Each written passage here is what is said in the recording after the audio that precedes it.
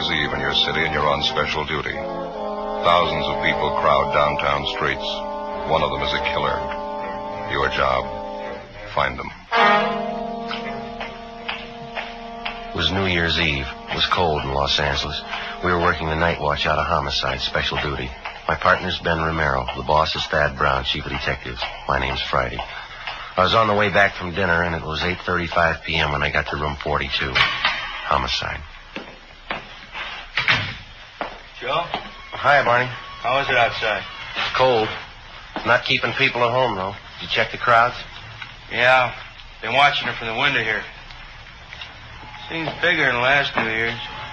Crazy. You're on with Ben and me tonight, is that right? Uh-huh. Thought I was going to have it off. Wife had a little house party planned and everything. Well, that's too bad. Maybe next time, huh? Yeah, that's what I said last New Year's. Nah, guess we better start moving. Yeah, where's Ben? He went down the hall a minute, said he'd be right back. I better take my top coat, huh? Yeah, I would if I were you. Nothing for us in the book, is there, Barney? I almost forgot Jack Conley called, having a little party out at his house. Wants you, Romero, to drop around when you get off.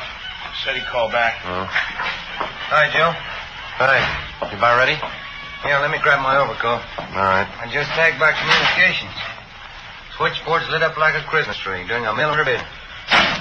Just like last year, they're starting off strong. 415s, 507s, calls coming in with a dozen. I'd like to see it just once. People celebrating New Year's without tearing up half the town. I get it. Homicide Friday. Oh, yeah, Jack. Yeah, well, Barney just mentioned it. Well, we'll try and make it. You know how things are tonight. Yeah, we'll try, sure. Thanks a lot.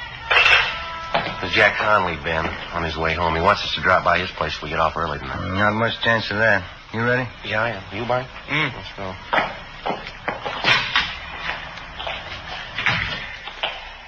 Guess you can't tell. We might get a break. The crowds are starting in pretty early. Good chance they'll break and go home right after midnight. That should get us off early. And that was the idea last year, wasn't it, Ben? Yeah.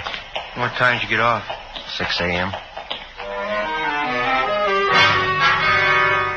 Together with Sergeant Barney Luchek, Ben and I left the city hall and started a cruise to the southern end of the central area.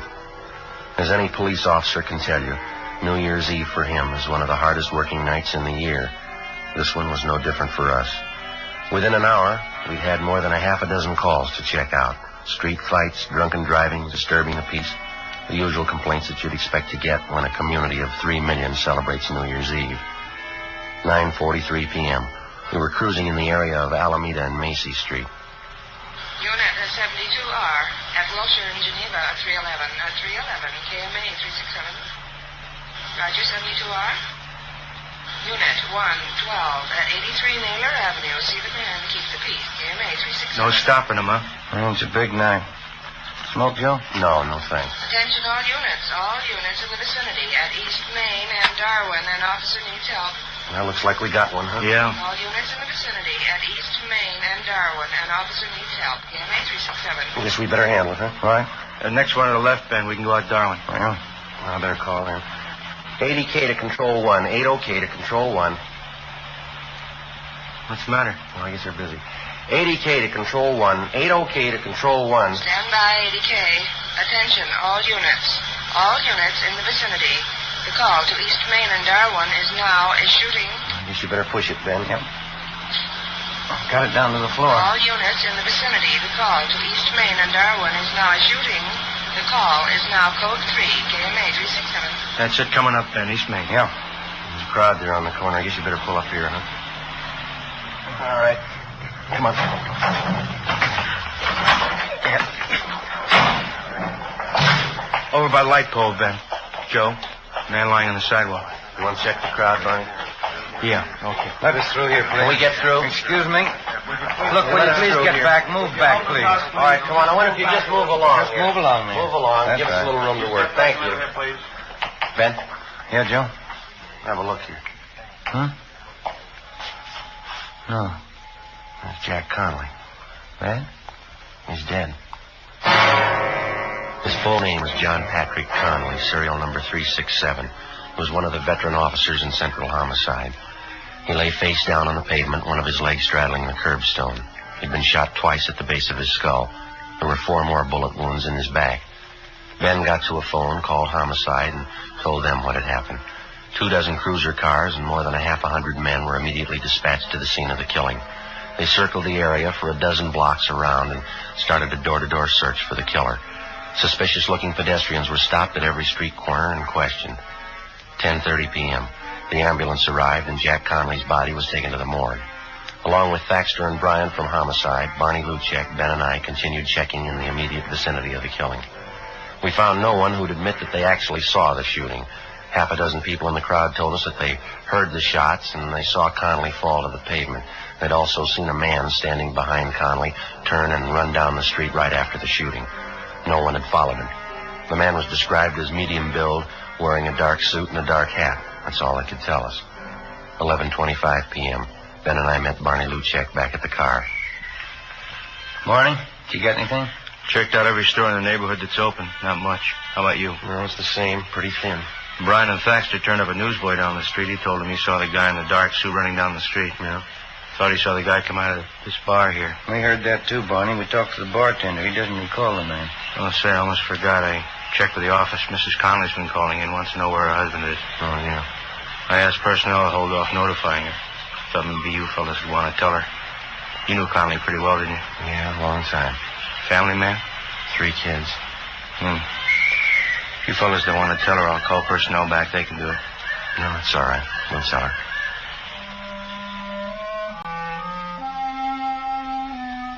11:40 p.m. Ben and I got in the car and headed out for the home of the slain officer, Jack Conley. The house was on Ralston Avenue, just a few blocks from where Ben lived. We parked the car and started up the front walk. The lights were burning in the living room.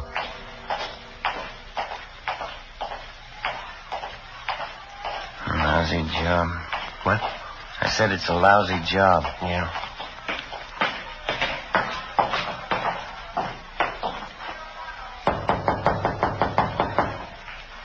Better try it again, huh?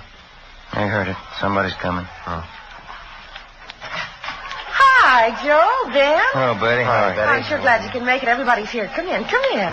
Okay. Thank you. I'm still waiting for that wandering husband of mine. If he's not here by midnight, he's going to be in the doghouse for sure. Here, let me take your coat. No, Betty, that's all right. I wonder if we could go back into the kitchen. We'd like to talk to you. What's the matter? Can't you stay long? Well, no, not too long. Oh, that's too bad. Well, come on back in the kitchen and I'll get you something.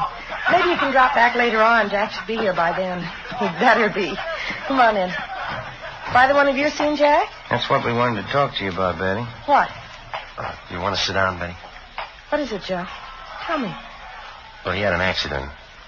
Where is he? I want to go see him. How bad an accident? Pretty bad. I want to go see him, Joe. If he's hurt, I want to see him. Couldn't be that bad, could it? Yeah. Oh, please, Joe. Please, not dead. Tell me, Joe, please. I'm sorry, Betty. Dear God. Oh, God. Want to give me a hand here, Joe? Yeah. She's white as a sheet. Be worse when she comes to. We better get a hold of the family doctor. No, we're going to have to wait. We'll never get through now. Huh? Phone lines are probably jammed. It's midnight. Oh, yeah. Happy New Year. 12:30 a.m. We finally got a hold of the Conley's family doctor, and he told us that he'd be over as quickly as possible. Some of Betty Conley's relatives at the party said that they'd look after things until the doctor arrived. Ben and I left the house and drove back to the scene of the murder. The house-to-house check of the entire area was still going on. There was no trace of the killer. 1:30 a.m. A low fog moved in over the city. Traffic began to thin out a little. The street crowds disappeared. 2 a.m. The search went on. A little before 2:30, a patrolman on foot located a taxicab driver in the neighborhood who claimed that he'd seen a man answering the killer's description just after the shooting. Ben and I went down the street to talk to the driver. He sat behind the wheel of his cab. It was especially equipped with shortwave radio to handle calls directly from the taxi company's dispatch office. Glad to pass it on for whatever it's worth, officer. It happened just a minute or two before I picked up my last fare. What time was that? Do you remember? Oh, remembering to it. I got it right here on the way bill. Yeah, here we go. 9:48 p.m. I was parked just where I am now. Same old stand. I picked up a fare, drove them to North Main and Sotelo. And I came back here. My cab broke down. Lousy distributor. I've been waiting for the repair truck ever since. Well, just what was it that happened before you picked up that fare here? That was at 9:48, is that right? Yeah, 9:48, yeah. Well, I was going to say, it was just a minute or two before that. I was parked right here. This guy comes running down the street through the crowd. He was really running, too. Yeah, go ahead. He's almost past me when he stopped all of a sudden, turned around and looked at me. I thought he wanted a cab, so I opened the door for him. He just looked at me and said, "Never mind," or something like that, and then he took off down the street. Maybe he was just a little goofed up, I don't know. Can you remember what he looked like? Oh, about your build, I guess. Medium, had a hat on, dark hat, dark suit. Did you get a look at his face? Yeah, he's about 28 or 30, dark complexion. Anything else you remember about it? No, not for sure. He looked like 100 other moochers down around this neighborhood. Just listen to those calls come in, huh? New Year's Eve, and I draw a lame cab. Well, there's nothing else that you remember about this man that you think might help us, huh? No, you got it all, Sergeant. Just acted a little queer, that's all. Goofed up, probably. Did you see which way he went when he took off? Right down the street. That way. Mm-hmm. Lost himself in the crowd. I couldn't be bothered. Mm-hmm. How about when he came running down the street towards you? Did you happen to notice where he was coming from? Matter of fact, yeah, that was just after I heard those gunshots. Of course, I didn't know there were gunshots then. Yeah. Looked to me like he came out of that joint up there, right near where the cop was shot. Which joint was that? The 228, that bar up there. Well, it wasn't much, but it was the only lead we had to go on. 7 persons in the vicinity at the time of the shooting had volunteered the information that the killer had been a recent customer at the 228 Club, the neighborhood tavern. The owner and bartender of the club, a Ralph Stevens, had been questioned twice that night by different officers, and he twice denied that there was any possibility that the killer could have been a patron at his bar. Stevens' denial didn't make any more sense than the killing itself. We made arrangements to have the cab driver we interviewed come down to the city hall to check through our mug books for the suspect. By 10 a.m. the next morning, the body of the slain homicide officer, Jack Conley, had been posted. 4 bullets were taken from his back, 2 from the base of his skull. Russ Camp ran the slugs through ballistics, where they were identified as having been fired from a .38 caliber Colt Special revolver. 11 a.m. We drove back to the 228 Club, where we talked to some of the customers who'd been there the night before. 3 of them told us that they'd seen a man answering the general description of the killer in the bar shortly before the shooting. Ben and I went back to the stockroom at the rear of the bar and talked to the owner, Ralph Stevens. Look, how long does this thing have to go on anyway? I told you everything I knew last night. We know that, Stephen. Doesn't seem to jive with what the rest of the witnesses saw, though. Hey, maybe you better take it up with them. I don't know anything about it. I got work to do, and you're in my way there. Excuse me. How come you're so sure that the man we want wasn't in your place last night? I'm not on trial here. You asked me what I know, and I told you. If you don't mind, I got work to do. You mind moving over there? All right, we'd appreciate it if you'd cooperate. All right, if you want to know the truth, you're not good for my business here. Cops never are. Coming around asking questions, customers don't like it. It's no good for business, no good at all. A cop was killed last night right outside your front door. Now, 6 people say that the guy who did it was in here drinking. I run this place. It's mine. I say the man wasn't in here. Still like to know how you're so sure. I'm getting a little tired of this. I don't have an office down at the city hall to lounge around in. I got work to do. How about leaving, huh? You want to get your coat? We can talk to you downtown. Come on. Not before I call my lawyer. Go ahead and call him. Where's your coat? Why do we have to have trouble? I haven't got any beefs with you. No trouble, Stevens. We have to get to the bottom of it, that's all. I'd like to have you cooperate. Maybe the guy was in here last night. He came in a couple of times, that's all. I didn't want it to get out. Bad for business, those things. Can't afford it. Keeps customers away. Then the man was in here last night, is that right? I wasn't trying to cover it for him. I hardly know him. I just didn't want it to get out. I got a right to protect my business. Who is the man? Harry Talmadge. He's a hophead. If he did it, it probably wasn't his fault. How do you mean? He was hyped up last night, uses heroin. He probably didn't mean to shoot. Where do we find him? I wouldn't know if this is right. Old address. What is it? Fairview Hotel. Try there. 11:35 a.m., New Year's Day. We got in touch with Barney Luchek and Tom Bryan from Homicide, and they drove downtown to check at the Fairview Hotel for the suspect. Ben and I finished questioning the owner of the 228 Club, and we went back to the office. 11:58 a.m., Barney Luchek and Bryan got back. Barney, what have you got? Fairview Hotel on South Grand. Was that the one? Yeah, did you find it okay? Yeah, I talked to the desk clerk. Talmadge registered there? Yeah, he was. Checked out 2 months ago. No leads. 1 p.m. New Year's Day. After we found that the suspect, Harry Talmadge, had checked out of the Fairview Hotel months before, Ben and I went back to the office and ran his name through R&I. The information given us by Ralph Stevens, the owner of the 228 Club, was apparently correct. The record on Talmadge showed that he was a confirmed user of narcotics. He served 2 brief terms for illegal possession of narcotics and another short term in the county jail for petty theft. We got out a broadcast and an APB on Talmadge. We checked out all his known friends and relatives, the places that he frequented, hotels, boarding houses that he'd stayed at. No leads. With the help of Lieutenant Walters and narcotics detail, we finally found the trail most likely to lead us to the suspect. The peddlers who were suspected of supplying Talmadge with narcotics. They were kept under a 24-hour watch. 3 days passed. No results. January 4th, 9 a.m. Ben and I went to the funeral and burial services for the murdered officer, Jack Conley. 11 a.m. We got back to the office. Don't know why, Joe. I just don't cotton to funerals. Not a cop's funeral, anyway. Well, I don't blame you. His wife looked a lot better, didn't she? Yeah, seemed to be bearing up good, considering. Well, Joe? Hi, Barney. What do you say, Barney? Yeah, a young fella you told me about. He phoned you, Ben. Oh, is that right? Did you give him the information? Yeah, he wanted to know all about taking the police department examination. Now, who's that? One of my neighbor boys, a nice kid. Wants to get on the force. I told him to apply at room 5, City Hall, any weekday. You can make his application then. That it? Fine, Barney, thanks. Well, they got the recruiting campaign going now? Yeah, all this month. Taking applications from all over the country. I'll get it. Homicide, Friday. Oh, yeah, Walters. Just a minute.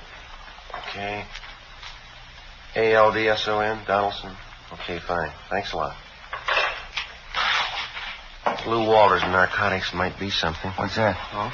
Well, he got a line on one of the mules who used to push heroin to town. He's a guy by the name of Donaldson.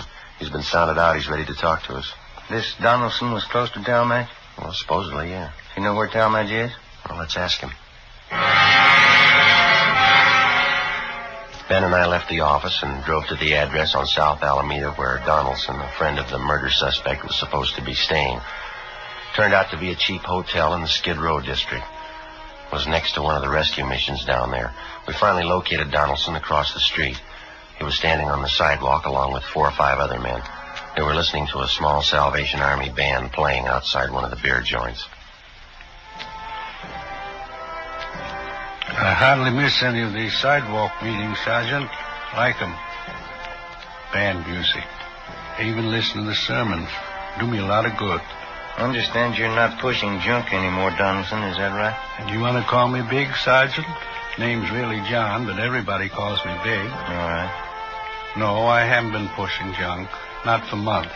All through with it. Well, when's the last time that you saw Harry Talmadge? A couple of weeks ago. I'm not much for Harry anymore. Like I say, I've been regular at these sidewalk meetings, hearing the sermons. Changes the way a fella does things, you know. Yeah.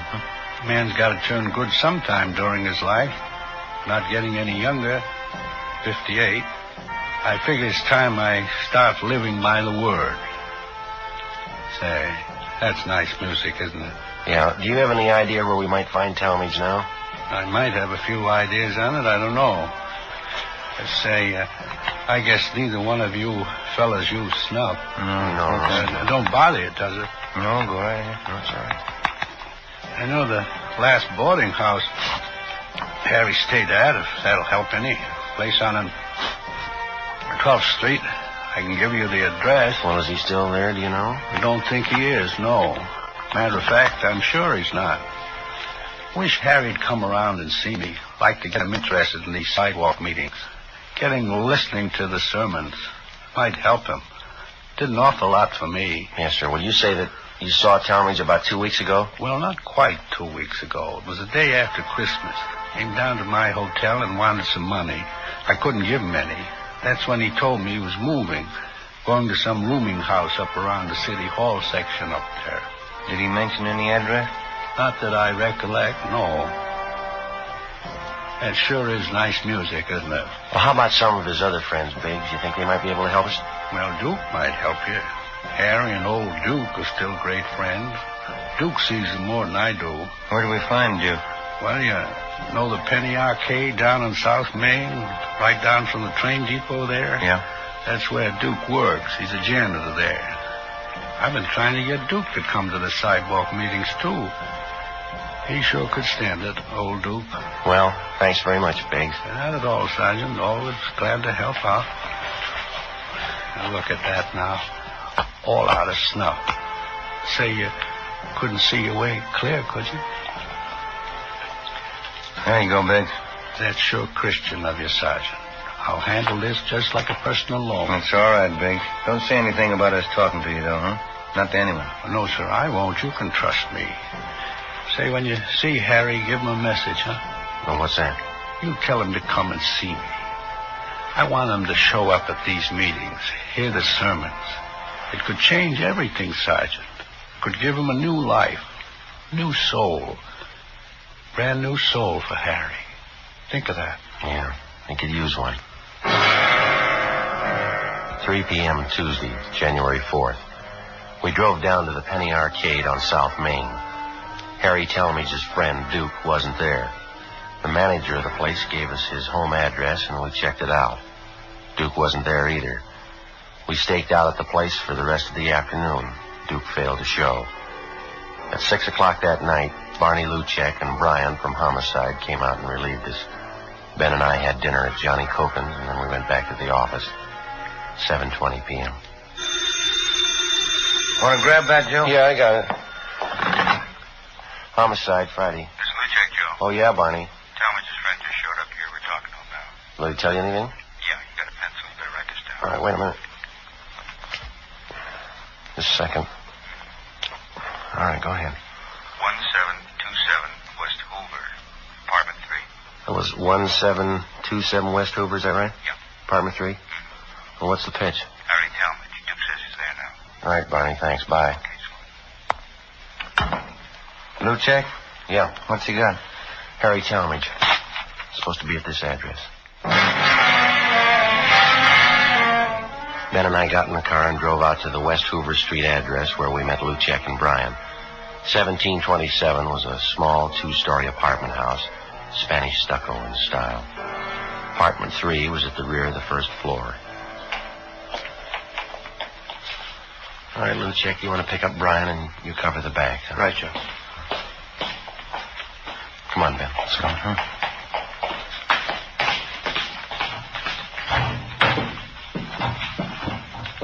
Get us up the stairs, huh? Mm-hmm.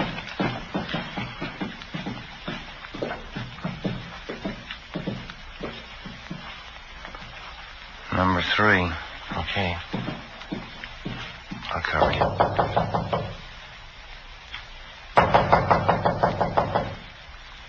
No sound inside.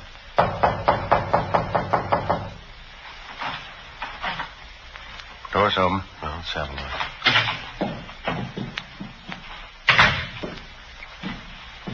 No, it's empty. You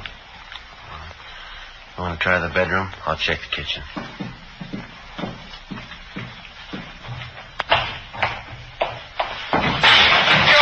in here. All right, Talmadge. What's the gun? Got a gun, Joe. Grab it. All right. You're a cop. All right, come on, drop it. Drop it. My arm. I got it, Joe. All right, come on your feet. All right, get him in backing. All right. Come on, hold still. 38 revolver, Joe. Colt special. All right, how about it, Talmadge? It's mine. What of it? Where's your coat? I don't know. Why'd you kill him? Because I wanted to, that's all. He was a cop. Is that your only reason? I told you he was a cop. What's the difference? There's a big difference, mister. Why? I killed him. It's just one cop less. What's the difference? Ask his family. They'll tell you. Harold Wesley Talmadge was found guilty of manslaughter by jury trial and was sentenced to the state penitentiary. He was paroled after serving 6 years in prison. Wheaties presents Night Beat.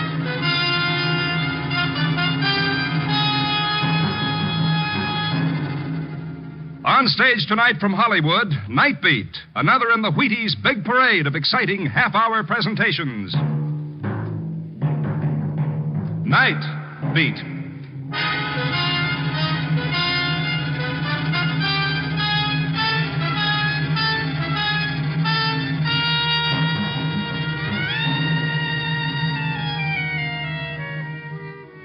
Hi, this is Randy Stone. I cover the night beat for the Chicago Star. Stories start in many different ways. This one began in the darkness of the human mind and ended in raging flame. Night Beat, starring Frank Lovejoy as Randy Stone.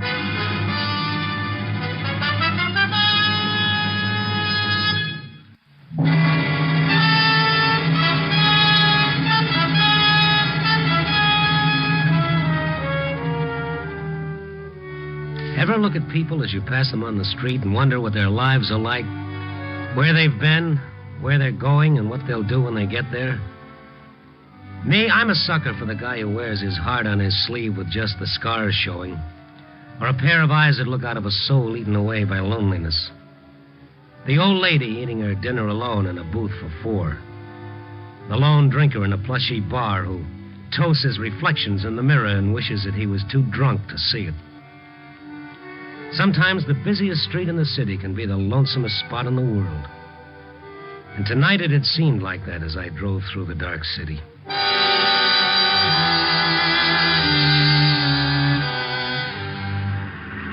I was well into the warehouse district when I saw a flash. It was like an explosion, only there was no noise, no sound, just this flash and then flames. It was a 3-story warehouse, the old wooden type, and the flames worked fast. I started past to find a box to turn on the alarm when I saw a man, and he was running into the fire. I stopped the car and took off after him. The only light in the building was from the fire, and the man was nowhere in sight. Hey, you! Here I was making like a regular stout-hearted Frank Merriwell. First one to a fire and no one to save. And then I heard him. Tony! Tony! I followed the sound of his voice. He was standing at the foot of some wooden steps, yelling his head off. Tony! Hey, Tony! Hey, you! Hey, what are you doing? Come on, Pop. Huh? Let's watch it from outside. Let go of me. Now, come on, now, come on. Leave me alone. Let go of me. Hey, come back here, you fool. Go away. Leave me. Papa, you hurt? My leg. I hit it when I fell. Well, let's see if you can walk. I can walk if you'll help me. I'll go here, mister. Yes, I figured you would.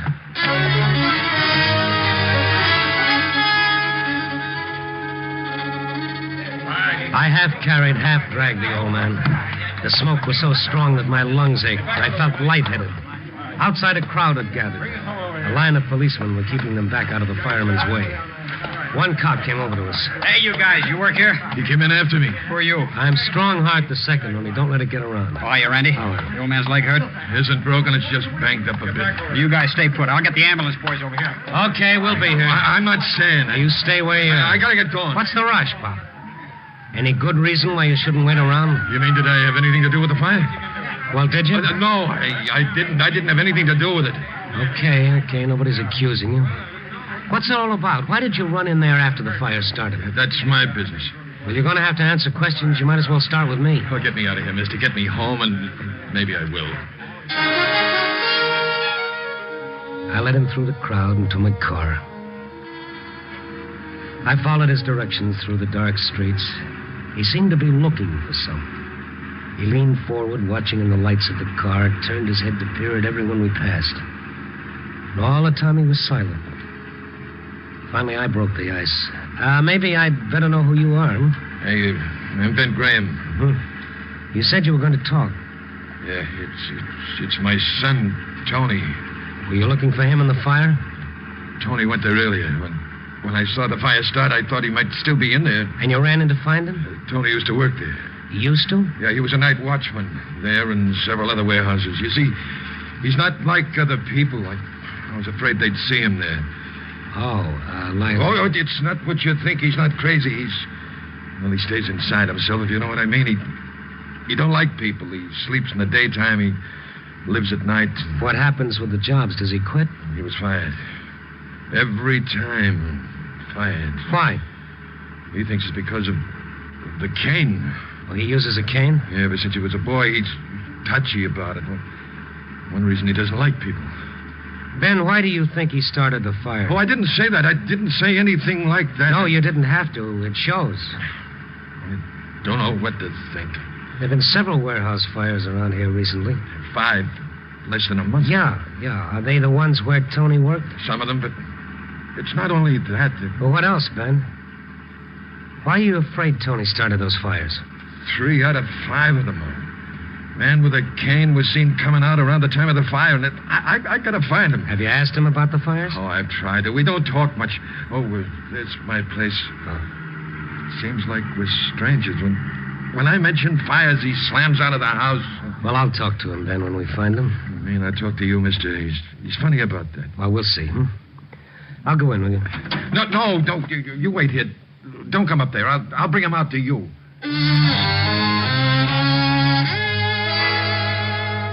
Ben Graham staggered up the short walk to his little shed. What was he hiding? What was he afraid for me to see? I heard him open the door without a key.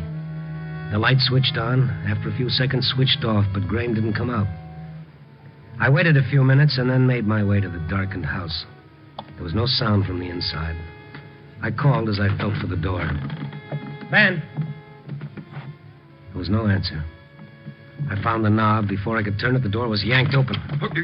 I told you to wait. I told you to wait in the car. Well, I saw the light go out. When you didn't come back, I thought something was wrong. Come on, there's nothing wrong. Get back into the car. Tony's not here. We gotta find him, Ben. I know, before the police do. But where? Oh, we'll try some of the warehouses. That's where he hangs out. Which ones? Are they near here? Yeah, around. Well, then why don't we leave the car here and walk? No. Get in. What are you hiding, Ben? What do you want to get me away from? You wanted to find out or not? All right. Where to? Block down and block over. Young and Wilson's warehouse. You seem to know a lot about these warehouses yourself. I've been working in them most of my life. That is, I used to. Mm-hmm. This Young and Wilson, is that where the next fire is supposed to take place? I hope not, mister. I hope not.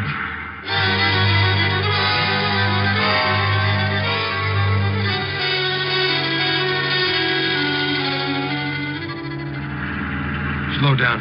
That's it ahead.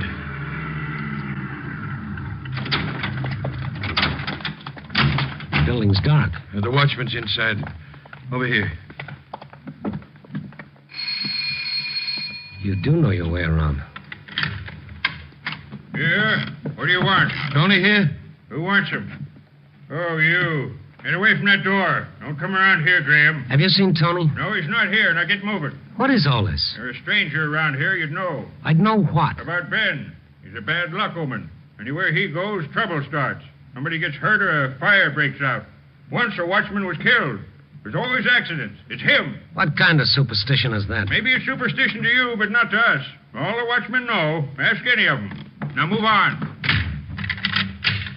Oh, what's that all about? It's true what he said. Oh, coincidence. Call it any name you like. It happens.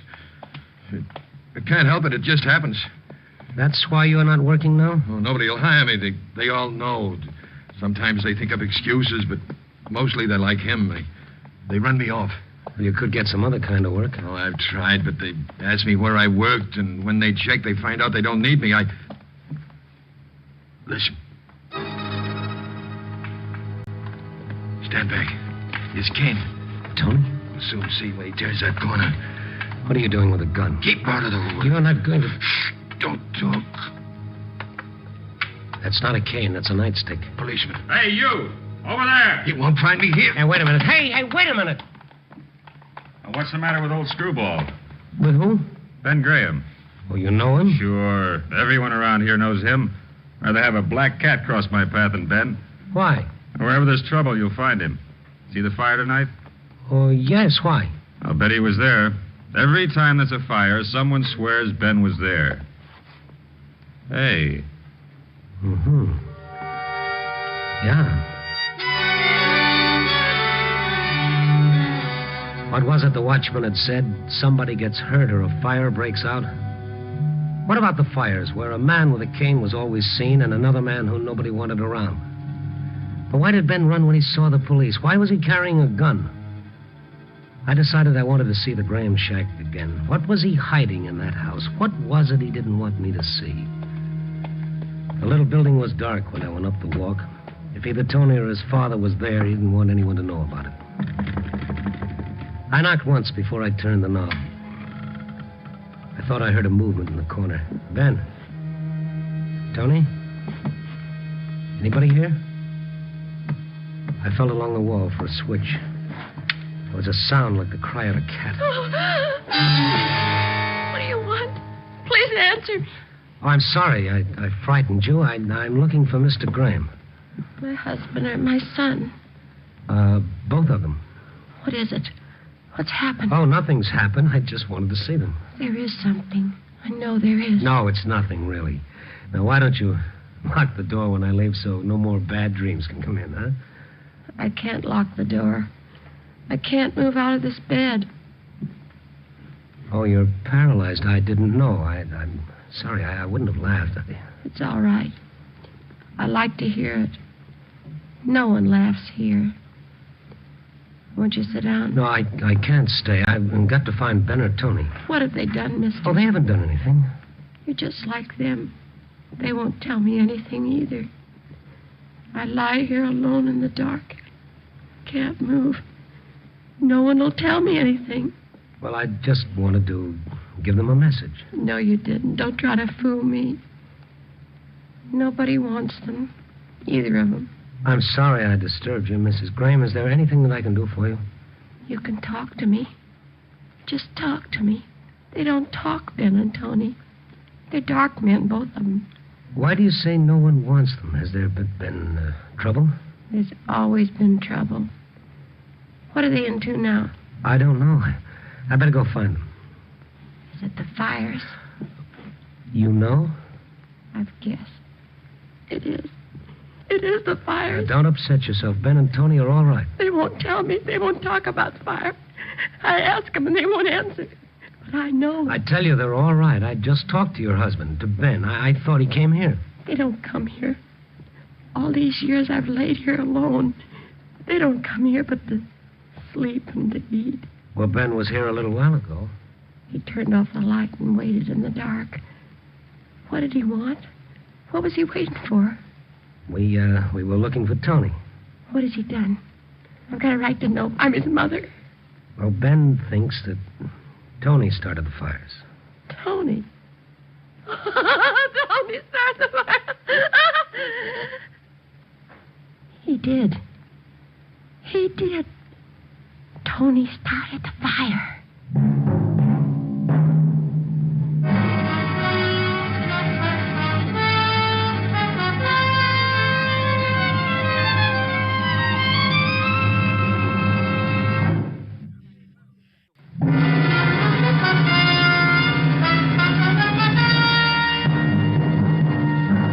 And now back to Night Beat and Randy Stone.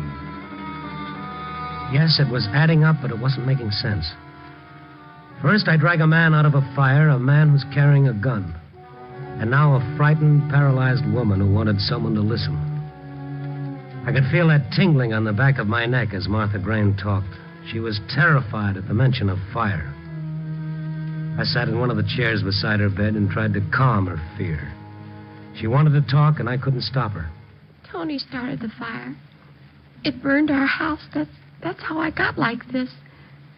That's why Tony uses a cane. He was a little boy then. Tony loved matches. He liked to watch them burn. Well, don't think about it now. I think about it all the time. Sometimes I dream about it. Everything burning all around me, my clothes on fire, and Tony in the corner screaming. I can see it over and over. Isn't it better if you don't talk about it, Mrs. Graham? Don't talk about it. Don't talk about it. That's all I hear. I want to talk. It's better than lying here alone, not able to move. Now, don't excite yourself. Why don't you get some sleep? All right. If you'll stay, I'll talk about something else. You have any idea where Tony is? In one of the warehouses. That's where he always is. Well, I'd like to see him. Do you know which one? What time is it? Well, let me see. It's a little after 2. Why? Then he's at the Holland warehouse, about 3 blocks from here. It's where he goes at 2. I don't understand. You mean he goes to different warehouses at certain times? Yeah, Tony makes a few dollars. The watchmen help him out. But he never talks to me. Well, it's hard for all of us to talk sometimes. You say Tony will be at the Holland warehouse at 2. Yeah. Tony tells me where he'll be. I don't worry if I know. And Ben, will he be there too? If he's looking for Tony, he will. Oh, thank you. I must be going. Will you do something for me, mister, before you go? Well, sure. What is it? Laugh for me. I just want to hear you laugh.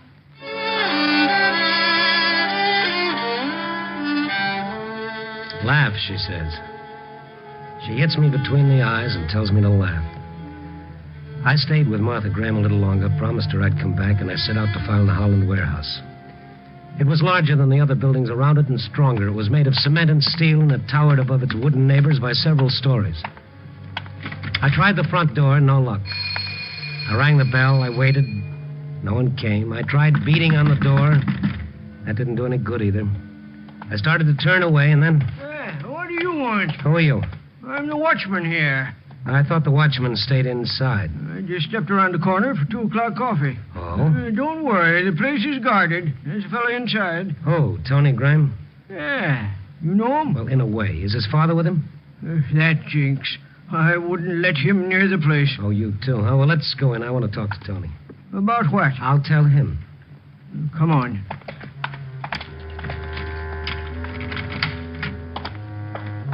Where's your light? Got a flash here. Tony! Tony! Tony!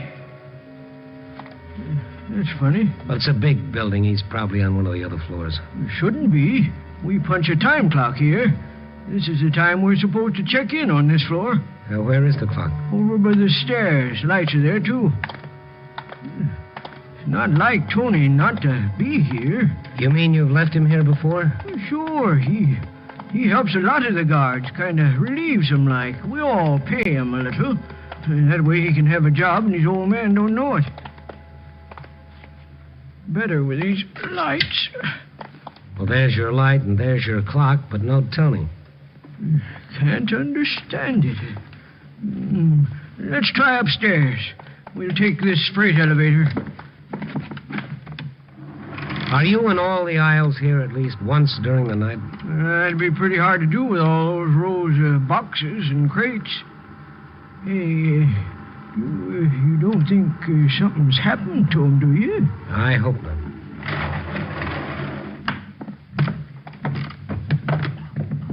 I don't think he's up here. I don't know where he is. Listen.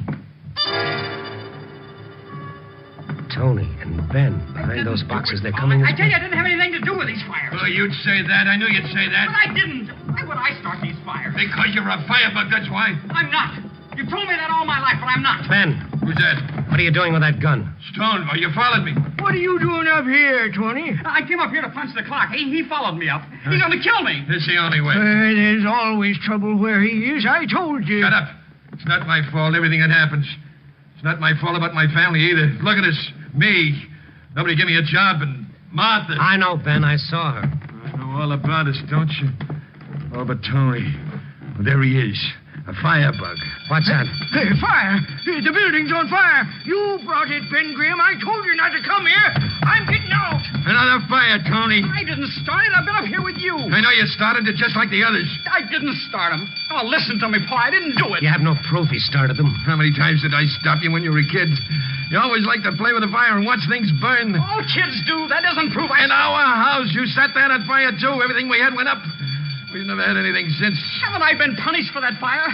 Look at me, haven't I? Yeah, but not for the others. You'll never do it again, never. Put that gun down, Ben. You can't do that. That's murder. He's got to be stopped. It's got to be. But not that way. What if he didn't do it? What if you're wrong? I can't be wrong. I know him. You don't know him at all. You don't even know what he's been doing at night. Oh, yes, I do. He goes from one warehouse to another. I've been following him.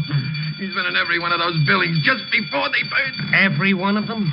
You see, even you are beginning to believe. The fire bell has stopped. That means the watchman's turned in the alarm. It's automatic. The fire truck should be here soon. The sooner the better. Look at the smoke has started to seep in.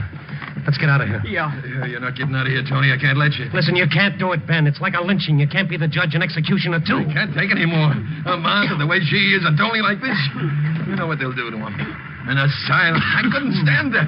It's better this way. Smoke, will you put that gun away, Ben?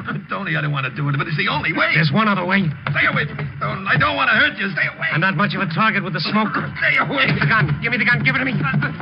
Grab the gun, Tony. I got it. All right, now, come on. We're getting out of here. Let it in now. Come on. Let go my arm. I said come on. Tony, show us the way out. If I can, Mr. Stone. If I can.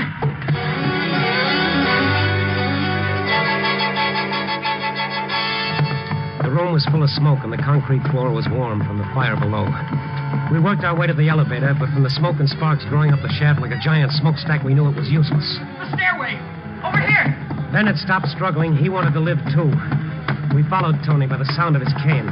He stopped before he reached the steps. Flames outlined the square of the stairwell. Tony, take us to the fire escape. Where is it? The other side! Down this way! Ben was coughing and gasping for breath. Once he stumbled and nearly fell. For a second time in one night, I was helping him out of a fire. Through the smoke, we saw the light of the red exit sign. We leaned against the door and we found it open. A policeman was on the landing. I was coming after you. Watchman said you were here. He helped us down to the street and away from the building. You just took another one out. Over here, the firebug. The firebug? Oh, no. Ma, you're walking. Oh, no. Martha, it can't be. Who is she? The old man's wife. But she can't walk. She's paralyzed. What's it all about, Martha? My men and those warehouses. They acted like I was already dead. She was hurt in the fire a long time ago. Oh. You can walk. Better than me. Nobody'll care. Oh, sure we do, Ma, sure. Did you start those fires? Yes, I started them. That's what they did to me. And after I was hurt, they left me alone. They let me lie there alone. First, I got so I could talk, but you wouldn't talk to me. I couldn't, Ma. Seeing you there like that and knowing it was my fault. Nobody came in. All those years, nobody. You can walk. Then I got so I could walk. When was that, Martha? About a year ago. First, I thought I'd go out and see people. But I don't know anybody now. Why didn't you tell us? I was going to surprise you, Ben. But you didn't want me. You wouldn't stay around. Don't you see it was because it hurt us to see you like that? Oh, when you look at me, you'd look away.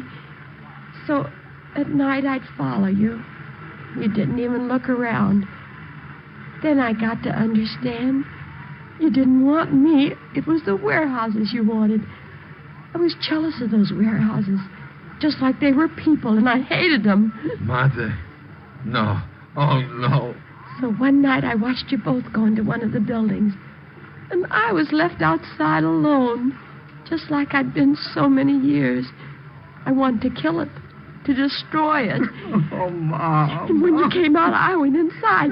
There were some papers and things in the corner. I started a fire, and then I ran out. Tony, I thought then that I hid, and I watched. And fire trucks came, and people. I had to laugh. I'd brought all those people. They came because of me. Yeah. You come with us, Mrs. Graham. You? Where? He'll take you to a hospital. There'll be people there. People? People? Will they talk to me? Will they talk to me? Why, sure they'll talk to you, Martha. They'll talk to you.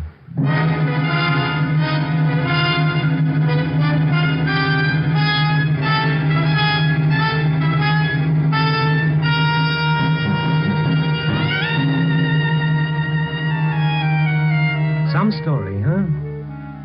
Brother, sometimes the night is even deeper than we think. A moral, too? Well, it seems to me it sticks out all over the place.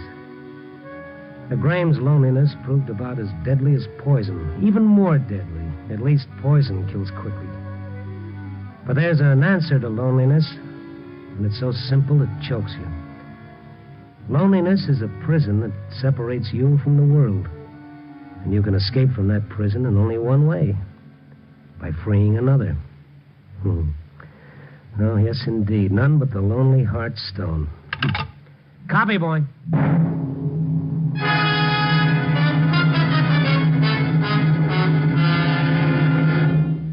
You are listening to Night Beat on the Wheaties Big Parade. Here's a hooray for the Reader's Digest. This hooray is sent up by the Wheaties people because the Reader's Digest has printed a very smart word or two on breakfast in their May issue. Most people don't eat enough breakfast, reports the Digest. Most people would feel better, look better, work better if they did. The Wheaties people suggest you try the Breakfast of Champions as the better part of a better breakfast. and see just how true the Reader's Digest article is.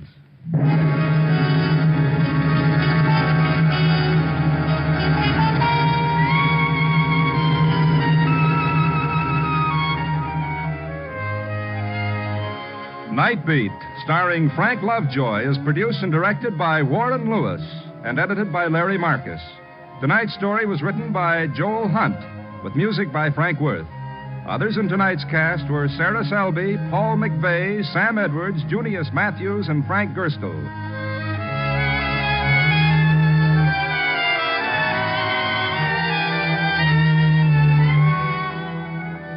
Listen next week at this same time and every week as Randy Stone searches through the city for the strange stories waiting for him in the darkness.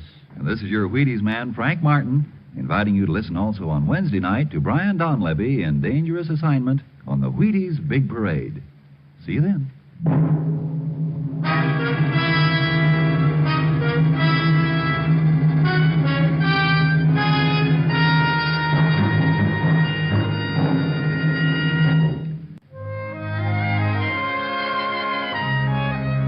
Night Beat came to you from Hollywood, portions transcribed.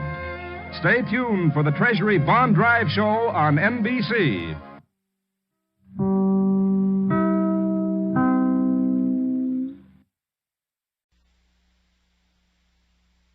And now, the Man in Black takes from his files another case history of an attempt to commit the perfect crime.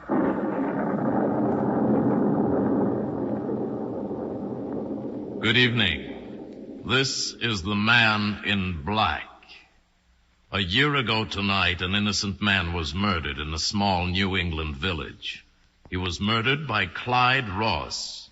Listen to what happened in Clyde's own words. He was executed. As I walked across the village square toward the church, I knew I was going to murder old man Hanson, the good sexton, the church bell ringer. Oh, it was going to be so simple and easy. A couple of things left to do first, and that was all. One was to see Father Vincent and tell him how worried I was about Hanson, that he was too old to be climbing the tower to ring the bell, that he'd slip someday and have a bad fall down the stairs, that he might even fall out of the belfry. I knew how Father Vincent would react, and he did, just as I expected. I even remember how he said it. "Why, we cannot retire the old man as sexton, my son. Why, next to you, this is his whole life." And I remember how I told him that, sure, he was so right, but that I loved Hanson like a father and worried about him. Well, I left it at that and went to walk the old sexton home. I lived with him, you see, but he wasn't my father. Oh, no, he was just an old goof whose wife had died 5 years ago, and he'd taken me in off the streets. Frankly, I hated the sight of him. But the old man was loaded. He'd saved all kinds of money, and no one to leave it to. So I buttered him up for a year or so and got it all fixed legally. I inherited his money when the old man croaked. Yeah, I was going to fix that, too. All I needed was a good, simple plan and a witness to say I was somewhere else when it happened. All was easy. First, old Hanson was going to fall out of the church belfry and kill himself. He was going to fall out. Yeah, because I was going to push him. Second, Henry Freckleton was going to be the witness to say I was somewhere else. Henry has a hamburger stand at the edge of town, and for months in advance, at the same time, every Thursday evening, I'd drive past Henry's and honk and wave at him. He knew I was on my way to Bedford. That's a town about 10 miles away, to see a movie. So every Thursday, Henry'd wave me out of town, and a couple hours later, he'd wave me back. So it was established where I went every Thursday night. Clever? But one night, the big night, I didn't go to Bedford. I drove past Henry's all right, but then I circled back on a little wagon road that led to the woods right behind the church. I hid my car there, and in a few minutes I was silently climbing the narrow steps to the belfry. Old Hanson just begun to pull the bell when he saw me, and he smiled at me. I smiled back happily. Waited till he pulled the bell for the last time, and then I jumped him quick and pushed him over. Just a little push. He fell without a cry. And it seemed right somehow that he landed in the cemetery at the side of the church. Afterwards, I never heard it so quiet. All the way back through the woods to the car, it was as quiet as death. And then I was right on time for Henry's wave when I drove back into town. I knew then the circle was complete. The crime was perfect. Clyde Ross finished his story and said no more. The end is well known. 2 short days later, Clyde was arrested for the murder of the old sexton. Where had he made his mistake? By telling Father Vincent of his concern for the sexton's safety.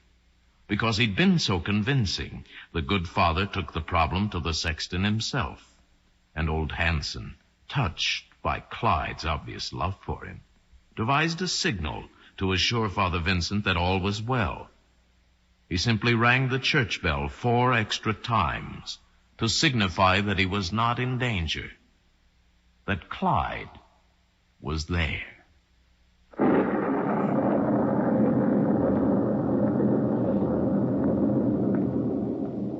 The Man in Black has brought you from his files another case history of an attempt to commit the perfect crime.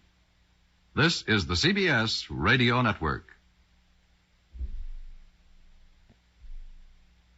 And now, The Man in Black takes from his files another case history of an attempt to commit the perfect crime.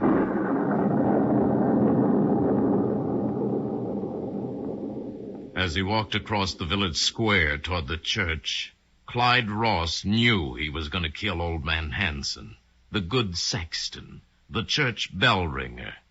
Oh, it was going to be so simple and easy, he thought. There were only a couple of things left to do.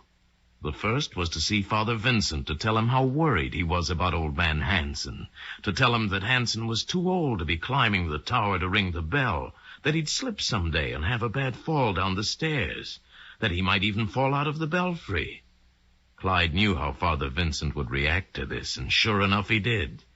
"We cannot retire the old man as sexton, my son. Why, next to you, this is his whole life." Clyde knew that would be the answer and told Father Vincent that he was right. And he carefully added that he loved the old sexton like a father, although in fact, of course, Clyde hated him, and Hanson was not his father, but just a lonely old man whose wife had died 5 years ago, and who had given Clyde a home. Long since, however, Clyde had discovered that old Hanson had saved his money for years and now had an impressive sum to will to someone. Without much difficulty, Clyde wormed his way into the old man's heart, and now it was all legally arranged that he was going to inherit the money when old Hanson died. But Clyde was impatient, and one day he decided upon a faster way to get the money. All he needed was a good, simple plan, and a witness to say that he was somewhere else when the old man died. He found both easily. First, he decided that old Hanson would fall out of the church belfry and kill himself. And then, to prove that he could not possibly have been present, Clyde settled upon Henry Freckleton as his witness, that he was elsewhere when it happened. Henry had a hamburger stand at the edge of town, and for months in advance at the same time every Thursday night, Clyde would drive past Henry's and honk and wave at him. He let Henry know that he went every Thursday to Bedford, about 10 miles away, to a movie. And on Clyde's return, Henry would wave him back into town. And so it was established where he went each Thursday. But one night, the big night, Clyde didn't go to Bedford. He drove past Henry's all right, but then he circled back on a little wagon road that led to the woods right behind the church. He hid his car there, and a few minutes later he was silently climbing the narrow steps to the belfry. Old Hanson had just begun to pull the bell when he saw Clyde, and he smiled at him. Clyde smiled back and waited until the sexton had pulled the bell for the last time. Then Clyde picked him up gently and threw him over. The old man fell without a cry, landed in the cemetery at the side of the church, and died instantly. Nobody had heard or seen the accident.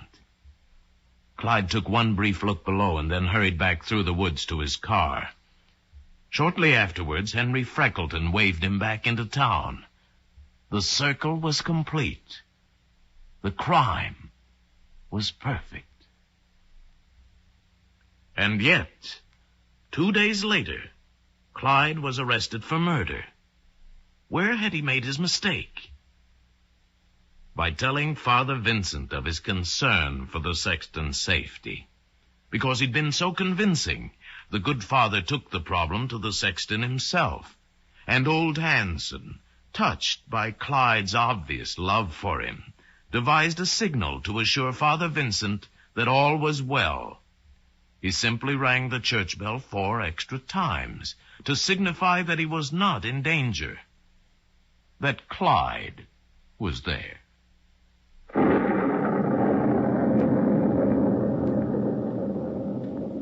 The Man in Black has brought you from his files another case history of an attempt to commit the perfect crime. This is the CBS Radio Network. Within the next few minutes, a major crime will be committed somewhere in the United States. Before this program is off the air, a criminal will have struck and vanished, having accomplished a perfect crime. But is it? From his files, the Man in Black brings you another story of a crime that was almost perfect, of a criminal who made only one mistake.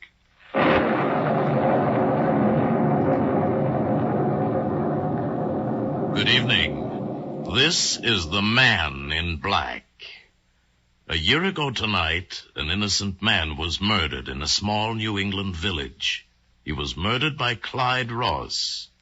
Listen to what happened, in Clyde's own words as he told it to me, just before he was executed. I was going to murder a man, and the whole idea of it felt good. Right then, as I walked across the village square toward the church, I knew I was going to murder him. It was going to be so easy, simple and easy. A couple of little things left to do, and that was all. Then the church bell started ringing. I looked up at the steeple. Even at night, you could see the belfry clear enough. I could even see the bell banging first one way, then the other. The only thing I couldn't see was him, Edgar Branson. He was the sexton. Big deal. Dig a few graves, keep the old church cemetery looking homey, and ring the bell. That was old man Branson. That was his whole life. That was the guy I was going to kill. Not tonight. Later. A week or so, maybe. I went inside the church through the vestibule, down the long, dark hall that led to Father Vincent's quarters. When Father Vincent answered my knock, I looked worried. That was part of my plan. Right away, he wanted to know what was wrong, so I told him. I was worried about old Branson. He was too old to be climbing the tower, that maybe he'd slip someday and have a bad fall down the stairs, that he might even fall out of the belfry.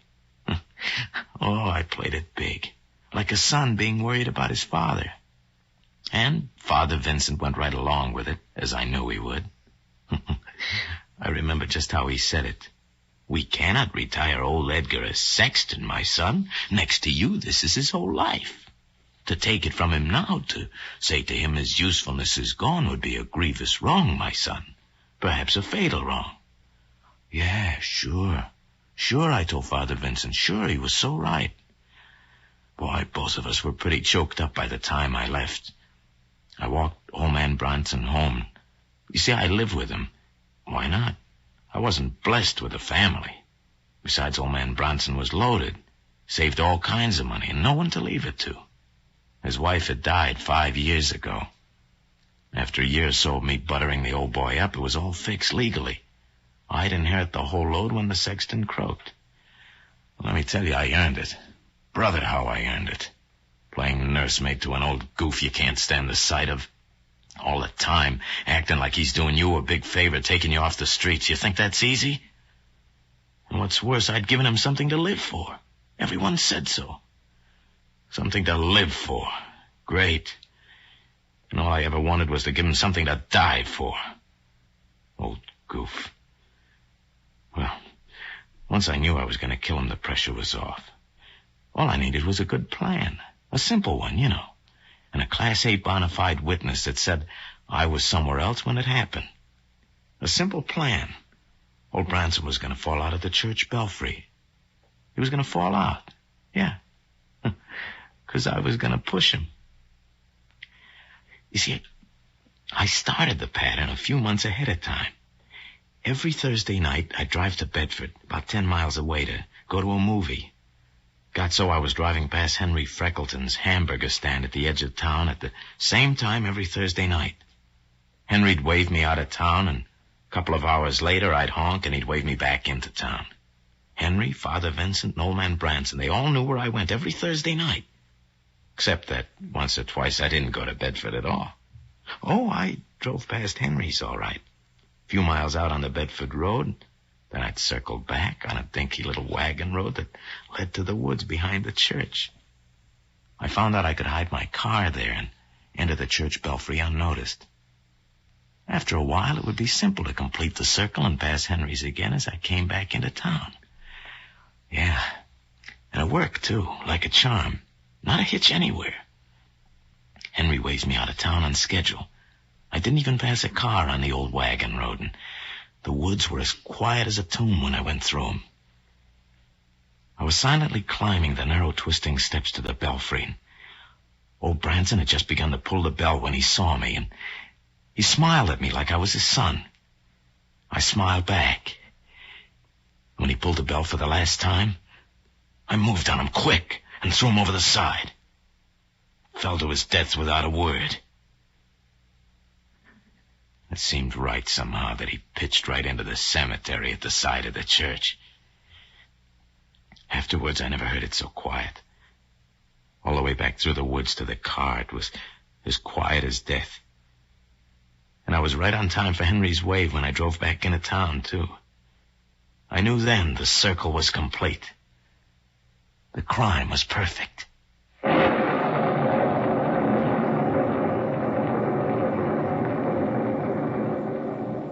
Clyde Ross finished his story and said no more. The end is well known. 2 short days later, Clyde was arrested for the murder of the old sexton. Where had he made his mistake? What thin web of circumstance became the cord about his neck? As in the case of most perfect crimes, Clyde turned out to be his own hangman. If he had not told Father Vincent of his concern for the sexton's safety, he might well have lived to inherit the old man's wealth. But because he told his story so convincingly, the good father took the problem to the sexton himself. And old Brandon, touched by Clyde's obvious love for him, devised a signal to assure Father Vincent that all was well. He rang the church bell 4 extra times to signify that he was not in danger, that Clyde was there.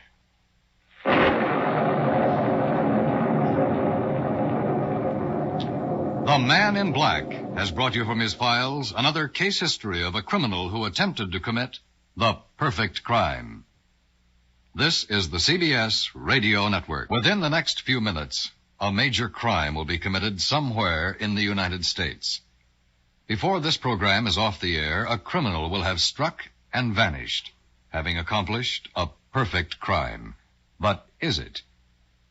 From his files, The Man in Black brings you another story of a crime that was almost perfect, of a criminal who made only one mistake. And now, The Man in Black.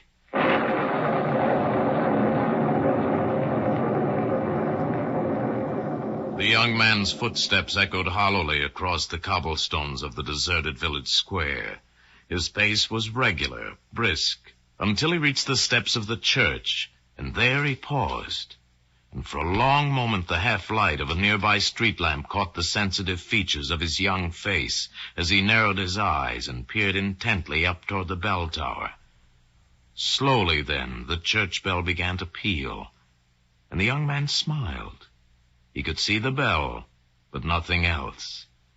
Apparently satisfied, he hurried up the church steps, in through the vestibule and back to Father Vincent's quarters. Somewhere along the way, the smile left his face and was replaced by an expression of grave concern. It was this expression that greeted Father Vincent as he admitted the young man to his rooms. "Clyde, my son, what is wrong? You're troubled. Are you ill?" Clyde managed a weak smile. "I'm not ill, Father, Troubled, yes. His eyes indicated the bell tower. It's he, old Branson, who troubles me. Father Vincent evidenced concern. The sexton? But why, Clyde? Why, Branson and I had a long talk this evening. His health is good, exceptionally good. And his faith, his spirits are in excellent order. And here the priest smiled. Thanks to you, my son. You bring him such happiness. There was protest in Clyde's reply. Please, Father, listen to me. He'll be down soon. I have to meet him to walk him home. There's not much time to talk. Now, perhaps I'm wrong, but I worry about him climbing to the tower. When I don't worry about him, I fear that he may fall from the tower itself. His health is good, yes, but he's an old man, Father. His step's not as sure as it was. You understand. I felt I had to tell you. A great warmth and admiration reflected in Father Vincent's eyes. You would have him retire as sexton of our church, son? Why, next to you, this is his whole life. It gave him a usefulness his nature demanded, when he felt there was nothing else to live for. Why, to take it away from him now, to say to him his usefulness is gone, would do a grievous wrong, Clyde. Perhaps a fatal wrong. Later that night, long after old Branson was asleep, Clyde smiled to himself in the darkness of his own room. Father Vincent had reacted just as Clyde knew he would. To relieve Branson of his duties as sexton might indeed prove fatal. Father Vincent and Clyde both realized that. What the good priest did not realize was that keeping the self-same job would also prove fatal for old Branson. The sexton would fall from the bell tower to his death. And Clyde would be miles from the scene of the accident at the time. Or so it would appear. Clyde let a week pass, then 2. And finally he settled on the night itself. He planned it, just as carefully planned every step of his way into the old sexton's heart. 5 years before, Branson's wife and only son had died tragically in an accident, and Clyde had appeared, out of orphan poverty, to take their place. And with very good reason. Old Branson was a man of means in the village. It was widely known now that when the old man died, it was Clyde who would inherit his wealth. But 5 years was a long time, and Clyde waited impatiently for the old man to die. Finally convinced that it was he and the job as sexton that actually kept Branson alive, Clyde settled on a course of murder. In recent months, he had formed the habit of visiting a neighboring community on a certain night each week. On his way out of town, he would wave at Henry at the hamburger stand. Later, as he returned, he would wave at Henry again. Henry would make a fine witness when the time came. Further, Clyde had a carefully contrived short cut. He could drive past Henry if... Oh, nuts. Can you take that? Can we take it over again? Just pick it up. Go back about a sentence behind it, Paul. Can you cut it out? Later, as he returned, he would wave at Henry again. Henry would make a fine witness when the time came.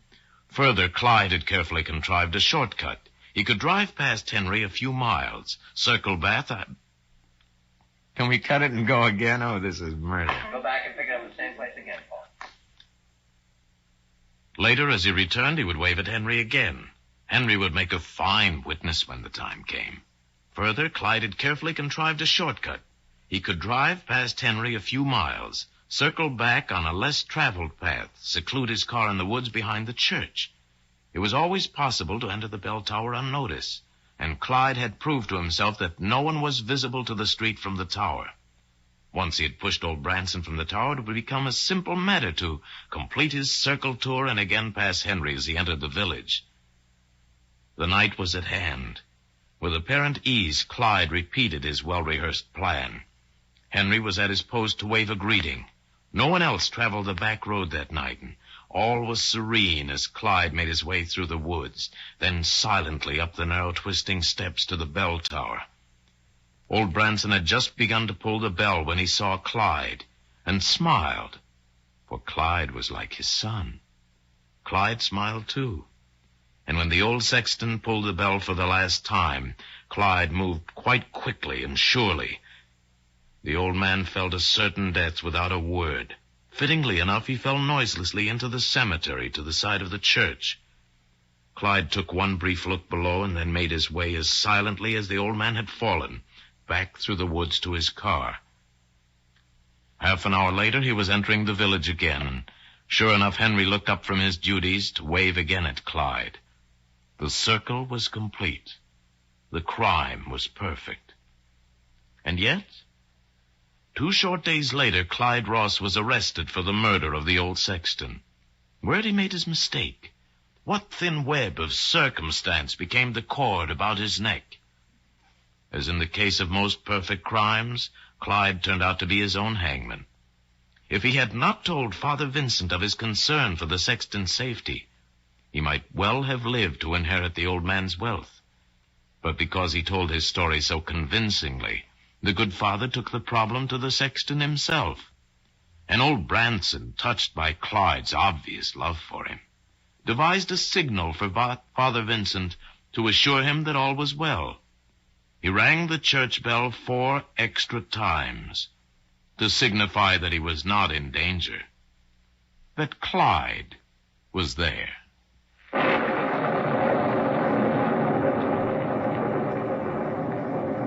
The Man in Black has brought you from his files another case history of a criminal who attempted to commit the perfect crime. This is the CBS Radio Network. This is the CBS Radio Network. This is the CBS Radio Network. This is the CBS...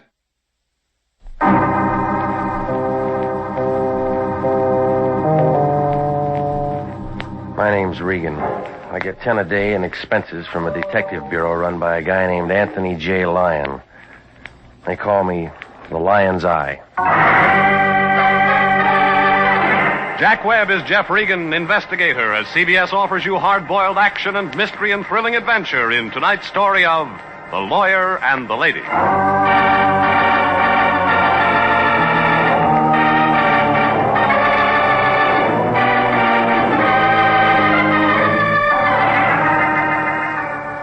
The Cosmopolitan Building's on 7th Street near Olive, downtown L.A. International Detective Bureau's up on the 3rd floor, suite 308. Right across from an elevator that hasn't been inspected since 29, when the guy who built the place took a vacation up at Folsom. I always use the stairs. Well, the plaster's bad, but the rent's cheap, and the Lion says his office is just the kind of place that invites business. He's got a leather chair there, about the shape of a fallen biscuit. That's for him to relax on. And right next to a desk with some blank checks and an inkwell, there's a hard, straight chair. That's for the client. The Lion got mad when our last customer asked if the chair was wired. Well, when I walked in last Thursday night about 6 o'clock, he was staring at that empty chair. Wishful thinking. Regan, Christmas is coming. Well, that's news. It's the time of year when everybody's nice to everybody else. Somebody give you a calendar? I got better than that. It's a check. From who? His name's Kramer. He's a big lawyer. We need one again? He's our new client. He wants to see you. What about? He'll tell you. You tell me. I want you to be nice to him. He's a big man. His office is in the Park Central building. Abercrombie, Kramer, and Schmidt. A trio. It's an important legal firm in this city. Well, what's the job? I told you he'd give you all of it. Look, the last time I waited for a client to talk, he died. Now, look here. The kind of dough he pays, you could do janitor work for him and not ask questions. Oh, you never learn. This is a certified check. Came by special messenger. He's waiting for you now. What else? The message said he wanted all this done confidentially. No police. You understand? You'd kidnap your own mother for cash. You're out of line. And then you'd starve to death charging yourself ransom. I'm going to be patient with you, Regan. No, this is another rotten deal. These big legal outfits can't afford to be dishonest. You've been making a living doing it? Kramer's in legitimate practice. I checked him. Oh, sure you do. I pay your salary, and I take things as I see them. Well, you need stronger glasses.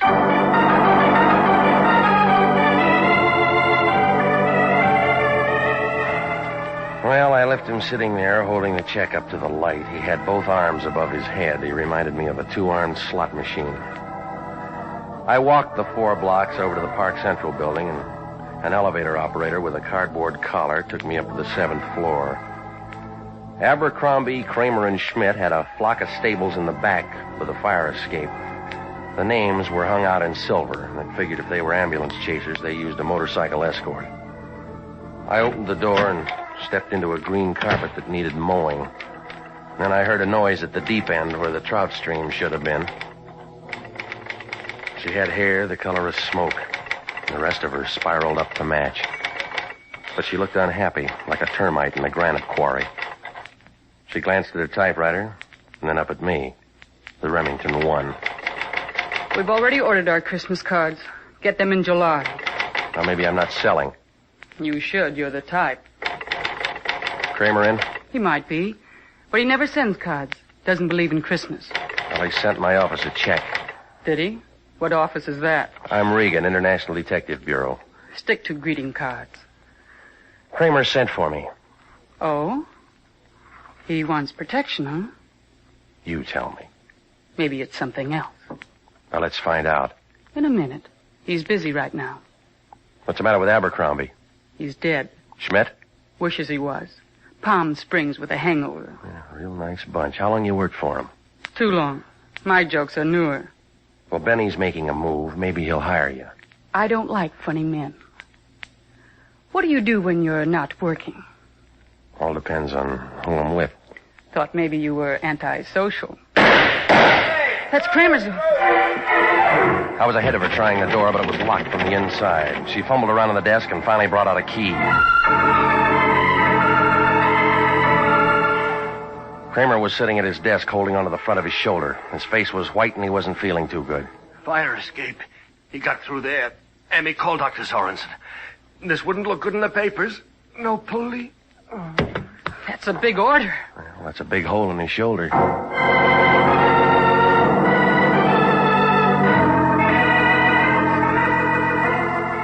Well, it was too late to start looking around the fire escape, and when Dr. Sorensen showed up, he called a private ambulance and had Kramer taken to a private hospital. The doc said he wouldn't be able to talk until morning, and, well, if they wanted it quiet, there was no sense getting Homicide all excited. Emmy went to the hospital with him, and I hung around the office for a little while. Everything was locked up tight. The files, his desk, and the liquor cabinet. So I figured it was time to give the lion the nod. I doused the lights and went downstairs. Outside, the street was kind of vacant except for a steamroller with whiskers washing down the gutters. It dodged around a big green car parked by the curb, and then it swivel-hipped around my car, where a little guy in a trench coat was leaning in looking at my registration tag. When I tapped him on the shoulder, he looked confused, like he was trying to catch a cyclone in a paper bag. Huh? You looking for something? Oh, no. No, just, Looking. Yeah, that's right. Looking. Come on, blow your nose. A little cold, that's all. Tell me about it before your throat gets sore. I told you, just looking. The car belongs to the finance company in case you got extra keys. No, Pilgrim. Never borrowed a buggy in my life. You can't drive. How'd you guess? Come on, you. Let's pour it out. Sure. You the guy? What guy? Guy that says there. Regan. I might be. Don't want to make a mistake. Deal, will you? Somebody wants to see you. Who? Guy. Well, I don't know him. Yeah. Guy says please. Reads Emily Post. That's right. Friend of mine. Weighs 285 pounds. He's across the street in the ice cream parlor. Last stool on the end. Well, I'll tell you, somebody else is carrying my books home today. Oh, we wouldn't care. Big man. Gonna see him? Can't he walk? Says if you argue, mention the name Kramer. Now you gonna see him? How can I miss? He weighs 285 pounds.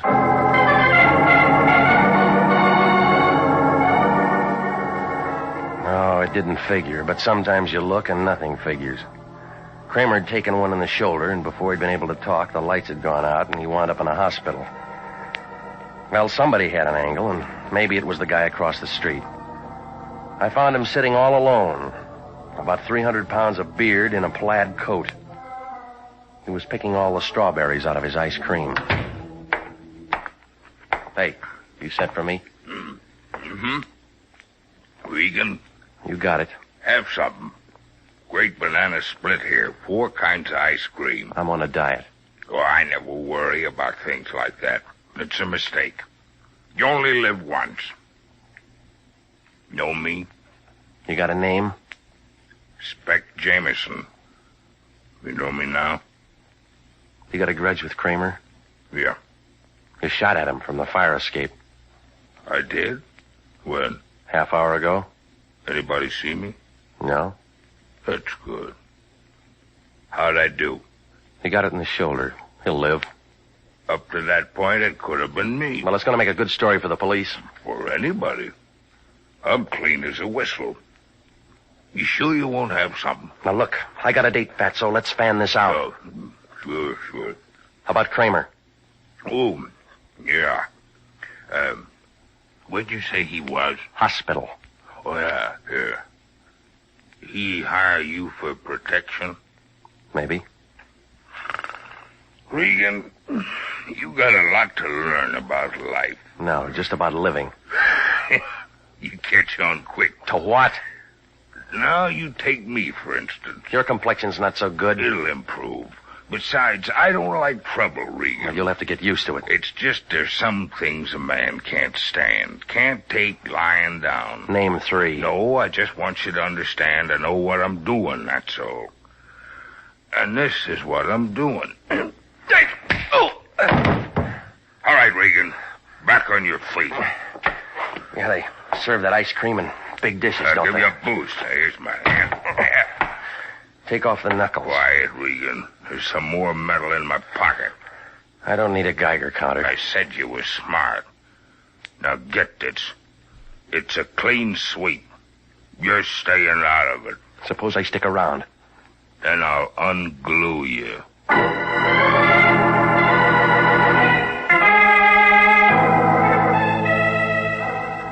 I left him sitting there with his ice cream. Wouldn't have done any good to trade fists with him. But there was something in the way he talked about Kramer and the shooting that made it a Sunday puzzle. I found a phone booth and put in a call to the Lion. Regan, where you been? You see Kramer? What'd he say? Well, now, which one do you want first? What about Kramer? He was all shot up. Target practice? Some guy with a grudge. If he plays like that, yell cop. Look, they'll want to see you. No police, remember? What are you talking about? Another bum client. Why do these things always happen to me? Because your palm is faster than your brain. Every case has it. Look, this is a 3-ring circus, and we haven't even got any peanuts. Well, maybe I should have found out what he wanted. Oh, you say that now. Who's got the grudge? A sweet tooth. Calls himself Spec Jameson. Spec, where's he fit in? He wouldn't stand still to show me his tea leaves. You talked to him? We met. When people start asking questions, we don't want to be stuck without any answers. You get out and run down some dope on this man Spec. What are you going to do? Don't worry, I'll take care of my end. Yeah, most people do. Well, this job had more ups and downs than the Berlin airlift. I turned the phone book over to some drunk with a beer breath, and I walked over a couple of blocks to the morgue. I mean, the one where they keep dead newspapers. I got a friend who works in the file room of the L.A. Times. After 15 years of it, he's got about as much adrenaline as an old magazine in the attic. Nope. No, I never heard of a Spec Jameson. Probably a nickname, isn't it? You know, Spec, short for glasses? Yeah, I caught the drift. Thought I was going to say spectacles, didn't you? Hey, look, let's try this for size. Now. Yeah. Big fat guy, but always hungry. Mention any friend? Kramer, and he wasn't a friend. Spec Adams in last Thursday's paper. What'd he do? Executed the same day in Sing Sing. Spec Jameson. Released from Quentin day before yesterday. Let me see. That's all it says. Served full 10-year sentence, continuous on 4 counts. Somebody threw a book at him. Yeah, maybe. Tell you in a minute. Try December 38. This case would have come up in November. Yeah, here we are. Yeah, you take these. Yeah. Hey, look at the funny skirts. Short, weren't they? Hey, here's one. War impossible, says Look, Senator. let's stick to the subject. November 17th, Jameson appeal denied. Read it, Eddie. A lot of stuff. He was in a racket. Go on. Judge said unusual completeness of prosecution's case made retrial impossible. Continuous sentence upheld. Who was the judge? Old Govern, he's dead. Here's what you want. Special prosecutor Joseph W. Kramer. Yeah. Excuse me. Joseph W. Kramer was brilliantly Hello? relentless work for the forces of good in Los Angeles. Hey, it's for you. Okay, thanks. Yeah? Mr. Regan? Yeah. This is Emmy, Mr. Kramer's secretary. Are you always this hard to find? Well, that depends on where you look. Mr. Kramer wants to see you.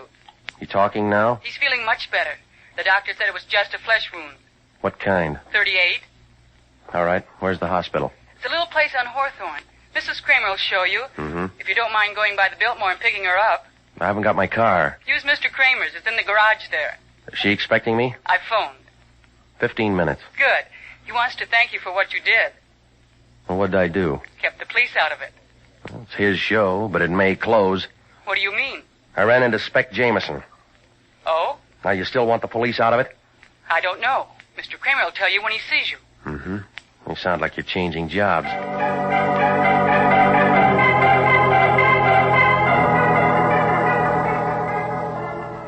So I went over to the garage and I picked up his car and then I drove to the hotel entrance. While I was arguing with the cab driver, Mrs. Kramer walked out. 45, a little tired around the eyes. She was wearing a white sheet, double bed size, under a mink coat that must have set somebody back $10,000. She didn't look like a wife that Kramer'd have. I hope this isn't inconveniencing you. No, it's not. Are you sure my husband's all right? He's talking, according to Emmy. Emmy. She's there with him. She's his secretary. It's funny, isn't it? I'm his wife, yet she spends more time with him than I do. Well, that's business. Even now. When he's been hurt, she's there first. She was there when it happened. Of course. I guess I... Oh, never mind. You're a detective, aren't you? Yeah, that's right. Mr. Kramer hired you to protect him from that Jameson. I never found out. Maybe. I've been so worried about him. At the trial, Jameson said he'd kill him if it was the last thing he ever did. You know, I always thought it was taking an awful... Hey, take it easy, lady. You know the story. Emmy? She's young and pretty. I have to spend my time at bridge parties. Does it help? No. How long you been married to him? Next month, 18 years. I don't look the same way anymore. Neither does he. Funny what life does to you, isn't it? I was his secretary. Once. That's how I met him. Look, how far to the hospital? It's only a few more blocks. You go straight Hang down. Who do you know that drives a big green Nash? No one. Well, he knows us. Been following us since we left the hotel. What do you say? Is he still with us? Yes. I can't understand a thing like this happening. Why would anybody want to follow us? Maybe it's a friend of your husband's. Jameson? He tried once tonight. Maybe it'd be better to get you. I'm scared. All right, come on, get out. Mr. Regan! The green Nash had been tailing me. I shook it on the last corner. There are lots of them, but it might have been the same one that was parked by my car downtown earlier. Oh, it made no sense, but I wasn't taking any chances. Only before I could get the door open, the Nash came sliding around the other side of the block. I shoved Mrs. Kramer into the floorboards and slid into the window. A lot of glass got broken fast. By the time I could separate my teeth from the clutch pedal, the car had gone. I shook Mrs. Kramer, but she didn't shake. She was dead. You are listening to the story of The Lawyer and the Lady, tonight's adventure with Jeff Regan, investigator.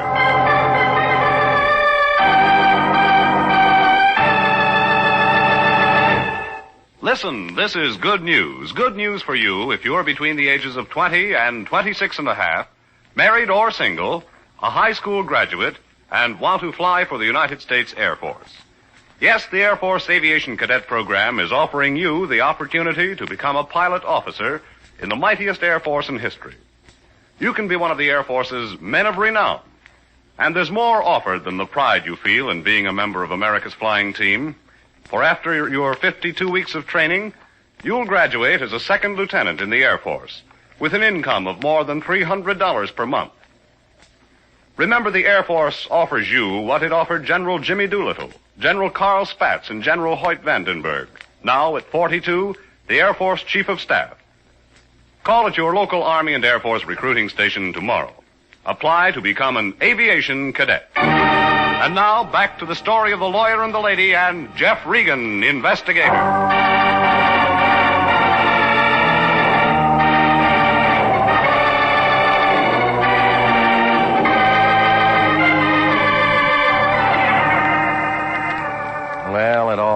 sense, like a Ubangi with a piccolo.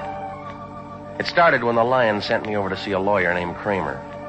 I got there just in time to meet Emmy, his receptionist, and find Kramer with a bullet in his shoulder. The hospital took over, and I left. That's when I ran into Spec Jameson, an ex-con who Kramer put away some 10 years ago. He turned out to have a lot of stomach and a big hate for the lawyer. And then I got a call from Emmy to pick up Mrs. Kramer. I did, and the shots began, and she ended up a candidate for the city morgue. Well, I called homicide, and they sent out some boys to clean up. I gave them what I knew, and I moved on out to see Kramer.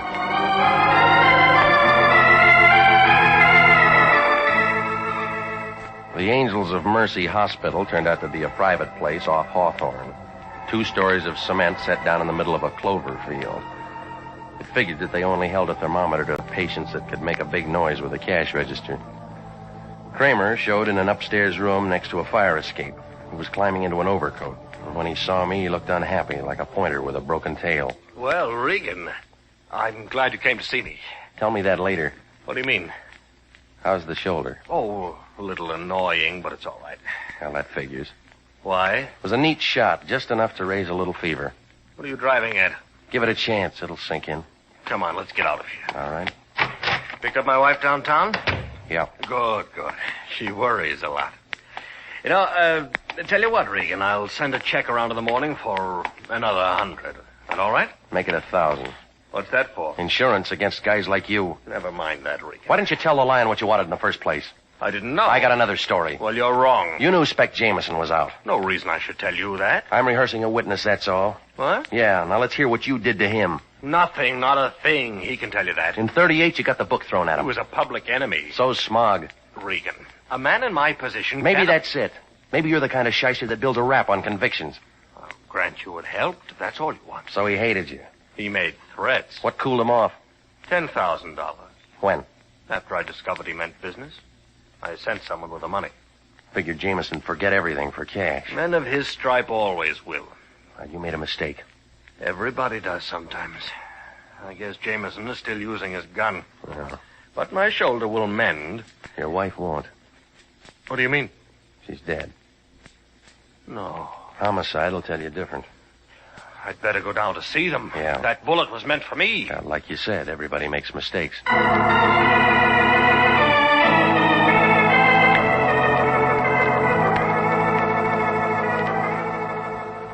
Well, we climbed in the taxi and headed for headquarters. Kramer looked confused. He mumbled a few words about what a good cook his wife had been, and how he'd always tried to protect her from the stuff that he'd done to make a success.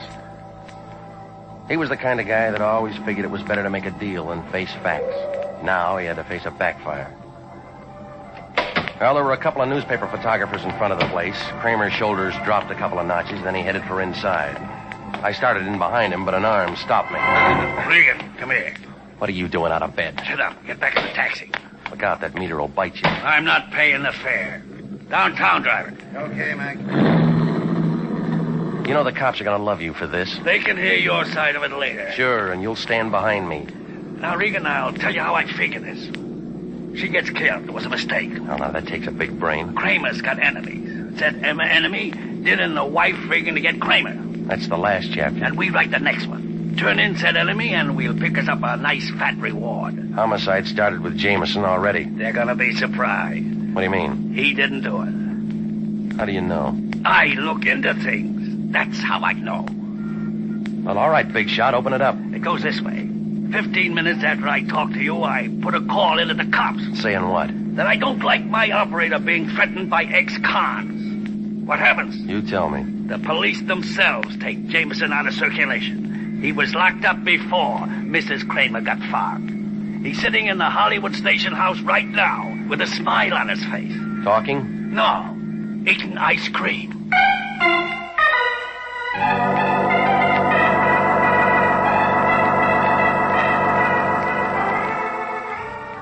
Well, now it really made sense, like a mermaid on a bicycle. If Jameson didn't throw the lead, I had to find out who did. The taxi dropped me off downtown across from the Park Central building, and I started up the elevator to Kramer's office. It figured to be the time to get a look inside that locked desk. When I opened the door marked Abercrombie, Kramer, and Schmidt, the place was dark. I moved into Kramer's office and started a little work on the desk. It took me about 10 minutes to get inside.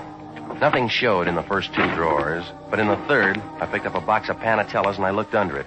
That's where I found a .38 with 1 bullet missing. Well, ballistics could do something about it, so I crammed it in my overcoat pocket and I started outside. That's when the door opened and the little guy with the runny nose walked in. He was wearing a suit the color of an avocado and his face looked like a fried banana. It's a nice rug, huh? You from the cleaners? I make my own spots. Sit down, Regan. We're going to talk. I'll take it standing. We prefer you sitting. It's your gun. More natural that way. You got a name, Buster?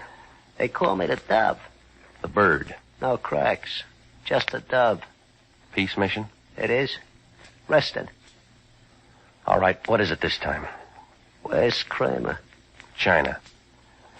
Regan, you're an unlucky contestant. If you don't like my answers, try somebody else. That's what I'm doing, correcting mistakes. Like shooting the wrong guy. Like leaving a witness. I had to get rid of my Nash on account of you. You killed her, now you're waiting for her husband. Of course I killed her, but don't try to change the subject. It's you I'm talking about now. Well, I don't like the spotlight. You should have stuck to your nose in here, Regan. It'll bleed. Well, let's start with yours. I dove for him, and the gun went off, only it wasn't pointed at me. Kramer was standing in the doorway, pulling a trigger like a kid at a bubblegum machine. I figured the floor was safer, so I flattened out. The Dove tried the same, only he hit the wastebasket.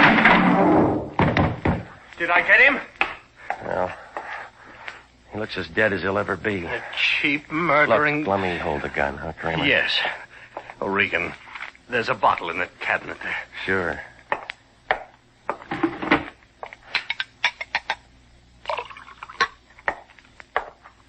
Here you are. Thank you. Now, what are you going to do now? I don't know. Call the police, I guess. I thought you were with them. I came down in their car to get some of my files.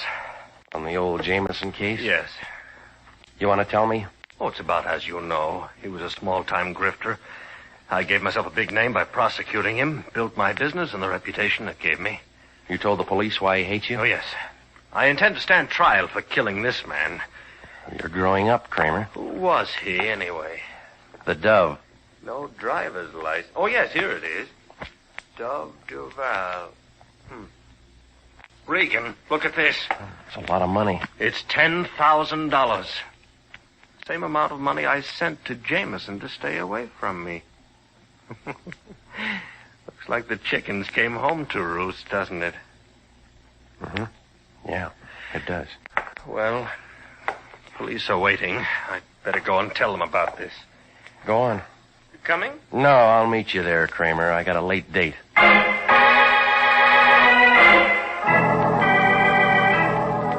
I gave the boys downstairs the high sign, then I moved out of there fast. I found Emmy's place just off Normandy. It was a brand new duplex with a gilt-edged driveway and stocks and bonds for awnings. For a business girl, she really did all right. I was a couple of hours overdue, but the girl with the smoky hair knew how to wait. There was a candle burning in her window and 2 more in her eyes. It took me a little time. But now you're here. Uh-huh. Well, aren't you going to do something about it? Yeah. Talk. Mr. Regan, what's the matter with you? I've been working hard. Oh, is that all? Now listen, lady. This is just too pat, too neat. The ends tied together like Siamese twins. I'm alone. Yeah, but you don't want to be. Your boss just rubbed out a killer named Dove. What? It was self-defense. I'm a witness, and he'll be out of it inside a week.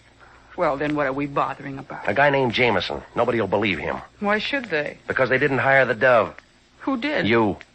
Oh, Mr. Regan. All right, maybe it was your boss. He primed me with a story about giving Jameson 10 G's. Only one ever saw that dough was the Dove. Well? That was his price for killing Mrs. Kramer. You're out in left field, Mr. Regan. I was working. You were keeping me outside till Kramer could throw a small bullet into his shoulder. Why would he do that? To point up that Jameson was still after him. But he was. I figure different. And homicide's gonna like my way. I don't even know what you're talking about. Well, this gun has a different version. Where'd you get it? Kramer's bottom drawer. And the caliber is gonna fit the hole in your boss's shoulder. Well, that's it. You've got it all now. Yeah. You know, you got a real nice hair. Yeah? That San Quentin water's gonna ruin it.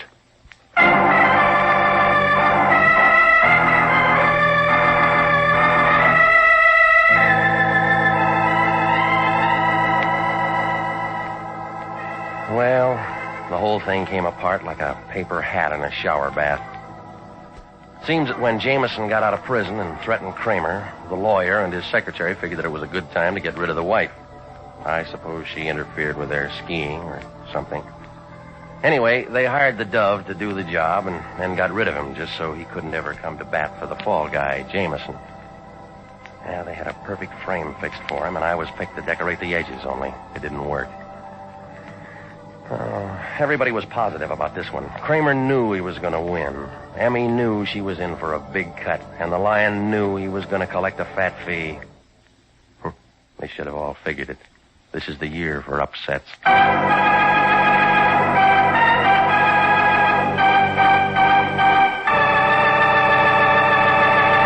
Jack Webb is featured as Jeff Regan with Herb Butterfield as Anthony J. Lyon. It's CBS at the same time next week for more hard-boiled action and mystery with Jeff Regan, the investigator.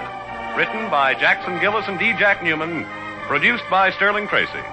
Featured in tonight's story were Carol Matthews, Marvin Miller, Lou Krugman, Herb Vigran, Mary Lansing, and Larry Dodkin. Original music for this program is by Milton Charles. This is Bob Stevenson speaking. This is CBS, the Columbia Broadcasting System.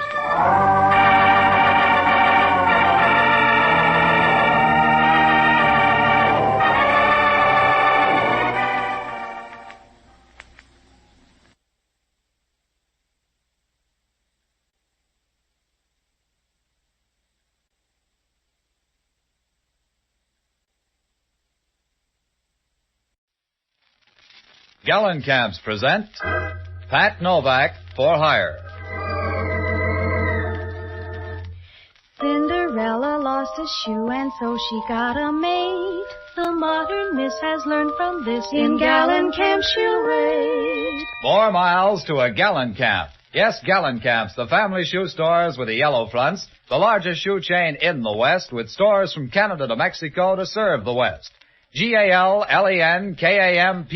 Gallencamps present Pat Novak for Hire.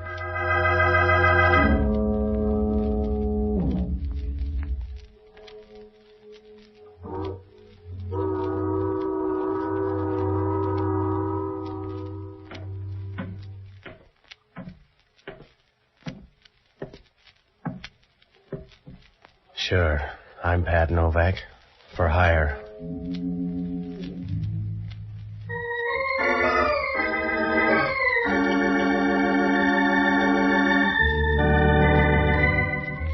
That's what the sign out in front of my office says, Pat Novak for hire. Down on the waterfront in San Francisco, you don't get prizes for being subtle. If you want to make a living down here, you got to get your hand in the till any way you can. You rob Peter to pay Paul, and then you put it on the cuff. It's a happy life if you don't mind looking up at a headstone, because sooner or later you draw trouble a size too big. I found that out Tuesday night. It was about 11 o'clock when I came out of the office, and I started down the waterfront. It was raining, and the street was as deserted as a warm bottle of beer. As I got near the corner, an old man stepped out of the darkness and started across the street. It was a short trip because the car started up down the street, and the old man couldn't have made it with a pocket full of aces. Well, I started over to him. The car slowed down for a moment and then turned the corner and disappeared. As it passed under the streetlight, I caught a glimpse of the license plate in a dull, surprised way, the way you'd grab a feather out of an angel's wing. I bent over the old man and I rolled him on his back. He was breathing hard as I cushioned his head. Please help me. Can you please help me? Well, that's a big order, mister. I must talk to you. Well, if you got any good quotes, you better get them off your chest fast. My pocket. Inside my pocket. You please put your hand. In here? Yeah. Sure. 2 envelopes. What about them? One is money for you. You have the other one. So far. The other one, please keep sealed. And you will give it to John St. John. John St. John? Yeah. Well, where does he live? You don't understand. It's not... I want to tell you. You don't understand. Well, he was right on that one. I didn't understand a thing except he slipped out of my arms and stopped paying taxes. I dragged him over to the side and I went through his stuff. There was nothing there, no identification, just a card with an address on the other side of town. I opened the envelope and $300 tumbled into my breast pocket. The other one was sealed. There was no name on it, but up in the corner there was some kind of marking. It looked like 2 crosses spliced together. There wasn't anything I could do for him except pray, and I owe some back dues, so I went over to my office and called police headquarters. I told them where the old man was, and then I checked in the phone book. There was no John St. John listed. Well, so I looked up the only honest guy I know, an ex-doctor and a boozer by the name of Jocko Madigan. A good guy, but to him, a hangover is the price of being sober. I finally found him singing in a Mason Street bar. Dinky, dinky, Derbyshire, dinky, dinky, day. Jocko, I want to talk to you. Ah, Patsy, you're just in time for the counterpoint. I'm singing a song, a little sentimental thing from my childhood. It'll keep. I got a problem, Jocko. You'll always have a problem, Patsy, because you can't keep out of trouble. You know that, don't you? You have no self-control. Yeah, all right, Jocko. You have no more self-control than a bucket of mercury dumped in a marble staircase. All right, Jocko, check the bright talk. I just saw a guy get killed. You're like some violent disorder in nature, some large but unprofitable storm. Yeah. You keep whirling in circles, Patsy. And if you ever go more than 10 feet in one direction, it's because some woman is 9 feet away. Then it begins all over again. Are you all through? Yes, get to the point. That's another of your troubles. You never get to the point. Some old guy was killed down on the Embarcadero. He checked out 50 feet away from me. Who killed him? I don't know. And why do you care? Professional jealousy? Some car came out of nowhere and clipped him. You're sure it wasn't an accident? Yeah, just like the fall of France. Will you stop needling me, Jocko? I told you the guy got killed. He was murdered right in front of me. I gotta find a guy called John St. John. How, St. John? John St. John. I don't feel like vaudeville tonight, Jocko. The old man gave me $300 to deliver a letter. I made him a promise. Well, you can break it now with only the slightest risk. I got the license number of the car. I want you to hop down and look it up. Then check at headquarters to see if the guy's got a record. I don't like policemen. They depress me. Check it. I gotta go out here to this address. Here. Uh-huh. Well, what kind of neighborhood is it? Well, it's not exactly a neighborhood. It's more like an architectural afterthought, a lingering defense against the early California bear. All right. No speeches. Just check on that license plate. Now, if I'm not at my place, try this address here. Yes, that's always very interesting at this time of night. Goodbye, lover.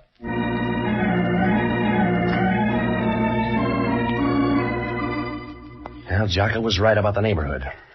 When I left him, I doubled by my place and I left the envelope. I put it in another envelope and stashed it behind some books. Then I headed out to look up John St. John. It must have been about midnight when I got there, and it was the kind of a neighborhood where a for rent sign reads like a ransom note. I found the place, though. It was an old rooming house, a third-floor apartment. I knocked at the door, and when she opened it, I knew it was time to wire home for money. If they pick a Miss Blowtorch of 1946, she'll be right up there in the running. A tall, blonde blister with lots of Fahrenheit. She stood there leaning against the door, smiling and looking at you as if you had gold-plated muscles. Gave you a weak feeling where your dinner ought to be. And her voice came right out of the oven. Well, you're out kind of late. Yeah. I'm looking for a guy named John St. John. Oh? Won't you come into my cobweb? Sure. For a spider, you're nice and chubby. Well, a Spider-Man. My name's Lee Norton. You want to write it down? I'm Pat Novak, and I'm looking for a guy named John St. John. You seem to be running a temperature on the subject. I don't know a John St. John. Well, I found a dead man lugging around your address. Why? I don't know. Perhaps he admired me from afar. Like a sunset or something. No, he stopped admiring sunsets about 20 years ago. I see.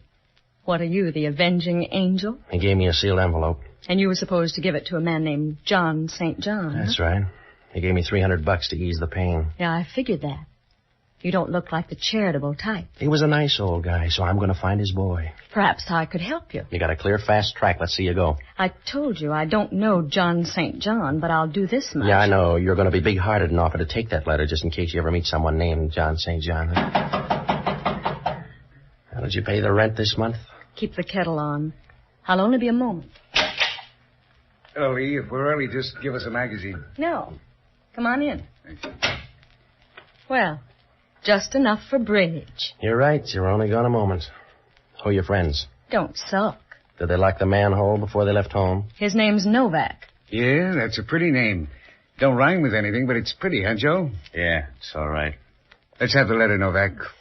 You got hold of a bad rumor, fella. The one I got's good. Let's have it. I don't want to strain your mind, Junior, but try to understand. I don't have a letter. Ask him again. Go on home, mister. You're not going to get anything out of me except a small tip. Now, if you're a good boy, I'll give you a nickel for your friend, too. All right, Joe. Now, hold him up. Yeah, just a minute. He's got a head of hair. Hold him up. All right, Mike. That's enough. Oh, that's enough. All right, baby. Don't look so sorry. You can't have everything.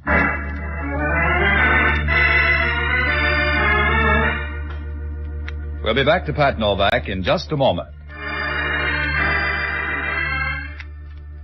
Have you ever worn uncomfortable shoes? Perhaps the size was wrong or the shoe was the wrong shape for your foot. But no matter why, there's nothing more uncomfortable than shoes that don't fit. The more you're on your feet, the more you know it. Gallenkamp specialize in properly fitting shoes for the whole family, right from the toddler's first important step. And Gallenkamp's good shoes are built to give support to active feet. Listen to an authority on shoes. He's Mr. John F. Stahl, 64 years young, a retired postman with a hobby. You guessed it. He likes to walk. He says, I've been on my feet most of my life. Since 1935, when I retired as a letter carrier, I walked 10,000 miles. I just walked to San Francisco from Trinity Center, California. That was 410 miles. Walking is fun, but take it from me, you must have good shoes. That's why I stick to Gallenkamps. Gallenkamps are good shoes. And there you have it from a man who knows. Gallenkamps are good shoes. That's why Gallenkamps are the West's favorite shoes, and Gallenkamp's tremendous volume makes possible Gallenkamp's reasonable prices. For style, for quality, for reasonable price, for good shoes for the entire family, visit the stores with the yellow fronts. Mr. Stahl walked 410 miles to shop at Gallenkamp's, but there's a store in your neighborhood. And now back to Pat Novak for hire. You know, it's easy to sleep if you got the right friends. When those two gonifs were through, I hit the floor and made Rip Van Winkle look like an insomnia victim. I didn't like the floor, but it was in better shape than my face. I don't know how long I was there, but it must have been a couple of hours. I rolled over once and tried to get up, but it was like trying to barbecue a cake of ice. There was a sick, sweet smell in the room. I tried to place it, but my nose was out on strike, so I went to sleep again. Next thing I knew, it sounded like New Year's Eve. Here you go, Patsy. Now, up on the couch. What's the matter? Nothing. If you're a kitchen stove, the room's full of gas. Oh, some of my playmates, I guess. Well, you weren't at the apartment, so I tried here. Yeah? What time is it? 2:00. Who got the quaint idea of the gas chamber? A girlfriend. It was love at first sight. Did she get the letter? I left it home. Yeah, getting smart. Yeah, $300 worth. They lifted my dough. You couldn't use it where you were going. I checked on that hit-and-run car. It's listed under the name of Sidney Bronson. Has he got a record? No. Well, everybody's a beginner. Well, let's go home. It'll be dull, but you'll get used to it. Wait until I wash my hands. Sure. Patsy. Yeah? What did your girlfriend look like? Was she the lively type? Yeah. Why? What's the matter? Because she's not anymore. Yeah. Those gunsels play rough. She's kind of pretty. What did she do besides send out vibration? I don't know. But she knew all about John St. John. Yeah? She picked up a bait like a hungry bass. Also, look at that ring. How did you get around to that? The insignia on it. It's the same one that's on the envelope. Spliced crosses. Let's go home, Patsy. The police will be here. Yeah. Even Hellman will know she's dead. Come on, On your way out the door, Jocko, try it sideways because I think it's blocked. Hello, Novak. You look pale. It's my color scheme. What do you care, Hellman? None. She looks peaceful. Yeah. Be quiet or you'll wake her up. I'll tiptoe. She always cut her throat before she goes to sleep. Who is she, Novak? I don't know. It's awful cozy here for a bunch of perfect strangers. I don't know every dead girl in town, Hellman. You'll have to check. You can still write, can't you, Novak? Huh? That's all you'll need down at headquarters. Come on. Get out of the haze, Hellman. You don't know who's dead yet, but you're going to book somebody. Yeah. What are you doing up here, appraising the joint? I came up to find a guy named John St. John. She doesn't look like a guy named John St. John. She was my lead. I came up here to smell out a rat. She had a half Nelson on me when 2 gunsels walked in. They came up to fix the gas meter, I think. You stay out of this. I'll make every effort. Now, if you're smart, you'll fingerprint this place, Hellman.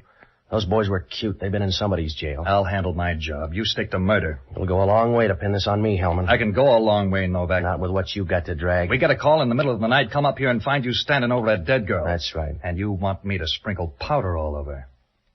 Back up and take a better look, Novak. The view's fine, Hellman. And if you'll take a good look, you'll know why. You haven't got anything to give the DA except a slim lead and a fat hand. You're going to need help. Not on this one. You need help to find the street. Come on back to center, Hellman. Even with both hands, you couldn't... Yeah. Oh, forget it. So take the medicine like a good boy. I'm not going to walk out and let the two of you tour the town. I'm going to book one or both of you on a murder charge. All right. Book Jocko here, then. I love you in a generous mood. You got a string, then, Hellman. Somebody's got to find John St. John. Who's going to find Jocko? Stop worrying, I'll bail you out. You haven't got the right size heart, Novak. You'll let him die on the vine. Helm, sometimes you're guilty of unexpected wisdom. I know it's reflex action, but it's consoling anyway. I want you, Novak. I want you bad. I'll take this guy as a down payment, but I'm going to close out with you. Remember that. I will. All right. Come on, mister. Wait a minute. Patsy, you're not going to let him lug me off like this? What else can I do? The guy likes you.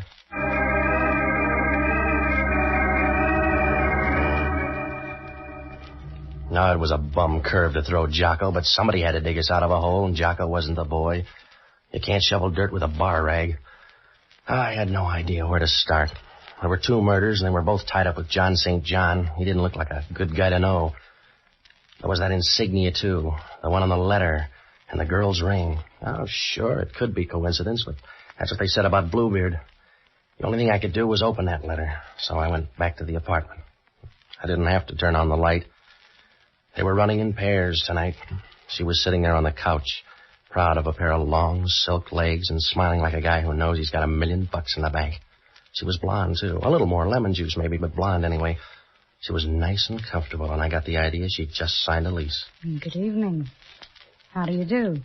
Not very well so far. A sly remark, Mr. Novak? No, I'm just bringing you up to date. Your girlfriend's dead. Yes? Yeah. I just want to let you know the gas jet's out in the kitchen. Oh, don't shout. I'd like you better if you purred. I don't need your vote. Who's John St. John? I don't know John St. John. Is he worth breaking your heart over? There's a good guy down on the clink sweating out a murder rap for me, so I want John St. John. You've got nice friends. Who's Sidney Bronson? How does that fit into the picture? This started with a waterfront corpse. The leftovers belong to an old guy that was hit by a car. The car's registered in the name of Sidney Bronson. Mr. Novak, you seem so intense. It's a pity to waste it on random speculation. I told you. I got a friend in the jug. Loyalty's a nice trait. One of your nicest. Yeah. You're a pretty thing, Patsy. Well, don't get fooled by the rapper. I'll take a chance. Anybody ever brief you on trouble? You're hard to see that far away. Come on over into focus, Patsy. Yeah. You're pretty, Patsy. You look like you want to bill a sale. I'm the gentle kind, Novak. I'd just like to break your ribs. Go ahead. I can get a brace. Come here. Mr. Novak, I'll bet you do a swell rumba. Yeah? What's on your mind? What you're going to say when you find out about this gun. Huh? That's right, sweetheart. My finger isn't hollow. Back up and take a look at the gun. Well, you got to that purse, huh? That's right. Well, you've ruined my confidence. I'll give you a testimonial. In the meantime, I want the letter. You go after everything the same way. I want the letter. Well, it's in the desk. Come on. Right here in the top drawer. Oh, let go. Stay away from me. I'm already here, lady. Come on, all right. Drop the gun, sis. Drop it. Well, you can let go of my arms now. Well, that's your version. Let go of me. Let go of me. What was that for? A little something on the house. Now beat it. Well, you've ruined my confidence. You're lucky. Go on home. You won't change your mind about that letter? No. Suit yourself. I'll be going. Oh, Patsy, Yeah? I can't help you on John St. John, but I wouldn't worry about that fella, Sidney Bronson. Huh? Why? Because I'm Sidney Bronson. See you soon.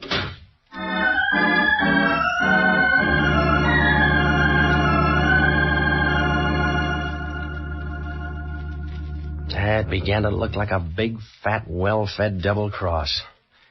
I had to find out what was in that letter, so I made tracks for the bookcase. All I could do was browse because the letter was gone. Well, things didn't look rosy for me or Jocko. I was about to buy a file and bake a cake when the phone rang. Hello, Novak. Oh, Hellman. The coroner got a report on that dead girl. She died at 12:30. Well, that's pretty close. What's he got, a stopwatch? 15 minutes either way. Those fingerprints panned out, too. Yeah? A couple of L.A. strong-arm men. Well, that's new for L.A. You got a call out? We already picked them up. Your favorite's named Welcome Dangliers. I could make a joke. I already got one. They're set up with a perfect alibi for 12:30. That means I killed the girl. Nobody's arguing. I got some more news. Yeah?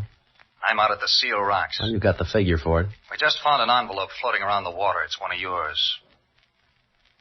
You better come on out. You found an envelope, so what? So the envelope turns out to be in some guy's pocket. Come on out.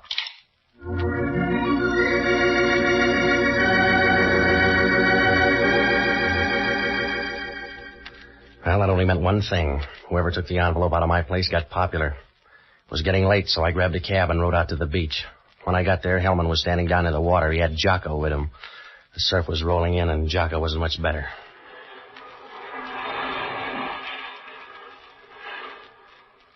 Hello, Patsy. Hello, Jocko. How's jail? Dry. Thanks for coming, Novak. You're sweet. Where's the envelope? Here. Mm-hmm.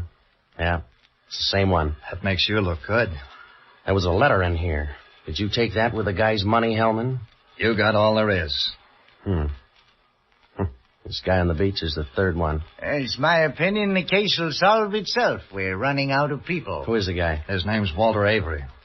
Here's his stuff. Yeah, what's left? Well, the spliced cross really gets around. Eh?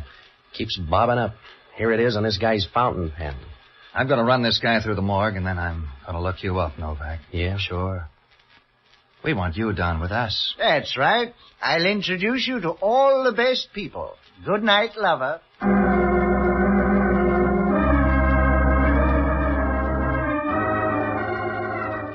It was close to 5, so I tagged by my place for some sleep. I tossed around like a fish on the living room rug. Hellman called about 9 to throw more dust in my eyes. He said one of the airlines had a passenger to Portland named Walter Avery. Just to make it tough, the guy made the 12 o'clock plane and got off at Portland. I had left field all to myself. I got dressed and I looked up Sidney Bronson's number. There was no answer, so I went over. The place was locked, and I looked up the janitor. He wasn't going to let me in, but it turned out that his wife had a birthday coming up. Well, I found something in the apartment. It was a card, and it said Bellcrest Sanitarium. And down in the corner there was a guy's name. Dr. Emil Schoenig, psychiatrist. Vienna, without the walls. The Bellcrest Sanitarium was down on the peninsula, so I borrowed a car and headed down that way. Everything was fine until I got in the front door. They didn't even let me register.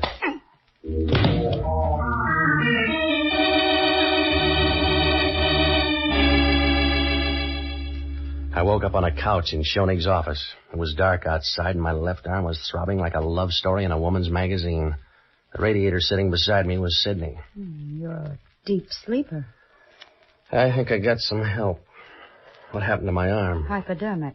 You only need one arm anyway. In your case, I need a spare. Who did it? Dr. Schoenig. Oh, he's a darling boy. Where is he? Out on the phone trying to figure out what to do with you. What's that make me, a patient? That's one way of putting it. You made things easy. We were coming to you for the letter. Do you want to try that over again? We were on our way when you stumbled in. You're wrong, Sid. Somebody's given you a fast pitch. That letter was gone when you were up at my place. I don't want a bum rib, Patsy. I want that letter. You're trailing the field angel. I told you. The letter's gone. A guy by the name of Walter Avery took it out of my place. Walter Avery? That's right, and somebody thanked him. They found him this morning making like a dead seal. Walter Avery left for Portland last night. A plant, sweetheart. You better read up on your friends. Yeah. Thanks, Patsy. I told you to watch him, Sid. You had more shots. What's the difference? Oh, none, I suppose. Why don't you mix us a drink while I talk to Mr. Novak? I'll be right with you. Well, Mr. Novak, you're one of my best patients. Well, that's because I like your needles. You better go easy on that drink. Yes? Why? Well, you'll get drunk and run somebody down the way you did that guy on the waterfront. Oh? A good guess. You should be proud. That's a good, sensible, final emotion. Here's your drink, Emma. Thank you, my dear. As to you, Mr. Novak. Sorry, there's no drink for you, Mr. Novak. He probably will be. Huh? Forget it. Emma, I talked to Mr. Novak before you came in.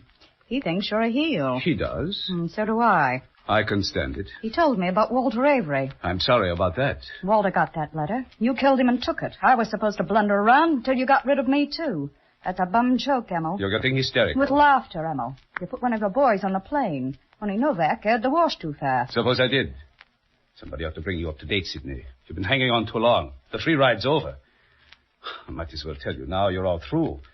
I carried the whole bunch along and... and I'm all through. Steady, Emma.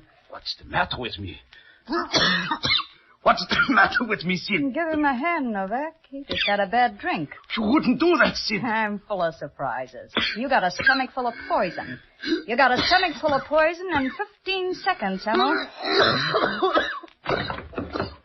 Put down that gun, Emma. I want you to, Sid. Please, Emma, put down the gun. I'm a selfish fellow.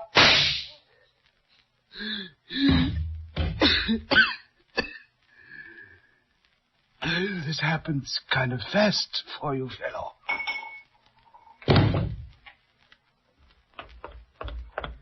Lots of noise, huh, Patsy?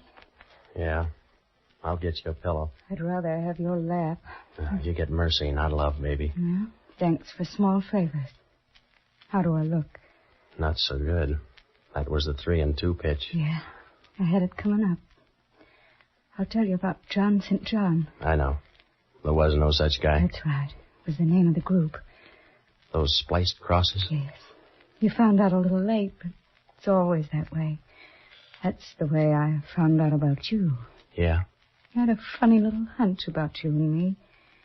I found out a little late, but I know now, Patsy. Does that help?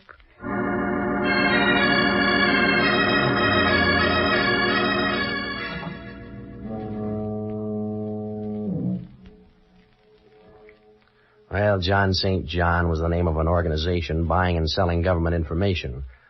That old man tried to tell me, but he checked out too fast. I began to figure something like that when those spliced crosses started showing up. Schoenig killed the old man in Sidney's car. He couldn't stop because I was around. The 2 girls and Walter Avery were both in on the deal. Schoenig knew who I was when he saw me go into my office. He trailed me to my place and left Avery there to look for the letter. He killed that girl up in the rooming house, and then he found out she didn't have the letter. When Avery showed up, he took it away from him, threw him to the fish. He was trying to shake Sidney by sending her up to my place after he had the letter. The scheme went haywire when I showed up at the sanitarium. He was trying to work himself out of that one when the payoff came. John St. John? Well, right from the start, Jocko said he was either dead or in the state pen because anybody with a name like John St. John would have killed his parents as soon as he got old enough to find out about it.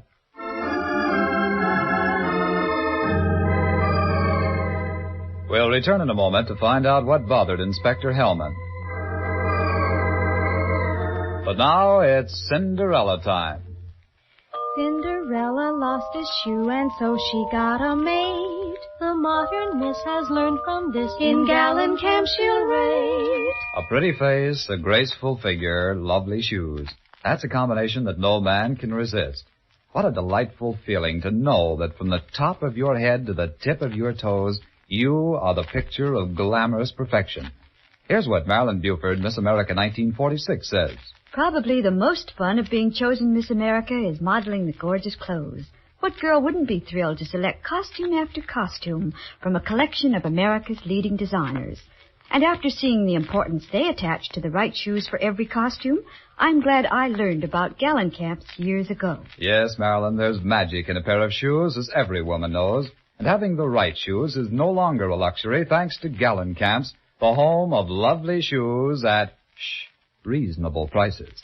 And that's why Miss America's favorite store is the favorite store of America's misses.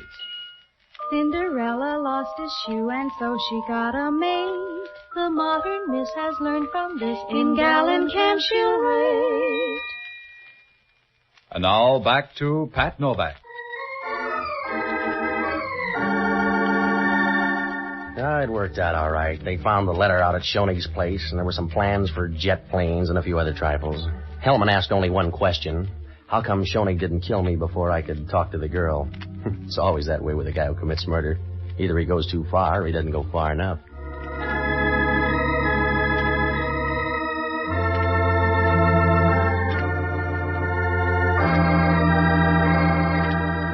Be sure to join us next Sunday evening and every Sunday, same time, same station for radio's newest show, Pat Novak for Hire. And don't forget the store with the yellow front is the Gallon Cap Shoe Store. Gallon Cap shoes are good shoes. There's something about them you'll like. Franklin Evans speaking. This is ABC, the American Broadcasting Company.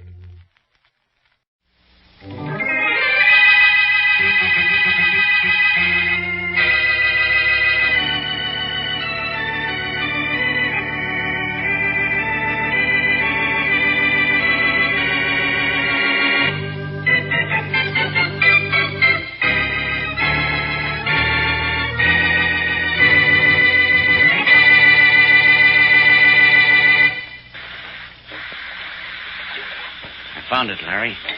Found it. You're not kidding, Bill. Are you sure? Positive. Don't get so excited you stop pumping air to me down here. Keep your helmet on. I'll keep pumping. You sure it's the sunken ship we're looking for? We were looking for the Argus, weren't we? Yeah, but make sure it has the gold in it before we get too excited. Okay. Here. Give me a little more line. Yeah. There's a big gap in her side I can look into and see right into the hold. Okay, but be careful. Don't get caught in the current and lose your footing. Just keep my lines tight, and I won't. Keep pumping air. I'll pump you enough air for a month if you found that gold. Just enough for now, I'll do. Well, Bill, what goes? You see anything yet? See anything? I can see everything. Larry, there's more gold here than I thought was in the whole world. You found it, huh? I sure did, Larry. We're rich. You mean I'm rich? What are you talking about? You'll know in a minute. Pull on your tow line. Huh? Pull on it, Bill. Okay, but... Hey, Larry, it's loose. Sure. I got it loose. What's your idea? What... And here goes your airline, too, Bill. I'm cutting that. No, Larry, don't. No, you can't. I can't, huh? I already have. Oh, Larry, don't. I'm pulling out of here, but fast. As soon as I cut this phone line. Oh, Larry. So long, Bill, old pal. Larry.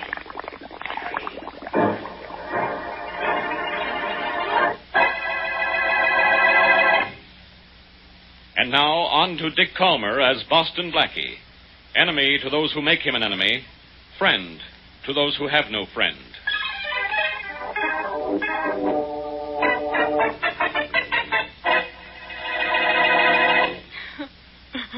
I know just how you feel, Sarah.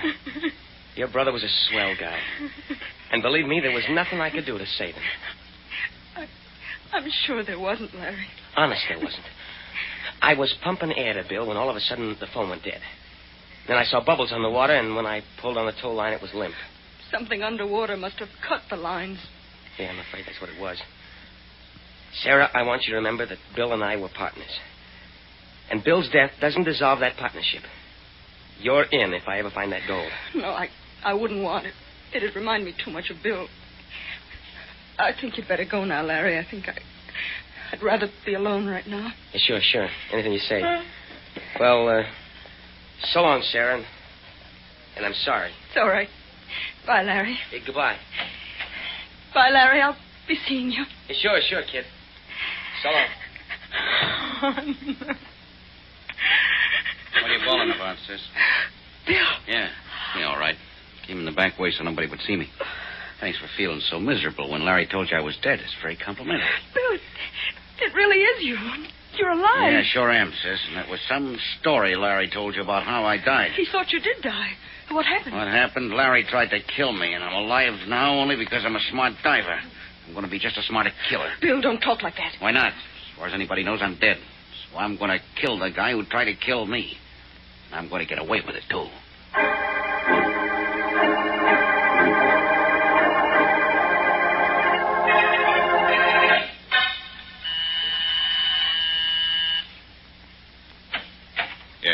Boston Blackie? Yes, again. May I come in? Yes, with a capital why not? Thank you. Blackie, I... Don't tell me. You're in trouble. Oh, you know someone who's in trouble, and you've come to me for help. Yes, Blackie. It's my brother. Well, what's he done? Swindled, embezzled, or murdered? He hasn't done anything yet. But he's going to kill a man. He is? When? As soon as he finds him. And he's going to get away with it, too. That's a popular misconception, Miss... Bronson. Sarah Bronson. My brother's name is Bill.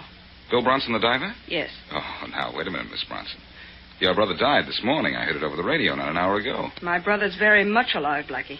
And it's because everyone thinks he's dead that he thinks he can get away with murder. Well, I have a hunch he's right, up to a point. Who was he going to kill? Larry Matthews, his partner. That wasn't an accident under the water this morning. Larry tried to kill Bill by cutting his lines. Uh-huh. So Bill wants to stay dead and get his revenge. I think you'd better go to the police, Miss Bronson. No, I don't dare. Why not? Bill's gone almost crazy after that experience this morning. He said he'd kill me if I went to the police. But he didn't say anything about going to you. I see. Well, I'll see what I can do for you. Whatever it is, you'll have to do it fast. Bill is... Excuse me. Hello.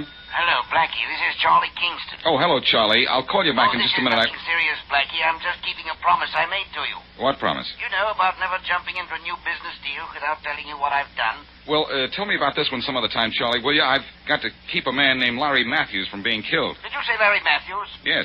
He's going to be killed? Good heavens, no. I won't have anyone murdered in any of my offices. What? He's downtown in my manager's office right now, and they just closed a deal for $100,000. What kind of a deal? A salvage job.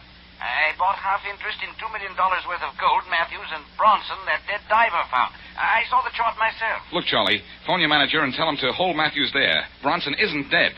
Matthews tried to kill him, and now the diver is out to kill Matthews. What? Well, I don't understand. Never mind what you don't understand. Phone your manager, tell him the whole story, and tell him to hold Matthews there. I'll get there myself as soon as I can.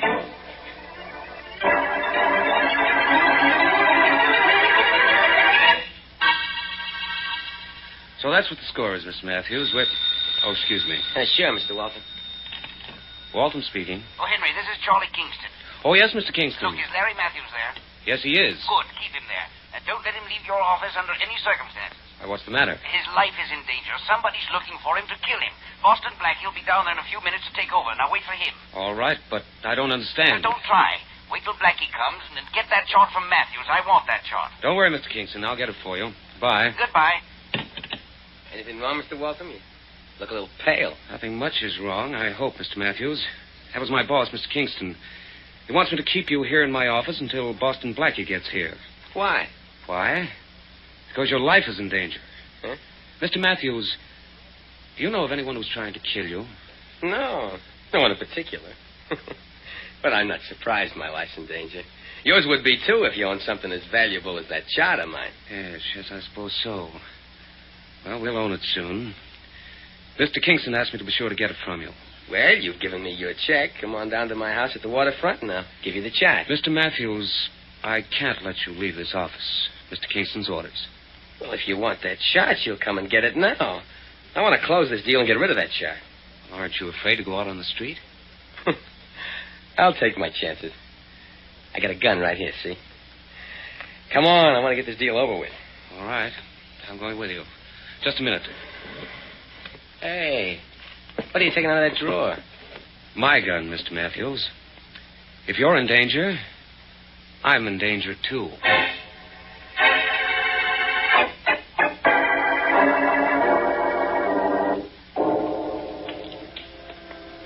Here's my house. Wait till I unlock the door, Walton. Sure. Well, so far, so good. We haven't seen anyone who even looked as if he wanted to kill you. That doesn't make me a bit unhappy. Now, come on in. Oh, wait, I'll turn on the light. There. Now, come on in. I'll get you the chart. Okay.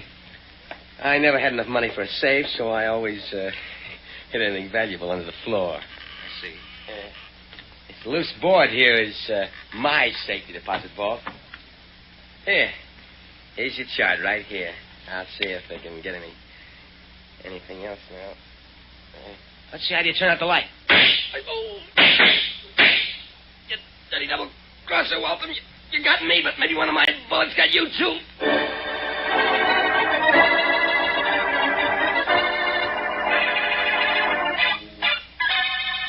Hi, Blackie. Hello, Mary. You know, I've been waiting in this office for you for 1 hour. Well, I got here as quickly as I could, but I wasn't worried. I knew Matthews would be safe as long as you were here. Well, I'm here, but Mr. Matthews isn't. What? I hope I won't have to tell you a dozen times. Mr. Matthews went out with Mr. Waltham. But didn't Kingston phone here and tell... Excuse me. Kingston Enterprises, good afternoon. Well, this is Mr. Kingston. Let me speak to Mr. Waltham again, will you? Mr. Waltham's out, Mr. Kingston. Oh, I see. Oh, did he leave with Mr. Matthews and a Boston Blackie? Boston Blackie? No, sir, I don't even know him. I'm Boston Blackie. If that's Kingston, I'd like to talk to him. Oh, Mr. Kingston, Blackie wants to talk to you. Oh, by all means. Here you are, Blackie. Thanks. Hello, Charlie. Blackie, what's the matter down there? Where's Waltham and Matthews? Well, that's just what I want to ask you. Didn't you phone Waltham and tell him to keep Matthews here? Yes, the minute I was through talking to you. Well, what is it? he isn't here now. What happened to you? And I hate to think what's going to... Well, wait a minute, Blackie. Here's Waltham now. Good. Matthews with him? No, good heavens, Blackie. Waltham's wounded. Badly? Just a minute. Waltham, what happened to you? Here, sit down here. I've been shot. I went with Matthews. I got shot. Well, Charlie. Look, sit down. Yes, Charlie. Blackie, yes. If Waltham can talk, put him on the phone, will you? All right. Just a minute. Can you talk, Waltham? Yes, I think so. Good. Here, I'll hold the phone for you. It's Boston Blackie. He wants to talk to you. Waltham, can you hear me? Yes, Blackie. Where's Matthews? Dead, I guess. I don't know. It happened too fast. Who shot you? I don't know. I couldn't see. It was too dark down there. Down where? In Matthews' house. We went there to get the chart showing where the gold ship was located. We were in the house when the lights went out. There were shots from the darkness. Matthews fell. I was hit, but I got away. Where's Matthews' house? On Wharf Street. Okay, I'll go down there and see what happened. Matthews still has the chart? Yes. Yes, he has. Well, maybe I can find it. Maybe I can find him. One thing, I promise you, I'll find something.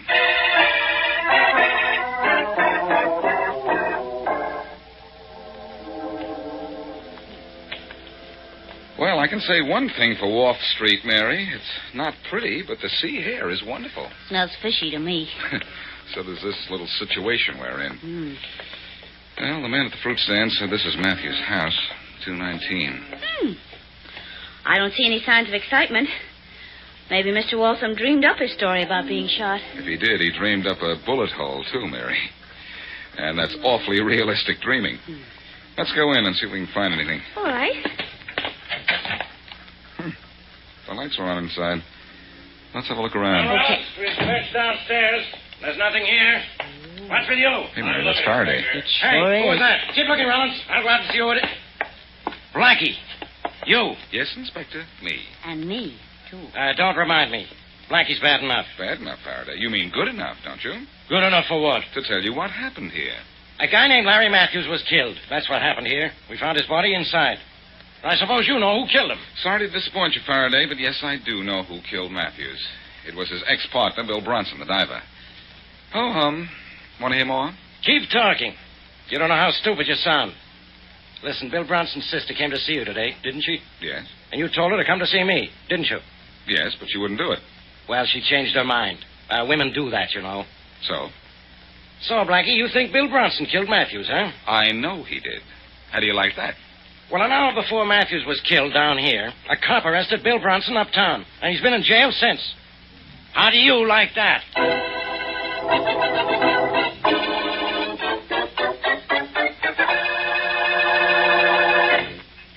And now back to Boston Blackie.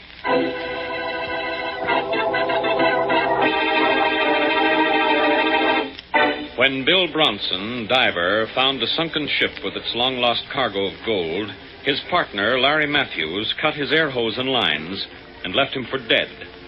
But Bronson miraculously lived and swore vengeance on Matthews.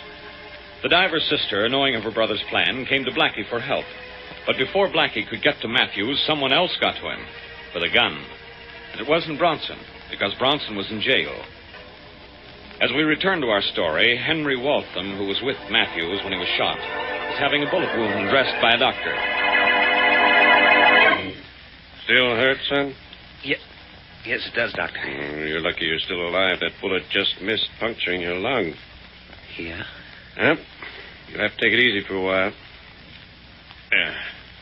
That dressing will do for now. Thanks. Thanks a lot, Doctor. Well, let's see how you respond to treatment before you thank me. Here we are. What's your name, son? You have to know that? Yep. Okay. It's Waltham. Henry Waltham. Henry Waltham. Mm-hmm. And how did you get that bullet in you? I told you when I came in. It was an accident. I know. Now suppose you tell me the truth. Look, what's it to you how I got shot? You're a doctor, not a policeman. I know, but I have to report this to the police. You've got to report it. Oh, no. But it's the law. I'd lose my right to practice if I didn't.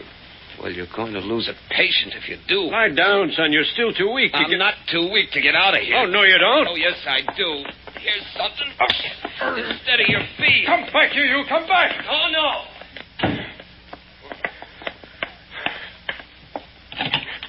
Operator, get me the police.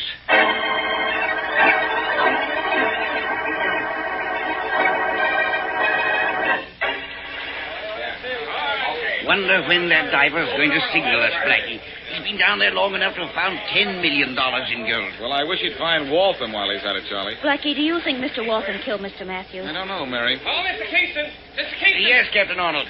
The diver's found something down there, Mr. Kingston. He wants to talk to you. Well, thank you, Captain Arnold. A couple of extra earphones, Blackie. You and Mary might like to listen in. Thanks, Charlie. Oh, I'd love to. Just wait till I get mine on.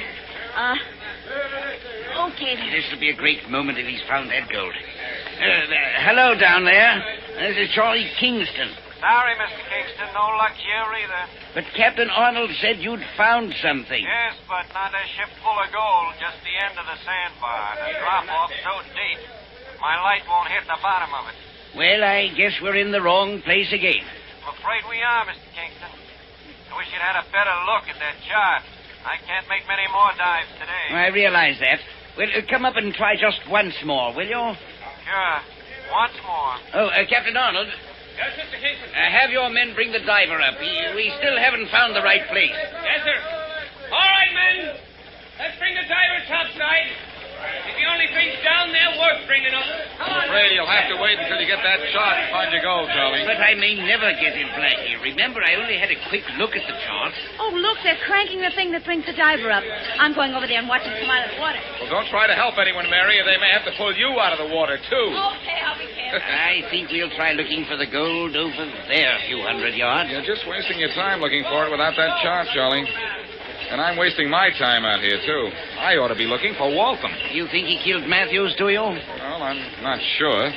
I'd hate to think that Waltham killed Matthews. You know, he said a third person entered the room just as the shooting started. I don't believe that story completely. That's why I want to find Waltham. All right, men. The diver's brought to the surface. Come aboard. Come on, you better step aside, lady. Oh, I'm sorry, all right. Better come over here by us, Mary. Oh, shucks. I wanted to watch him take the diver's helmet off. He's going to go down again in another spot, Mary. Maybe you can watch then. Well, you can see him from right here now, Mary. Well, it isn't as good as being close, but... Oh, look. He's up on deck now. He looks like the man from Mars, doesn't he? Yes, he does. All right, men. Stop the pump. They got his helmet on. Well, Mary, you saw them take the helmet off. Blackie, look. Look, there's an awfully big launch, and it's heading right toward us. Good night. The fool doesn't see us. Can't start our engines in time to get out of his way. Captain Arnold! Captain Arnold! I see him, Mr. Kingston. Going to crash into us. Hold on to me, Mary. Back. Blow the whistle. Tom, grab that son and bring it to the frame. What do we do? Yell, everybody. Until that time is swerve off. Yes, he's not right here. Come here, Mary. Stay close to me. All right, I will.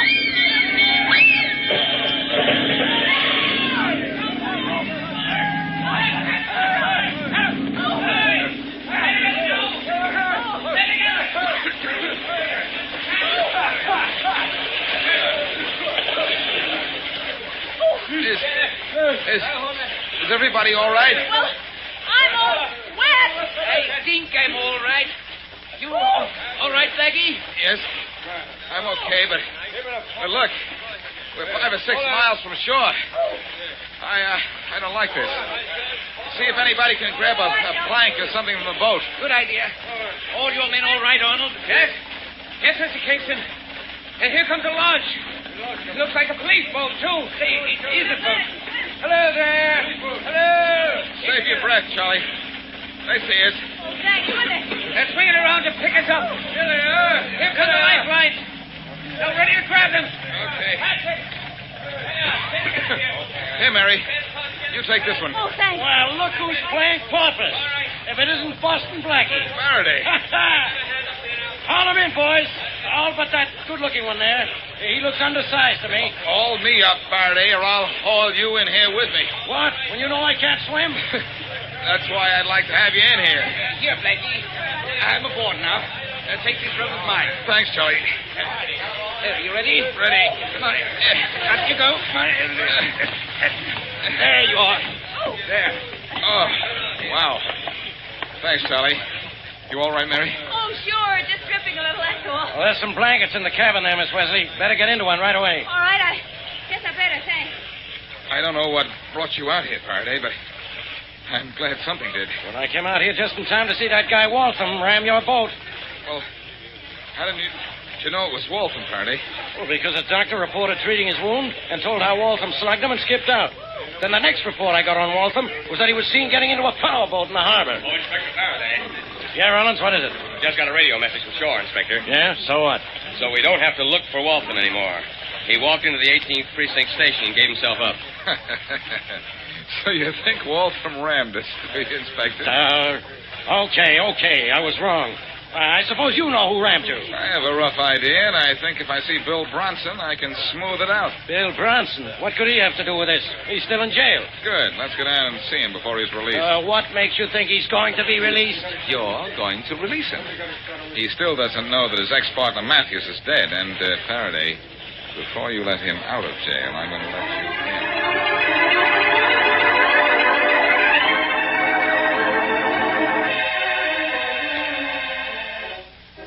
I have some bad news for you, Bronson. I'm in jail, Blackie, and you say you have some bad news for me. That's funny. Yeah, but this isn't, Bronson. Hey, Faraday. You and Blackie got awful long faces. What's the matter? Your sister's dead, Bronson. Huh? Sarah's dead? Yes.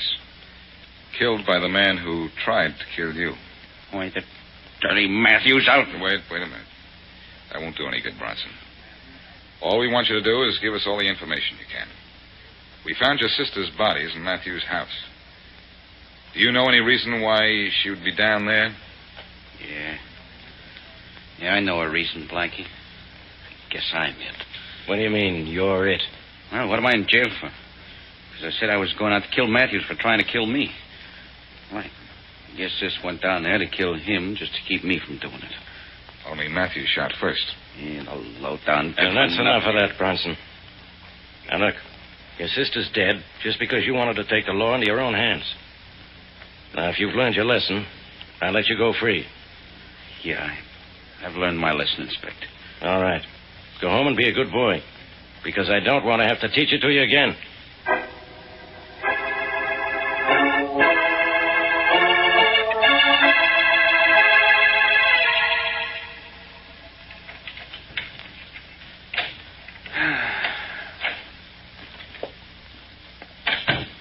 Who is it?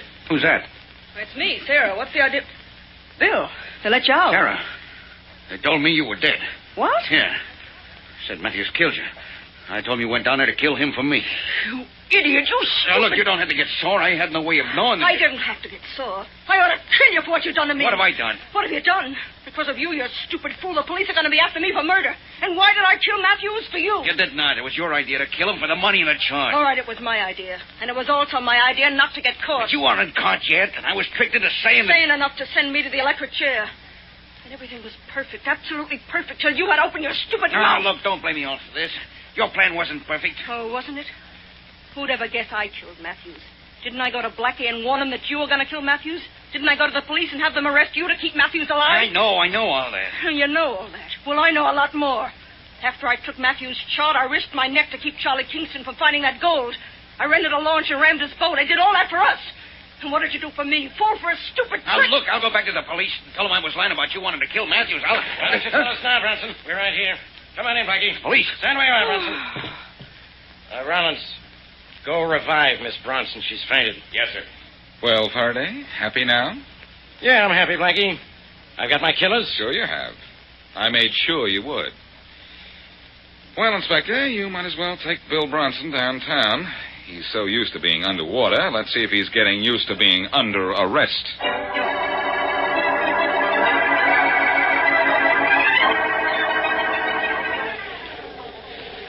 hello down there. Any luck, Diver? I'm coming to the hull of a ship now, Mr. Kingston. I'll let you know in a minute. Good, good. Well, we'll know in a minute, Blackie, if Inspector Faraday got the right chart from Miss Bronson. Right. Walton feeling okay, Charlie? Yes, fine, but he feels like a fool for losing his head and running out on that doctor. He doesn't know what made him do it. Oh, I suppose he was afraid the police wouldn't believe his story about how Matthews was shot. Hello there, Mr. Kingston. Oh, it's the diver. Yes, Diver? I found it, Mr. Kingston. There's plenty of it. Oh, you found the gold? You bet I have. Congratulations. Well, thank you. Blackie, Mary, he found the gold. Wonderful. That's fine, Joe. Well, aren't you excited? It's $2 million in gold. I'm a rich man. You've been a rich man for years, Charlie. Just how rich can you get? After all, what difference does $2 million make to a man who already has 20 or 30? Do you know something, Blackie? What is it, Charlie? I never thought of that.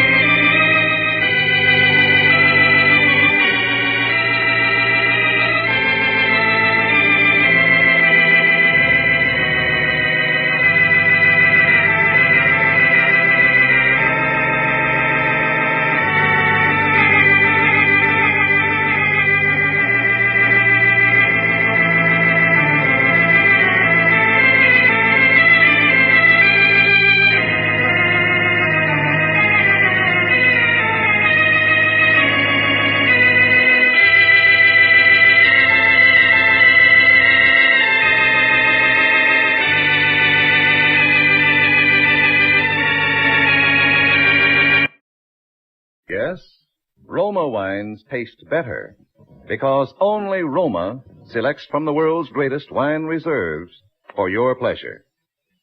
And now, Roma Wines, R-O-M-A. Roma Wines present Suspense. Tonight, Roma Wines bring you Mr. Howard Da Silva in You Take Ballistics, a suspense play produced, edited, and directed for Roma Wines by William Spear. Suspense, radio's outstanding theater of thrills, is presented for your enjoyment by Roma Wines. That's R-O-M-A, Roma Wines. Those better tasting California wines enjoyed by more Americans than any other wine. For friendly entertaining, for delightful dining. Yes, right now a glassful would be very pleasant. As Roma Wines bring you Howard Da Silva as Homicide Lieutenant Ed Harvey in You Take Ballistics, Cornell Woolrich's remarkable study of the police mind at work, which is tonight's tale of Suspense.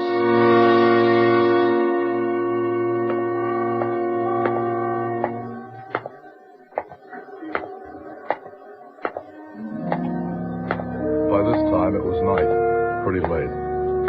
I walked down toward the apartment on the opposite side of the street like I had a dozen times before that day. This time I had to count the doorways. I knew Cass was on the 10th one down from the corner. I knew he was there, but I knew I'd never see him. It was too dark. Cass was a lot too smart. Hi, Lieutenant. He made any moves yet? Not a move. How about the back way? No. Peters is covering that. He'd leave us know. Anyway, you know he's still up there. Every little while you can see his shadow against the shade. There, see? Huh? Hey, look, You got a match? Oh, sure, here. Hey, Lieutenant, did you get any orders, or do we just stick around? Myself, I think he's settling down for the night. No. Mm-mm. This isn't getting us anyplace. I'm going to make the pinch. Now. Come on up with me, see what we got. Sure. Oh, boy, that's good to stretch. My gams were killing me. Yeah, I know. I done plenty of stakeouts myself. Anyway, it was warm tonight. That's a help. Yeah, that's always a help. Hey, you know what I think, Lieutenant? What? I think that guy's waiting for something. Or someone. Like who? Us. He's wise, huh? Smart, pretty smart. I don't like it. Yes, sir, gents. Coleman, Clarence Coleman, take us up. Yes, sir. I need a shave. Huh? Nah, you don't look bad. How long has he been living here? You, how long has Coleman been living here? Huh? Oh, Mr. Coleman? 2 or 3 years.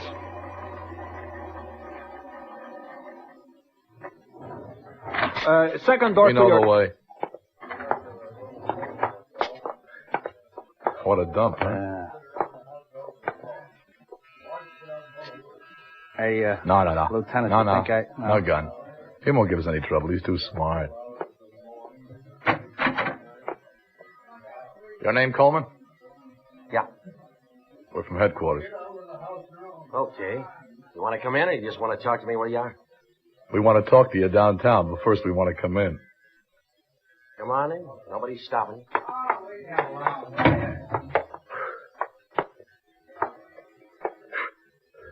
Look around, Cat. Yeah. Suppose you guys got a search warrant. I suppose you got a witness that we don't. Go ahead, look. I just want you to know I'm not dumb, that's all. Sure, I know. You're smart.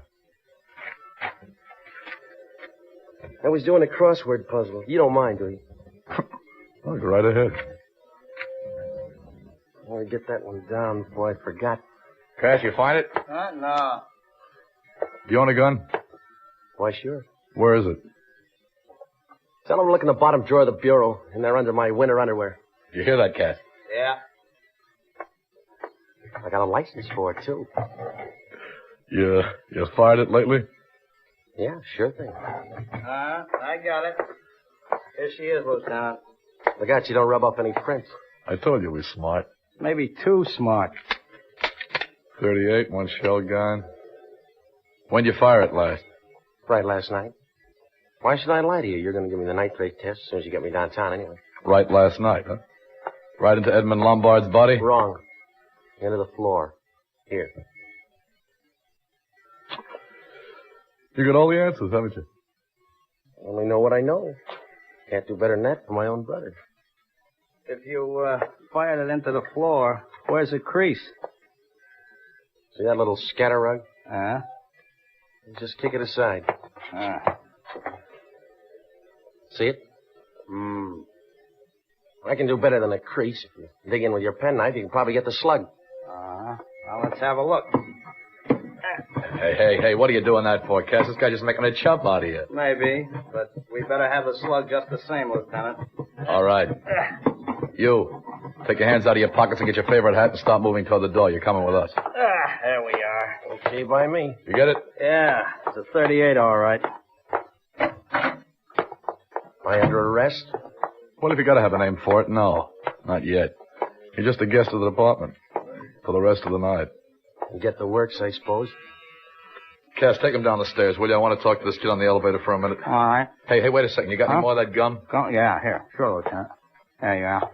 Come on, you. All right.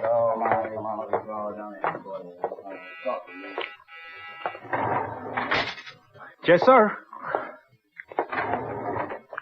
Got a match? Oh, sure, I have. A gun go off anywhere in this building last night? Sure. His did. Who's Coleman? Yeah. The people downstairs telephoned me, so I had to go up there. He fired into the floor by mistake. He was plenty scared. Hey, he in trouble? Nothing serious. Just a little thing called murder.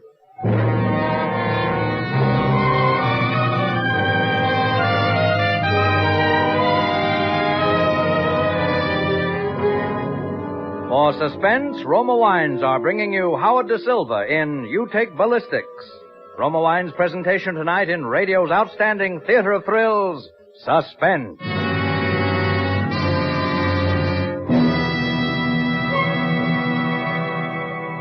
Between the acts of Suspense, this is Truman Bradley for Roma Wines. Next time you buy wine, remember this. For entertaining, for everyday pleasure, more Americans enjoy Roma than any other wine.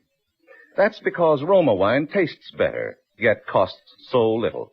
Yes, in Roma wine you enjoy an important difference, an extra goodness in fuller bouquet, richer body, and better taste. To bring you this difference, this better taste, Roma starts with California's choicest grapes. Then Roma Master Vintners, with America's finest winemaking resources, guide this grape treasure unhurriedly to tempting taste perfection. Later, along with Roma wines of years before, these choice cuvées await selection from the world's greatest reserves of fine wines for your pleasure. Tomorrow, enjoy the better taste of Roma California wines. Whether you prefer sherry or port, muscatel or tokay, insist on Roma wines, your best buy in good taste. Remember, R-O-M-A, Roma, the greatest name in wine. And now Roma Wines bring back to our Hollywood soundstage Howard Da Silva as Homicide Lieutenant Ed Harvey in You Take Ballistics, a tale well calculated to keep you in suspense.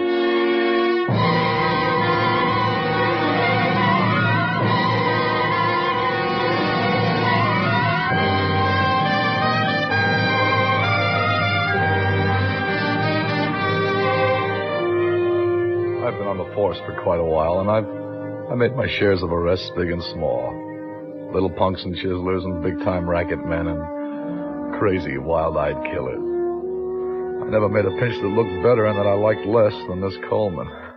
We had everything. We had to make the pinch.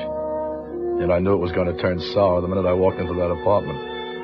And a sour murder rap is something, well, I personally don't care for. We didn't take him downtown. We took him over to a little precinct house up on the west side. And we didn't book him. We just tossed him in the back room and let him wait. Leffinger, my boss, got there about 10 minutes later. Did you bring him in? Yes, sir. He's in back. Here's his gun. He claims it went off into the floor last night by mistake. Oh, beat us to the paraffin test, huh? Well, he could have framed it that way after he killed Lombard. Yeah, he could have. There's a slug, Captain. 38. Yeah. Turn the stuff over to ballistics. Yes, sir. Hey, Cass. Huh? Give me a light, will you? Sure.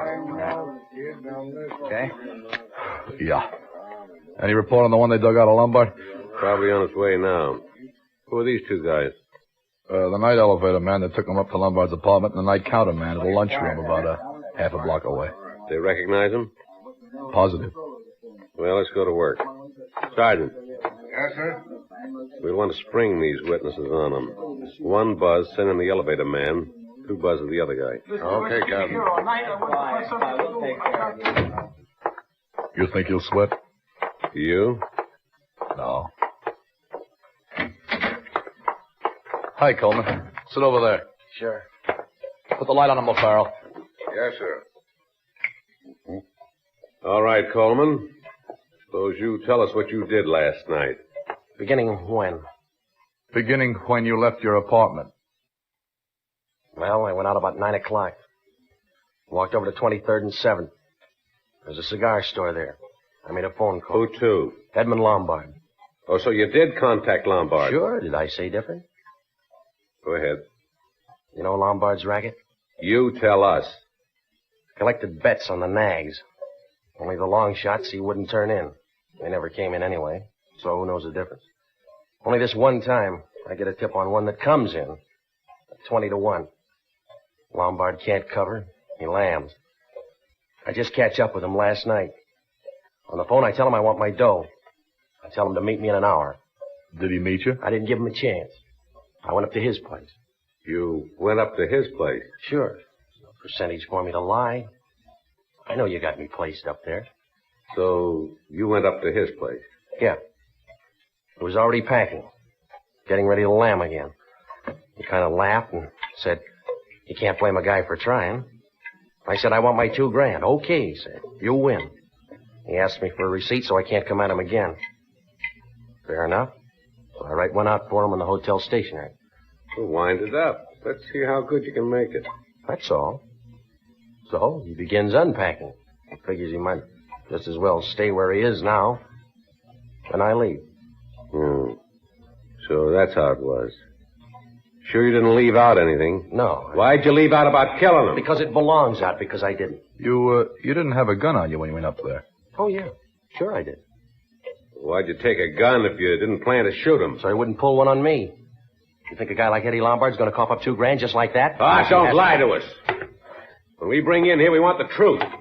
You shot him first and collected your dough afterwards. No. And then you wrote out your receipt to a dead man. No. That's how it happened, isn't it? No. Answer me, isn't it? No. No.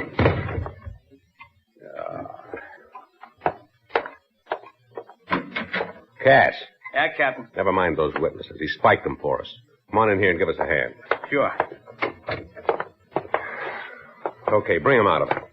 All right, come on. Come on, will you? Get up there. Why don't we give you something to pass out about? Now, why'd you tell him? You listening? Why'd you tell the night man that Lombard was staying and not to bother about his luggage? Because I was afraid he'd go up there and Lombard might think it was me again and take a shot at him. Because he was dead in there and you wanted to get clear of the building before he was found. If I did, I didn't go very far. I stayed in the coffee shop down the block for 15 or 20 minutes afterwards. Look, what'd you do with the money you took off him after you killed him? The dough he gave me. Put it in the bank first thing this morning. Take over, Cass. All right. Come on, Harvey. No. Wait till I wash my hands. You know, I need a shave.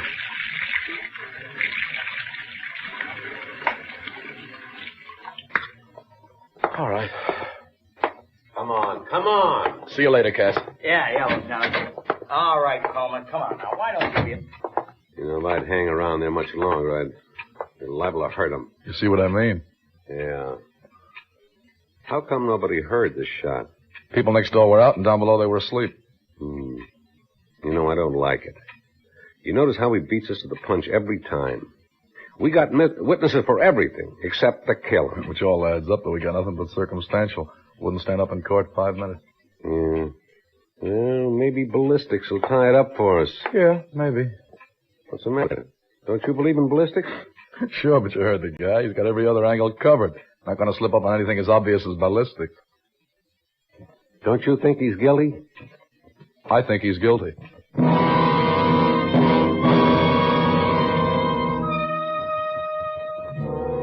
I went back up to Coleman's apartment. I hate this part of any job. There's always the off chance that it may turn up something, so it has to be done. But 9 times out of 10, it doesn't get you a thing. Didn't this time either. It's a lot of junk. In the living room, items, crossword puzzle he'd been working on, a pencil stub, the butt of the cigarette he'd been smoking, and the package it came out of. The bathroom, items, usual assorted stuff in the medicine cabinet, and 15 rusty razor blades under the bathtub. Kitchen, items, 3 empty beer bottles and some very lively cockroaches of assorted sizes. The bedroom, items, a bureau full of linen and 3 suits in the closet. One of them was the gray number he'd been wearing the night he called on Lombard.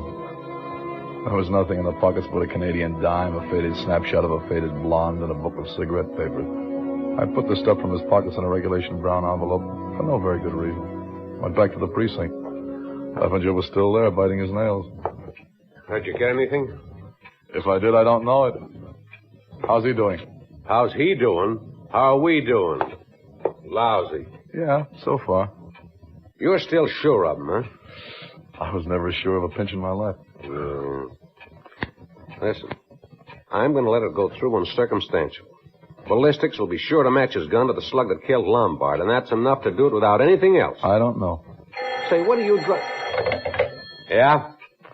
Yeah, this is Leffinger. Well, it's about time. Well, you knew where to reach me. I told you I was going to bring him out here. Yeah? What? Yeah. Okay. Ballistics. Coleman's gun was a .38. I know that. Oh, you know that. Well, then maybe you know that the slug they took out of Lombard is a .32. So now what do you know? That does it. Yeah, it does it all right. No, I don't mean that. I mean he's our meat. He's the guy. You can't tell me different. I'm not telling you different, but ballistics is. And ballistics don't lie. You setting yourself up above ballistics? You take ballistics, I'll take human nature. That don't lie either. If you mean he did it with a .32 and then ditched it, you're wrong, because we checked all that. I know he didn't. Otherwise, he wouldn't have shot that slug into the floor. But the slug in the floor was a .38. Listen, Cap, I've called on aldermen, and state representatives, but even they get a little scared when you say headquarters. But not this guy. He was waiting for us. He was calm. He was doing crossword puzzles. He was too calm. No, he's too smart. He's got everything covered. He's been ahead of us all the way. He's our guy, I tell you. He's our guy. He's our guy. He's our guy. Well, go on out and prove it then. All right, don't take it out on me, Cap. I feel as bad about it as you do. Yeah, well, you're the guy with all the big ideas. Go out and do something about it. All right, how long will you give me? Tomorrow morning. You can't hold them forever without booking them, you know. Tomorrow morning? What am I going to do at this time? Look, make it noon, huh? Give me a chance, anyhow. All right. Noon. And I'm stretching it for you. Yeah, thanks, Cap. Listen, wait a minute. You're not holding out on me, are you? I wish I was. I don't know a thing more than you do, Cap. I just know it's got to be our way, that's all. Yeah, gotta be. Hey, I think I'll take another look at him before I go.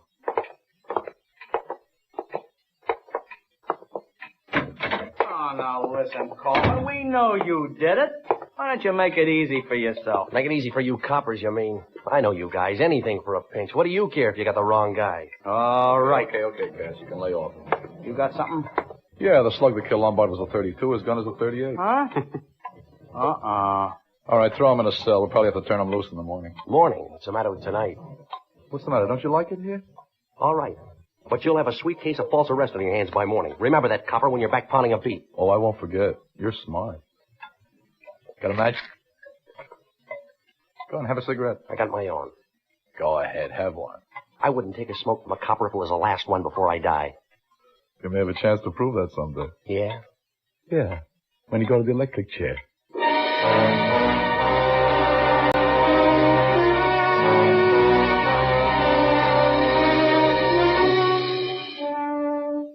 Well, that sounded good, but I wasn't too sure. You know, they say every criminal makes at least one mistake. Well, I wasn't too sure of that either. All I was sure of was that he'd done it, so there had to be some way to prove it. But first, I went back to his apartment. I went over the joint with a fine-tooth comb. Nothing. Then I thought of that suit in the closet. I got it out. I went over it inch by inch. Turned the pockets inside out. And right there was where I found something that gave me an idea, or rather it was what I didn't find that I should have. I went out to Coleman's kitchen, I made a pot of black coffee, and I sat down to think. And the more I thought, the better I liked it.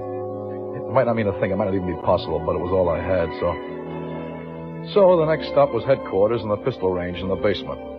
By the time I got through, it was daylight. At 7:15, I was waiting outside that cigar store at 23rd and 7th where Coleman had made his phone call to Lombard. It was run by a little guy named Truhoff. We questioned him before, but this was different. The story wasn't open yet, but finally, after what seemed at least an hour and a half, I saw him. I saw Truhoff come puffing down the street. Well, Lieutenant, you're the real early bird, huh? You're late. Late, he says.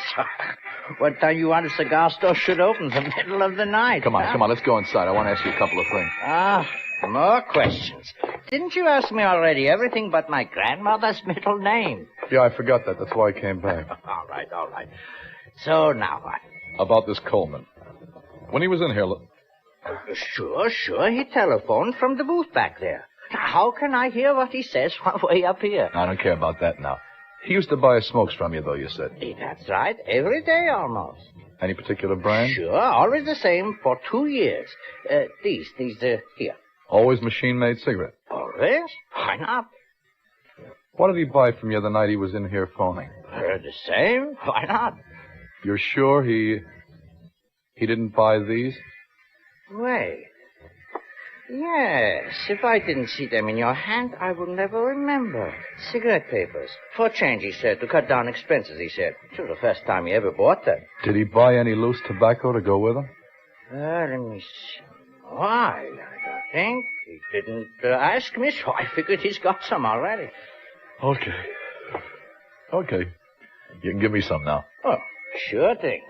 Hey, give me some matches, will you? Sure. Help yourself. Say, what is it all of a sudden with you, Lieutenant? You look like you just swallowed the cat that ate the canary. You're all right, Pop. And I'm going to fix you up. Yeah? Yep. To be a witness at a nice big murder trial. Free.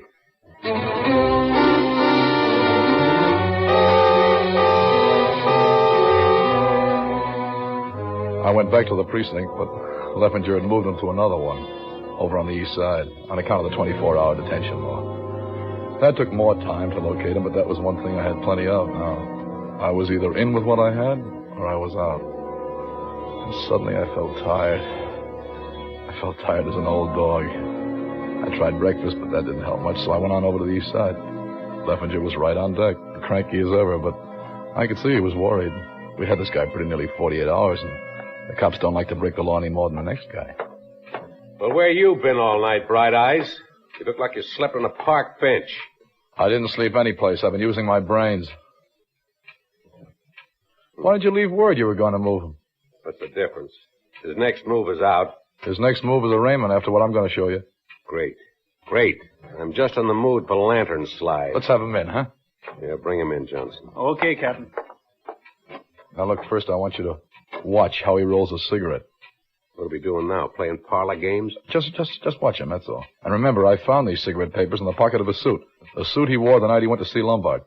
Oh, I suppose he gassed him to death with cheap tobacco, eh? Here he is, Captain. Oh, the Rover boys. You guys woke me up just to move me to another hideout. Why don't you get wise to yourselves? You know you're going to have to book me or turn me loose sooner or later. All right. Forget it. We're turning you loose. All we want you to do is to sign a waiver that nothing happened to you in here. Nuts, I signed nothing. Hey, take it easy, will you? We got the guy that did it. Yeah? Yeah. Got nothing to worry about. We just don't want any suits for false arrest, that's all. Yeah, well, you took the words right out of my mouth, Copper, because my first stop after here is a lawyer. Now, wait a minute. Let's talk this over. Smoke? Nah, not one of them things. Will you smoke these, don't you? Yeah, sure. Here's some tobacco. Go ahead, roll one. Thanks. That's not the way. I'm a little out of practice. A little out of practice, he says. Don't look to me like he'd ever rolled one before in his life. Does it to you, Cap? All right, so send me to the chair for that. Just the same, he bought these cigarette papers the night he went to see Lombard at the cigar store where he phoned, where he bought all his smokes. First time in 2 years he ever bought any. And no tobacco to go with him. And not a shred of loose tobacco in any of his pockets. Now, why do you suppose he bought those cigarette papers that night, huh? You're telling it. I'm listening. Are you listening, Coleman? You're talking in your sleep. I'll tell you why he bought them. Better than that, I'll show you why. Let me have your gun a minute, will you, Cap? Yeah, sure. That's 38, right? Yeah. Same caliber as Coleman's gun? Right. All right. Now, here's a .32 caliber bullet. The same caliber as the slug that killed Lombard. Do you want to see it? I know a .32 when I see it. All right. Now, we take the 38 bullets out of your gun. Now we take this .32 bullet and about 3 of these cigarette papers. We double them over. We wrap them around the bullet. See? See how snug the .32 fits in your .38 gun now? Well, I'll be a monk. Now watch. Now watch how a .38 gun will fire a .32 bullet. I'll put it in the baseboard over there. That's ballistics, Cap. How do you like it? Ballistics. Ballistics? You take ballistics. I'll take human nature every time.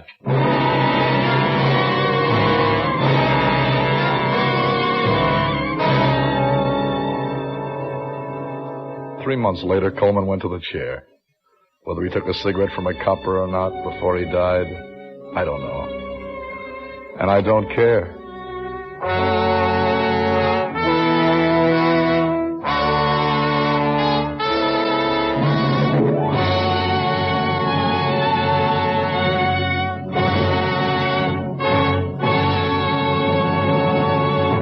Suspense. Presented by Roma Wines, R-O-M-A. Roma, America's favorite wines. This is Truman Bradley, bringing back to our microphone the star of tonight's suspense play, Howard Da Silva. My compliments, Howard, on a grand performance. Say, tell me, how did you like being on the side of Law and Order for a change? On the screen, I've seen you as a pretty tough character. Truman, I much prefer to be law-abiding. It makes me more popular with my friends. Well, here's something, Howard, that will make you even more popular with your guests. A gift basket of Roma wines. From Roma, your host of the evening. My thanks to Roma, Truman. This is my idea of real hospitality. That's what your friends will say, Howard, when you treat them to the golden amber, fragrant Roma California sherry in your gift basket. For Roma sherry, with its tempting nut-like taste, is the perfect first call for dinner, and served with nuts, fruit, cake, or any tasty snack. Roma sherry is a truly delightful wine for entertaining any time. Right, Truman. Roma sherry is certainly a versatile wine. Versatile is the word for Roma sherry, Howard, and extra good, too. For Roma sherry, like all Roma wines, gives you an important difference, an extra goodness in fuller bouquet, richer body, and better taste. And the best proof I can give you that Roma wines taste better is the fact that more Americans enjoy Roma than any other wine. Well, that's proof enough for me, Truman. And now who's on Suspense next week? Well, Howard, it's Claude Rains. My favorite actor. Yes, Claude Rains in a very unusual suspense story. Mr. Rains will be entirely alone, no other member of the cast. A real solo performance. The story will be a famous English study in terror, The Waxwork. And you'll want to hear what it feels like to spend the night in a museum haunted by the spirits of famous murderers of the past. That I've got to listen to. Thank you and good night. Howard Da Silva appeared through the courtesy of Paramount Pictures and is currently being seen in their production Blaze of Noon. Tonight's suspense play was written by Robert Richards from the story by Cornell Woolrich. Next Thursday, same time, you will hear Mr. Claude Rains as star of Suspense. Produced and directed by William Spear for the Roma Wine Company of Fresno, California. Buy your share of Easter happiness. Bring new life and hope to crippled children through Easter seals. Buy Easter seals today.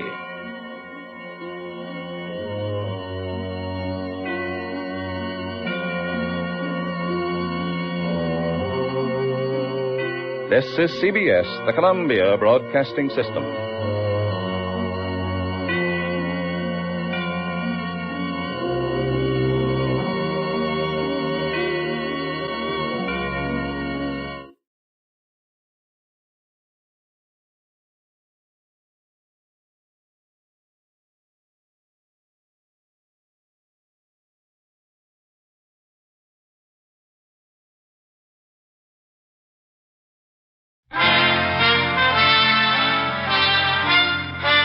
Listen while the makers of Rexall drug products and 10,000 independent Rexall family druggists bring you Dick Powell as Richard Diamond, private detective.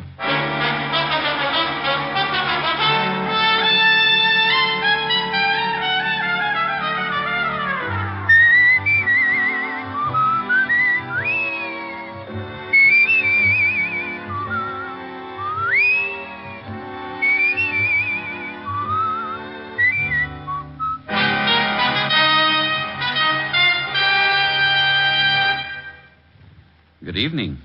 This is your Rexall family druggist speaking to you for the 10,000 independent druggists who have made the word Rexall part of our own store names and who recommend and sell the 2,000 or more drug products made by the Rexall Drug Company.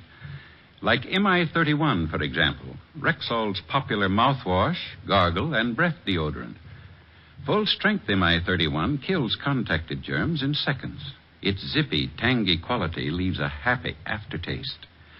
For a reliable yet refreshing mouthwash, use Rexall MI-31. And remember, you can depend on any drug product that bears the name Rexall. Good health to all from Rexall. Now, your Rexall family druggist brings you a transcribed half hour with Richard Diamond, Private Detective, starring Dick Powell. Dick's special guest star tonight is what was your name again? I'm sorry, but I really can't tell you. You can't tell me. Well, Rexall brings you Richard Diamond, starring Dick Powell.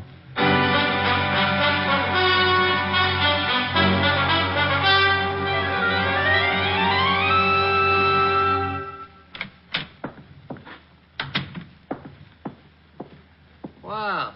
Morning, Mr. Diamond. Morning, Charlie. Oh, fix me something, will you? Like that, huh? You look pretty good. Oh, you should have seen me when I got up. Both my heads were hissing each other. I'll fix you my special. You snap right out of it. Well, take it easy. I tried snapping out of it this morning and scattered myself all over the room. You relax for a minute. Just getting to work? Yeah. Helen gave a party last night. I think it turned out to be the finals of the roller derby. Ever swallow a roller skate, Charlie? Once on a dare, a mouse. Oh. Sorry. Charlie! Gotta mix it. Oh, that's a horrible machine to have in a bar. Some poor guy's liable to end up with shell shock. Here. Hold your breath so you don't change your mind. What's in it?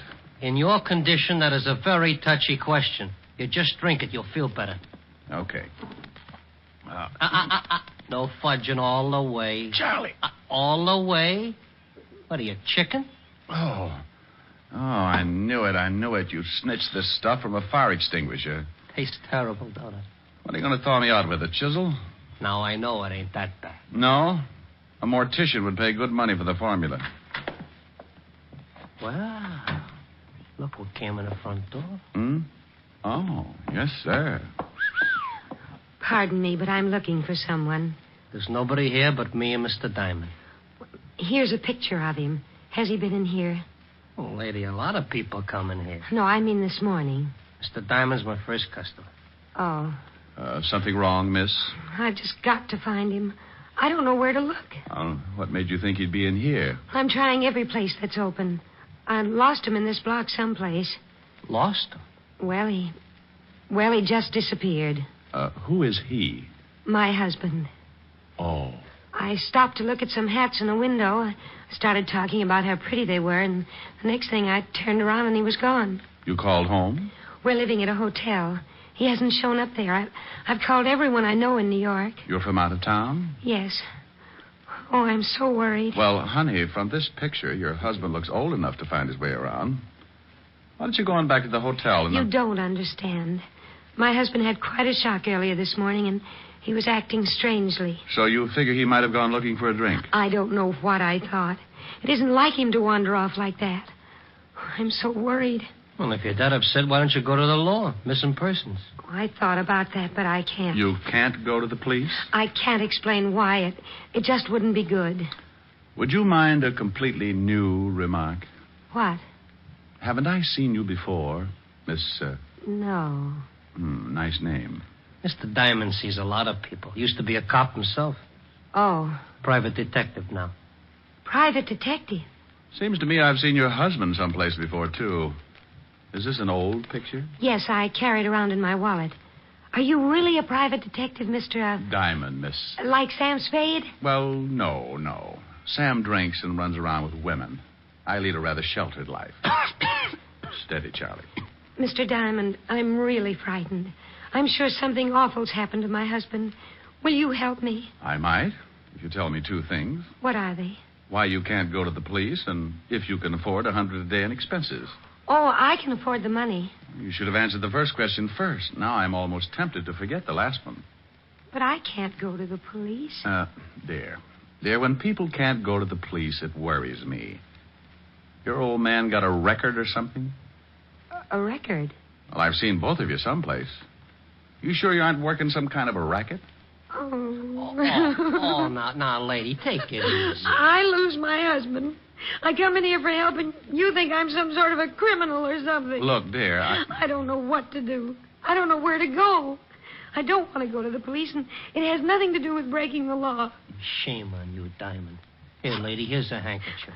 Thank you. Look, I'm sorry. No, you're not. You're terrible. Oh, please. Look, I'm in pretty bad shape myself. Okay. I'll help you.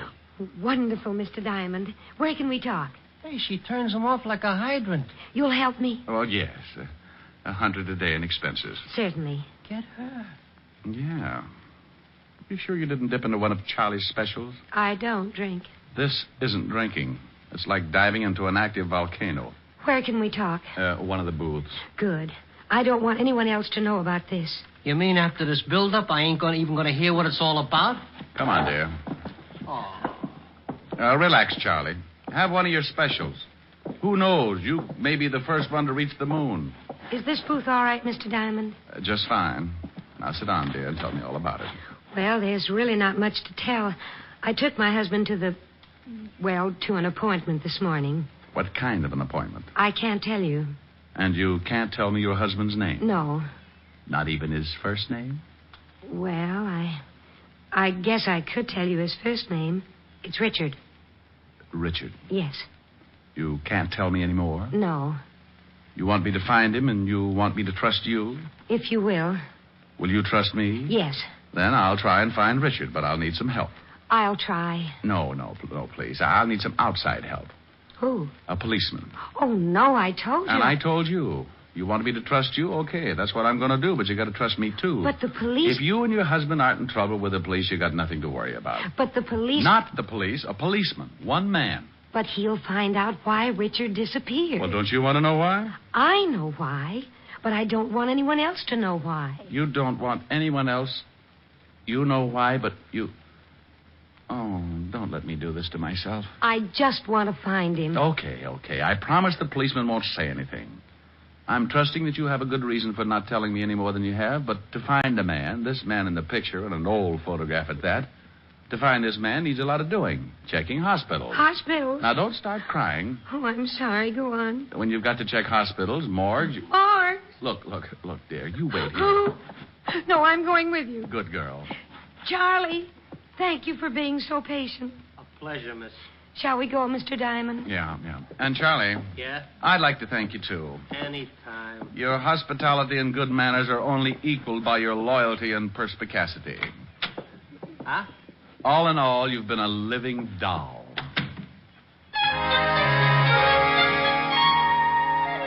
Being a person who lives out in left field most of the time myself, I realized that these little disturbances in my life were pretty average. So with cute little Anonymous tagging along behind, I left Charlie's fancy bistro and headed for the 5th Precinct Police Station and the good Lieutenant Levinson. When we walked into the squad room, we bumped right into the one thing that science had been working 24 hours a day to find a cure for. Well, good afternoon, Sergeant Otis. Oh, how are you, Diamond?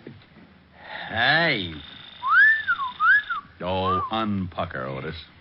Mrs. X will think the lieutenant uses you to unstop sinks. Mrs. X? What kind of a name is that? You want to meet the lady? That's the name. Mrs. X? How do you do, Sergeant? Oh, hey, ain't I seen you someplace before? Otis, haven't I seen you someplace before?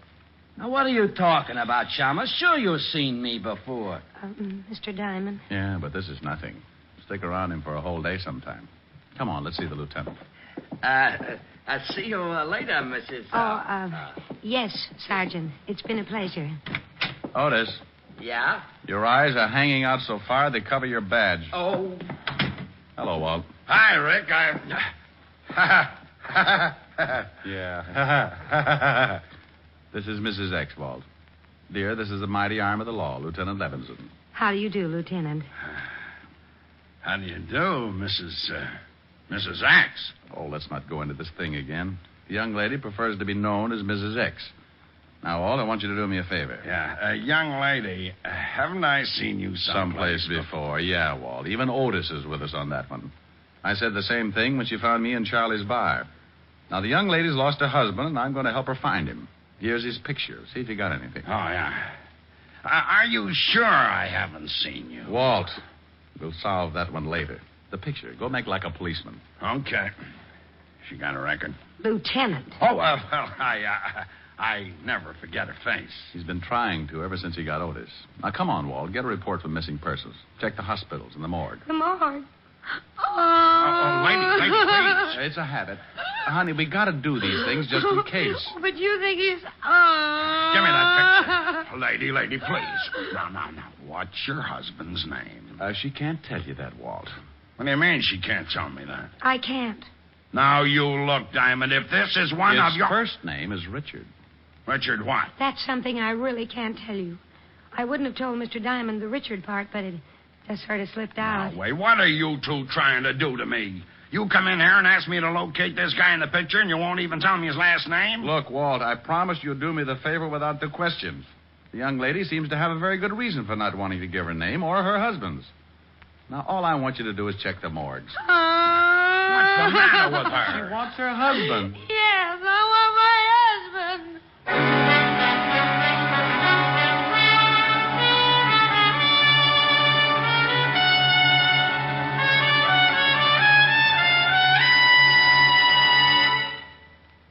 Before we continue with the adventures of Richard Diamond, private detective, here's your Rexall family druggist.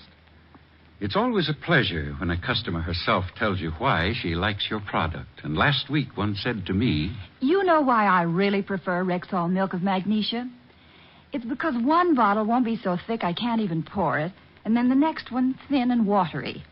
Somehow Rexall milk of magnesia always seems to be just right. Well, ma'am, that's because every bottle of Rexall milk of magnesia has to meet an exacting standard of viscosity, or it can't wear the Rexall label. What do you mean by viscosity? It's the degree of thickness or pourability in a liquid. Rexall conducts scientifically precise tests on every batch of Rexall milk of magnesia to be sure it meets this constant standard of viscosity. And that's not done just to please you with its consistency. What's much more important, it means you'll always get uniform dosage from every bottle of Rexall milk of magnesia. And I thought it was all an accident. Oh, no, ma'am. There are no accidents behind the fact. You can depend on any drug product that bears the name Rexall.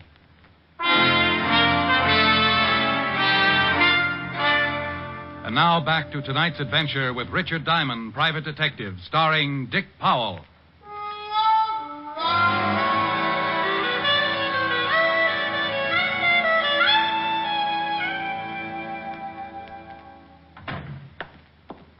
Well, I checked, and no one that looks like this guy is in any of the usual places. Well, that's fine. Now let's start looking for him where I lost him, Mr. Diamond. Oh, swell. Well, Walt, we really just stopped by to say hello. Killing time, you know. Sure. I appreciate everything you've done, Captain. Lieutenant. Of course. Thank you very much. But now Mr. Diamond and I have to go and find my husband. Richard. Yes. I think you'd better wait a few minutes. What for? Yes, we've got to hurry. I've got to find my husband before the 8 o'clock plane leaves this evening. You're leaving tonight? You didn't tell me that. Well, Richard has to be in California by tomorrow morning. Got a little job to do? A very big job, Captain. Lieutenant. Well, what do you want us to wait for? Because I've got Otis checking on this girl, this Mrs. X. Oh, no. Walt, you promised. I promised nothing. You assumed. Oh, you're a fine buddy. Buddy schmuddy. You might be taken in by her sweet innocence, but not me. You double-crosser. Mr. Diamond, you promised. But I didn't, lady. I just checked the morgues. Oh, now you shut up. Walt. Well, I never. I've seen this girl someplace, Rick, and I've got a sneaking suspicion she's wanted. Wanted? You can't cross me like this, Fatty. Wanted? Won't tell me your name, huh? No. Won't tell me your husband's name, huh? No. Then you're hiding something. Yes. Yes? Why, yes, meaning of course. Now you stop that, Rick. Rick. Is your name Richard, too, Mr. Diamond? No, my friends call me Rick. You ever in Chicago, lady? Of course. Of course. O-F-C-O-U-R-S-E. You stay out of this. You run around with Tony Capone when you were in Chicago? You talking to me? I'm talking to her. Well, I'm glad. Tony never gave me back my elk's tooth. Well, I don't know why you're talking to me, Captain. I never gave Mr. Capone an elk's tooth. Oh. It's Lieutenant, dear. You got to stop promoting him. You'll get a swell head. Oh, you rat! You call me Lieutenant? No! Well, gee, don't scare me like that. I got something on this picture you gave me. Her husband? Yeah. Hello, Mrs. X. Hello, Corporal. Otis. Oh, yeah. You won't like it, Lieutenant. I won't like what? what I got on this picture. Something's happened to Richard. Now, take it easy. Well, what did you find out? I'll tell you whether I like it or not. Well, I sent it down to the boys in the morgue. No!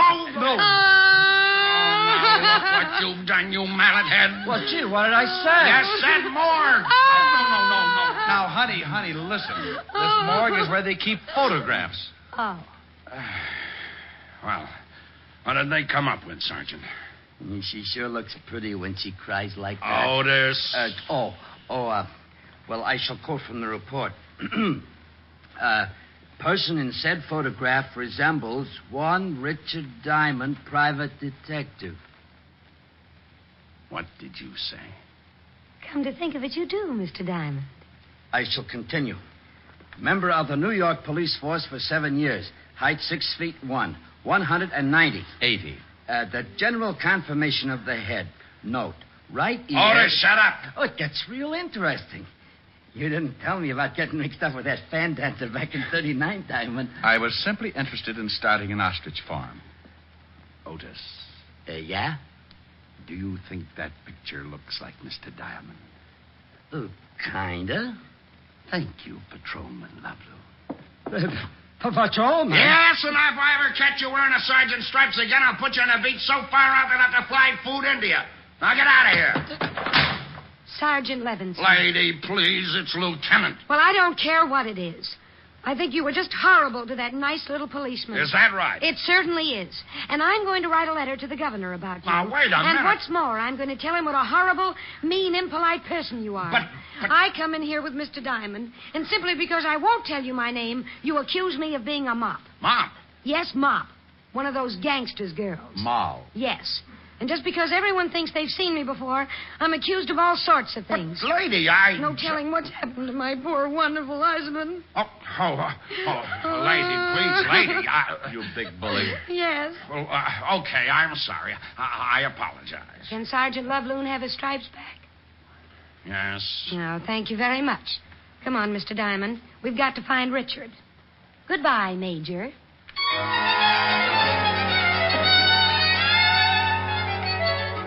Well, I was ended up to my neck. Any other time, a client like Mrs. X would have scared me right into 4 months of hibernation. But she was such a cute little screwball that I just had to go along with it. We took the picture that looked something like yours truly and started making the rounds. Starting with the last place Mrs. X had seen her husband, we showed the picture to every shop owner within a 4-block circle, but no one had seen him. Mrs. X kept checking with the hotel, making me stay at a good distance so I couldn't hear the conversation. But no one had seen her husband. We ended up right back where I first ran into her, Charlie's. Wow. Find him? No. Look, dear, why don't you check again with this place that you and your husband went to this morning for his business appointment? Maybe you went back there. Well, I guess I could try it again. Phone in the back on the wall. Thanks. I'll call him. No luck, Diamond? No. How do I get into these things, Charlie? When someone wants to give you $100 a day in expenses, you get into them. Phone. Brilliant deduction. Hello? A little lady will get it. Mr. Diamond? Yeah? It's for you. Captain Levinson. You been promoted? Several times in the last hour. You think he's heard something about Richard? Might be. Yeah, what is it, Fatty? I thought you might be there. What made you think of Charlie's? Well, it's pretty obvious you had a hangover. Well, maybe I stuck a bicycle pump in my nose and pumped up my head just to get a laugh out of Otis. You'll have to do better than that. You told me you met the girl at Charlie's. Shrewd. Is it something important? Honey, just relax. I'm getting to it. But if it's about Richard... The girl there? Yeah. What's on your mind? Well, I don't know if it means anything, but we just got a report from the Johnson Sanatorium. Johnson Sanatorium. Never heard of it. Over on 84th Street. The missing husband? I don't know. The report fitted his description, but who knows from that old photograph. Well, it's worth checking. What's the address? 644 East 84th Street. Seems they found this guy wandering around the streets. Johnson Sanatorium, 644 East 84th Street, huh? Did he give his name? Amnesia, loss of memory. Seemed to be suffering from shock. Thought I'd let you get there first. Felt kind of sorry for the girl when I realized the story might be kosher. Okay, Walt, I'll check it, thanks. Meet you there. Well, honey, that might be... Hey, Charlie. Yeah? Mrs. X, where'd she go? Took out of here like she was shot out of a gun. Something wrong? When are you going to stop asking stupid questions? Well, that tore it. Mrs. X was probably on her way over to the Johnson Sanatorium and with a good head start. So I went out and grabbed a cab for 84th Street and kicked myself a dozen times for getting mixed up in a situation like that. Why not forget the whole thing and get some rest until my head returned to a normal circumference? Answer: because I'd wasted a whole afternoon looking for the missing husband and hadn't even got a retainer. Yes, sir. Is something I can do for you, perhaps? I'm looking for the man you reported as... Hello, Rick. Oh, Walt. Have you seen Mrs. X? I just this minute got her. She's been and gone. What about the guy you got the report on? Took him with her. The young lady came in, took a look at the man, claimed it was her husband, paid his bill, and left. You let him go like that? I thought the man had amnesia. Well, yes, he was suffering from some kind of shock and had temporarily lost his memory. But you just let him walk out of here with... Rick, let him finish his story. The minute the man saw the young lady, he snapped right out of it. She said they had to hurry to catch a plane or something, had a lot of packing to do. Did she give her name? Yes, he signed the release. Here, let me see it. Now, take it easy, Rick. It's signed Mrs. Richard Diamond. She used my name? Is that your name? You're darn right it is. She leave any address? Phony, I checked. Oh, swell. I'll cover the airports if it'll make you happy. Oh, it'll make me very happy. She did nothing for my hangover. She didn't pay me 1 red cent for my trouble, and I think I may be getting hives. Oh, I'm going over to Helen's and have a complete nervous breakdown.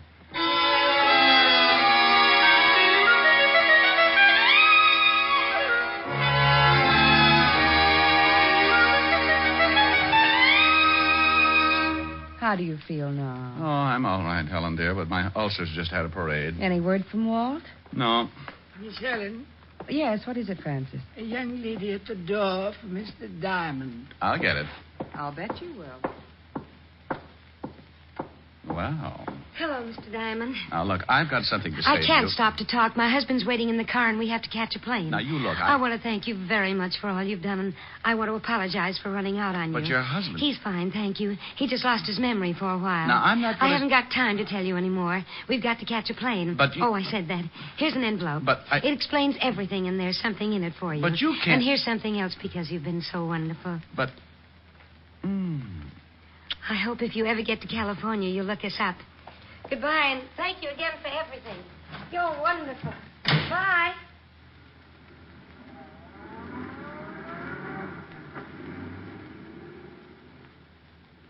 Well. All right, Blue Eyes. What was that all about? Oh, no, that was her. She. The girl. The girl. Mrs. X. What's that? Oh, it's an envelope. Said it would explain everything. I hope it does, especially that fond farewell. Oh, that. She was just being grateful. Yeah. Go on, open the envelope. Pardon, Miss Helen.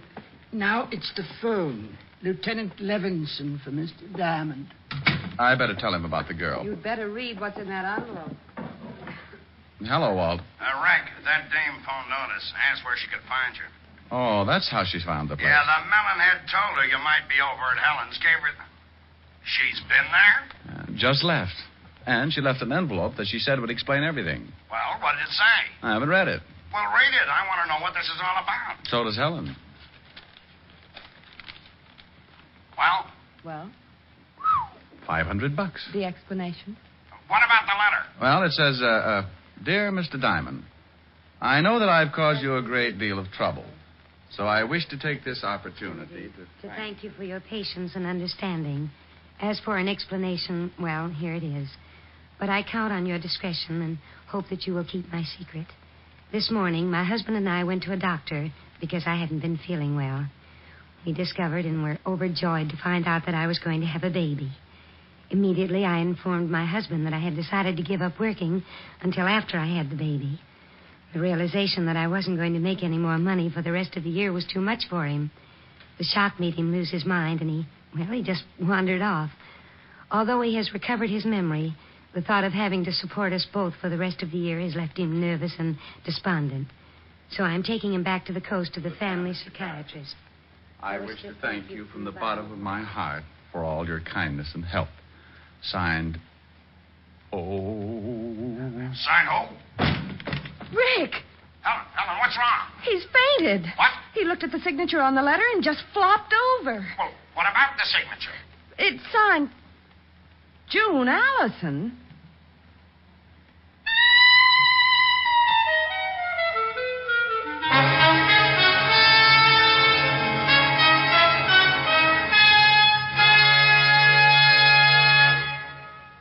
Again, here's your Rexall family druggist. Whenever you have a headache, remember this about Rexall aspirin. When taken with water, the 5 full grains of pure aspirin in every Rexall tablet are ready to go to work for you even before they reach your stomach. Yes, whenever you have a headache, remember that about Rexall aspirin. Ask for it at Rexall drugstores everywhere. And remember always, you can depend on any drug product that bears the name Rexall. Good health to all from Rexall.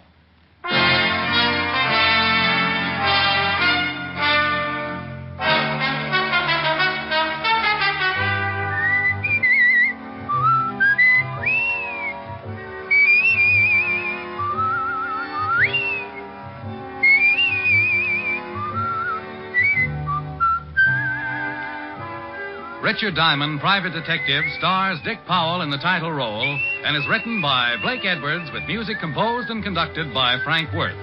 June Allison appeared through the courtesy of Metro-Goldwyn-Mayer and will soon be seen co-starring with Dick Powell in the MGM motion picture Right Cross. Featured in tonight's cast were Virginia Gregg, Ted DeCorsia, Wilms Herbert, and Bob Sweeney. Richard Diamond, Private Detective, was transcribed in Hollywood by Jaime Del Valle. This is Bill Foreman inviting you to be with us next Wednesday at this time when we will again bring you Dick Powell as Richard Diamond, Private Detective.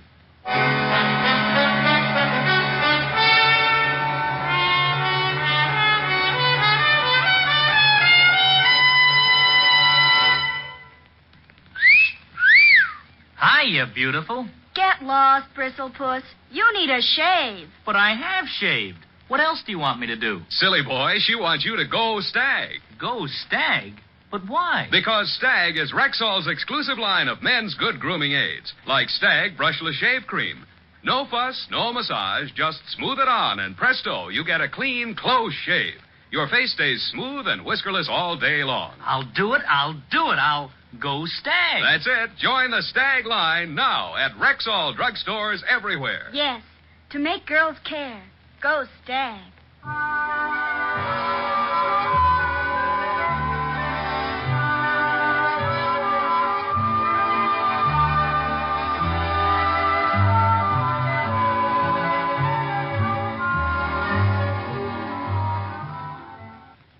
Bill Bendix leads The Life of Riley again Friday on NBC.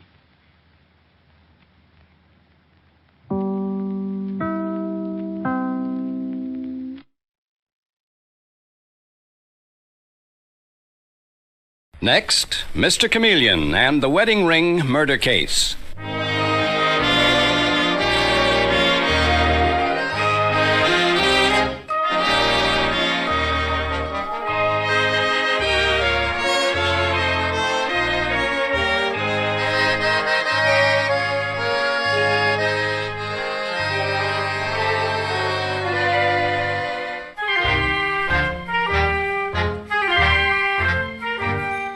Tonight we again present the famous Mr. Chameleon of Central Police Headquarters in his famous cases of crime and murder.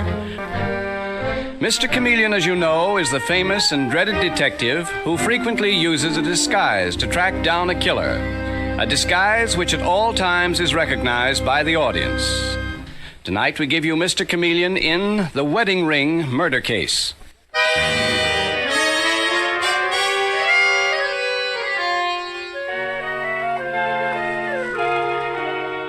Our story opens during the quiet hours of early afternoon, not a time which is ordinarily associated with violence.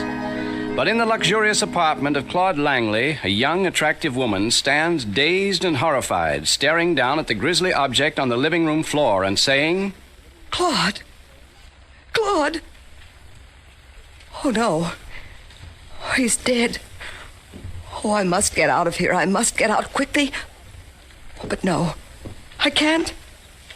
Not until I find the ring. It must be here somewhere.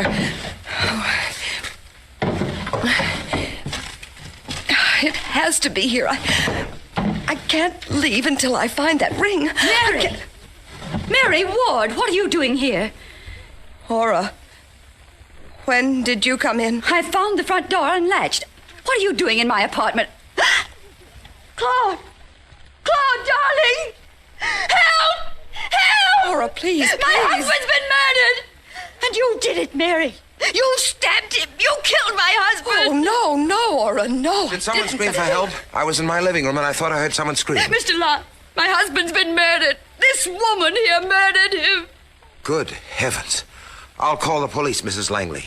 And you, whoever you are, don't try to get away.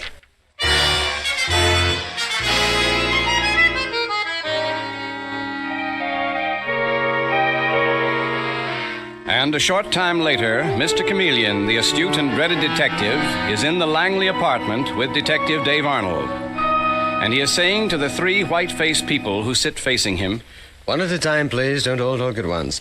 Mrs. Langley, you first. Tell me what happened. Now, you say that you returned here to your apartment and found your husband murdered. Now, where had you been? I was out shopping, Mr. Chameleon. Where, Mrs. Langley? At the Regent dress shop. I bought that dinner dress in the box over there. When I came home, I found my front door unlatched. I walked in to find Claude, my husband, dead.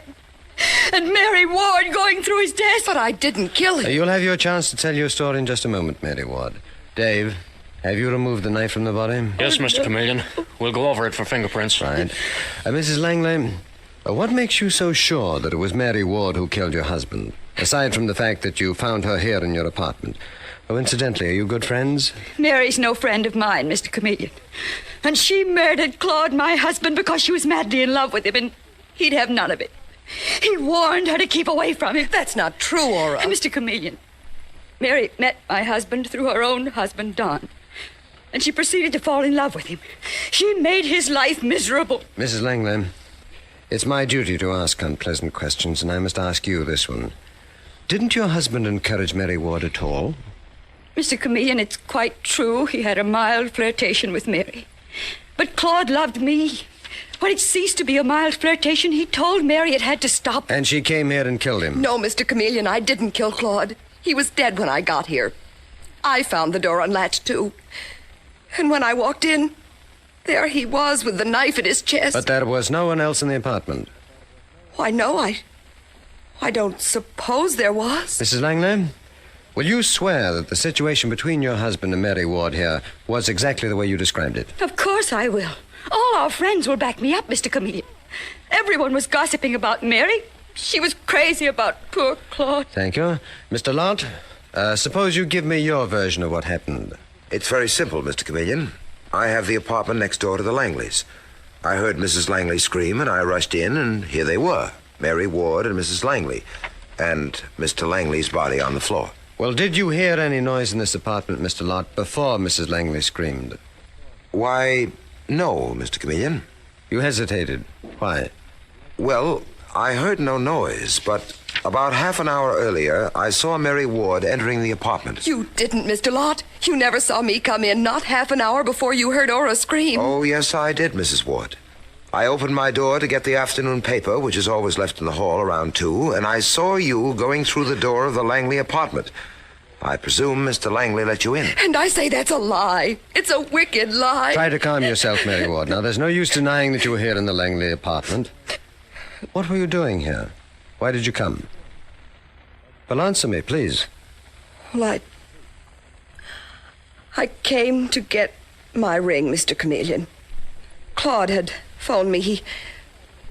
He said his wife, Aura, was out shopping and he'd be here alone, so I came to get my ring. What ring? My wedding ring. Mrs. Ward, you mean Claude Langley had your wedding ring? That's absurd, Mr. Chameleon. What would my husband be doing with Mary's wedding ring? Please, Mrs. Langley. It's Mary Ward's turn now. Tell me about it, Mrs. Ward. Please give me the whole story. Well, I did meet Claude through my husband, Don. I met him at a dinner party. he was there without his wife, Ora. Mr. Chameleon. Please, Mrs. Langley. I want to hear Mrs. Ward out to the end. Go on, Mrs. Ward. Did you meet Claude Langley again later? Yes, Mr. Chameleon. My husband, Don, was out of town on business, and Claude asked me to have luncheon. Later, cocktails. It was a mild flirtation, but that was all, and I was sorry for him. Why? He finally told me about Ora. He said... But I'd rather not repeat it. I'm sorry you must, Mrs. Ward. This is murder, and we cannot consider anyone's feelings. What did Claude Langley tell you? That he was very unhappy. That Ora had married him for his money. That all she cared about was getting her hands on that money. Oh, now, really? Go on, Mrs. Ward. What about your wedding ring? Well, my wedding ring, Mr. Chameleon, is very unusual. It's a carved gold ring. I value it highly. Yet you gave it to Claude Langley. No. You see, I haven't been well. I lost a lot of weight, and the wedding ring was loose on my finger. Oh, one day at luncheon, it slipped off, and Claude offered to get it fixed, have it made smaller. It was a very unusual leaf design. You mean it wouldn't be as easy to make smaller as a plain wedding ring? Yes, that's right, Mr. Chameleon. And Claude said he knew a clever jeweler who could make it smaller. And then? Then I gave it to him. Extraordinary thing for a married woman to give another man her wedding ring. Well, anyway, I gave it to Claude to have it made smaller, and Claude refused to give it back, Mr. Chameleon. He held it over my head as a constant threat. He tried to make me leave Don, my husband, and go with him. And he said if I didn't go with him, he'd tell Don I'd given him the ring as a token of my affection. Did you tell your husband about this? No, I was afraid to, Mr. Chameleon. I love Don, but he's insanely jealous. I was afraid of what he'd do. I see. What is your husband's business phone number, Mrs. Ward? Why, Butterfield 89970. Dave. Yes, Mr. Chameleon. You call that number, please. I want to speak to Don Ward. Okay, sir. Oh, but Mr. Chameleon, what for? I mean, why do you want to speak to my husband? I want to check on his whereabouts at the time of Claude Langley's murder. Oh, but, Mr. Chameleon, my husband Don is a salesman for a brokerage firm. I'm sure he'll be out calling on customers. I'm sure of it. How can you be so sure that he won't be in, Mrs. Ward, unless you know that he isn't in? Well, of course I don't know. And another thing, you say that you've lost weight. Just how much weight did you lose, Mrs. Ward? About 10 pounds. Hardly enough to make a ring slip off your finger. Also, you say you lost weight because of illness. Well, is it not possible that you were trying to lose weight, Mrs. Ward, in order to be more attractive to Claude Langley? Why, that is one of the first things a woman does, you know, when she wants to attract a man, to slim down a bit. No, Mr. Chameleon, I cared nothing for Claude. Mr. Chameleon? Yes, Dave? Did you get Don Ward on the phone? No, sir. His secretary says he hasn't been in since noon. She thought he went out to meet his wife for luncheon. But you did not meet him for luncheon, did you, Mrs. Ward? No, Mr. Chameleon, I tell you, Don was out seeing customers. Or he might have been here in the Langley apartment between 12 and 2. Mr. Chameleon, I just thought of something. Yes, Mr. Lott? About half an hour before I saw Mrs. Ward in the hall, I was coming in and I saw a man ringing Claude Langley's bell. A very tall man with reddish hair. With reddish hair, huh? Mrs. Ward? Does that describe your husband? Yes, it does, Mr. Chameleon, but I swear neither Don nor I murdered Claude Langley. Well, someone did, Mrs. Ward, and I intend to find that someone. Dave, search this apartment thoroughly for Mrs. Ward's carved gold wedding ring. Yes, sir. Mrs. Langley, I want you and Marvin Lott to go to Central Police Headquarters to sign a deposition telling how you found the body, with Mrs. Ward in the room. And what about me? You, Mrs. Ward? Well, for the present, I haven't quite enough evidence to hold you for murder. But I may get in touch with you later in the day, after I've had a little talk with your husband.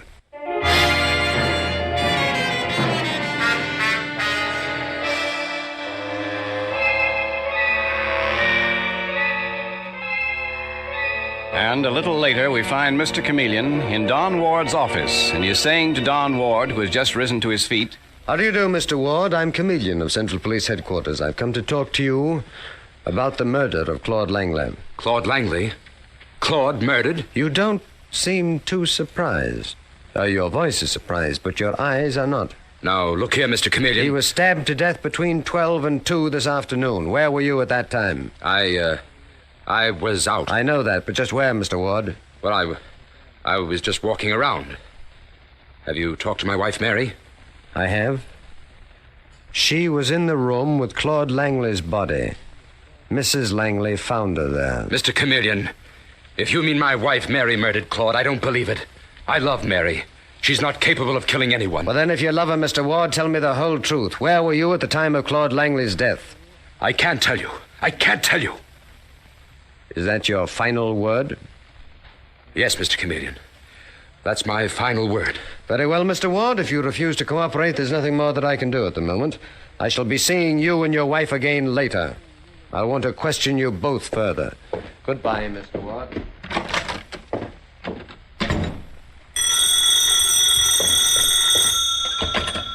Hello? Hello, Don. Is Mr. Chameleon the detective there? No, Mary, he just left. Now, Mary, listen. Did you tell him I knew about your wedding ring? Did you tell him you told me only this morning that Claude had the ring? No, Don, I didn't. Something stopped me. Oh, darling, I'm so afraid. So am I. But when he questioned me, I refused to say much. I wanted to talk to you first. Mary, can we say that we had luncheon together? No, Don, that won't work. Mr. Chameleon knows that we didn't. And besides, I was seen at lunch at Marto's today by a dozen people who know us. Then let's say we met right after lunch, at some place as far as possible from the Langley apartment. We've got to have an alibi, Mary, both of us. And if we stick to our story, there's nothing they can do about it.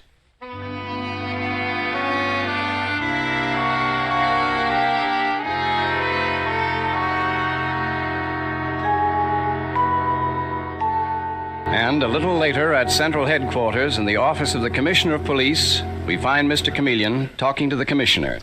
Well, I quite agree with you, Commissioner. Mary Ward's story is a very strange one indeed. So far, no trace has been found of her carved gold wedding ring, which she says she was trying to get back from the murdered man. She may have made it all up. There's no telling. Not yet. But, Chameleon, what about her husband, Don Ward? Oh, he was so panic-stricken he could hardly talk. If only I could find the ring. I feel it's the key to everything. Oh, it's probably for me, Commissioner. I called the manager of the Regent dress shop where Claude Langley's widow, Aura, said she bought her dress today. Chameleon speaking. Mr. Chameleon, this is Mrs. Arthur of the Regent dress shop. I understand you called me. Ah, yes, Mrs. Arthur. Have you a customer named Aura Langley? Indeed we do. She has a charge account here. Did she buy a dinner dress in your shop today? Why, no. She bought a dinner dress here 2 days ago, but not today. Was she in your shop at all today? No, Mr. Chameleon, and I would have known. I always wait on her myself. You're positive Mrs. Langley was not in your shop at all today? Yes, Mr. Chameleon, I'm absolutely positive. Thank you, Mrs. Arthur. Commissioner, Aura Langley was lying too. Oh, she was? Mm-hmm. She told me that at the time her husband was murdered, she'd been out shopping. She'd bought a dinner dress at the Regent dress shop. It seems she didn't go near the Regent dress shop today. Mrs. Langley is in my office with Marvin Lott. I think I'd better step in there right now and ask the lady why she lied.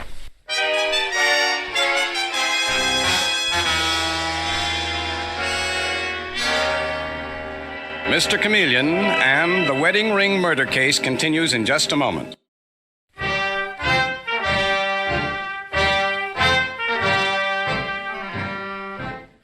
And now back to Mr. Chameleon and the wedding ring murder case. Claude Langley's murder has resulted in conflicting stories from Mary Ward, who admitted she had a flirtation with Claude, and from his widow, Aura, and from Mary Ward's husband, Don. And now in Mr. Chameleon's office, we find him confronting Aura Langley, while Marvin Lott, her neighbor, looks on with interest. And Chameleon is saying, Mrs. Langley, you did not tell me the truth. You said you were out shopping at the time of your husband's murder. You said you bought a dinner dress at the Regent dress shop. I did, Mr. Chameleon. The manager of the shop says that you did not. You bought that dress 2 days ago. Well, she's crazy. I was in there at 1 o'clock sharp. I remember because I looked at the clock on the wall. Mrs. Langley, the manager would testify against you in court. Now, it might go badly for you, so I advise you to tell me the truth. I'm trying to, Mr. Chameleon, but you make it so difficult. You did not go to the Regent dress shop. All right, I didn't. But I intended to. What do you mean? I was taking the dress back because I didn't really like it. I left my apartment about 1:45. Mr. Lott, could you verify this statement of Mrs. Langley's? Why, no, Mr. Chameleon, I'm afraid I couldn't. I live in the apartment next door, to be sure, but I don't always hear people going in and out. Yet you saw Don Ward ringing the Langley doorbell. Later, you saw Mary Ward going in. But you did not see Mrs. Langley leave or return. No, Mr. Chameleon. And what does that prove? I'm telling you the truth. You lied about the dress, Mrs. Langley. Whatever I did on the spur of the moment, you surely don't think I murdered my husband. You couldn't think that, Mr. Chameleon. You inherited his money. He told Mary Ward that you married him for his money. He did not. I loved Claude. I'm completely innocent of his death. You have no right to accuse an innocent person. Mrs. Langley, do you see that motto over my desk? The innocent must be protected. The guilty must be punished. But sometimes the innocent make it hard for us to protect them because they lie in a mistaken effort to protect themselves. Well, I'm not lying. Mrs. Langley, you shouldn't get so panic-stricken. I'm not panic-stricken, Mr. Lott. And you keep out of this. Sorry. All right, Mrs. Langley. That's all I have to say for now. You may go. Oh, and you too, Mr. Lott. Thank you, Mr. Chameleon. If you need me further, don't hesitate to call on me. I will, Mr. Lott. And as for you, Mrs. Langley, I'm sorry that I upset you. But my only interest is in finding your husband's murderer. And if you do, Mr. Chameleon, you'll find it's not I.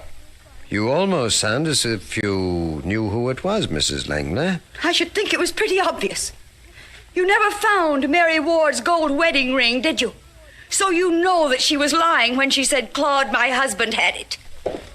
Goodbye. Dave? Yes, Mr. Chameleon. Boy, Mrs. Langley certainly left in a state, didn't she? Everyone concerned seems to get all worked up. And the lies are accumulating so fast it isn't funny. Sometimes people lie because they're scared, Mr. Chameleon. You know from past experience how many innocent people lie. Yes, I do, Dave. It's exactly the theory I'm proceeding on. And I'm also returning to Don Ward's office. To search for his wife's wedding ring? Exactly, Dave. But I'm going there disguised as a telephone repairman. Not too bright guy named Pete Little. Everything hangs on that carved gold wedding ring. I got to find it, Dave. I've got to get my hands on it.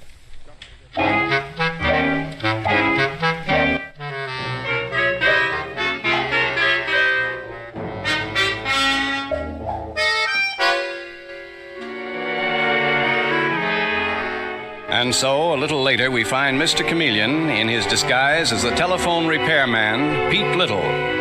And while Detective Dave Arnold waits outside, keeping well out of sight, Chameleon knocks on Don Ward's office door and waits.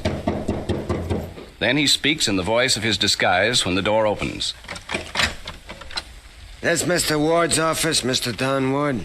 Why, yes, but Mr. Ward isn't here just now. That don't matter. I'm the telephone repairman.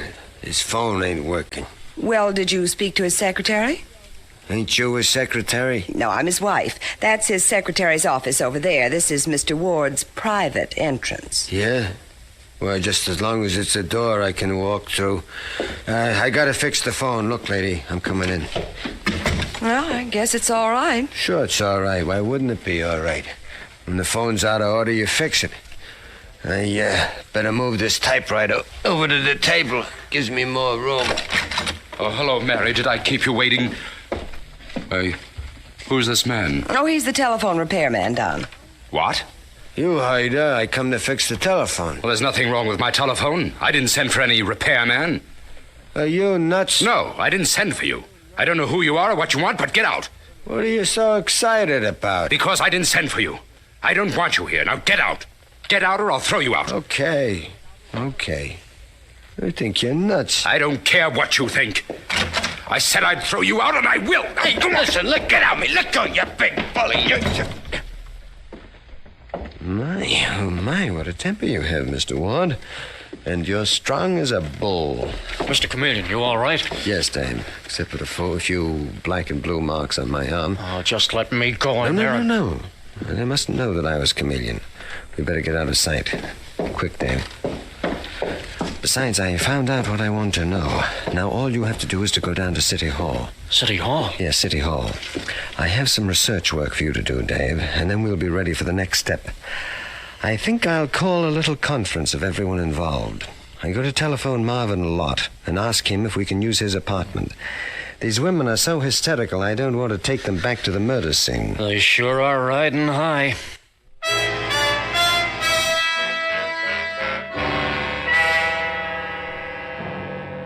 And that evening, we find Mr. Chameleon relaxing in an easy chair in Marvin Lott's apartment. But the 4 other people sitting there are anything but relaxed, with the exception of Marvin Lott. And we hear Ora Langley saying, But, Mr. Chameleon, I don't quite understand. Why did you gather us together in Mr. Lott's apartment? Well, Mr. Lott doesn't mind. Do you, Mr. Lott? Not at all, but I'm rather curious. So am I, Mr. Chameleon. Yes, I am, too. Well, I'll tell you, Mrs. Ward and Mr. Ward. And this applies to you, too, Mrs. Langley. You've all of you proven so very excitable that I thought it best to hold this little conference here, close to the murder scene, yet not actually on the spot, because of the emotional impact. You're very considerate of us all of a sudden, Mr. Chameleon. Are you sure that's your only reason for coming here to this apartment?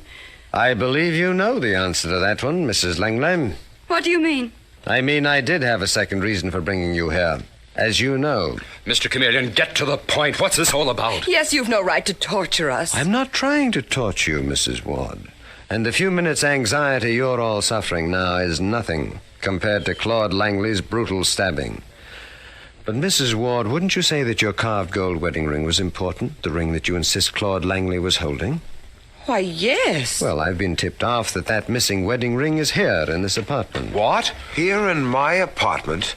You're joking, Mr. Chameleon. No, Mr. Lott. I was tipped off that I'd find Mrs. Ward's carved gold wedding ring in that Dresden vase on your mantel. Well, that's ridiculous. There's no ring there. Suppose I look and see, Mr. Lott. Don't try to stop me. Detective Arnold is standing right behind you. That's right, Mr. Lott. Stay where you are. But there's no ring in that vase. You're mistaken, Mr. Lott. Here it is in the vase, just as my informant told me. What? Mrs. Ward, this is your carved gold wedding ring, isn't it? Yes, Mr. Chameleon. Mr. Ward, you recognize your wife's wedding ring? Yes. Well, Mr. Lott, what do you have to say? It's a frame-up. A dirty frame-up. Here is the ring, Mr. Lott. How did it get here in your apartment? I tell you it's a frame-up, Mr. Chameleon. Who told you it was there? Answer me. Who told you? Don't you know? Yes, I do. It was you, Ora. It was you, wasn't it, you double-crossing cheat? Marvin! You got yourself in a spot by lying about that dress. You were scared to death. I know. I saw you in Mr. Chameleon's office. So you planted the ring on me to save your own neck. I'll kill you for that. No, you won't. Grab him, Dave. I've got him, Mr. Chameleon. You double-crossing cheat, Ora, you murderess. Shut up! I didn't kill Claude. It was you, Marvin, you! Or perhaps both of you together, Mr. and Mrs. Lott. What? Oh, yes. I know that you two are man and wife. We found a record of your marriage to Marvin Lott 10 years ago. Later, you, Ora, married Claude Langley bigamously. You must have, since there is no record of a divorce from Marvin Lott. You married Claude Langley and you killed him for his money. You plunged the knife into his heart. But I didn't. It was Marvin. I'll testify in court it was Marvin. And I'll testify it was you, Ora, who planned the whole thing. That should wrap it up very neatly. The two of you planned to murder Claude Langley for his money. And when you learned that Claude had Mary Ward's wedding ring, you saw the perfect chance to pin the murder on her or her husband. But, Mr. Chameleon. Yes, Mr. Ward. Mary's wedding ring, how did it get here in Lott's apartment? Well, I found it, of course, in your office, Mr. Ward, hidden in the typewriter. I thought that's where it was. You hovered so anxiously over that typewriter the first time I saw you. You had paid a visit to Claude Langley, too, Mr. Ward, the day of the murder, and got the ring. And then you were panicking, lost your head, and lied. No one tipped me off that the ring was here in Lott's apartment. It was I who planted it here in order to catch Claude Langley's killer.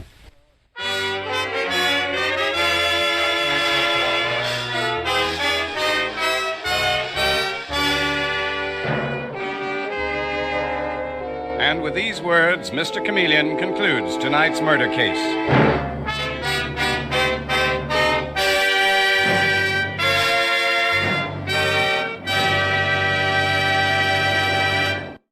The part of Mr. Chameleon is played by Carl Swenson, with dialogue by Marie Baumer, from the original story by Frank and Ann Hummert. Music directed by Victor Arden. Your announcer is Howard Claney. This is CBS, the Columbia Broadcasting System.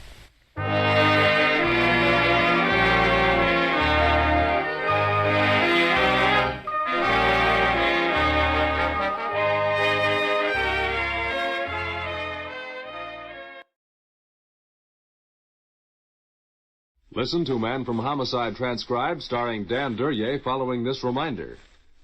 Henry J. Taylor, author, journalist, and ABC commentator, whose commentaries on world events are heard every Monday evening on ABC, is on a fact-finding tour of European countries. Periodically, Mr. Taylor takes trips abroad to examine activities at first hand and to get his own reactions. During the weeks he's in Europe, his Monday evening commentary, Your Land and Mine, will be broadcast each week from a different European capital. He'll speak tonight from Zurich, Switzerland. So listen for Henry J. Taylor's Your Land and Mine tonight on ABC. The Man from Homicide. According to Webster's dictionary, homicide is the killing of one human being by another. According to Lieutenant Lou Dana, it's the beginning of a dirty, dangerous job that doesn't end until the killer is found. I don't like killers.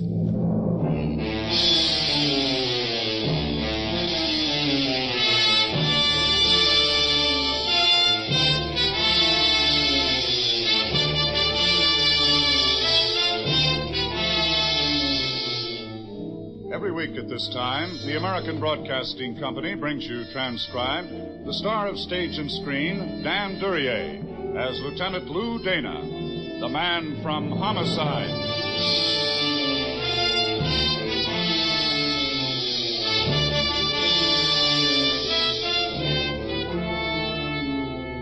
The job a man does leaves its mark on him. Generally, you can spot a doctor, a lawyer, a butcher, a baker, half a block away. But what kind of a mark is left on the men who work out of homicide?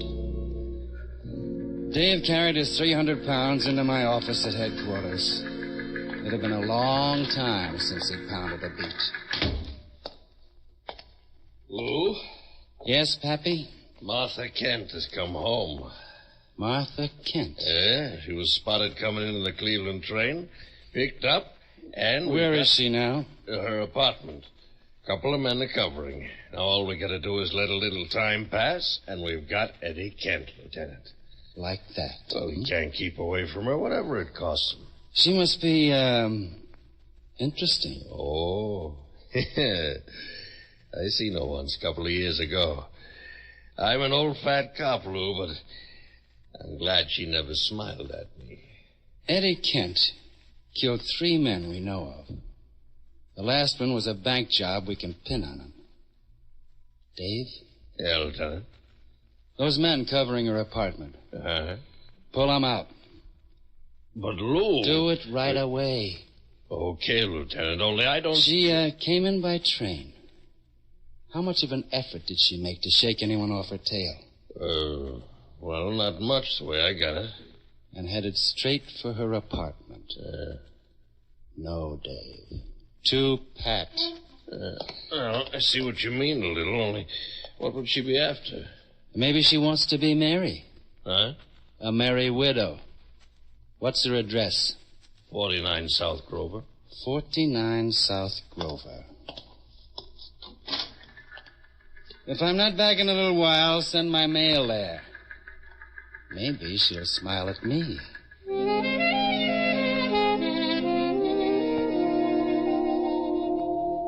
I spent the trip to South Grover thinking about Eddie Kent. After I got finished thinking about him, I wished there was a way a man could wash his mind out. Martha Kent would be what? Something shrill, in heels an inch too high, brassy hair, a runway figure? Yes? No.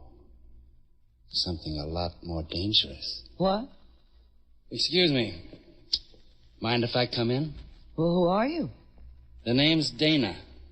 Oh. That's right. Lou Dana. There's nothing much I could do about keeping you out, is there? Nothing much. Come in. Well? Eddie in? You should know. Don't your men tell you things? I took 'em off you. You did what? Sent 'em back to the precinct. Why? Their feet hurt. That was very kind of you. Thanks. Eddie isn't in. That's too bad. Do you plan on waiting for him here? No. Do you? That's all, Lieutenant. Mrs. Kent, does Eddie know you don't, care anymore? Why not ask Eddie? Because he doesn't know. That was when she turned her back on me. Being a cop blunts the finer sensibilities. I only noticed your stocking seams weren't crooked. I'm tired. I'm going to bed. If you like, you can tuck me in. There's probably a police regulation about it. You don't have to worry. I wouldn't like. Oh, you wouldn't. Good night, Mrs. Kent. Eddie should be along any time now, huh? Get out. Sure. She hadn't smiled at me once.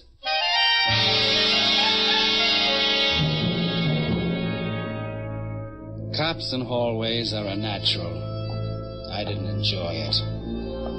I stayed with it an hour and then moved out. There'd be two of them, one for the front, one for the back. I took the back. He'd be the easier of the two. There was an alley, garbage cans, and... Hey, cut it out. Don't reach for it. It was a big idea. Not very big. Is it? Out in the light, huh? Now, look, mister, if you think you're tough, you... Oh. Hello, Boiler. Dana. I think I'm tough. Well, I didn't know it was you, Lieutenant. What's special about that alley? Oh, I just happened to be passing by. Nobody passed any law about passing by. Boiler. Well, it's like this. I had a date to see a fellow, and he says, meet me there. You know, in that alley. Let's go down to the precinct. No. No, you ain't got nothing on me. Would you like to try resisting arrest? You throw me in the can, I'll get a mouthpiece. He'll spring me so fast, you 24 hours before I have to book you, Boiler. Nothing to eat. Nothing to drink. Not even, tea. Oh, I'm off this stuff, Lieutenant. I ain't touched the stick and... I'm not narcotics, Boiler. Yeah, I know. Somebody like you, narcotics would be better. They make arrangements. They don't like their arrests to be screaming, scraping cement with bleeding fingernails. Lay off, will you? In homicide, we can't accommodate you properly. In homicide, we don't especially care. Guys like you ain't human, Dana. You guessed. Well, Boiler? It's a dame. Dame up in that house. Eddie Kent's wife. She's kind of worried he might show. She doesn't love him? I wouldn't know. Orders was he don't get to her. What does he get?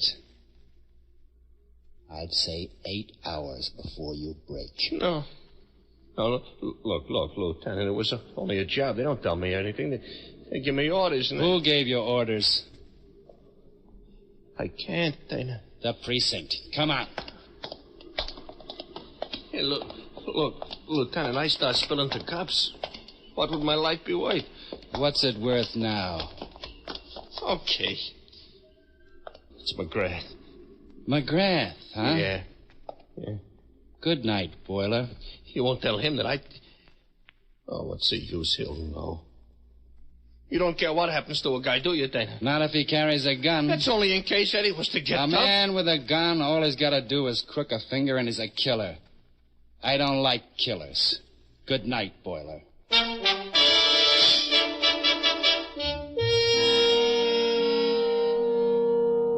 Boiler went back to the alley and the garbage cans. I went to visit Mr. McGrath. Boiler had the best of it.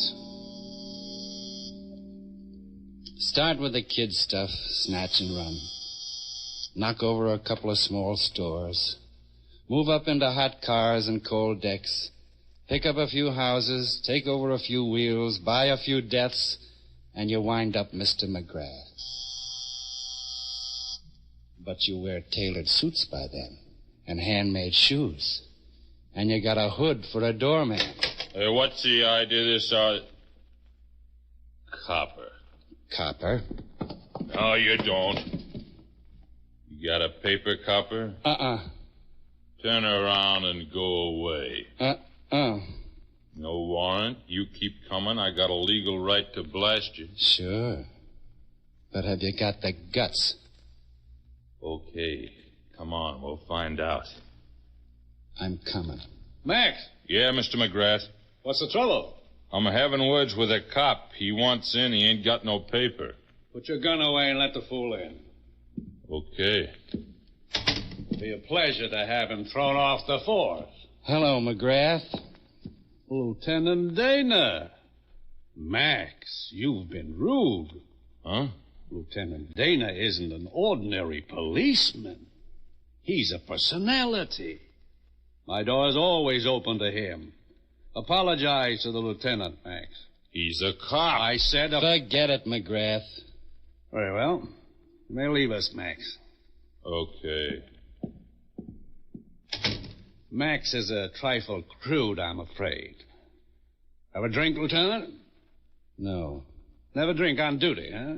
I wouldn't like your brand. Not raw enough, I suppose. I got work to do. Haven't we all? What's half of $80,000, McGrath? $40,000? That kind of money worth a death? I haven't seen the latest quotations. Eddie Kent knocked over a bank 2 months ago.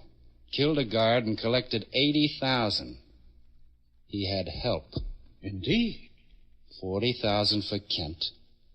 $40,000 for, the help. Seems equitable.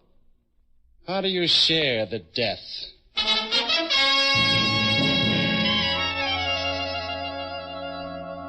He needed a little time to think for an answer. I looked around. It was a charming room. Mostly Chippendale pieces. Oak paneling on the walls.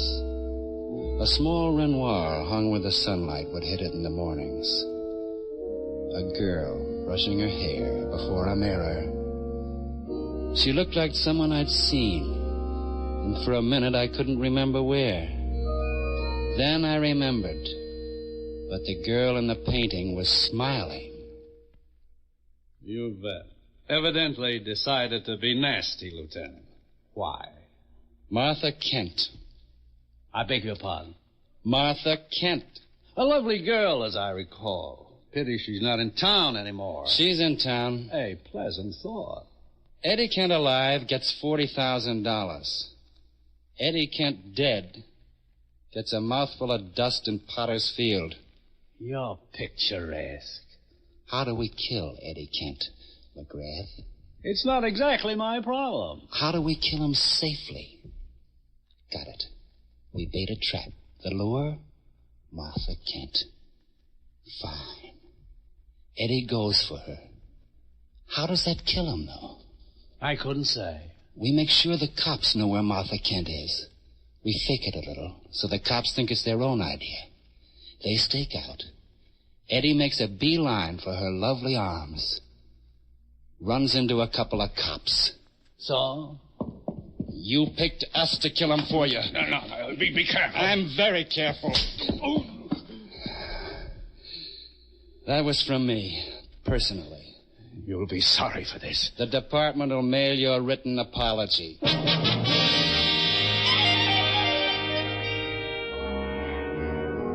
Headquarters was where I'd left it. They'd built it of stone.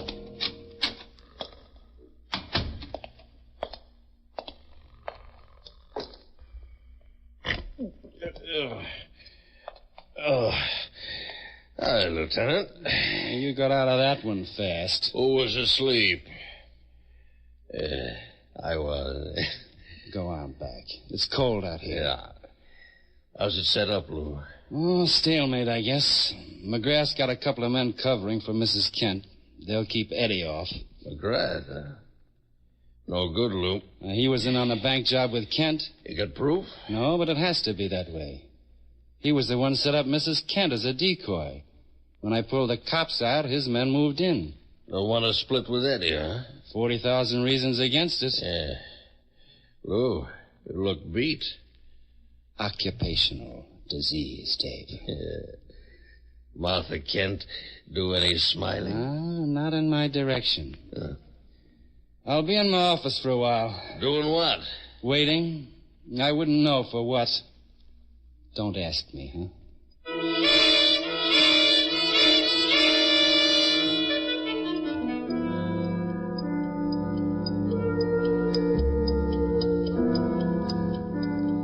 I waited. I thought it might be nice if I had a Renoir. It could be a small Renoir on the wall. I thought what Captain Kowaleski might have to say on the subject.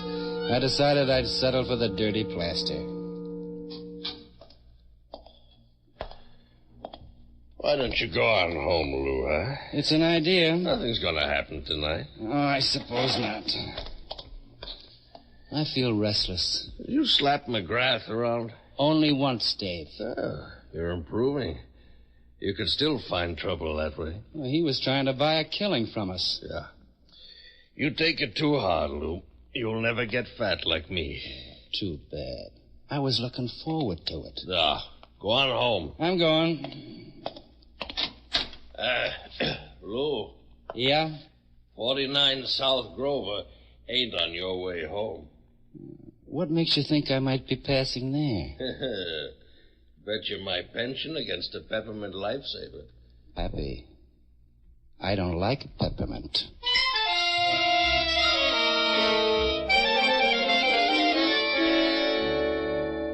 He would have won. McGrath's man out front of her house was holding down the same tree. I drove around the block to see if Boiler was still holding down the back. Martha Kent was in on the deal with McGrath. The decoy had to be, and she was. The girl in the Renoir was smiling. Maybe she was too polite to laugh out loud at me. Renoir painted beautiful things. No sense of reality.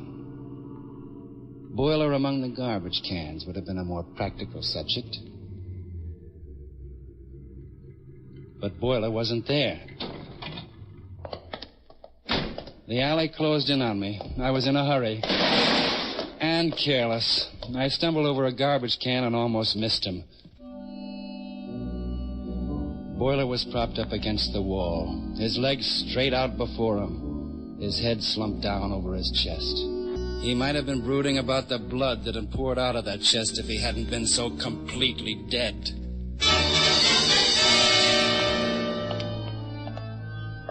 I left him there.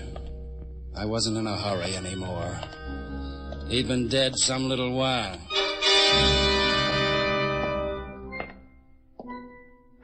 Whatever had been going to happen in Martha Kent's apartment would already have happened. I didn't care too much about finding out.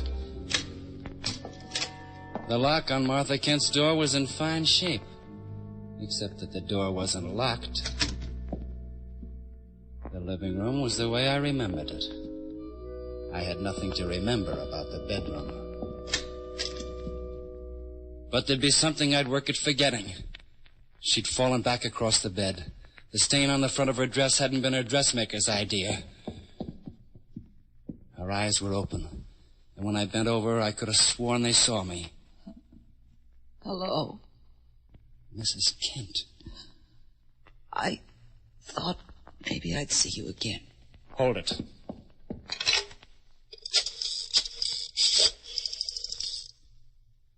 Operator, police emergency. Lieutenant Dana.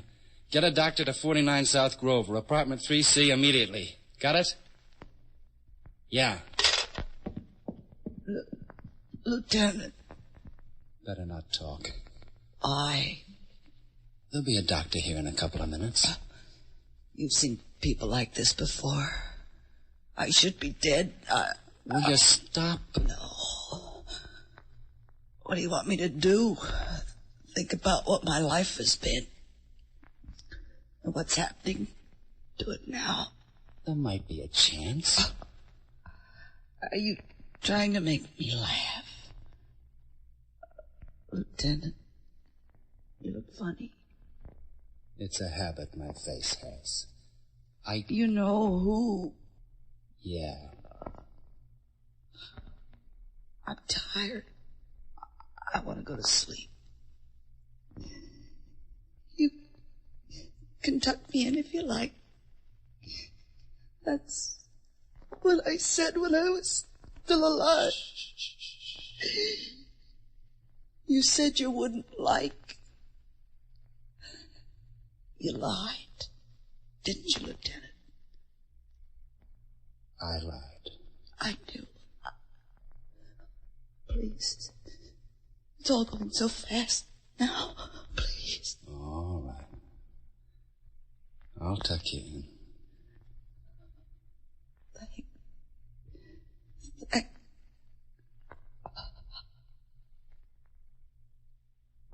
Good night.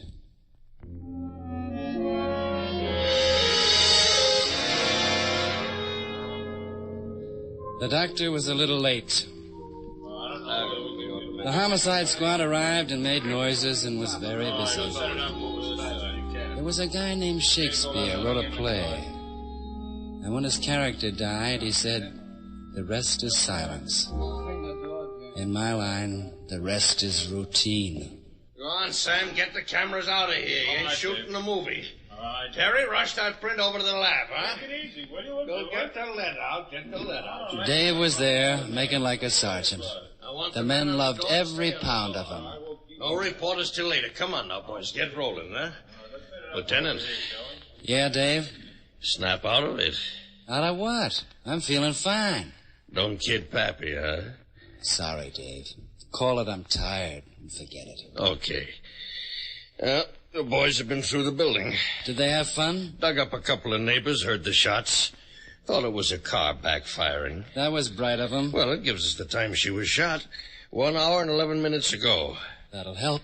Not the girl, maybe, but the district attorney's going to need it. All right. He's got it. And Boiler must have been shot a few minutes before that. Gives you the pair of them. Pinned down close, too. Close enough. Eddie Kent's out in the open now. Must have been holed up the last 2 months someplace in town. With her showing, it brought him out. He realized she'd thrown in with McGrath, so he Save figured... it for the report, Dave. Yeah, okay. We'll get him pretty quick now. Sure. So long, Dave. Lou, where you going? Out. What for? I need a killer. There's the old one about the man who lost a horse, who said to himself, if I were a horse, where would I go? And then he went there. If I were Eddie Kent, I'd go to visit McGrath. I went.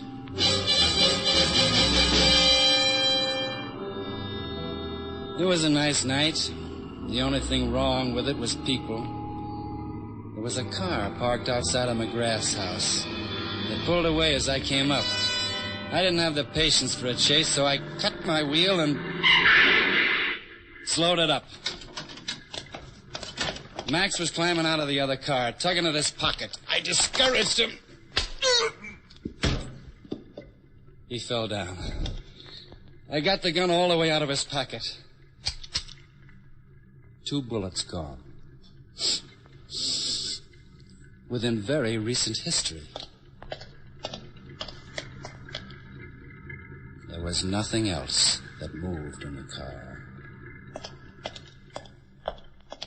McGrath might still be at home. Worrying about his car, maybe. Max, what on earth? Dana? Inside. Now, look here. I said inside. All right. What do you want? Your car's in a bad way. Oh? Well, that crash. Yeah, I'm a careless driver. You could be drunk. I could be. That won't help your record any. You really think I'm drunk? If you're not, you're insane. Oh, no. We just haven't met professionally before. Max, was he hurt? He'll live. I'm going to call a doctor for him. No. Look here, this is completely preposterous. Something bothering you? I haven't anything further to say to you, Dana. One man's opinion. Yours. I don't share it. You must have... you must have looked into the car. I did. Well, that can be explained easily. Explain it easily. Eddie Kent was a killer. He apparently thought his wife and I had been a little too friendly. Had you? You know how it is, Lieutenant. No. Anyway, he came here, threatened to kill me, so Max beat him to it, that's all. It was a case of self-defense. Would stand up in any court. Sure. So there's no reason to act the way you are. Where was he delivering the body? To the aquarium? Well, you see, Max's record isn't too good. He was afraid the police might not readily accept a self-defense plea. He wanted to dispose of the body. I tried to persuade him not to, but I failed. As a matter of fact, I was just about to notify the police myself. Uh-huh. I think you'll find the bullets in Eddie Kent's body came from Max's gun. I know they did. Well, we can relax, can't we? I've been relaxing for hours. How about the bullets in Boiler's body and Martha Kent's body? Well, they'd have come from Eddie Kent's gun, obviously. You mean the gun planted on Eddie Kent, don't you? What do you mean? Kent came here to see you first, for his share of the bank money. Kent died here. Max took care of that. But you still didn't own that $80,000. There was Martha Kent left. You saw a nice piece of business opening up. Oh, you're dreaming. A cop's dream. So you headed for her apartment. You had to dispose of Boiler. He knew too much. You couldn't afford to have him around. And then you went upstairs and ended the partnership between you and Martha Kent. You came back, planted the gun you'd used on Eddie Kent, and instructed Max to dump his body where it wouldn't be found for a while. That way, no medical examiner could prove Kent had died before his wife. Well, that's very ingenious. You've got nothing to base it on. I've got Kent's body. Good lawyer. I've got something else. An unlocked door. What does that mean? Martha Kent's door was unlocked when I got there, and the lock hadn't been tampered with. She wouldn't have opened that door to her husband. Not when she knew the trap she'd helped set for him. She'd have opened it for you, McGrath. You've been fumbling in that desk long enough. Bring the gun up. I'll let you have first shot. You can't do anything to me. First shot. Well? Yeah. You do better with women. Don't worry. I won't slap you. All right. How dirty can a man's hands get?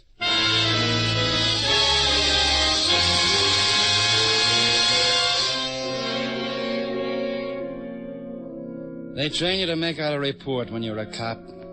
You learn how to put all the facts down in proper order. The names and the times and the places. You do it, and you sign your name, and it's a job that's done.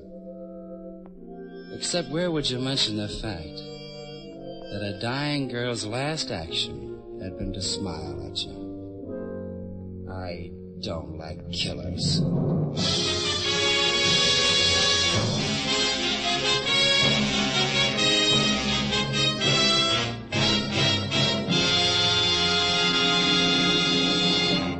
You've just heard another in a series starring Dan Duryea as the man from Homicide, with Larry Dobkin as Dave.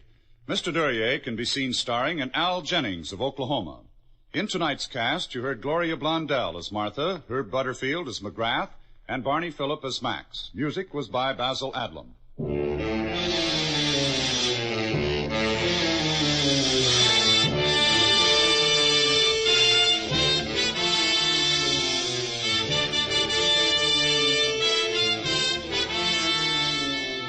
The Man from Homicide is transcribed and written by Lou Vittes, directed by Dwight Hauser. Be with us again next week, same time, over most of these same ABC stations, to hear Dan Duryea as the Man from Homicide.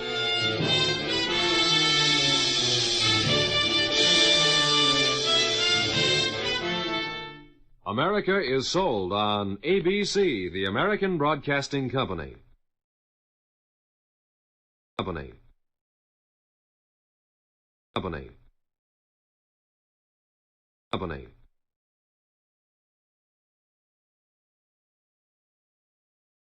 Manhunt. The clue of the gloomy room that led to manhunt.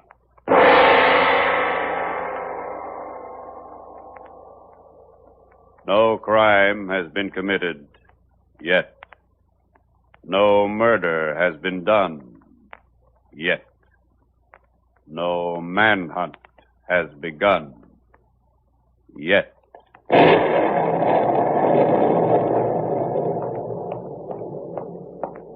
about time you got here. I've been waiting 10 minutes. I've been walking around the house looking for this room. Doesn't old man Wilson have any servants? I don't know. I found the room easy enough. Now, remember, all we have to do is keep Wilson from signing that contract with our competitors, and we're solvent now. Well, here goes. Mr. Wilson! Mr. Wilson, it's me, Tom Baker. Frank Purdy and I'd like to talk to you. If he lets us in, we can stall him from signing. We only need a half hour. Yeah, if he lets us in. Mr. Wilson! Maybe he's not in, Tom. I'll look through the keyhole. He's in all right. Sitting there in his big chair. Door's locked, eh? Yeah. Probably bolted from the inside. I can't understand why Wilson doesn't answer. Mr. Wilson! Something's wrong, Tom. Break down the door. Here, this heavy chair will do it. Suppose Wilson's all right? What's the matter? Are you scared? Step aside and I'll do it. That's got it. Put your hand through the panel and slide the bolt. Okay, that's what I'm doing. Mr. Wilson? Mr. Wilson, what's wrong? Frankie doesn't answer us. You'll never answer anyone again. He's dead, Tom. Dead as a doornail. Yes, Andrew Wilson is dead. Murdered. Murdered under conditions so impossible as to challenge explanation. Who will find out how he died? Who will discover his murderer? Who will start the manhunt?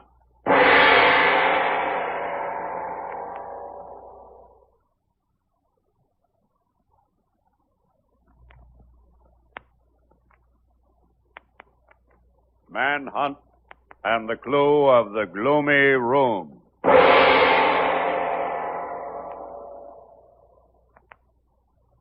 What does Bill want, Drew? Do you know? All I know, Pat, is he has someone in his office he wants me to see. Sounded pretty excited on the phone. Well, I'll walk you to the door and then hop back to the laboratory, okay? Yeah, sure, Pat. I'll be with Bill in the homicide department if you want me. Uh-huh. Hey, Drew, wait a minute. Uh-oh, there's Bill now. I'll see you later, Pat. Okay. Hey, Drew, before you go in, I want to tell you something. Yeah? Andrew Wilson, an eccentric millionaire, had an appointment with two fellas this morning. Mm-hmm. When they showed up to keep it, they knocked on his library door and they couldn't get any answer. Why? Was he out? Was he out, he said. He was out, all right. Out cold. They broke down the door and found Wilson dead. Oh. Not a mark on him. And we checked with his doctor and found the guy never had any serious trouble. The door was bolted from the inside, and the one window in the room was locked and barred. Well, he might have locked himself in and then died a natural death. That could be, you know, Bill. It could be, but it wasn't. What I came out to tell you is we're holding an autopsy, and Tom Baker, one of the men who found Wilson, is in my office. Come on in. Yeah, okay. This guy Baker's got a wonderful story, Drew. Claims that if Wilson signed a certain paper, he and his partner would be bankrupt. Well, if Wilson was murdered, that's plenty of reason for killing him, huh? Yeah, it certainly is. Glad you sent for me, Bill. All right, let's go in.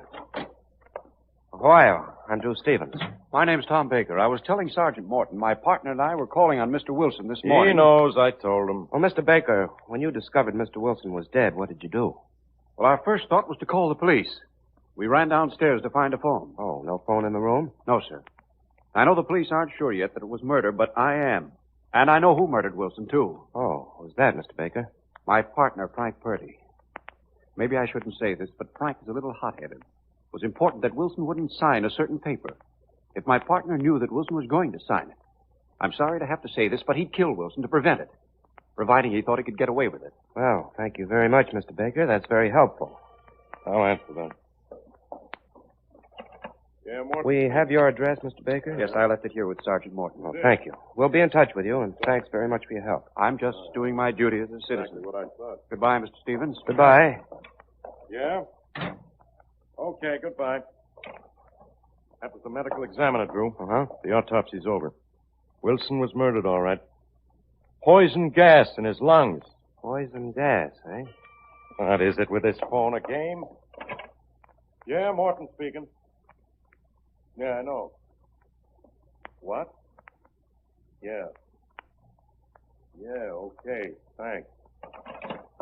What were you saying, Drew? Oh, I wasn't saying anything, Bill. But as long as the medical examiner says Wilson was gassed, then our recent visitor here certainly put the finger on his partner, Frank Purdy. You think so? Well, listen. That was Frank Purdy on the telephone just now. He called to tell me that if we found Wilson had been murdered, then it was his partner, Tom Baker, who did the murdering.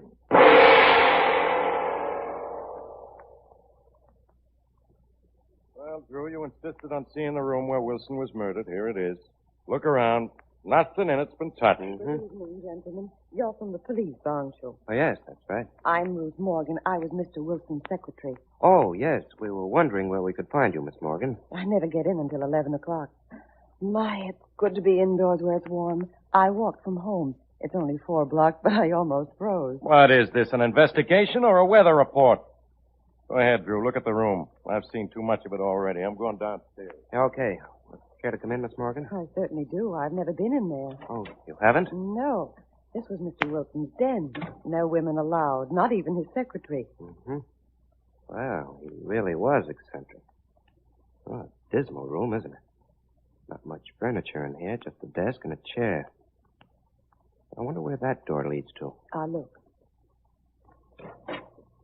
Doesn't lead anywhere. It's just a book closet. Well, this gets more complicated by the minute. What do you mean, complicated? Well, just this. Mr. Wilson was gassed to death as he sat in that chair. But there was no trace of gas in here when the partners broke in. Somebody might have aired the room out, it's true, but the door was bolted. And there was nobody in here when Baker and Purdy discovered the body. And the doctor says that the time of death was only a few minutes before they broke in. That does sound impossible. Yes, that's what I'm trying to say. There were no fingerprints in the room. The bars on the window haven't been tampered with. Say, that window's pretty high up. I wonder how it was opened when he wanted air in here. That window pole in the corner, probably. Oh. This one, eh? Well, this proves nothing. What's this? What's what? Little mark on the pole.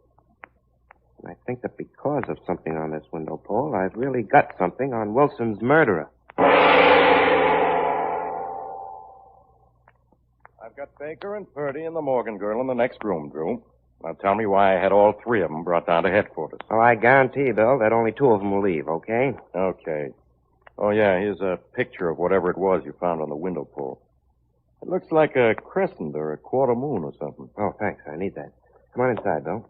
Inside, he says. It's about time I got on the inside of something around here. Oh, please don't get up, anybody. I hope all of you have a pair of gloves. Have you, Miss Morgan? Yes, right here in my bag. I'll get them out. Oh, dear, I'm sorry. It slipped out of my hand. Oh, I hope you retrieve your belongings, Miss Morgan. There. Thank you. 1 lipstick, returned to owner. 1 compact. 1 box. Hey, what's this? Nothing. Just a box of special headache powders. And this other box is the capsules I put them in. Oh, I see. Well, there you are. Well, I guess that's everything. Now, please put on your gloves, Miss Morgan. Is that all? Mm-hmm. Okay. What's this for, Drew? I'm going to take the fingerprints of everybody in this room, starting with Miss Morgan. With gloves on? You're crazy, Drew. You can't get prints off gloves. What do I ever listen to you for? Now, hold it, Bill. If you please, Miss Morgan. Sorry to have to get ink on your gloves, but it's really very important. That's all right. They're an old pair. What do I do? Run your index finger over this ink roller. Mm-hmm. That's right. Now press it on this slip of paper. Yeah. Now, thank you. I want to check this smudge with the picture of the crescent Bill gave me. The mark that was on the window pole. I don't think they'll match, but... But if they do? Let's see now. Hey, Miss Morgan, those capsules you have in your bag. I want one. All right. Here. Thank you. Is that radiator hot, Bill? Yeah, plenty. Which is more than I can say for you. All right. I'm going to lay this capsule I took from Miss Morgan on this radiator. All right, but why? You'll see. There, look. It's beginning to melt already. So what? Well, in a minute, if that capsule melts completely, I'll know exactly how Andrew Wilson was murdered by Ruth Morgan. Look, Drew, we know Ruth Morgan killed her boss because she'd been stealing from him and he was going to examine the books. She admits that. But how was it done? And how did you know? Well, to begin with, Bill, Ruth Morgan made a slip when she handled the window pole in Wilson's library. She had never been in that room before, remember? But what about it, Drew? Don't be so vague. Okay, Pat, I'll tell you the story as it happened. Ruth Morgan put some liquid gas in one of those gelatin capsules I found in a bag. Then she placed the capsule on the library radiator. Oh, now we're getting somewhere. I follow that. Okay, genius. Then she hid in a book closet with a wet handkerchief on her face. Oh, so the gas wouldn't affect her. Right. Wilson came in, bolting the door behind him. He sat down in his chair, and the gas hit him. You see, the capsule had melted, leaving no trace. But it had left the room full of vaporized gas. Hey, even I begin to get it. Then after Wilson was dead, the dame put on her gloves, grabbed the window pole, opened the window to air out the room, then closed it again. And went back in the closet where she was hiding when the partners broke down the door. Right. Well, after they left to go downstairs and telephone, she slipped out the back way and went back to her own house. Okay, but what about all this hocus-pocus of the window pole and taking fingerprints with gloves on? That wasn't hocus-pocus, Pat. You see, Ruth Morgan had a little rip in the seam of her gloves, and just a corner of her finger touched the window pole. But that corner left a print. Well, she was wearing the same gloves today, and the print I took from them showed that part of her finger. The same part of the same finger that appeared on the window pole. Uh-huh. And inasmuch as she had said that Wilson never allowed her in his library, she must have been in there only that one time, huh? That's the way it figured, Pat. Oh, and she seemed like such a nice girl, Drew. Too bad after she decided to murder Wilson, something didn't happen to make her change her mind. Not to change her mind, Pat. If she wanted to get away with this, something should have happened to make her change her gloves.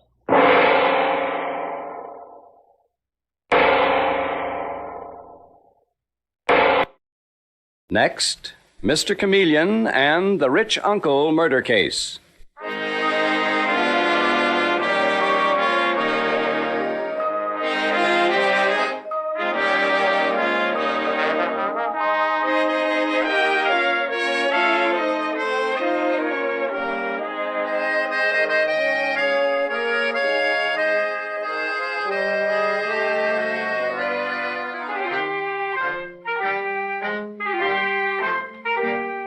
Tonight, we again present the famous Mr. Chameleon of Central Headquarters in his most famous cases of crime and murder.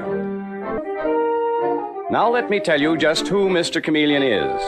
A college man, he tried from childhood to live up to the name he bore, Chameleon, by taking on the color of whatever situation in which he found himself, appearing in endless guises, finally entering the police force, where he became known as Chameleon, the man of many faces, the underworld's most dreaded man. The listener invariably knows who Mr. Chameleon is, no matter which disguise he assumes. But the criminal he's tracking down seldom does. Tonight we give you Mr. Chameleon in the Rich Uncle murder case.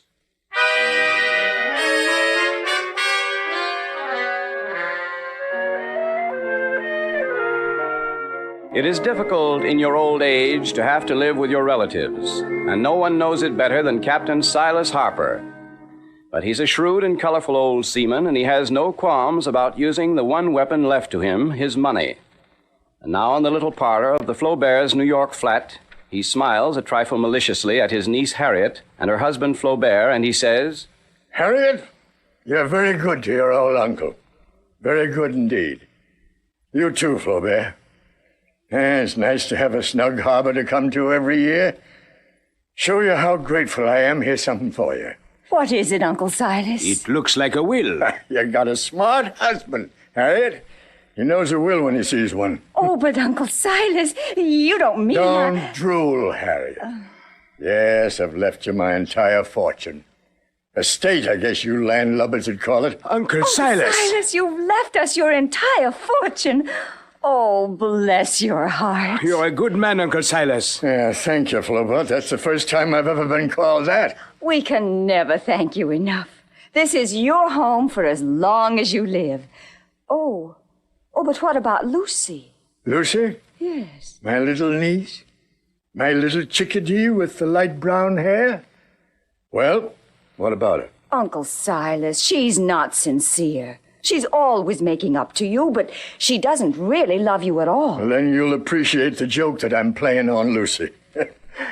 I'm leaving her $100 and my china clock.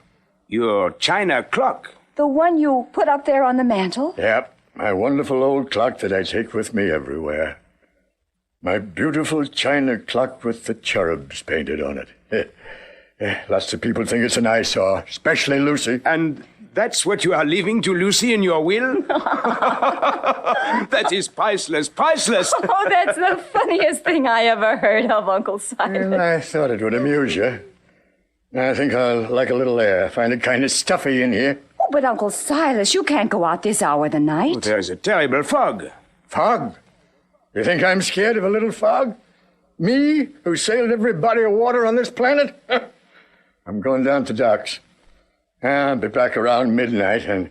Oh, don't worry about my health. Oh, I don't, Uncle Silas. You'll outlive all of us. Good night. Well, I suppose it's worth it if he leaves us all his money.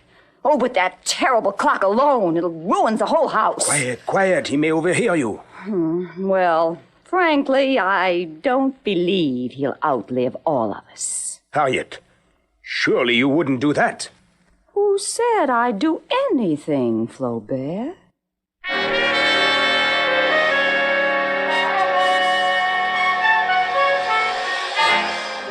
And Harriet Flaubert proved to be quite a prophet. For the following morning at Central Headquarters, we find Mr. Chameleon, the great detective, sitting in the office of the Commissioner of Police. And the Commissioner is saying... Yeah, the poor old man was stabbed in the back, Chameleon. A couple of sailors found his body about 1 a.m. down near Pier 61. Whoever murdered them must have sneaked up behind him in the fog and struck him down. Oh, that's too bad. Captain Silas Harper was a legend, the last of the old sea captains. Where is the body now? At the home of his niece, Harriet Flaubert. There's a nephew, too, in New York, Thaddeus Harper. Ship's chandler. Sells ship supplies. Well, I suppose they're all of them grief-stricken. Old man must have left plenty. Well, I'll get right over there and question them.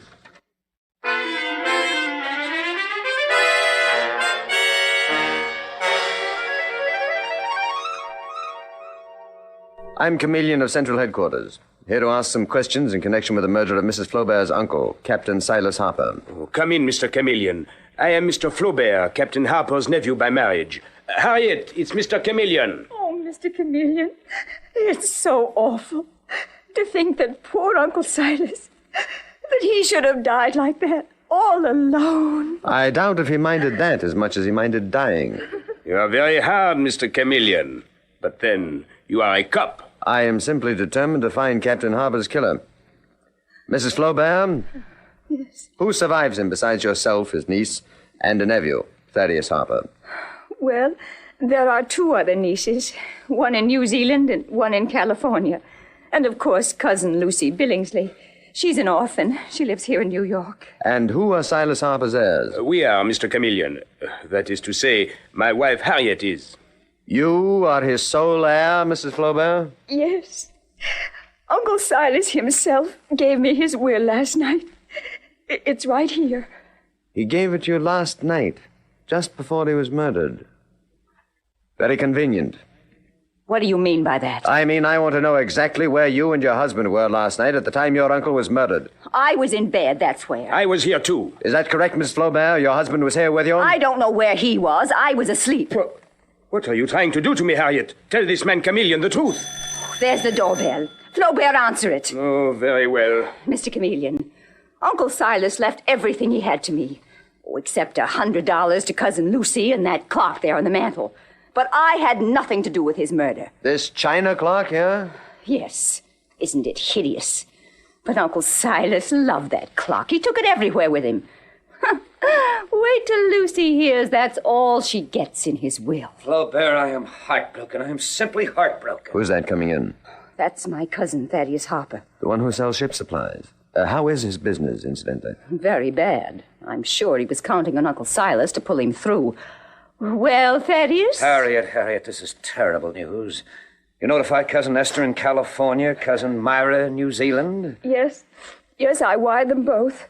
Oh, Thaddeus, this is Mr. Chameleon, the famous detective. Glad to meet you, Mr. Chameleon. Hope you're looking for Uncle Silas's killer. Naturally. Mr. Harper, were you very close to your Uncle Silas? Close? So close that he left me all his money. What? What are you saying? Are you crazy, Thaddeus? He left it all to me. Well, you're the one who's crazy, Harriet. He gave me his will, told me to put it in a safe place. He left his whole fortune to me. 2 people, each claiming the murdered man left everything to them. Very interesting. I don't understand it, Mr. Chameleon. There's the doorbell again. Flaubert, answer it. Thaddeus, is this a joke? Uncle Silas couldn't have left you his entire fortune. Have you the will, Mr. Harper? Oh, yes, Mr. Chameleon. Here's the will. Oh, well, may I see it, please? Yes. Yeah. Well, this will seems in order, Mr. Harper. Let me see it. Why, it's just like the one Uncle Silas gave me. Was it dated the same day, Mrs. Flaubert? Yes. Yes, Mr. Chameleon. And it's worded the same way.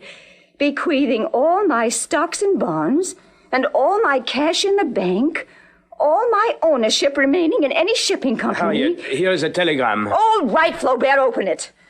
Thaddeus, I'll fight you in every court in the land. Well, go ahead, Harriet, you bloodsucker. You haven't a chance to win. Mr. Flaubert, what's in that telegram you're reading? You've a very strange expression on your face. Mr. Chameleon, I do not understand. Oh? Harriet, listen. It's from Cousin Esther in California. She says, grieved at Uncle Silas' death, I have his last will and testament bequeathing his whole fortune to me. What?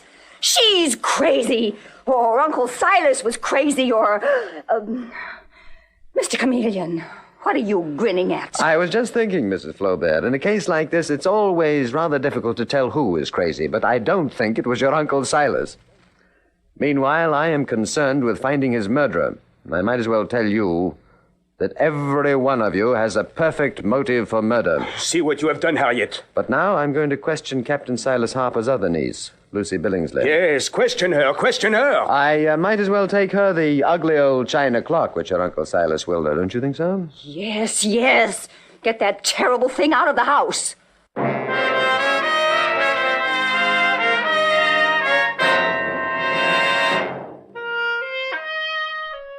And Mr. Chameleon does take the ugly old china clock to Lucy Billingsley.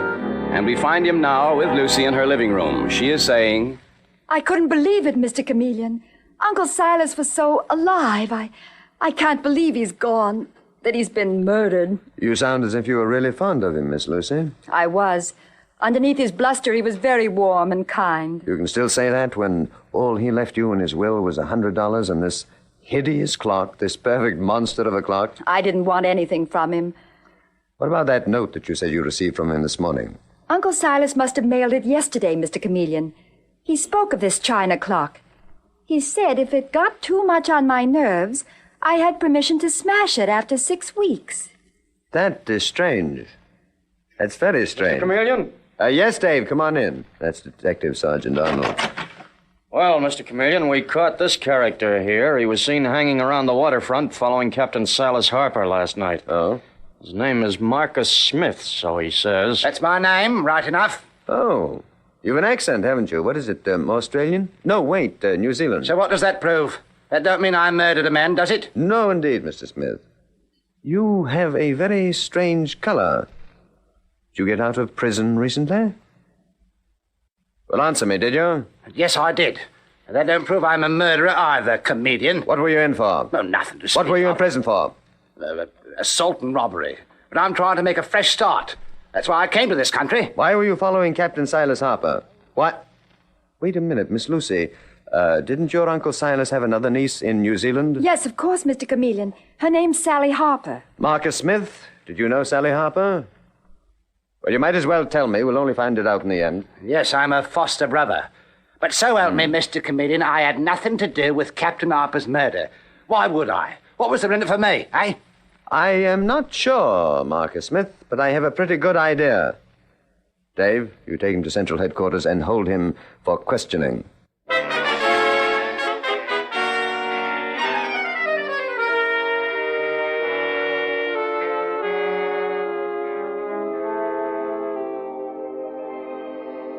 Mr. Chameleon, we can't get a thing out of Marcus Smith. He still swears he had nothing to do with Captain Harper's murder. But does he still swear there was nothing in it for him, Dave? Because if he does, he is lying.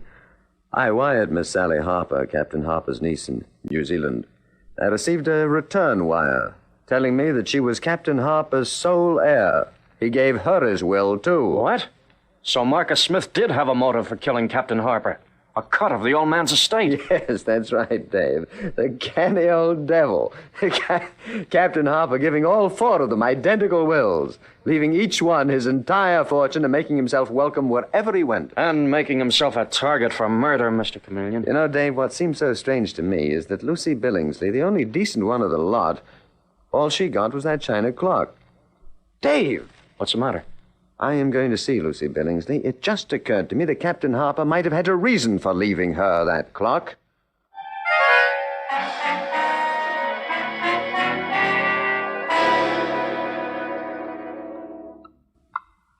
And my idea, Miss Lucy, is for you to break open your Uncle Silas' china clock. But, Mr. Chameleon, I can't. Uncle Silas adored that clock. Miss Lucy, was your uncle a sentimental man? Well, no. No, he certainly was not, judging from his actions. But I believe that he loved you. I also believe that he had no sentimental attachment at all for that clock. But, Mr. Chameleon... Now, we can't open the clock. The back is being soldered on. The only thing to do is to take this hammer and break it. You think that breaking this china clock will help you find Uncle Silas's murderer? It may, in a sort of roundabout way. Then I'll do it, Mr. Chameleon. Good, good. Here's the hammer. I hate to, but here goes. Mr. Chameleon! Mr. Chameleon! Good heavens, this is amazing. Even though I half expected it's amazing. Miss Lucy, you must promise me that you won't tell anyone what we found in this clock. Now, if you value your life, you won't tell anyone.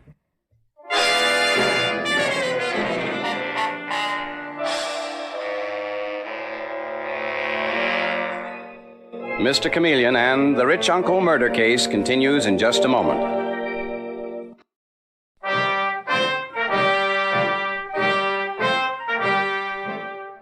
And now back to Mr. Chameleon and the Rich Uncle murder case. Mr. Chameleon, the famous detective, is trying to track down the murderer of a wealthy old sea captain, Silas Harper, who was found stabbed on the waterfront. It is a few hours after Chameleon has broken open the hideous china clock belonging to the murdered man. He is now at the home of Harriet Flaubert and her husband, two of the suspects in the case. As he enters, Flaubert says excitedly, Mr. Chameleon, I tell you my wife is insane. She is trying to pin this murder of her uncle on me, an innocent man. The woman is mad, I tell you. Mad or not, Flaubert, she is putting you in a very dangerous position. But why should I kill my wife's rich uncle? I loved him like my own uncle. Oh, very touching. But the fact remains that you knew by killing him, your wife and yourself would come into a great fortune. No, it is not Flaubert, true. tell me exactly what went on between you and your wife after her uncle, Captain Silas Harper, gave her a will, leaving her his entire fortune. What did you say, and what did she say? Mr. Chameleon, I love my wife, but I will tell you the truth. No sooner than her uncle left the house, she said, I do not believe he will live very long. And I said to her, Harriet, surely you would not do that.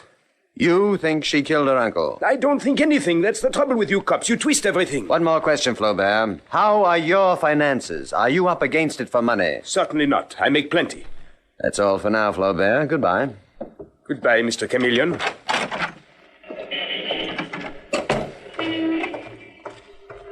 Well, thank you, Detective Sergeant Arnold, for waiting outside for me. Did you get anything, Mr. Chameleon? Flaubert accuses his wife, Harriet.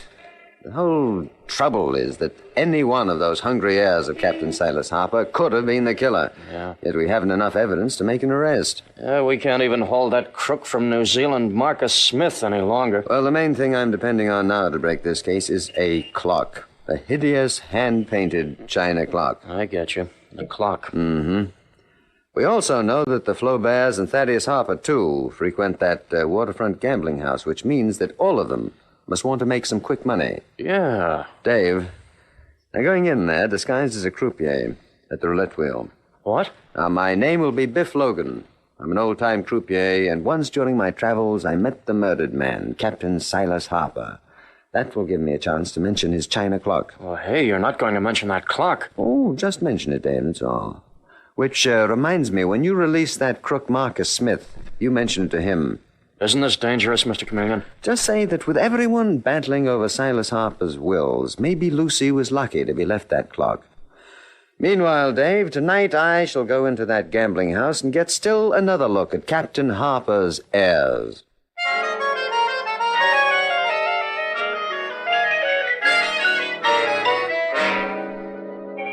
And that night, in the shoddy little gambling house near the waterfront, we find Chameleon in his disguise as Biff Logan.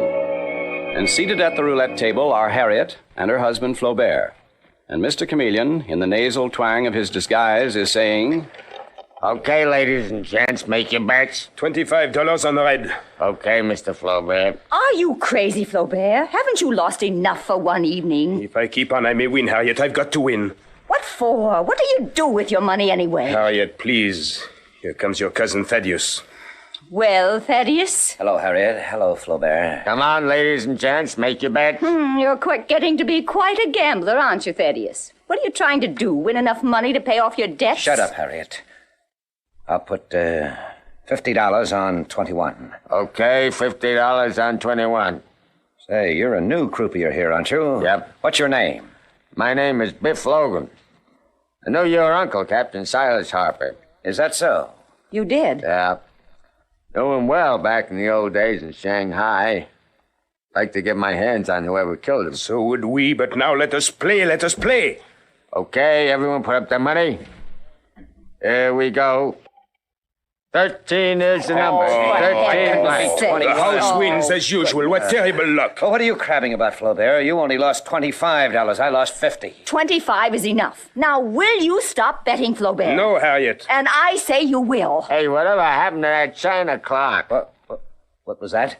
What did you say, Mr. Logan? I was asking whatever became of that China clock that Captain Silas Harper used to lug around. Seems to me there was an awful lot of talk about that clock. What kind of talk? Well, you know how it is, Mr. Flaubert. Lots of weird talk about Captain Silas, too. Okay, ladies and gents, make your bets. What kind of talk did you hear about the clock?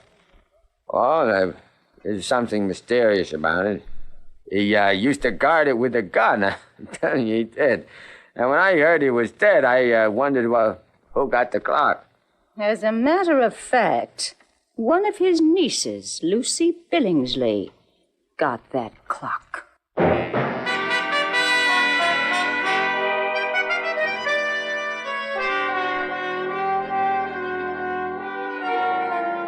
The following day, in Lucy Billingsley's little flat, Mr. Chameleon, no longer in disguise, is eagerly reading a note Lucy was handed to him. Lucy, I got quicker results than I'd hoped for. This is quite an offer. Your uncle's killer is hot on the trail of that China clock. But to offer me $300 for it... Cheap enough, I'd say. You know, what amuses me is this note. I would very much like to have this clock for sentimental reasons. I was an old friend of your uncle, signed Biff Logan. Biff Logan, if you please. That was the name I used in my disguise last night. Someone is using my disguise as a disguise. What'll I do, Mr. Chameleon? Meet them tonight, Miss Lucy. They say 11 o'clock near Pier 61. By the way, your cousin Harriet is quite a shrew, isn't she? I'm afraid she is. But what has that got to do with it? With Uncle Silas's murder? My dear, you would be surprised how often personal traits can lead to murder.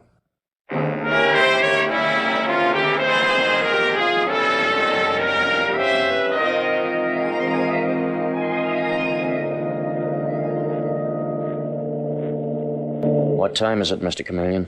It's almost 11, Dave. Lucy should be coming along the waterfront any minute now. And so should Captain Silas Harper's murderer. On a foggy night just like this that Captain Harper was stabbed in the back. Not far away from here, either. You think they intend to kill his niece, Lucy, too? Here she comes, Dave. Uh-huh. She's carrying a package. Yes, the China clock, supposedly. Dave, you got your gun? This may be a tough one. I'm all set, Mr. Chameleon. All right, watch. Watch carefully. Look, someone's stepping out from behind the entrance to the pier. No, wait until I step up to Lucy. All right, Dave, let's go. Put up your hands, we've got you covered. Don't try to get away. What the devil? What is this? Mr. Chameleon! Stand still, Marcus Smith. Don't move. Dave, frisk him. Oh, Mr. Chameleon, I couldn't see you. I was afraid you weren't here. It's all right, Miss Lucy. You rotten little squealer. You tipped him off, Lucy, didn't you? Of course you did. Dave, did you find anything? Here's his gun. Good. A gun, Marcus Smith, can be a very dangerous thing for an ex-convict like you to have on his person. Now we're ready to do business. What do you mean, comedian? Marcus, who murdered Captain Silas Harper? How should I know? All I was trying to do was to buy that clock. Who were you buying it for, Marcus? Answer me. Who hired you to come here? Nobody. Honest, Mr. Comedian. It was my own idea. Was it your own idea to sign the name of Biff Logan to that note you sent Lucy? Because, you see, I am Biff Logan. What? Yes, Marcus. I disguised myself as a gambling house attendant named Biff Logan. And you couldn't possibly have known that name unless somebody else told you. Who was it? Listen, Mr. Comedian. Come on, Marcus. I know that you're scared. The killer is probably right behind you in the shadows, but you have got to tell me his name. I can't. I can't. Well, then I'll tell you, loud enough for him to hear. I shall bring him out into the open. What? Do you mean to say that Flaubert murdered Silas Harper? Dave, quick! I think I got him. Marcus, you all right? Yes, he missed me. Mr. Chameleon, was it Flaubert? Did he kill Uncle Silas? Dave, did I get him? You got him all right, Mr. Chameleon. But it's not very serious. My leg. You shot me in the leg. Oh, that's too bad, Flaubert. You intended to kill Marcus Smith, and you would have killed Lucy as you killed Captain Harper. I didn't kill Harper. My wife killed him. What a liar you are, Flaubert. He killed my uncle, Mr. Chameleon. He killed him, I tell you. Well, Harriet, I thought you'd be here. Of course. She tricked me into coming here with her tonight. I'll tear your eyes out, Flaubert. Dave, grab her. She's got a gun. I've got her, Mr. Chameleon. That's right. Arrest her, Chameleon. To think of me, Laval Flaubert, married to a murderer. That's enough out of you, Flaubert. You and your wife both killed Silas Harper. That's a dirty copper's lie. You and your wife followed your uncle out the foggy night he left your house and brutally murdered him. If it weren't so hideous, it could be a joke. Joke? What joke? That the old and ugly china clock went to the only decent one of you, to Lucy. That the old clock held well over $1 million in emeralds and diamonds. What? No, it can't be true. Silas Harper had converted his whole fortune to jewels. You killed him for nothing, but you will both pay for it and pay well. Dave, you put them in the car, please. It's a lie, you dirty cop. I'd like to kill you, Chameleon. Oh, I'm sorry, but I'm afraid that you'll never get the chance. We cops have a firm way of holding people. Anyway, what a charming pair you are. Out with them, Dave.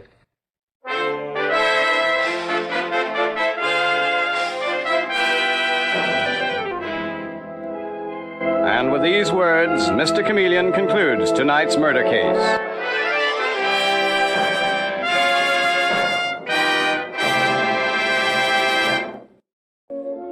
The part of Mr. Chameleon is played by Carl Swenson, with dialogue by Marie Baumer from the original story by Frank and Ann Hummert. Music directed by Victor Arden. Your announcer is Howard Claney.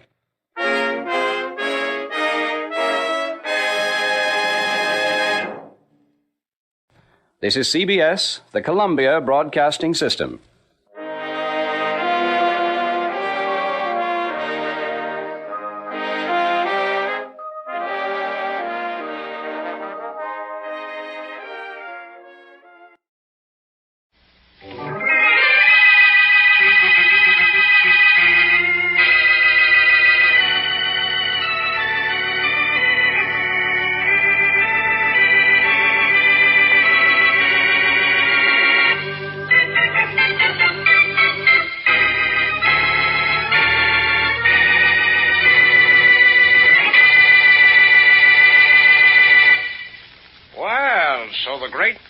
Blackie condescends to visit the lonely Henry Rice.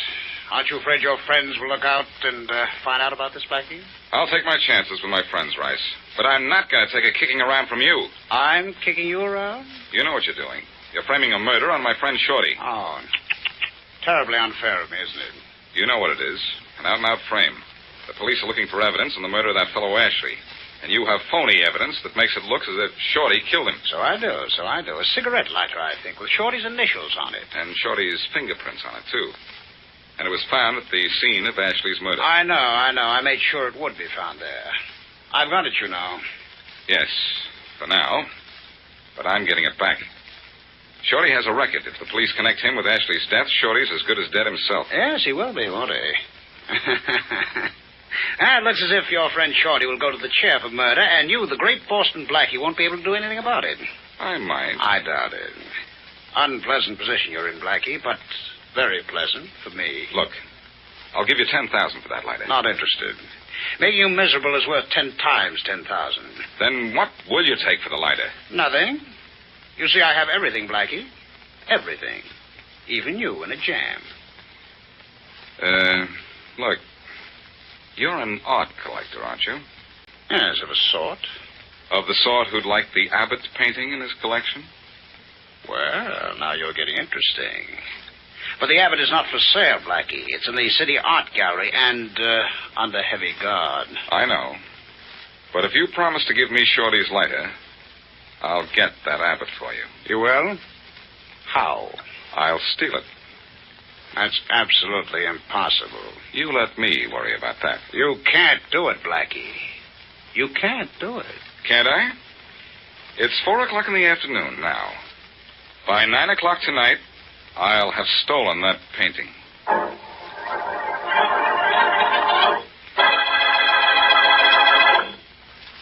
And now back to Dick Calmer as Boston Blackie.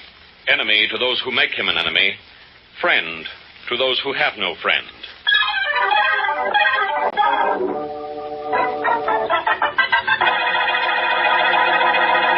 Look in the left-hand top drawer of my bureau, will you, Mary? I think you'll find a razor blade with a handle. All right. Should be right in the front of the drawer. See it?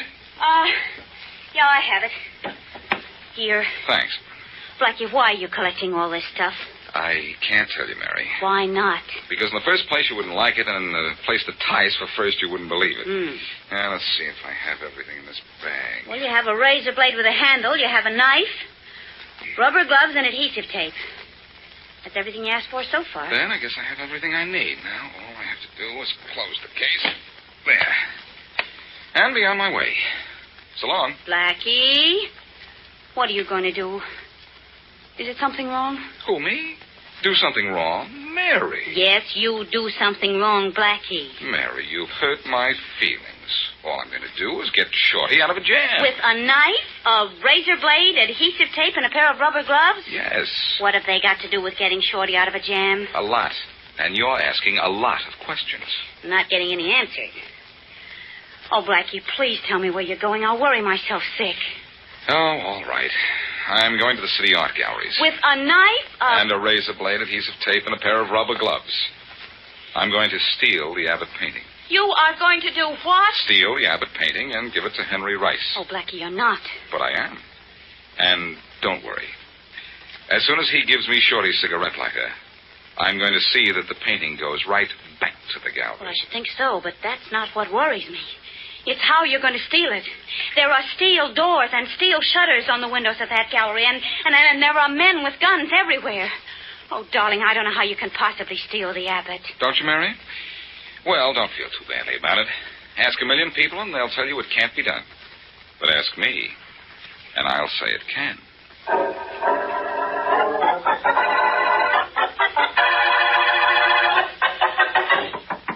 Come in.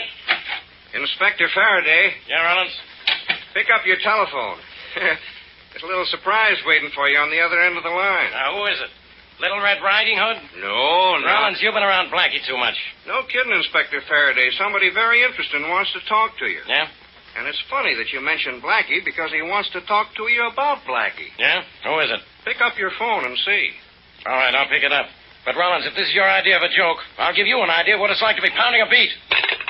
Hello?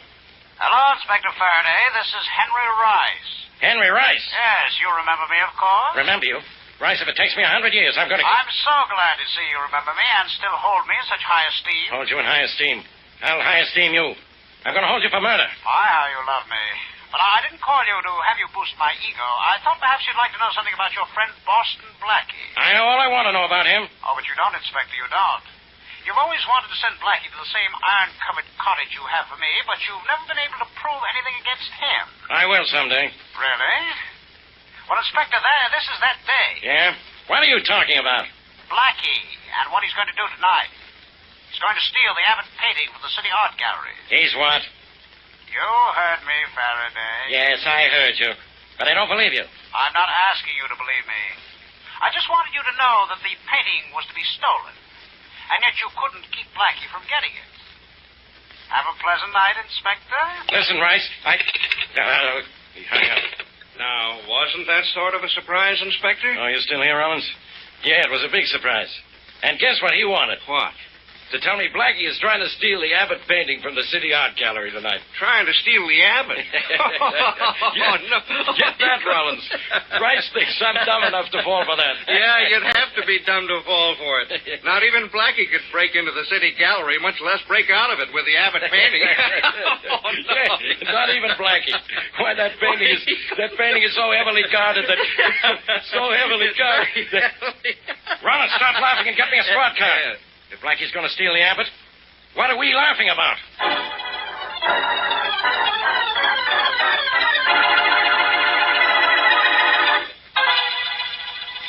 No, Inspector Faraday, the gallery isn't closed. We're open till 9 tonight. I see, Mr. Lawrence. Then you still have your regular number of guards on duty, huh? Oh, yes, of course. Even though there are few people in the gallery this late, it's almost closing time. And nothing's missing? Well, believe me, this place wouldn't be so quiet if anything were missing.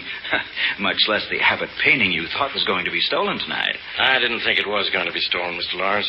I just heard a rumor that somebody was after it, and I came down here to check. Just routine. Well, I certainly appreciate your interest in my gallery, Inspector. Oh, may I show you around? No, thanks. I have to get back to headquarters. Sorry if I had you worried about your Abbott painting, Mr. Lawrence. Oh, I don't ever worry about it, Inspector.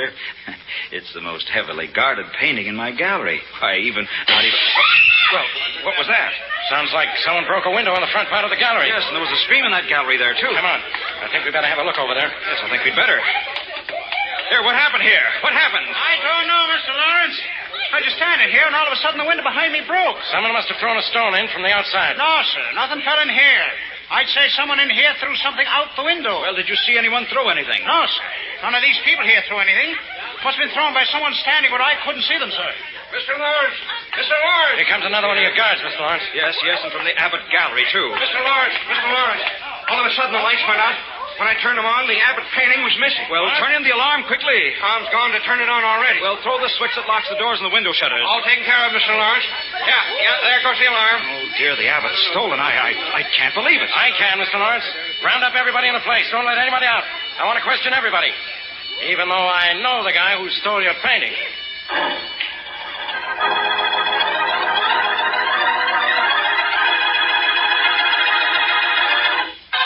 All right, Blackie. I've questioned and searched everybody in the place, including you. And no one has the painting. Where is it? You did the questioning and the searching. You tell me where it is. That painting's been cut out of its frame. You cut it out and got rid of it. Now, how did you get it out of here? The painting is missing? You know very well it is. Because you stole it. You can prove that, of course. No, I can't prove it. But you're here. I got a tip you'd steal it, and the painting is missing. That's all I need to know. Oh, no, Faraday. You also need to know where the painting is. And until you know that, you can't say I stole it. All right. I can't say you stole it. But I can think it. You can what? Think? You can think it? Faraday, you couldn't think your way out of a revolving door. Tell me something. There was a commotion in the other end of the gallery just before the painting was stolen. What was that? Oh, somebody threw something out of a window. The painting, maybe? No, it was just a stone. I thought maybe it had the painting wrapped around it or something. But a cop on the street saw it fall. That was just a stone. You're sure? Yeah, that was part of the thief's scheme. To create a commotion in another part of the gallery so he could come in here, turn out the light, and grab the Abbott. Oh, yes. Very clever idea. It was your idea. And I know it. But can you prove it? No, I can't prove it. Then, of course, I can go. Yes, you can go. But when I find that painting, Blackie, your friends will find you in jail.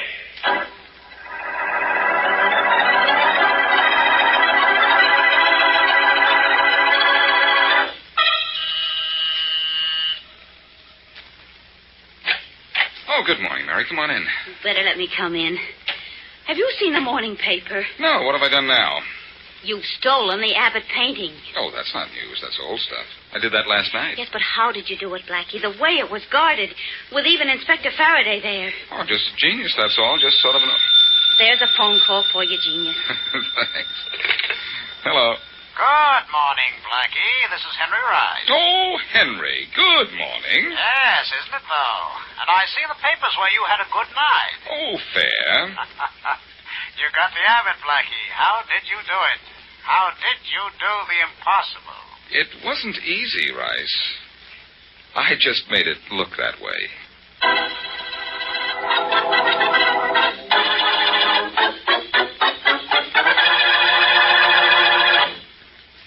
And now back to Boston Blackie.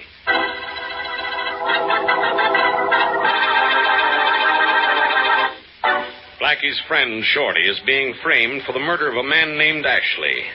Gang leader Henry Rice, who hates both Blackie and Shorty, has the phonied evidence against Shorty, and in order to get it, Blackie promises to steal the valuable and heavily guarded Abbott painting.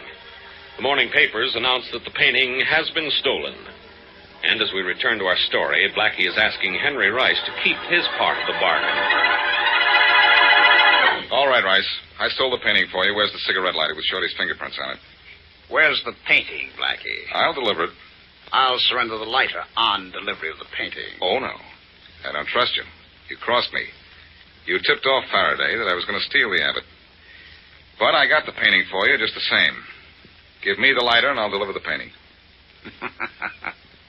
Fair enough. Here it is. Thanks. Now, when do I get the painting? In a little while. But tell me something. What did you call Faraday and tell him I was going to steal the Abbott if you wanted the painting so much? To tell you the truth, Blackie, much as I wanted that Abbott, I didn't much care whether you got the painting or Faraday got you. No? No. You see, it's hard for me to decide which I do most. Like that painting or dislike you.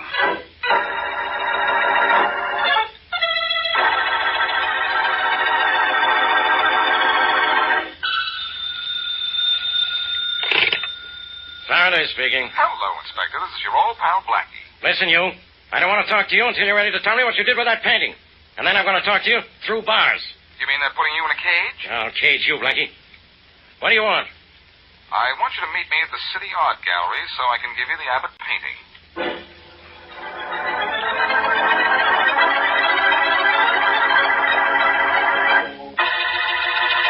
I wanted you in on this, too, Mr. Lawrence, in case Blackie is just pulling another fast one.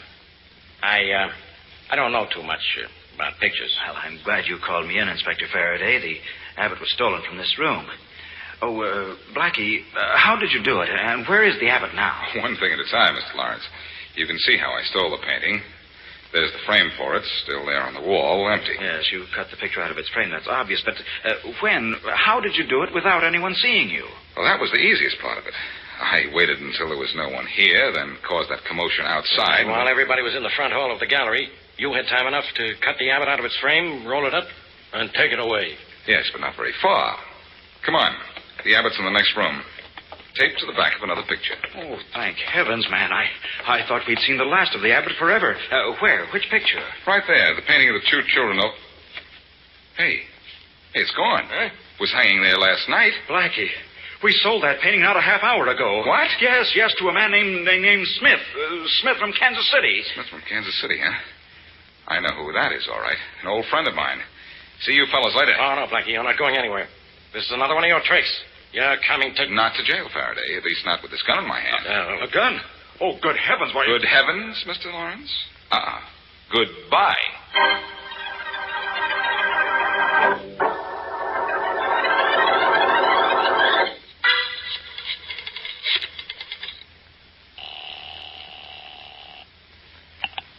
Hello? Mary, this is Blackie. Oh, hello, Blackie. Did you give the painting back to Inspector Faraday the way you promised? I tried to, Mary, but I couldn't. It's gone. Gone? Sold to a man named Smith from Kansas City for $250. Oh, Blackie, no. No is right, Mary. I think I know who has it, and it's not John Smith, and he's not from Kansas City. All right, who has it? A man who seems to like to play tag. And, Mary, if you don't mind, I'd like you to get into the game.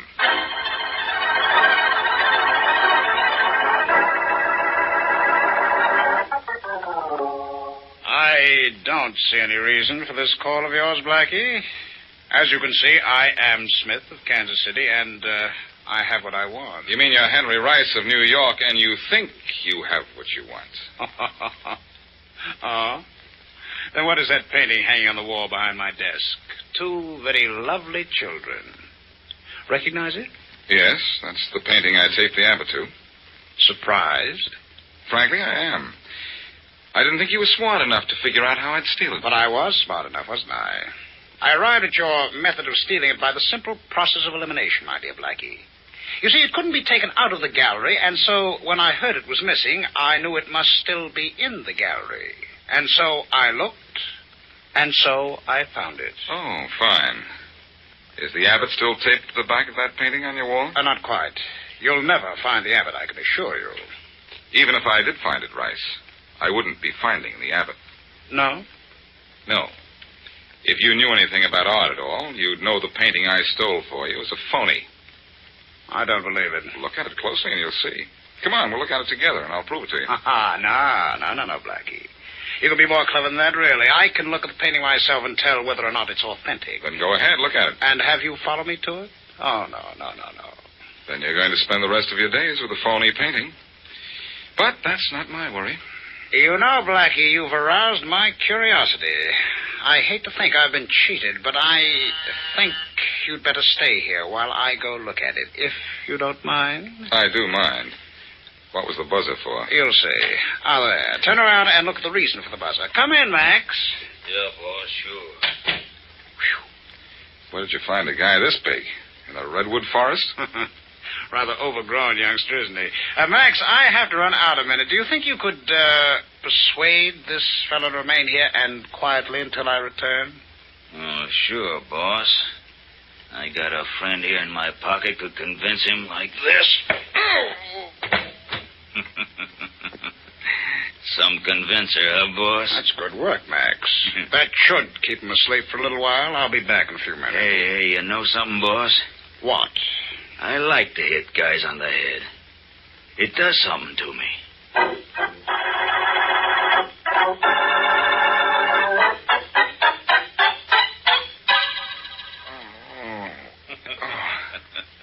Oh, you come to now, huh?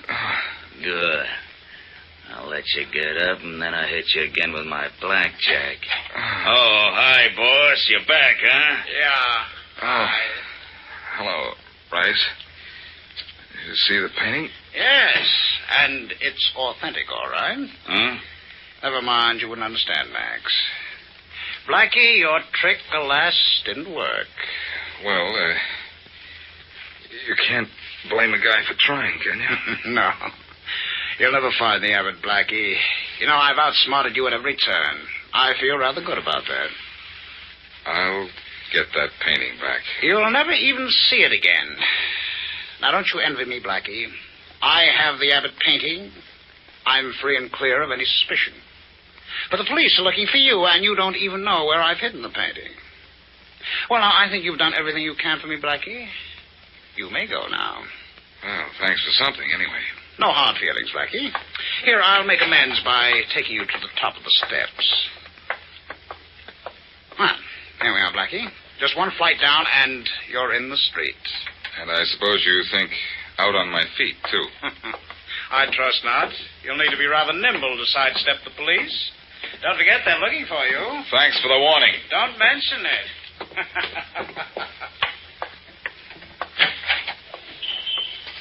Blackie. Good girl, Mary. You're here right on time. Did everything work all right? Perfectly. I did just what you told me on the phone. I waited outside Rice's office door, then I followed him down the steps, and from then on I didn't let him out of my sight till he went into another building. But, where's the abbot? You show me the building Rice went into, and I'll show you the abbot.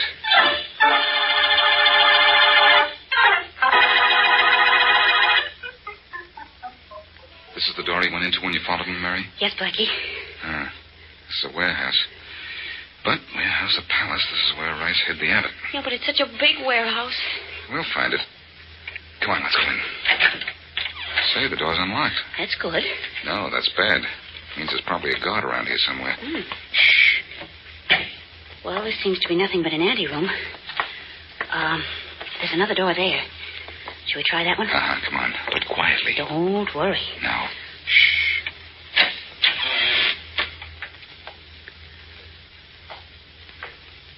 I hear footsteps. Yes, and I see the man who's making them. Oh, I see something else, too. This is a gambling casino. It's empty now, but Rice must use this place every night. And here comes Mr. Footsteps. We'll have to take care of him before we do anything else. I hope he isn't as big as that Max you were telling me about. No, he isn't, but he's got a gun. Be quiet, or we'll be telling the angels about him. You're so right. Shh, here he comes. Hey, you. Thanks for turning your chain. Why, Blackie, you hit him only once. You're selfish. Not even a second sock for me. Mary, I would gladly trade that second sock for a second sight that would help me find the abbot.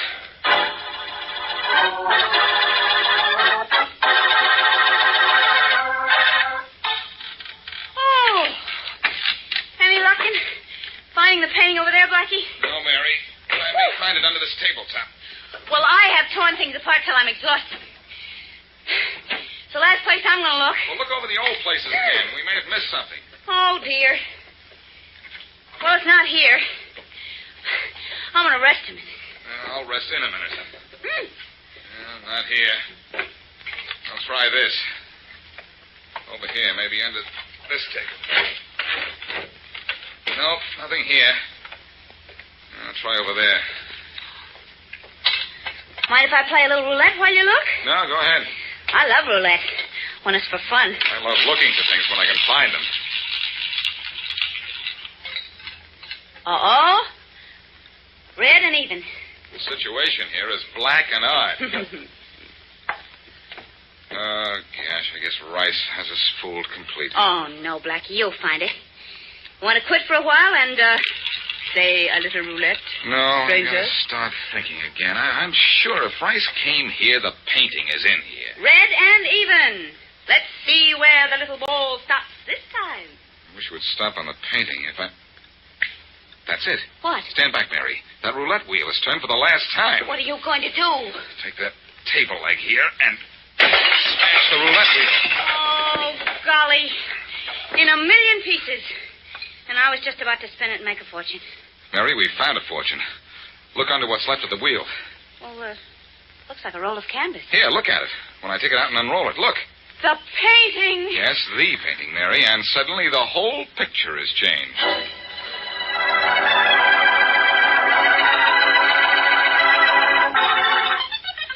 Well, Blackie, so you went to all the trouble of stealing the abbot just because of Shorty's lighter. Yes, and now Shorty has his lighter, and the art gallery has its abbot, and everybody is happy, I suppose. Well, I'm not happy. Why didn't you tell me Rice was framing Shorty and let me get that lighter from him? Because by the time you'd have cleared Shorty, he'd have been sent to the electric chair. Shorty was innocent. Of course he was. If you're unhappy because I didn't let you help clear Shorty, I'm unhappy because Henry Rice was the cause of all this, and he's going free. Oh, no, he isn't. You've arrested him? Well, what for? Running a gambling joint? No, we couldn't prove that. But the DA has a great case against him, Blackie. And all because Rice made you steal that painting. But you can't say Rice stole the painting. I did. Yes, you stole it, Blackie. But who got it after you stole it? Well, Rice did. Oh. I'm beginning to see a little flaw in Rice's master plan. And what a flaw. You didn't actually steal the abbot. Technically, all you did was move it from one room to another. So that clears you. I'm sorry to say. But the painting was taken out of the gallery, so Rice goes to jail for receiving stolen property. Good work, Faraday. This all started with Shorty's cigarette lighter. But it looks like Rice met his match.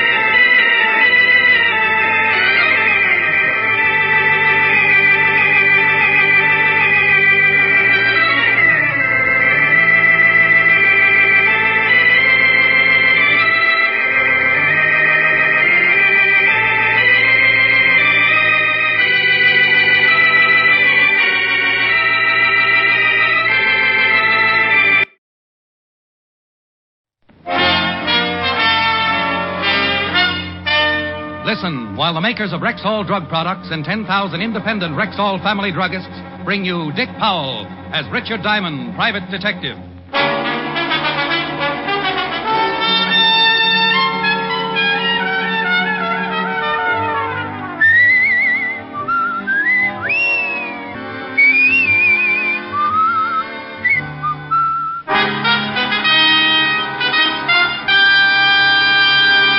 Good evening. This is your Rexall family druggist speaking to you for the 10,000 independent druggists who have made the word Rexall part of our own store names and who recommend and sell the 2,000 or more drug products made by the Rexall Drug Company.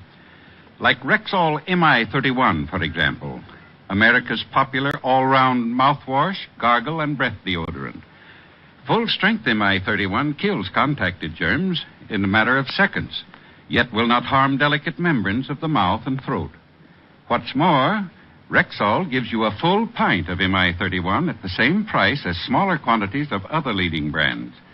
Ask for Rexall MI31 at Rexall drugstores everywhere. And remember, you can depend on any drug product that bears the name Rexall. Good health to all from Rexall.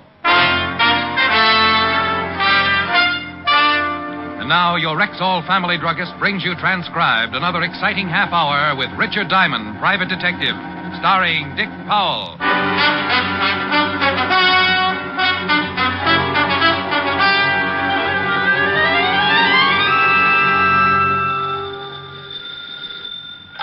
Diamond Detective Agency. If you have a little corpse in your home, swap it in for something useful. Mr. Diamond? Yes? I'd like to hire you, Mr. Diamond. Well, bless your little heart. $100 a day in expenses. My name is Raymond R. Waldron, attorney at law. Would you mind coming right over to my office? Will you have a retainer ready? By the time you get here. Where is here? 758 East 45th Street. Just sign the check and I'll stamp in the amount with my track shoes. Then I can expect you. You can even clock me. Who knows? You may witness the first 4-minute mile. I quickly bounded over to the sink, pulled out a bundle of soaking laundry, grabbed a straight razor that looked like it had been used to hack out shrapnel, applied the Brillo to my overnight beard, and 20 bloody strokes later I observed myself in the mirror. Wounded, sire, but not dead. By 11 o'clock, I was standing in the reception office of Raymond R. Waldron, attorney at law. I looked for the secretary, but none was to be seen. Then the door of Mr. Waldron's inner office opened, and a man about 6 feet tall, sporting a heavy black beard and thick horn-rimmed glasses, stood facing me. I suppose you're Mr. Waldron? Yes. Take this chair, if you will. Thank you. Now, what's your trouble? Oh, not mine. My client's. You see, I'm supposed to give you $100 as a retainer until you speak with my client this evening. Before you wave the bills around, tell me something about your client. My ethics get so double-jointed when someone shows me money. My client is a she. Well, you certainly present the beginning of an interesting argument. Her name is Miss Mary Bellman. Miss? 28, blonde, showgirl, very attractive. So she killed 30 members of the volunteer fire department. I like tough cases. She's in fear of her life, Mr. Diamond, and since I'm her attorney, she called me and asked me to hire a good detective. You said Miss Bellman was in fear of her life. Somebody trying to kill her? I think it best to let Miss Bellman tell you. She has all the facts. Here's her address, and here's your retainer. She expects you at 8. It was close to 12 when I got back to the office and spotted my landlord nailing up my door. His eyes dropped blushingly down to his waist when he saw the 2 months' back rent in my hand, and he hurriedly explained his carpenter work on my door as a delayed April 1st joke.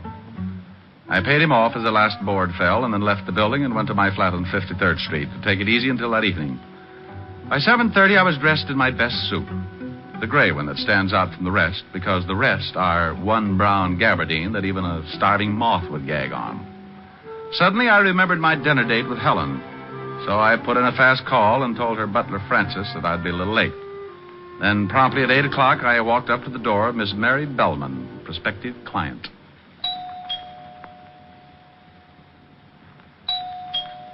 Yes? Who is it? Richard Diamond. Oh. Come in. Have you got it? Well, I don't know. Got what? Look, how about the envelope, huh? Envelope? John said it would be in an envelope. But if you don't have it in an envelope, just kindly give it to me. Then I'll fix us a drink. Well, maybe you better fix the drink first. This is some kind of a joke. Oh, What's the matter? what are you doing here? Who? Oh!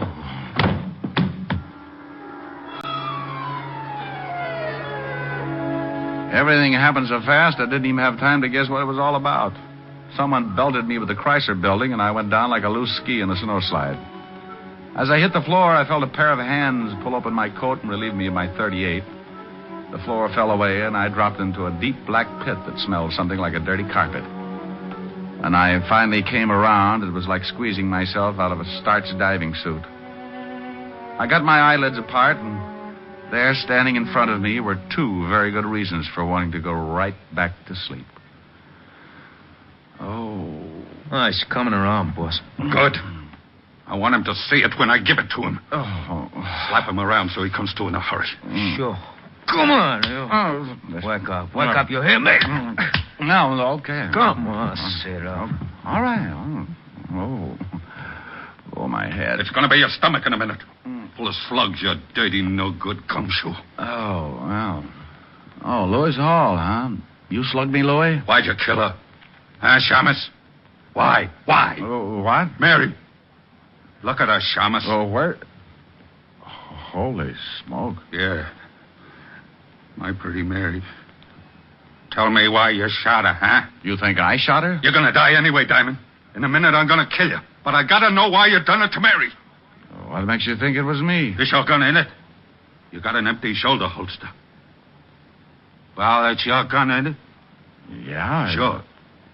Well, this is the gun which shot Mary. One slug gone. See, the slug's in her. Oh, you got the wrong boy, Hall. Oh, knock him off, boss. He's lying. He done it. Shut up. Oh, sure. I killed the girl, then slugged myself, hoping that someone would come in and pin it on me. Boss, I think you're the... Yeah. Anybody in there? What's that? The U.S. Marines. Keep it quiet. Okay, Otis, use your pass key. If that doesn't work, use your head. Okay, Lieutenant, the cops. Come on, Tony. We're getting out of here. Great, but what about the Shamus? I don't want to knock you off if you didn't do it, Diamond, but I'm going to find out. Then maybe we talk more. Let's go. Right, out the back way. You mallet head, you've tried everything but your button hook. Well, I guess maybe we better bust it in, huh? Okay, give me a hand. Put your shoulder against the door. Now, 1, 2... Hello, Walter. Diamond, what are you doing here? I came to see a client. We got a report on a homicide. Where is it? In the other room. Take a look, Otis. Yes, sir. How did you get mixed up in this, Rick? That's a pretty good question. Lieutenant. Yeah? It's a dame. It's the dress and high heels. He spotted them right away. Who is she? Name's Mary BELLMAN. Hey, who called you to come over? I don't know, but we traced the call, and it came from a phone booth right next door to this building. How long ago? 8:15. Right after I got slugged. You got slugged? Thoroughly. Otis, go call the coroner. Right. Let's see. One shot came right out between the shoulders. Yeah, when I came to, I could still smell cordite. Well, where's your gun, Rick? Well, right now, it's with Louis Hall. Louis Hall, the gambler? Yeah, the guy who owns the Ace High Club. When I came to, Louis and one of his boys were getting ready to kill me for killing the girl. He waltzed out of here when you showed, took my gun with him. Maybe he knocked her off. Maybe. Anyway, I think whoever did it used my gun. I still don't see how you figure in this deal. Well, a character by the name of Raymond R. Waldron, attorney at law, called and told me to come by and see my recently deceased client. Come on. Let's see what we can find out about a Mr. Raymond R. Waldron, attorney at law. Well, I was in it up to my earlobes again. Walt had Otis put out a pickup on Louis Hall in his torpedo. Then we climbed in the squad car and headed for the offices of Raymond Waldron. On the way over, I told Walt what had transpired since that morning. 1, Waldron hiring me for Miss BELLMAN, saying he represented her. 2, seeing Mary BELLMAN in the strange way she had greeted me, as if she expected me to have an envelope for her. We got to the building, found the night watchman, went in, and in 2 minutes we were standing in front of the door marked 402. Isn't there usually a name on the door of an attorney's office? Usually. Maybe that's why I saw it there this afternoon. Now, let us in, will you, Pop? Sure, boy, but there ain't nothing to see. We know Mr. Waldron's not in, but we want to look around. Sure, boy. Look as much as you like. Reception room? Boy. Where's the furniture? Pretty dull looking, huh, boy? What about the inner office?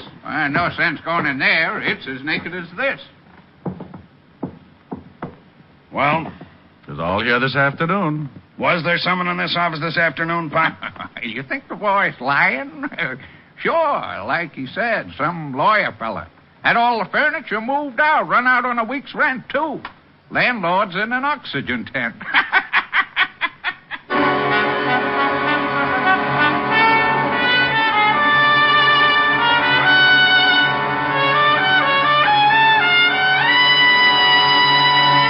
You're listening to Richard Diamond, Private Detective, brought to you by the makers of Rexall Drug Products and your Rexall family druggist. Right now, here's a lady with a problem for him.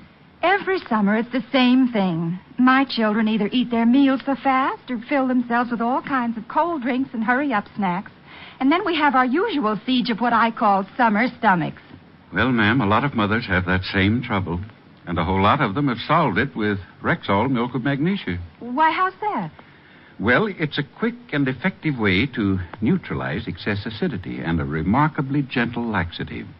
What's more, because of its special formula and exceptional purity, Rexall milk of magnesia has almost none of that unpleasant, earthy taste. Well, say, the children will like that. And because it's Rexall, ma'am, you know it's laboratory tested. All you have to do is follow the tested instructions on the label. Well, from now on, I'm asking for Rexall milk of magnesia. At Rexall drugstores everywhere. And remember, you can depend on any drug product that bears the name Rexall.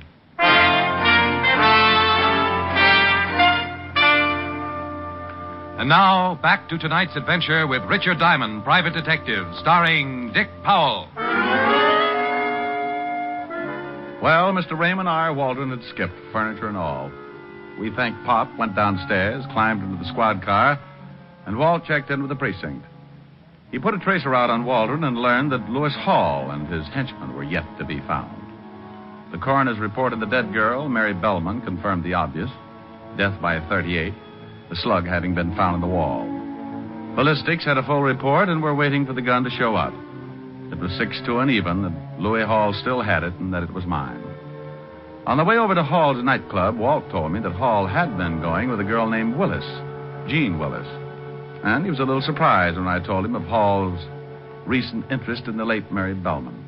It seemed that Jean Willis and Louis had been an item for nearly a year. In fact, she was working as a headliner in his nightclub.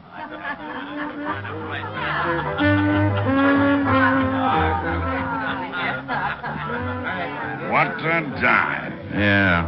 Better not leave the doors open too long. The smoke will run out and the walls will fall down. I'm going to see what I can find out about Louis Hall, Rick. You want to try looking up Jean Willis? Meet you back at the bar. Rick, I'm on duty. Well, who said you got a drink? You've got on shoes, but you're not walking. Oh. A table, sir? No, thanks. Now, where can I find Jean Willis? You a friend? I might be. I'm afraid Miss Willis... Oh, my goodness. I dropped $10. So you did. Looks a little messy.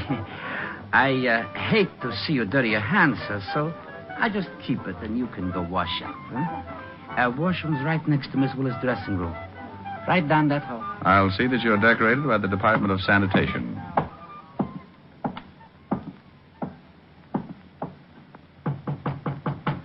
Who is it? Hey, who are you? Name's Diamond, honey. I'm a private detective. Good for you. I hope you're happy in your work. Now beat it. I'm looking for Lewis Hall. He's out. Down the street somewhere. Having your initials tattooed on the soles of his feet, no doubt. Look, wiseacre, blow or I'll yell and have a couple of boys show you the fastest way out of here. Honey, before you do, I think there's something you ought to know. Yeah? What?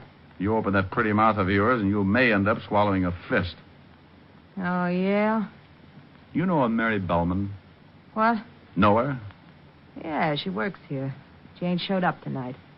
Something happened to her? What makes you say that? Wishful thinking. Oh. You used to be Louis Hall's girl, didn't you? Yeah, until she came along. Now, look, what is this? What's going on? What do you want Louis for? You really don't like Mary Bellman much, do you? Yeah. She's all right. What would you say if I told you someone put a bullet in her tonight? What? Where's Louis, Jean? Somebody took care of the little... Well, what do you know? Good. If Louis did it, I'm real happy. Because he found out what kind of a... No. I don't know where Louis is, and if I did, I wouldn't tell you. Now get out of here. Okay, but the law may be around to see you. Dandy. Now beat it. Do me just one favor, will you, Jenny? What is it? Don't move. I want to remember you just as you are. Why, you crummy. You moved. Well, I went back to the bar just in time to see Walt look around the room like a shoplifter on bargain day. Then he slipped the bartender a bill and donned a stiff belt with the speed of an alcoholic 30 seconds before prohibition was to set in. Good evening, Lieutenant. That was a dirty trick. I just saw the girl got nothing but a fast shuffle. I couldn't find out anything about haulers. Boy, either. Now, get your breath and let's get back down to the station to think about this thing. Let's go.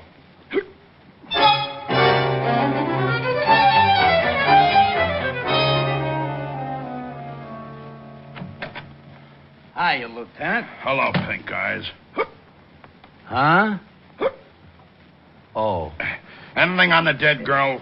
Here's the report. Thanks. How are you, Shamus? Fine, Otis, fine. Still under contract to the Museum of Natural History?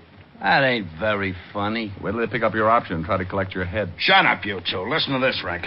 This lab report says Mary Bellman was the one-time girlfriend of John Webb. Oh, the John Webb I sent up on an embezzlement rap 8 years ago? The same. He got out a month ago. Say, wasn't he suspected of being in on that Aetna payroll holdup? Yeah, but we never could prove that one on him. The dough was never recovered either. No, but the roll of bills and the dead girl's pocketbook checked with the numbers on the bills from that holdup. Walt, I'm getting an idea. When I sent Webb up, he was pretty unhappy. Made a lot of threats to me. You got the serial numbers from that holdup? Here's the whole list. Well, check him with this money. Your own dough? Okay, but I don't get it. Otis, did you find out anything on Raymond R. Waldron? The guy that was supposed to be the attorney? Yep. Well, he ain't no attorney. He ain't even with the state bar, and I can't even find a Raymond R. Waldron in the phone book. Rick, where'd you get these bills? They check. You bet they do. Where'd you get them? Raymond R. Waldron. Gave them to me when he hired me. Otis, go get a picture of John Webb. Right. You think Waldron and Webb are one and the same? Waldron had a beard and wore glasses. It's been 8 years since I've seen Webb. Hey, it fits. If Webb is Waldron, he's got a motive. For one thing, he'd love to frame you. Yeah, but we're going to have a hard time proving Waldron is Webb without fingerprints. Not only that, we're going to have a hard time just finding him. Here you are, Diamond. Thanks, Otis. Give me a heavy lead pencil, Walt. Right here. Get him some artist. Oh, shut up, Otis, shut up. Now, let's see. There's a beard. Put some glasses on him. There you are. Well? Raymond R. Waldron. Or John Webb with glasses and a beard. I'll put out a jump. Oh, wait a minute, Walt. I got an idea. Let's pull a real old stunt, huh? A real old stunt would be a cinch for us. Let the papers print a story that Mary Bellman is not dead. Webb must have made sure. Look, I didn't say that I was positive that Webb did the job. Louis Hall was standing with my gun in his hand. Gene Willis hated Mary Bellman for stealing her boy Louis, and we're loaded with suspects. Well, she did only have one bullet in her, and there is a possibility that she could have knocked herself off. Oh, stop sitting on your badge and call the papers. Say that Mary Bellman is in Bellevue in a serious condition. That due to an anonymous phone call, the police found her and rushed her to the hospital. I know, and she's expected to recover consciousness at any moment. Right. Otis, how would you look in a blonde wig? Huh? Come on, I'm going to put you to bed. Lieutenant!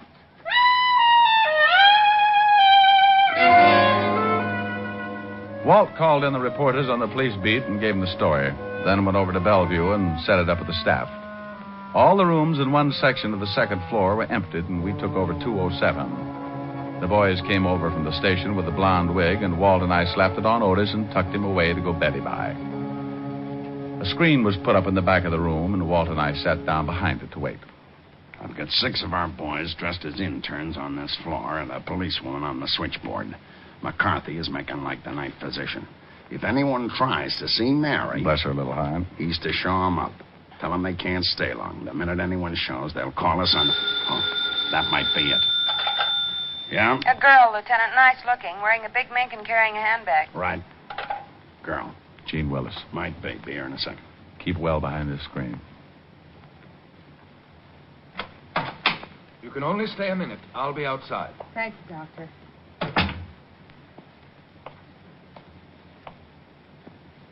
Mary? She's taken into her handbag. Let's take her. Let's have the bag, sister. Take your hands off of me. Hang on to her, Walt. What's the meaning of this? Ah, you always carry a gun, Jeannie? She was going to kill me. Who's that? That ain't Mary. She was going to kill me, Lieutenant. Shut up, Otis, or I'll give her back the gun. You can't pin anything on me. I think we can, baby.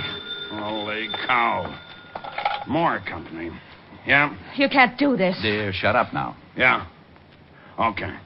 More company? Yeah, Holland's gorillas. Said they were Louis. Oh, no. Honey, I no. warned you. Keep it down, No. lady. I won't let him get caught. I don't want him to get caught. Shut her up. I don't want him to get caught. Sorry, honey, but I have don't want to. him to get caught. Okay, lift her over behind the screen. All right. Yeah. There. All right, let me back there. Who's making noise? You can only stay a minute. Okay, Doc. You stay out here, Tony. Right, boy. Mary. Mary, baby. I'll get the guy who done this. All right, Louis. Who's there? The police, and you're covered. Okay. Try anything, and the guy on the bed will start shooting. The guy in the frame. Give me your gun. Then Mary, She's really dead, Louis. I guess maybe I wish too much. I ain't smart. Here's your gun, Shamus. You had the right gun, all right, but the wrong boy. Here, Walt, give it to ballistics. We got Jean Willis over behind that screen. She came up here with some crazy idea of protecting you. Janie, she think I done it. Yeah, the crazy kid. She ain't got no... It's getting crowded. Yeah? What's going on? Trying to run down a killer, Louis. Okay. A guy just came in. Wearing a beard? No, he asked what room Mary BELLMAN was in and then left some flowers, walked out. Oh, we better get that girl out of here. Get her out in the hall. All right. Come on, honey. Louis. Louis, I didn't mean to. I'll give you a hand, Lieutenant. Hey, Lieutenant, the fire escape. Somebody out there. Louis, I only wanted to help you. Quiet. Don't move anybody. Maybe without the light, he won't see us.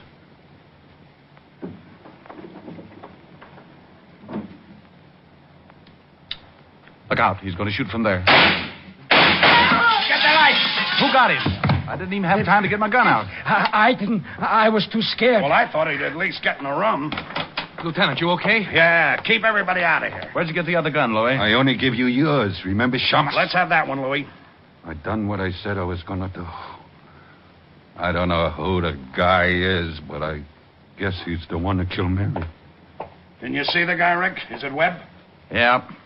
Alias Raymond R. Waldron, attorney at law and very dead.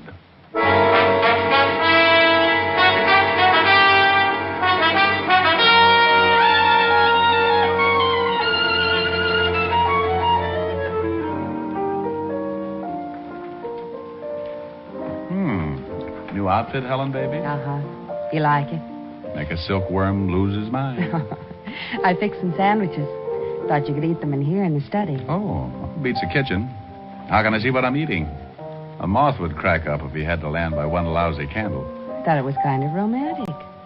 Soft lights, music. Oh, honey. My rural stomach has been neglected all day. Food should make it happy. I hope so. Hard day? Yes. What's this? Oh, very toothy. Peanut butter and caviar. You make them? Of course. Oh. Yes? Walt, Helen, right there.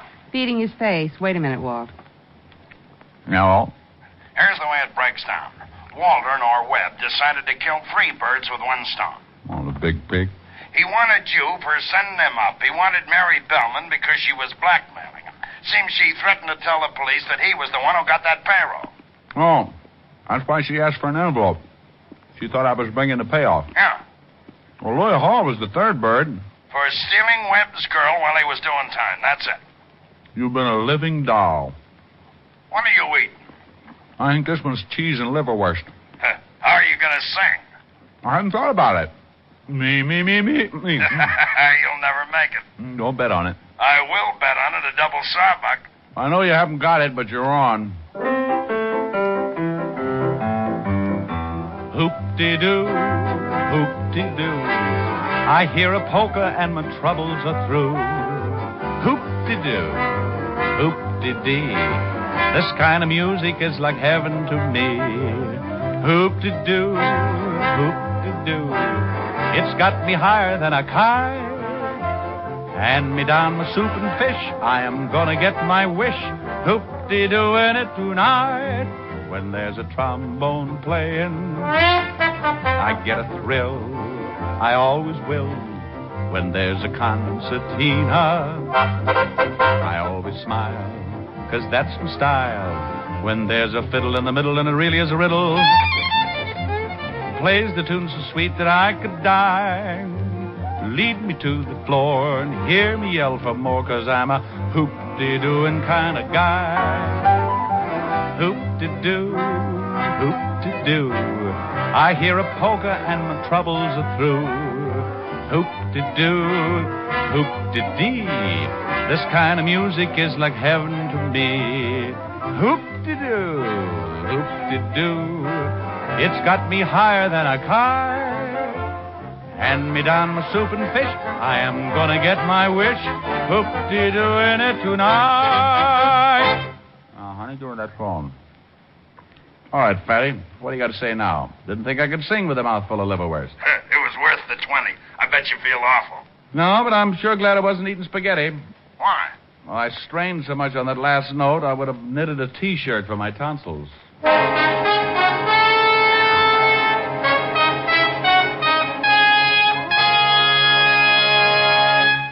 Dick Powell will be back in just a moment. And now, once more, here's your Rexall family druggist. It's the time of year for a friendly warning about sunburn. Remember that overexposure may cause serious and painful burns. But in case you do get a sunburn, I want you to know about Rexall Gypsy Cream. You'll actually be amazed at the immediate cooling, soothing relief you get with Rexall Gypsy Cream. And what's more, it's not a messy ointment, but a quick-drying, greaseless liquid, easy to apply, harmless to close. Ask for Rexall Gypsy Cream at Rexall drugstores everywhere. And remember, you can depend on any drug product that bears the name Rexall. Good health to all from Rexall.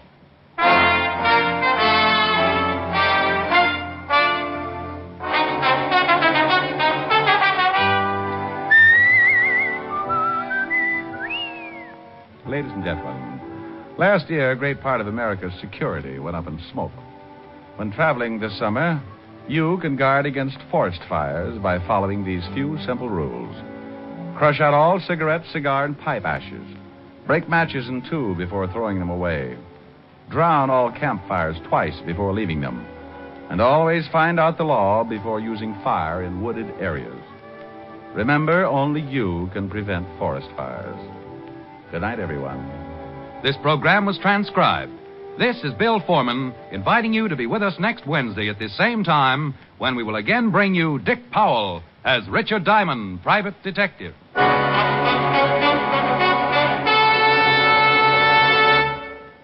For the woman in 10 with sensitive skin. There's Caranome hand cream. Statistics show that 1 woman in 10 has an extra sensitive, extra tender skin. And for that woman, there's Caranome hand cream. For like all Caranome beauty aids, Caranome hand cream is hypoallergenic, pure, mild, safe for most sensitive skins. It softens, beautifies, protects. remember, for the woman in 10 with sensitive skin, There's Caranome hand cream. Only one of Caranome's beauty aids, designed especially for women with sensitive skin. ask for Caranome at Rexall drugstores everywhere. Hear Juvenile Menace on Dragnet tomorrow night on NBC.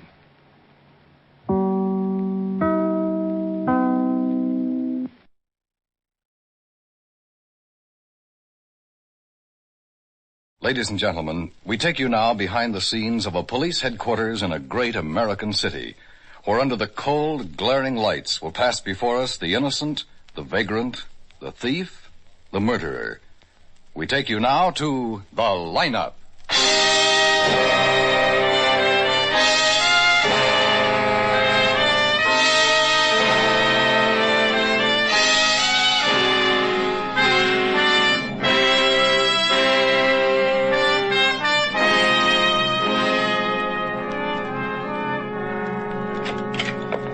think you found him, Lieutenant Guthrie, so soon? Yeah, we think so. And we'll be sure when you identify him.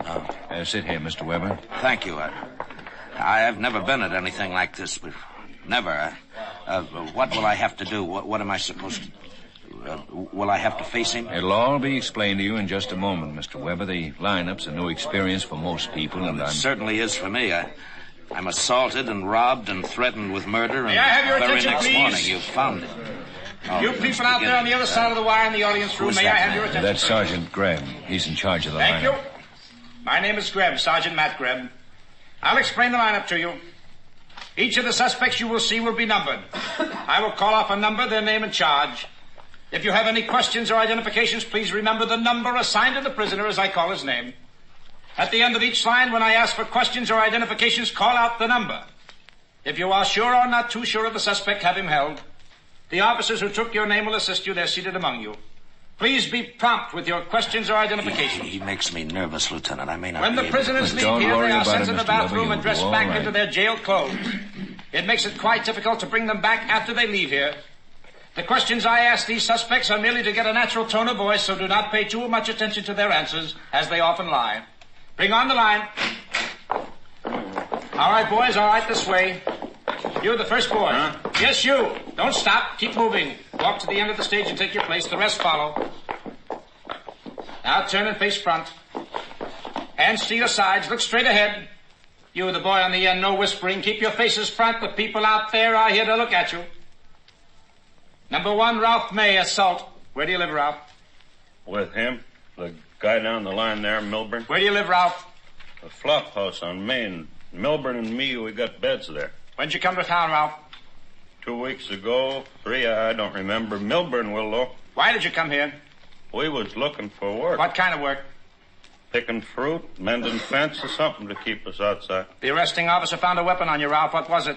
That's no weapon. That's just a bailing hook from my last job. Number 2, Stan Fremont, robbery. Where are you from, Stan? From here. Where do you live? In a house with my wife with a kid. You been arrested before? No. Where'd you get the gun the officer found on you? I borrowed it from a friend. Number 3, Jeff Carper, grand theft. Where did the arresting officer pick you up, Jeff? I don't know. You don't know because you're a stranger here? I'm no stranger.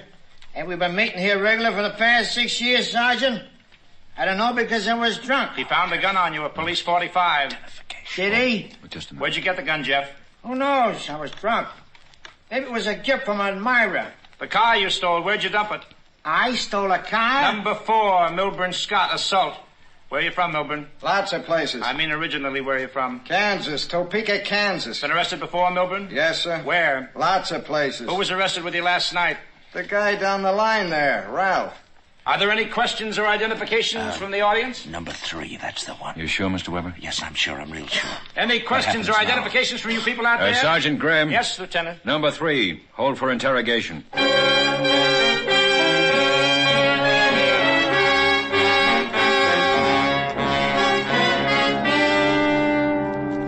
Back again, Carper. You were sitting in that chair last week, too, weren't you? The week before. Don't get too eager, Lieutenant. Carper, you know what this folder is I've got in my hand? Sure, you wave it at me every time. The record of me versus police. The record of you versus the police. May 1937, conviction of petty theft, 1 year. January 1939, conviction of robbery, 3 years. August 1943, suspicion of assault. No conviction, Lieutenant. September 1943, suspicion Oh, of... now, Lieutenant, that's one I don't like to hear about. Embarrassing. A man your age it ought to be. What was I yanked out of the lineup for this time? Grand theft, intent to do great bodily harm. Mr. Weber said murder. Now, wait a minute. Maybe we can throw in a kidnapping charge, too. Wait a minute. Oh, you're kidding, Lieutenant. Between 10 and 12 last night, it's charged you did all that. How much does those charges add up to? I mean, the total. With your record, you could get 20 years easy. 20 years, huh? Hey, what about slugging a guy and taking $4 from his wallet? What are you talking about? Jackrolling, roughing up and stealing. Between 10 and 12 last night, that's what I was doing. Only one customer, I only made $4. You said in the lineup you were drunk last night. That was to protect myself. You're trying to tell me you committed a robbery last night between 10 and 12? Is that it? Yeah. I remember the time was 10:45 because I confessed I heist the guy's watch, too.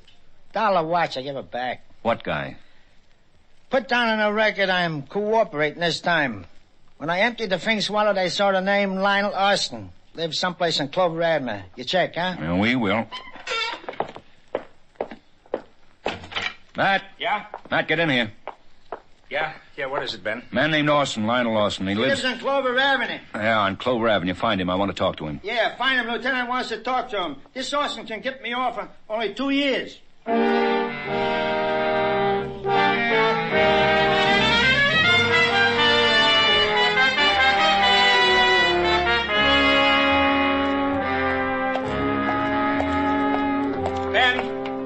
Ben. Hi, Matt. We got Austin? Well, almost. Yeah, that's novel. How almost? He'll be home at 4 o'clock. We can talk to him then. All right. Wait a minute, Ben. Wait a minute. Huh? A 201 just came in. Homicide. Where? Paradise Motel. You know, the one on top of Lookout Point. You gonna take it? Uh-huh. We'll both take it.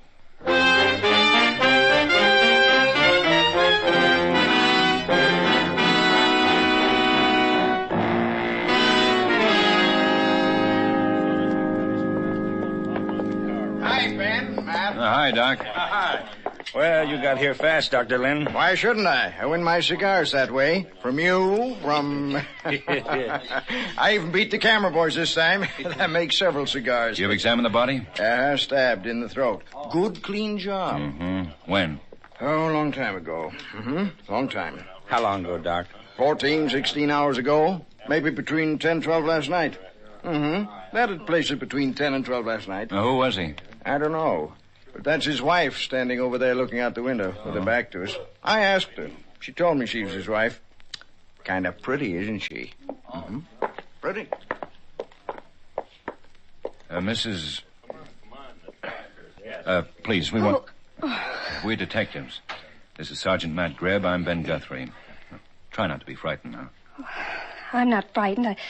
I was just looking for Lake, the view, and he touched my shoulder so easy like it startled me. The man lying on the bed. He was... My husband, Charles Jordan. I'm Letty Jordan. I met Charles when he was driving through my hometown. That was 8 years ago. I was Letty Arnold then. I worked in a drive-in. Mrs. Jordan, tell us how this happened. I don't know. You weren't here? No, I'd been away. I went home for a couple of days to Sedalia to see my sister, my old girlfriend. When did you get back here, Mrs. Jordan? This morning? Last night? It was only just a little while ago. I'm the one who found him like that. I'm the one who called you policeman. Well, tell us how you found him, Mrs. Jordan. Well, I got off the bus from Sedalia this morning and walked up the road to this cabin. There was a please do not disturb sign on the door. I thought Charles was asleep. He liked to sleep late. So I just tiptoed in. In a little while, I knew he wasn't asleep. I was looking out the window like this. Oh. What is it, Mrs. Jordan? Nothing. I just recognized my friend in that car. My friend, Mr. Weber. Weber? Oh, that's Robert Weber. Oh, you know Mr. Weber? Yeah, I do. Matt, will you talk to Mrs. Jordan? I just remembered something. Yeah, sure, Ben, sure. Go ahead.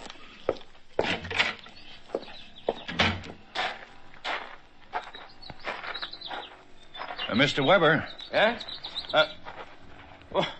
It's Lieutenant Guthrie. I didn't know you lived here, Mr. Weber. The Paradise Motel? Oh, I've lived here for a good long while. The view, the lake, it's very pleasant here. Oh, do you mind holding these packages for me, Lieutenant? I'll get the key to my cabin. Sure. Thank you. There we go. Here, I'll take them now. It's a typical bachelor's place, Lieutenant. I'm afraid I haven't got much to offer you, but there ought to be a jigger of bourbon. Thanks, Mr. Weber. Not now. You, live here alone, you say? Oh, yes. That makeup kit. What? On the radio there, the makeup kit. It's a woman's. And the initials are L.J. Who's L.J., Mr. Weber?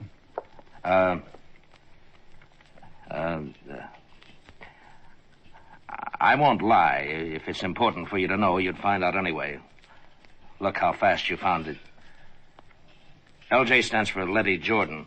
How long have you known Mrs. Jordan? Letty? Oh, about 6 months, ever since she came here to Paradise Motel.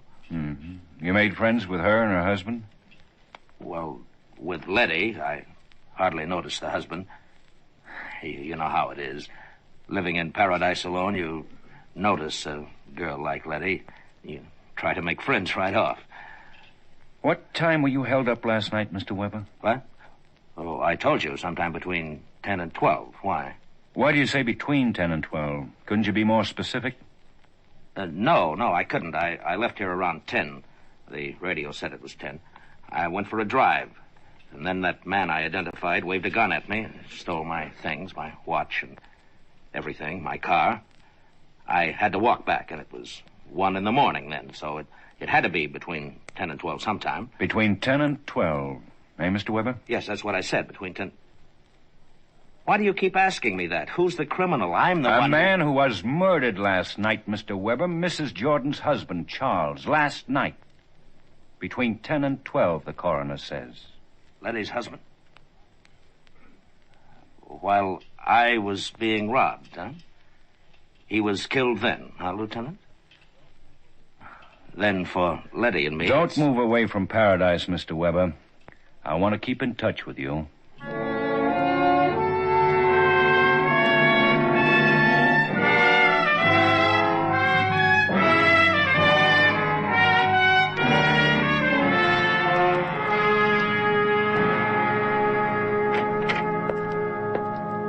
Oh, Ben. Come in, Matt. Come in. Sit down. You know what I think? I know. What I've been thinking, too. Only let's not jump at things, Matt. You figure Robert Weber's the murderer, don't you? Uh-huh, sure. Maybe. Look, Ben. Robert Weber drives his car out of town, abandons it. Reports to the police that between 10 and 12 last night, he was forced to drive his car out of town at the point of a gun. Had to hitchhike back. Go on. Then he comes to the lineup. Waits until a suspect with a known criminal record is questioned. Picks Carper, a suspect who can't account for his movements last night. So Mr. Weber points a finger at Carper and says him. That's the man. Tricky. Yeah, tricky. Also the way it happened. I told you, let's not jump at it. Okay. No jumping. But admit it, Ben, it makes sense. Mr. Weber. Especially Mr. Weber. The way he made certain time was established. How many times did he mention the hours between 10 and 12? Oh, lots of times. And his motive. The old line, the classic. He's in love with another man's wife. Well, motive's there, all right. Well, start from there, Ben, with the motive. Man wants other man's wife. Kills man. Now, get an alibi. Weber does. Says he's being kidnapped, robbed, threatened at the time of the murder. Even tells us who does it. Jack Carper. Oh, brother. Well, let's not worry about it, Matt. We can prove it. Let's do it, huh? Well, we've got to wait an hour for Mr. Lionel Austin to get home. Yeah, if Austin confirms he was rolled by Carper at 10:30 last night, we've got a murderer. Name Robert Weber. Imagine the guy. Picking out a man in the lineup for an alibi. Saying he was being worked over by Carper at the time of the murder. Weber's a killer. A clever killer. Now, take it easy, Matt. We'll find out in an hour.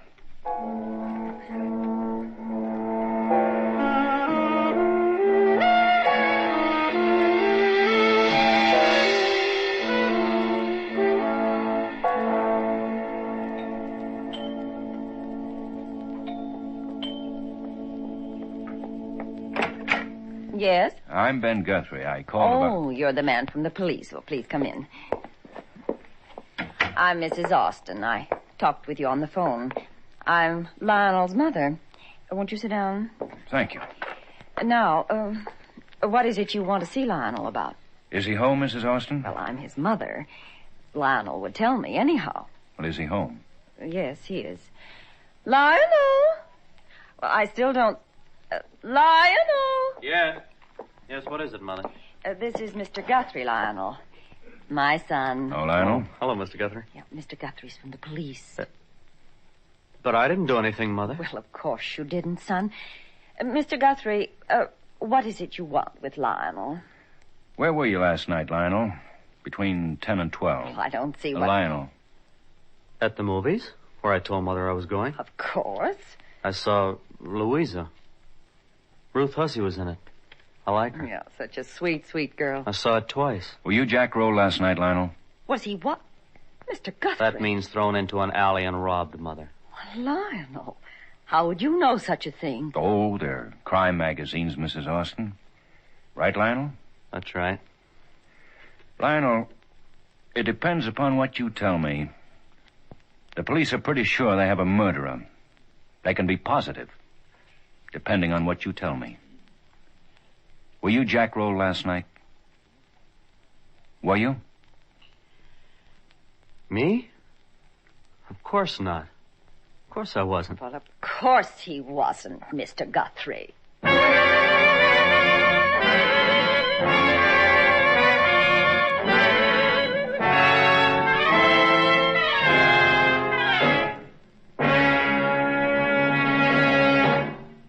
A former president once said that the armed services offer every qualified young man a chance to perfect himself for the service of his country in some military capacity.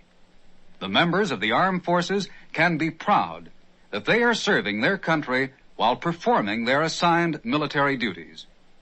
As U.S. citizens in uniform, our military personnel have definite responsibilities to their God, to their country, and to themselves.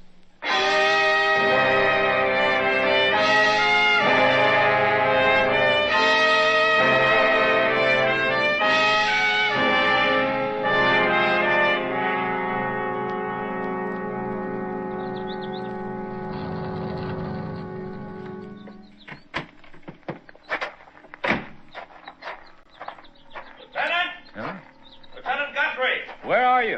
Up here, Lieutenant. The dirt road to the left of the motel. That is, if you're looking for me. I am, Weber. I am.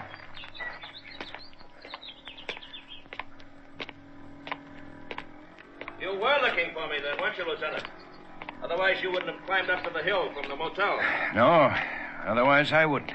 But you'll find that it's worth it. Just for the view of the sunset alone. We're 300 feet above the lake here, Lieutenant. However, tell me again where you were between 10 and 12 last night. Perhaps you'd better meet my friend. Mr. Duff, this is Lieutenant Guthrie, the one I've been telling you about. Hello, Lieutenant. Mr. Duff. Weber, I think you'd rather talk to me alone. I don't think he will, Lieutenant. No? No. He'll talk to you only with me here. He's paying me for that. I'm his lawyer. Oh. You were wise, Mr. Weber. You will need a lawyer. But not for what you think, Lieutenant. For something else. Exactly, for something else. To protect him from you, Lieutenant. Oh? Exactly. It seems you're a great nuisance to my client, unnecessarily. You have disturbed my client's peace of mind, unnecessarily. You have made my client mentally ill with your allegations, your threats, unnecessarily. My client has had to consult a physician because you have too eagerly assumed that my client is, what, Lieutenant? A murderer. Ah, you admit it. You're prepared to arrest him for that charge? To suffer the consequences of a false arrest? Goodbye, Lieutenant. Say goodbye to the lieutenant, Mr. Weber. Don't bother. Maybe Letty Jordan will talk to me without a lawyer, Weber. Maybe, Lieutenant. But you won't find her here. Not at the Paradise Motel. Not anymore. Where? Is it all right to tell him, Mr. Duff? Try the Plaza Apartments, Lieutenant, on West Gladstone. This view. This breathtaking view. It's so peaceful. No, Mr. Duff?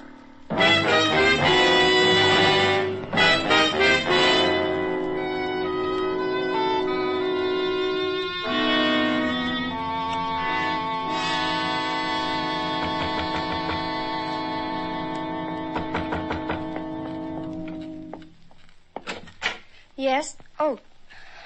Please come in, Mr. Guthrie. Thank you. Mr. Weber told me where to find you. I wasn't trying to run away. You could have gotten the information from the motel office. I left a forwarding address. You don't have to talk to me like... I wasn't making a point of it, Mrs. Jordan. I just wanted you to know how I found you. I moved here because... Maybe you could have lived in that motel after murder's been done there. Not me, not after what I realize that. I'm sorry. I didn't mean to upset you. Stay in that motel. You couldn't have grieved too much, Mrs. Jordan. I didn't say anything about grieving, did I? A dead man's been in a bed ahead of me. I'm a woman. I know. Squeamish. Now let's talk about the same thing. Let's talk about Robert Weber. I don't have to. How does it feel to be the reason why a man has killed another man? How would I know? You'd know. Weber killed your husband on account of you, Mrs. Jordan. Robert thinks I'm attractive, if that's what you want to know. I didn't ask you that. What's wrong if he thinks I'm attractive? Just because I'm married? No. No, then what? How did you feel about Weber? Just because I'm married, does that mean I can't feel some way about somebody? That doesn't mean I did something about it. I saw your makeup kit in his cabin at the motel. So? When did you leave it there? When I got off the bus from Sedalia, I stopped in his cabin for a drink. What's wrong with that? Before you said hello to your husband? My husband didn't drink. I needed a drink. You and Weber are in love with one another, Mrs. Jordan. Weber told me that. He said you'd marry now that your husband... He said that? Robert said that? I'm holding you for complicity of murder, Mrs. Jordan. You're crazy. You both plotted to kill your husband. No. You really did go to Sedalia, Mrs. Jordan. I checked that, but you went after you plotted to kill your husband. No. There have been cases of death verdicts for complicity, Mrs. Jordan. He said we should get my husband out of the way, but he was kidding. Weber killed him, didn't he? Didn't he? But I didn't plot anything with him, Mr. Guthrie.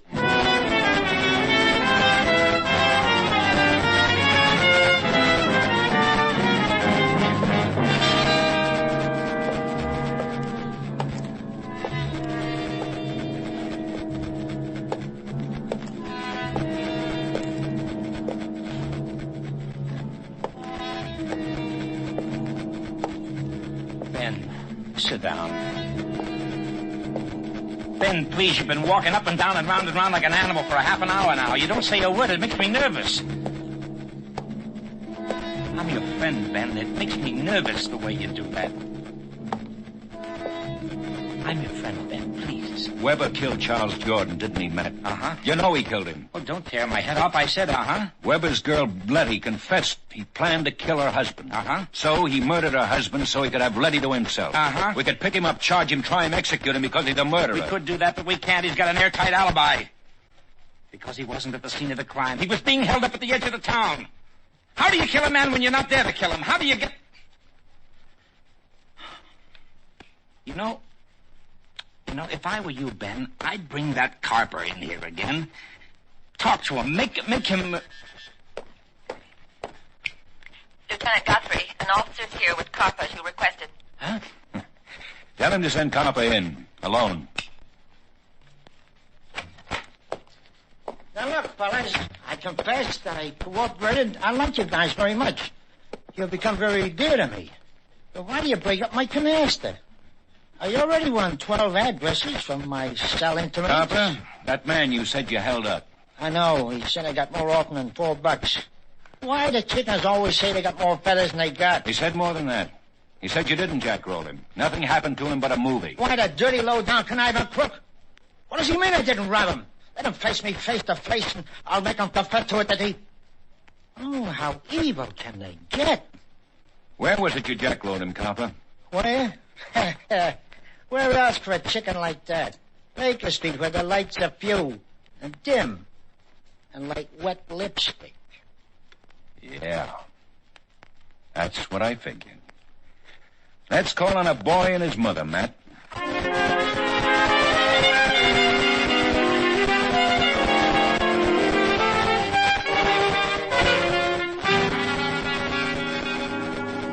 I don't understand, Mr. Guthrie. No, I don't understand it at all. Why you should come around here at nearly 10 o'clock at night. All you want to do is persecute my son. The lieutenant asked you a question, Mrs. Austin. Where is Lionel? He's upstairs with his ship models. Well, please call him. I will not. He needs his relaxation before he retires. Ben. Yeah, Matt. Go get him. Don't you dare. Don't you dare. What is it, Mother? What's wrong? Lionel! You better come down, Lionel. It's the police.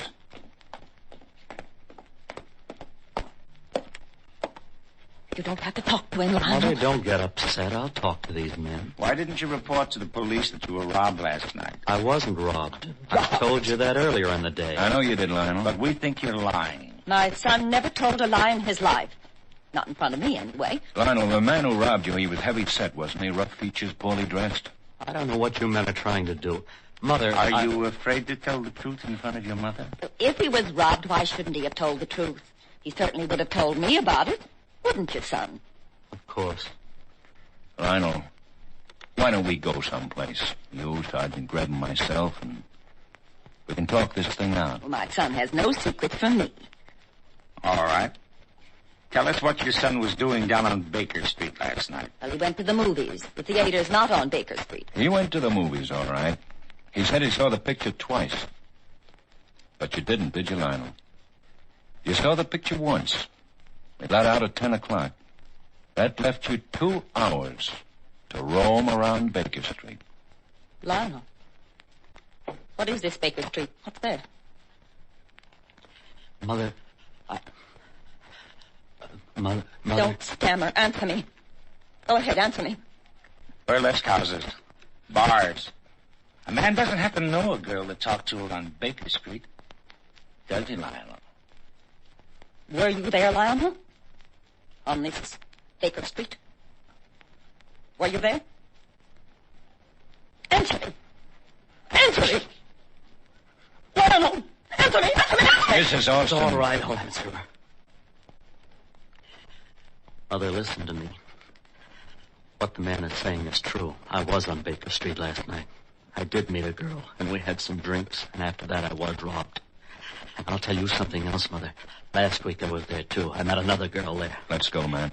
That'll make you suffer, won't it, Mother? Now you've really got something to suffer about, haven't you, Mother?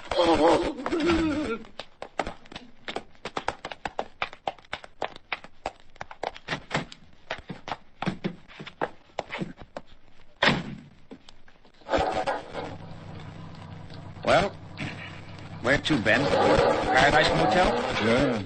That's where the murderer is, isn't it? And take it easy, man. Let's enjoy the view.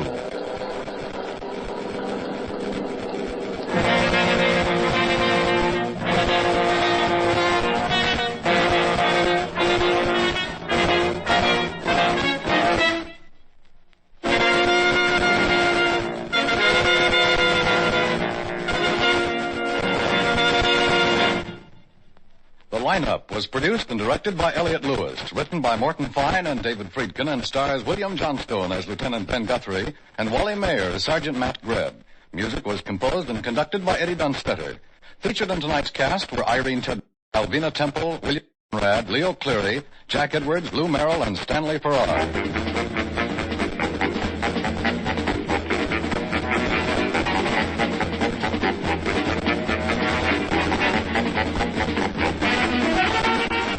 Has come to you through the worldwide facilities of the United States Armed Forces Radio and Television Service.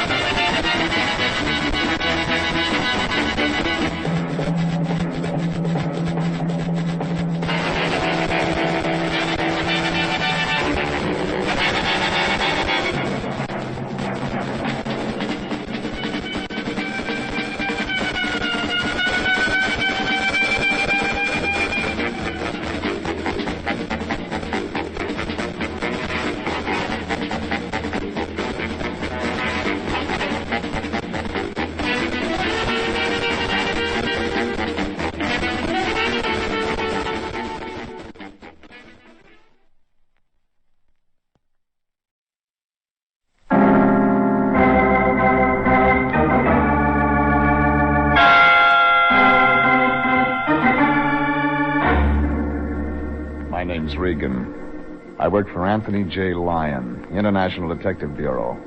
They call me the Lion's Eye.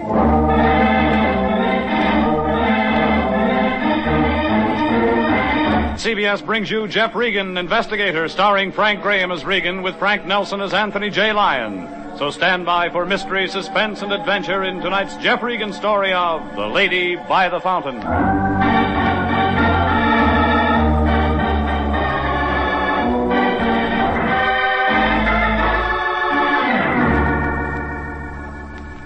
A block above Wilton off Hollywood Boulevard, there's a street called Taft. And the first dirty gray apartment house on the right-hand side's where I pick up my laundry. 428. I'm finishing out the lease for a guy who's up at San Quentin waiting for the second week in December. That's where the state's going to help him forget a blonde he never should have remembered. Well, it's a place to live. I've got a leaky faucet and a bed that comes out of the wall. And that's where I was last Monday morning about 6 o'clock when somebody began pounding on the door. I figured the place was burning down, but it turned out worse. My boss. A couple of 100 pounds of black cigar stuffed into a blue suit. Regan, it's me. The Lion. It's a nice morning. The sun's up. The birds are up. What are you doing? Just hoping somebody'd drop in. What do you want? Hey, get your pants on. We got lots of work to do. This is going to be a busy day. The last time you threw that line, I spent 6 weeks in a hospital. You're always suspicious of people. You should learn to trust your fellow man. You can't go through life not having faith in people. Follow my example. Every man is my brother, Regan. And if you figured there was a buck in it, you'd sell him to a chain gang. And I'll see here. And you'd be the first one to turn him in if he got loose. That kind of talk doesn't set well with me, Regan. Remember, I have you under contract international, and I hold your bond. You can let loose any time you want to. It's no season pass to come in here in the middle of the night. Now, there's no need for you and I to argue. I guess I'm a bit edgy. Been up all night long. Mind? Yes, I do. As I said, I've been up all night long. Thanks. Regan, somebody got Tim Vickers, vice president of American Casualty Company, out of bed at 3 o'clock this morning. He was at the same party with you? They don't get old Tim out of bed unless there's dough involved. I looked into it. Headquarters tells me that a guy named Albert Colby made the call. Lives out in Bel Air. Fine family. Oil. Put it on the road. I wish you'd buy better stuff. Well, last night Colby got himself married to a tomato named Frances Shaner. Somewhere around midnight, the new Mrs. Colby and 50 or 60 other guests are heisted as nice as you please. And the police are working on it. Goodbye. No, you and me, we're working on it. When they call American Casualty, that means whatever was taken was insured, and they've got their own man on it. And it means they want it back bad enough to start paying a reward to anybody who can find whatever it is. And it means the insurance company and the police department will be working on it, and they don't want anybody else sticking their nose in. Oh, those cops can't pick up reward money, and neither can those company guys. Now, that leaves you and me, Regan. And International can use some extra dough. Try the Morris plan. I got a better one. You hop out to Colby's and get some details. I'll hang around headquarters and see what kind of story they've got. You set them up, but they never come off. If we find out what's gone, who took it, and get it back, we've made rent money. Yeah, I haven't had my breakfast yet. What's the matter, Regan? You look worried. I am. That's my only bottle. Oh, you got nothing to worry about anymore? Here, it's empty.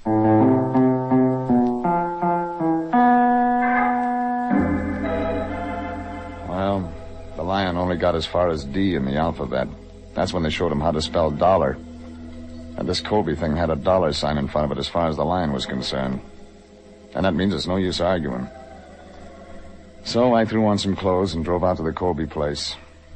It turned out to be a lot of brick and grill work on top of one of those canyon roads right after you turn off Sunset into Bel Air. When I drove in the gate, I got a feeling somebody better check with London to see if Buckingham was still there. 2 guys in uniform stopped me. I showed them my license. They let me through. I parked in the driveway behind 3 police cars and started looking around for the ladies' entrance. That's when I spotted a tall guy in a brown sport coat sitting on a cement bench right by a fountain. Up close, he looked sad, like an umpire on a rainy day. Yes, what can I do for you? I'm looking for a guy named Colby. Are you from the police? No. Insurance company? No. Well, we don't want any reporters hanging around. All right, here. I'm no scribe. Now, can you tell me where I can find Colby? What do you want to see him about? You're him. Yes, I'm Albert Colby. My name's Regan, International Detective Bureau.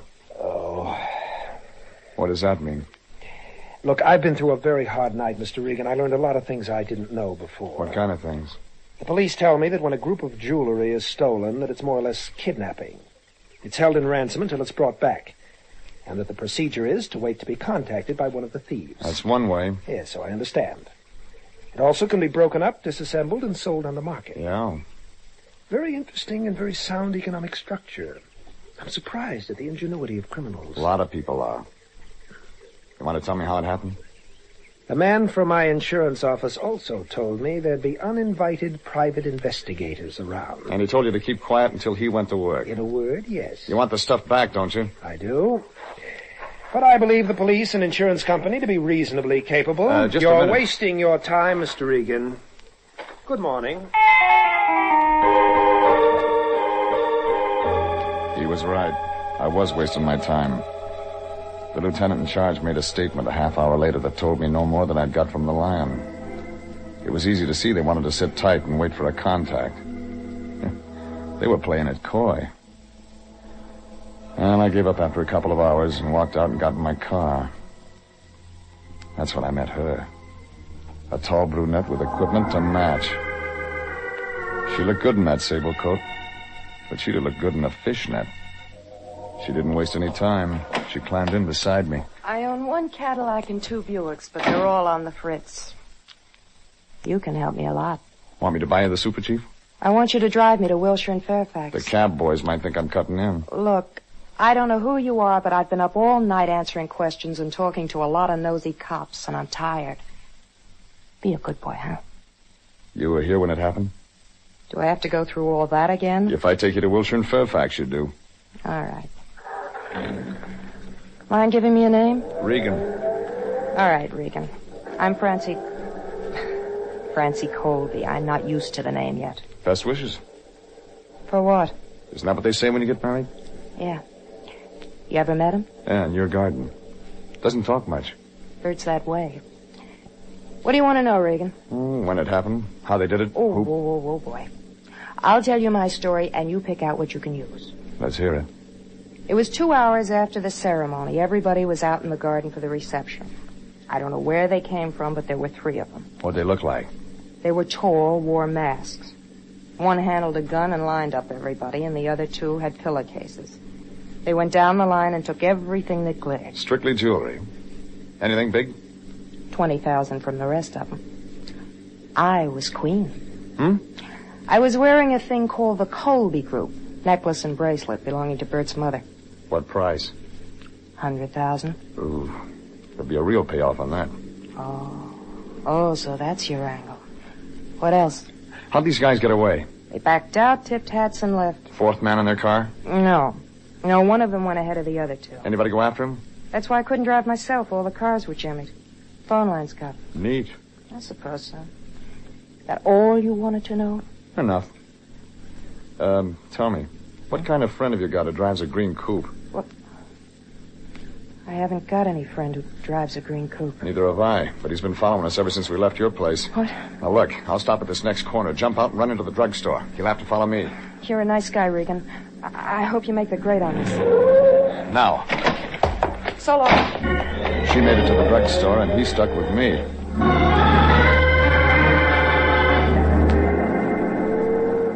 I turned right when I hit Santa Monica Boulevard, and that's when he began playing games. His front bumper tapped my fender, and I pulled over. He crawled out of his car. Heavy man in a suit that didn't fit him around the middle. I didn't like the way he smiled. What do you think of the new Mrs. Colby? Nice girl. You a friend of hers? No, never met her, really. You never met me either. That's where you're mistaken. Your name's Regan. You're with International Detective Bureau. You work for the Lion. Sent you out on a job. What did I have for breakfast? A lot of talk from the Lion about the Colby case, right?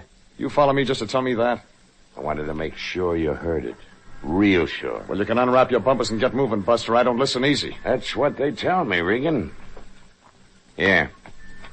My name's Winters. I got that badge 4 years ago. It says American Casualty Company on it, and right next to it there's a license that makes me one of their investigators. Right now, I'm working on one of their cases. You're wasting a lot of time. No, you're wasting the time, Regan. This is a one-man show. I'm handling it, and I don't want any private peepers snooping around trying to fall in the cracks. You talk like you got it all figured. I got so much of it, there isn't any left for you and the Lion. You really know that much? I really know that much. Name me 3 hoods in black masks. I'll have their files by 6 o'clock tonight. Show me some important stuff called the Colby Group. I'll have that, too. Are they going to close it on talk? Regan, I went to a lot of trouble to make sure you understood that you're not wanted. There's nothing in this for you or the Lion. No reward. Nothing. You're not wanted. Clear? Yeah. So clear, I'm taking your license number right now. From here, I go to 3500 Hope Street, City License Bureau. They're going to tell me if you're what you say you are. But no matter what you are, if you get my way, Buster, I'm going to look you up. And if you want to keep your arm, get it off of my car.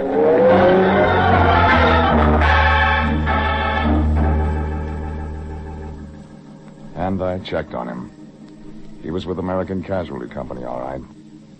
And a phone call at their office told me he'd been put on the Colby thing. So I gave up on that one.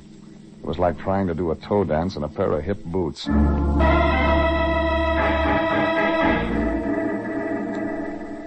It was about 6 o'clock when I got to the office. The Lion was there. He looked unhappy. Like somebody'd fed him a wax sandwich. Where you been? I've been phoning all over town for you. I went to a double feature. I met a guy named Colby and a girl named Colby. They're husband and wife. Well, that's dandy. That's just great. You can forget them all. It's finished. We struck out. What do you mean? Know what happened in Chicago this afternoon? Want me to guess? A cop threw a couple of slugs into a bimbo named Mickey McIntyre. The other guy, Swede Swanson, gave up right away. Tie it up. Mickey and Swede were carrying some of the ice they heisted from the Colby place last night. They talked. And the guy Chicago's looking for now is named Pete Florio.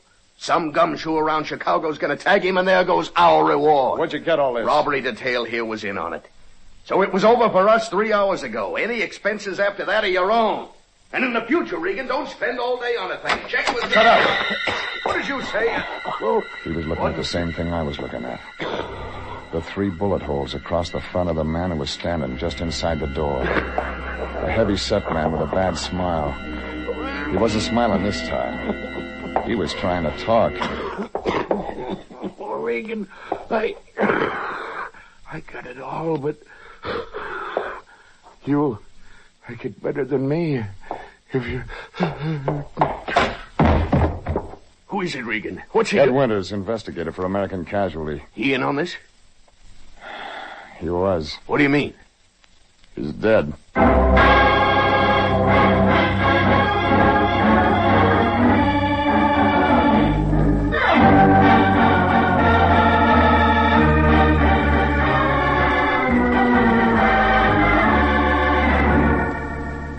The whole Colby thing looked as phony as an undertaker in a pink derby.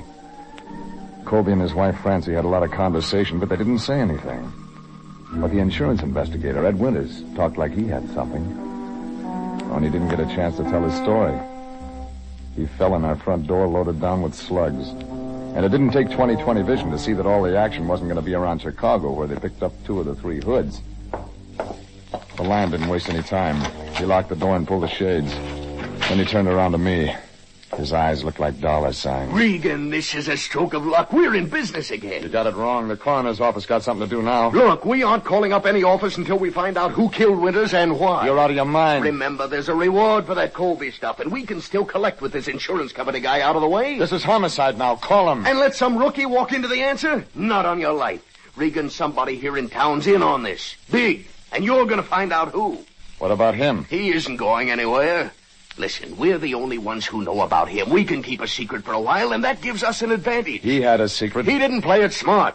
Do you realize what this can mean to us? About 5 years at Folsom. Let me worry about that. Don't you ever give up. Find out who bumped Winters, Regan, and we've won the cup. You'll have to give it back. You cheated. Once the Lion smells a loose dollar, there's no sense arguing with him. It's like trying to teach ballet to a herd of elephants. Well, I went through Winters' pockets, found a billfold and a driver's license, some keys. Nothing that'd help. But downstairs, his green coupe was parked by the curb. The front seat was wet and sticky, but there was a notebook lying there. The single name, Frank Kilmer, was scrawled on the top page, and below it, Pink Lady. That didn't mean anything either. But I took it with me when I went back out to Bel Air. I found Colby out by the fountain again. He read the opening line. Hello, Mr. Regan. What do you want now? Information? All right, here's something up to date. They caught 2 of the 3 men in Chicago this afternoon. I know that much. And the Chicago police expect to arrest the 3rd one, Pete Florio, any minute. And when they arrest Mr. Florio, that will be the end of it. You make it sound easy. Facts are facts, Mr. Regan. There's another version. What is that? Inside work. I don't know what you're looking for, and I don't think I particularly care. I'll just ask you to leave these premises and not bother me nor my wife anymore. Hello, darling. I didn't know we had company. Francis, sweetheart, this is Mr. Regan. I was just telling him I didn't like him. Hello, Mr. Regan. Have you heard the news? I'm going to get my jewelry back, so things aren't so bad after all. That's what Brooklyn thought today. My, you sound vicious. I've met him twice, darling. He always sounded this way. He doesn't think the police will apprehend Pete Florio. Do you, Mr. Regan? You're a long way from the end, Colby. Well, if he feels that way, Bert, and it does happen to work out that way, you'll buy me another bracelet and necklace, won't you? Of course, sweetheart. Now, Regan, you can see how worried we both are about this whole thing. I'm certain there's nothing more for you to do. You're wrong. I got 2 things to do. Yes? Find out who Frank Kilmer is and look up the Pink Lady. Good night. Just a minute. We'll have to swing wild in the preliminaries. Colby and his wife figured to be in on the main event. I started with the phone book. It didn't turn up a Frank Kilmer, but it did show a Pink Lady nightclub in San Marino. It wasn't much. There was a little pale guy playing piano in one corner. Figured he'd never been out for a music lesson. I put the question to the bartender. Nope, never heard of a guy named Frank Kilmer. Just got here from Cheyenne myself. Worked at the frontier for 4 years. Nice place. Yeah, sure. Anybody else might know? I don't know, Pilgrim. Why don't you ask somebody? Ask her. She's the cigarette lady. Kitty. Kitty. Yeah, Tom, what is it? This is Mr. Regan. Yes, Mr. Regan. He wants to ask if you ever seen a guy named Frank Kilmer. He don't know what he looks like. Oh? See? She don't Tom, know. why don't you go crack some ice? We got plenty of ice, Kitty. Enough ice to last It's going to be a hot night. Beat it. Oh, all right, Kitty, all right. And the music, Benny. You know the other guy, Mr. Regan? Maybe. What'd he look like? He had a name, and he paid for his information. Yeah. His name was Winters. He was around this morning, knocking on my door. What do you want to know? What you want to know about Frank Kilmer? Oh. Go ahead. I'm listening. Wait a minute. Is Frank in trouble? He's a name on a scratch pad to me, lady. I don't want to get anybody in any trouble. Just tell me what you told Winters, okay? I met Frank 2 years ago. We used to go out once in a while. Then, a little over a year ago, we didn't. What happened? He met somebody else. Yeah. He met somebody else. Who? A singer named Francie Shaner. Uh-huh. They picked up together, Frank and Francie. They were lousy, Regan. I hated her. Then what? They went over to Las Vegas one night and got married. When was this? Over a year ago. I haven't seen them since. But I saw Francie in the paper last week. All about her marrying some guy named Colby. What'd Kilmer do for money? Funny, I don't know. He had money sometimes, and sometimes he didn't. I lent him some. Why? Does the name Pete Florio mean anything to you? No. Should it? Mickey McIntyre? Swede Swanson? Thanks, Angel. This helps. Regan, you meet lots of people. Maybe you understand things. Like what? Like why she'd take him away from me and then not use him. Why would a girl do a thing like that? I don't know. Maybe she did use him.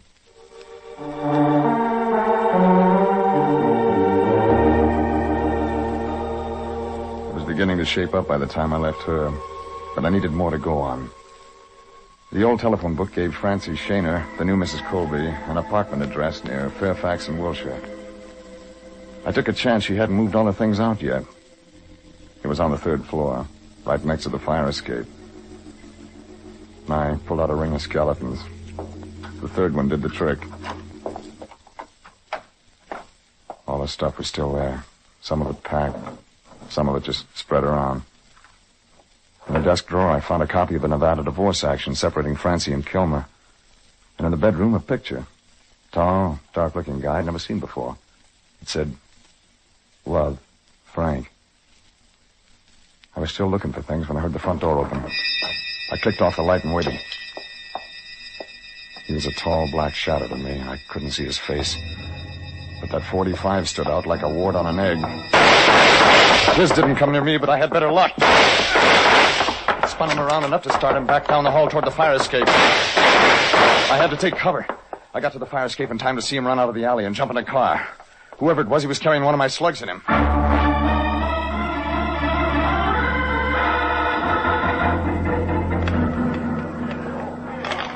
The place was beginning to crawl with people. I went back inside. I figured I'd better check with the lion before I started explaining to the cops.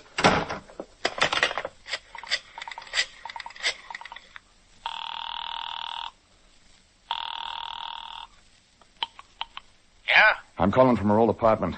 I was looking through his stuff when somebody began throwing lead. Lead? Gunplay? Regan, how many times have I told Shut up you and listen. I hit whoever it was, but he got away. The cops will be here any minute, and I'm going to have to do some explaining. And when I tell it, they'll want a story from you about that stiff in your office. Now, look, Regan, we're about at the end of this thing. What do you know? Francie once had a boyfriend named Kilmer. She married him, divorced him. But Kilmer, that doesn't... not Frank Kilmer. Give it to me. Pete Florio has an alias. It's... Frank Kilmer. I left my card with a skinny guy in blue pajamas so they could find me for the quiz games down at headquarters.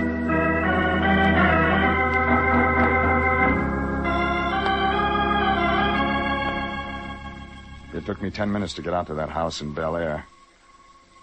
I parked outside the gate, walked through the garden to the back. Somebody had drained the fountain. Somebody was sitting there. And it wasn't Colby. Regan. It was Francie. And she had a big hurt. Regan. I'll have to get a doctor. Too late for that. Who did it? Pete Florio. He thought I tipped Chicago. But you don't know him. I know you were married to him when his name was Frank Kilmer. I know you worked this thing out with him. You killed Winters? Who's that? This is no time to lie. Oh, all I know is Pete and I worked out the heist. I wore the jewels that night so he could get it. Only he didn't take it. He ate it in the fountain here. Yeah, so Pete could come back for it after he straightened out with those other guys in Chicago, huh? Yes. But it didn't work that way. Regan. Regan. Where is it? Did Pete...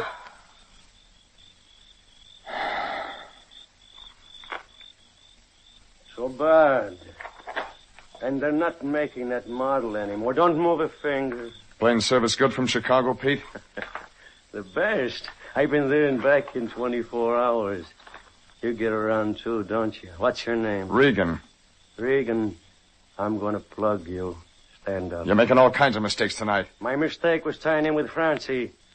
Bust up $100,000 to stick that knife in her.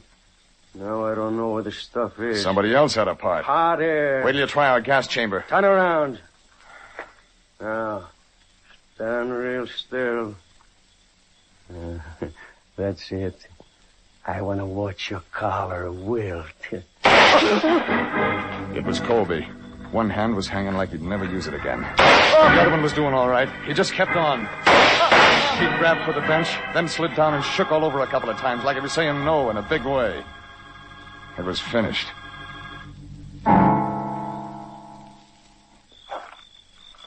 He was going to shoot you, Regan. He was going to kill you. I did right, didn't I? I did right? Yeah, you did fine. You saved the state some expenses. Give me that gun. Yeah, here. Same one you used on Winters? Yes. He came to me for money. He found out the same thing I caught you finding out. That my own wife had planned to steal from me. How did you tip to it? A week before we were married, I saw Florio, or Kilmer, whatever you call him, watching the house. I'd seen his picture in Francie's apartment. I found what they were planning. I listened in on the phone. And you wanted him to get away with it. So you could get the stuff out of the fountain before Florio got back. So you could stick the insurance company for the payment. I didn't think you needed dough that bad. Regan, it wasn't for me. It was for her. All she wanted was money. Now look at her. Regan, all I wanted was her. I didn't care if she stole from me. All I wanted was her.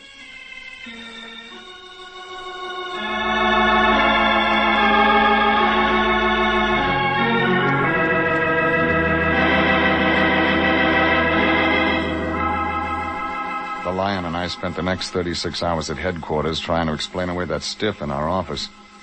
It didn't explain easy. But they began to listen better after Colby showed them where he hid that necklace and bracelet after he took it out of the fountain. Chicago police told us their tip-off had been on a long-distance call. That straightened that part out. Colby tipped him. He'd been hoping that Pete and all of them would get shot up in the pinch. Well, it didn't work that way. When I got back to the office, the Lion was sitting there. He looked sad, like a derby entry with a broken leg. Regan, I just got terrible news. We aren't going to get a reward. I knew that when I turned in Colby. The stuff never left the premises. Oh, we fouled out on a technicality. And I worked so hard. Sitting here with that stiff must have kept you real busy. It's your fault. You should have let Florio or Colby or somebody walk out of there with that stuff and then nab them. Is money all you ever think about? Well, what else is there to think about? If you got it, you're okay. If you haven't got it, you're a bum. Well, you can find somebody else to go around trying to make a gentleman out of you. I quit. You what? Oh, now, just a minute, Jeffrey, please. Let's not fly off the handle. I'm just upset, that's all. I'm not myself. Yeah. Why, International couldn't get along without you. I couldn't get along without you. You're like my own son. I'm an old man, Jeffrey. You sure are. The rigors of the business, the scars of the battle are heavy with me. Jeffrey, I need you. Oh, sure. You'll stay? Yeah. Good. Here, stop by American Casualty on your way home. Give this to Tim Vickers. What for? For 2 days' work. Even if we can't collect a reward, we got something coming. You never learn, do you? That's a legitimate bill. Didn't I stand guard over the body of one of their agents all day long? I charged them union rate. What? The pallbearers are organized. It's a branch. What's the matter, Regan? You look worried. I am. I'm just wondering how they're going to explain you in the time capsule.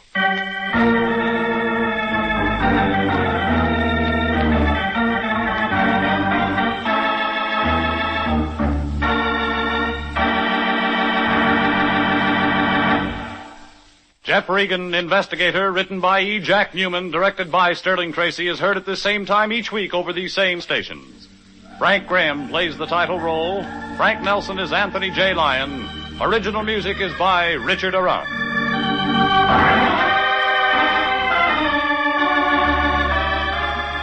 Be with us next week at the same time for another story of suspense and mystery and adventure with Jeff Regan, Investigator.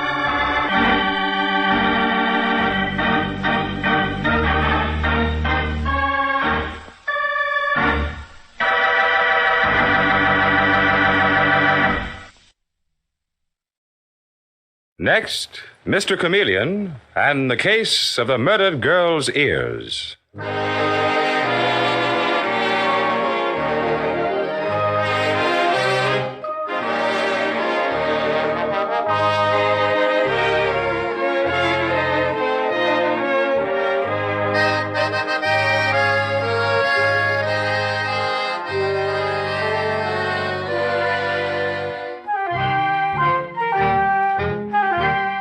Tonight, we again present the famous Mr. Chameleon of Central Police Headquarters in his famous cases of crime and murder.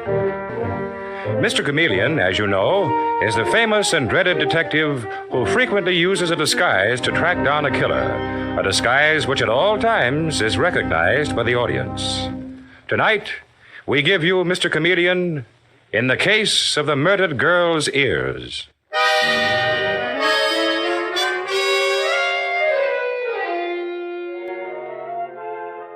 The scene opens in the office of the buyer of women's dresses in a smart New York shop, and the buyer, a personable young man of 35, is excitedly calling to his secretary, Mamie Brooks. Miss Brooks, call my wife's number again. I must talk to her. I've been calling every 5 minutes all afternoon, Mr. Allen. There's no answer. Call again and again. Oh, can't you see I am calling, Mr. Allen? No answer. Then call the chief operator, Mamie. I must get my wife. It's terribly important. Hello? Oh, yes, I'll tell Mr. Allen. It's a call from Mr. Marchand's office, Mr. Allen. Mr. Marchand wants to see you right away. Oh, the boss would have to call me Well, now. you better get up there right away. All right, I'll go. But keep on ringing my wife's number, Mamie. If you get her, tell her not to go out. I'll call her back when I come down from Martian's office. Wonder why he's so anxious to talk to his wife. Must be trouble. Chief operator, please.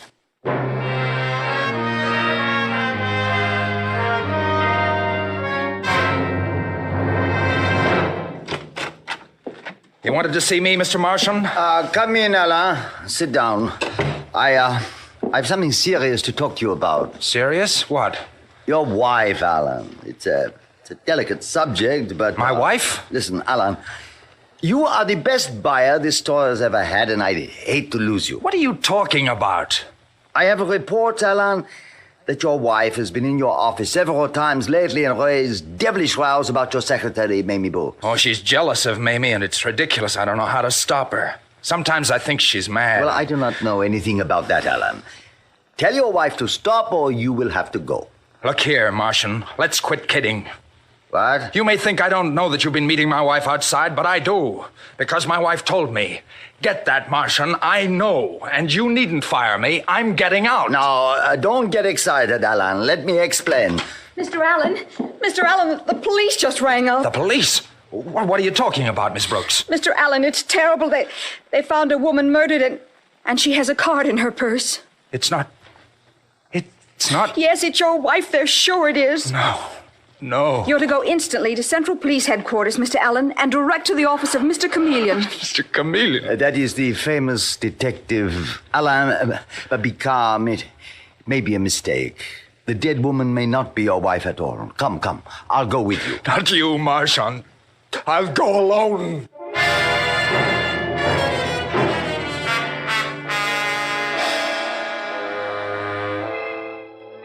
And at the same time, in Central Police Headquarters, we find Mr. Chameleon, the astute and dreaded detective, standing over the body of a girl in the morgue. And with him is the Commissioner of Police, to whom Mr. Chameleon is saying... How long ago was this body found, Commissioner? Nearly 2 hours ago, Chameleon. 2 hours? Why the delay getting me in? Because we didn't know she had been poisoned. I just got the medical report. Oh, and besides, the rookie cop who found her got excited, put her purse with her identification in his pocket, and forgot to turn it in. I see. So that explains why you gave her pictures to the papers. I saw them on the street. Yeah, that's right, Chameleon. We didn't know who she was. Well, anyway, her husband's on his way in now to identify her. He's a buyer at Marchand's store named Allen. Uh-huh. I'd say she was of Spanish or French descent. Yeah. Black hair, olive skin. Oh, and look, Commissioner. Look at her ears. Her ears? Yes. They're pierced. Pierced to wear earrings, as all women, including my own mother, had them years ago. Mr. Chameleon. Oh, yes, Detective Sergeant Arnold. The dead girl's husband, Mr. Allen, is outside now. I'll go out with you, Dave. See you later, Commissioner. Mr. Allen, this is Mr. Chameleon. Mr. Chameleon, are you sure it's my wife? I can't believe it. It's impossible. Do you think you're up to looking at the body, Mr. Allen? Yes. Yes, I know it has to be done. Follow me, please. Oh, and Dave, take Mr. Allen's arm. Easy does it, Mr. Allen. I'll remove the sheet. Petra.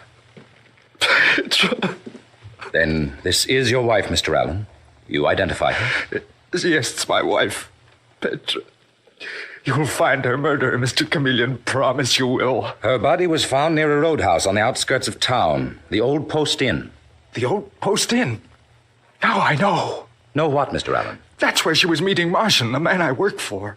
But why should he kill Petra? What's this? You say your wife was on intimate terms with your employer? Well, not intimate, Mr. Chameleon. Not intimate, I'm sure, but Martian is that sort of man. In fact... Yes? Go on, Mr. Allen. At the very moment your call came for me to come here to identify Petra's body, I was telling Martian that I was quitting my job because of his advances to Petra. Then you were jealous of your wife? No, Mr. Chameleon, I had no reason to be. Petra had complained to me about Martian. Detective Sergeant Arnold, ring up Mr. Martian. Tell him I want to talk to him at once. Right away, Mr. Chameleon. Mr. Chameleon, you're on the wrong track if you think Martian killed poor Petra. I just told you he was with me in his office when you phoned me. The question is, where was he when your wife was murdered? She was killed nearly 2 hours before we rang you up. I didn't know that. Now I see what you're getting at. We'll wait till Marchand gets here and see. Oh, by the way, Mr. Allen, I noticed your wife wasn't wearing earrings when she was found. Earrings, Mr. Chameleon? No, I just had an idea. A girl with pierced ears would be wearing earrings. Pierced ears? Oh, yes, I see. I see. Mr. Chameleon, here's one for you. What's that, Dave? There's a woman upstairs who saw pictures of Mrs. Allen in the papers. She says she came to identify the body. What? She runs a rooming house. Mr. Allen, did you and your wife live in a rooming house? No, we had our own apartment. The woman waiting upstairs may be an erratic who wants to inject herself into a murder case. Well, what'll I do about her, Mr. Chameleon? Take Mr. Allen into my office, Dave, and then bring the woman here.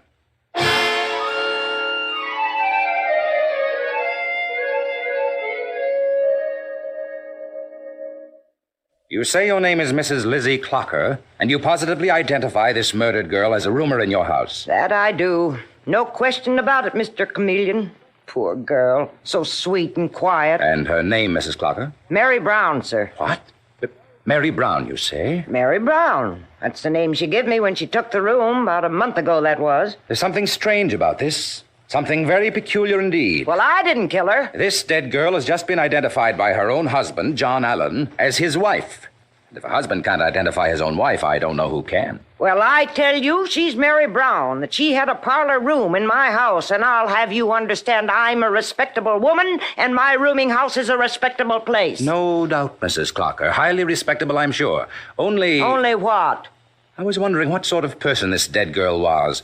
If she had friends calling on her, and what you knew about her. I didn't know much. She wasn't given to talking, and when she did, she talked kind of foreign-like. Spanish or French accent, you mean? Them or Italian. I don't know one from the other. They all sound alike to me.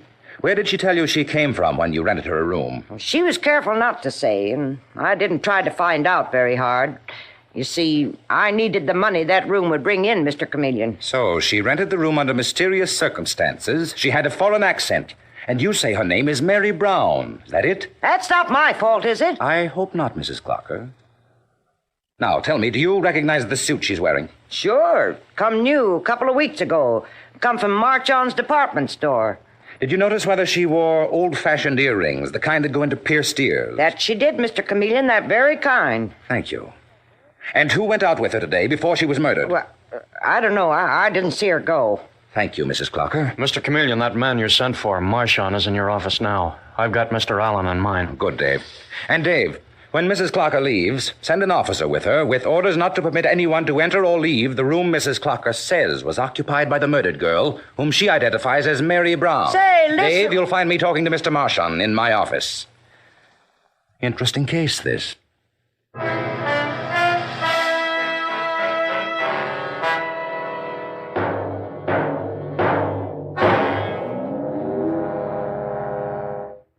Sorry if I've kept you waiting. You are Mr. Alex Marchand. I'm Chameleon. I'd wait a long time, Mr. Chameleon, to meet a detective of your reputation on a friendly basis. Have you any reason to believe you'd meet me on anything but a friendly basis, Mr. Marchand? How else, Mr. Chameleon? You are... There's nothing friendly about murder. And nothing particularly friendly when the wife of one of the chief men in your department store has been murdered. ABBOTT. And this man, John Allen, pointedly states that you were on friendly terms with her. Says you were meeting her secretly at the Old Post Inn. That is outrageous. Yes, at the Old Post Inn, only a few hundred feet from where her body was found. If you think for 1 second... I'm simply relating the facts as they exist, Marchand. Or do you deny them? Certainly I deny them. Then do you also deny the murdered girl's husband was leaving your employ because of your attentions to his wife? Do you deny that, too? And do you deny that this dead woman lived under the name of Mary Brown in a boarding house run by a Mrs. Clocker? If Alan say that, he's lying. I demand counsel. I'll not be arrested for murder on Alan's charges. You haven't been arrested, but I advise you to conceal nothing. And believe me, that's good advice. I tell you, Alan is lying. It'll be easier to prove it here in my office than in the criminal court, Mr. Marshall. I'll prove it, Mr. Chameleon. I'll have Alan brought in here. He's in the next room. And I'll ask you to say nothing until after you've heard the story from him.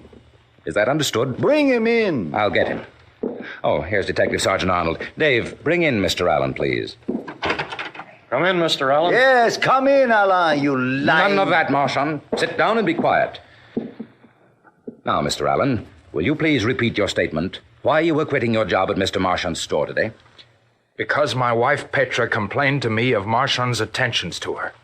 That was the reason, Mr. Chameleon. He is a liar, Mr. Chameleon. He quit after I fire him. I fire him, you understand? What's that? Well, let's get this straight.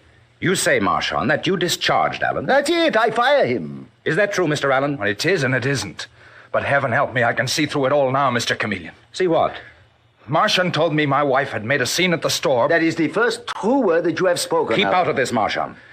Go on, Mr. Allen. You can see it all you were saying. Marchand said my wife Petra had made a couple of rows at the store, that if she didn't stop, I'd have to leave. What scenes? Well, Petra acted jealous of my secretary. But now I can see through it all. Mr. Chameleon, I'm sure it was all a put-up job between Petra and Marchand. Oh, you're a liar. I'm not a liar, Marchand. Petra staged those scenes in the store so that I'd not suspect what the two of you were doing. That's what it was, Mr. Chameleon. Then, Allen, if I told you that a woman keeping a boarding house on 85th Street positively identified your wife's body as a Miss Mary Brown who had a room there, what would you say? I'd say that man sitting there, Alex Marchand, was involved with her and probably killed her, murdered her. Marchand, I accuse you of killing my wife.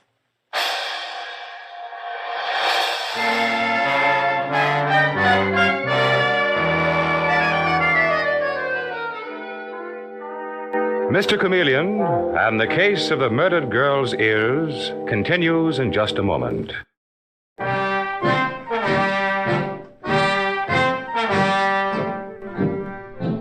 Now, back to Mr. Chameleon and the case of the murdered girl's ears.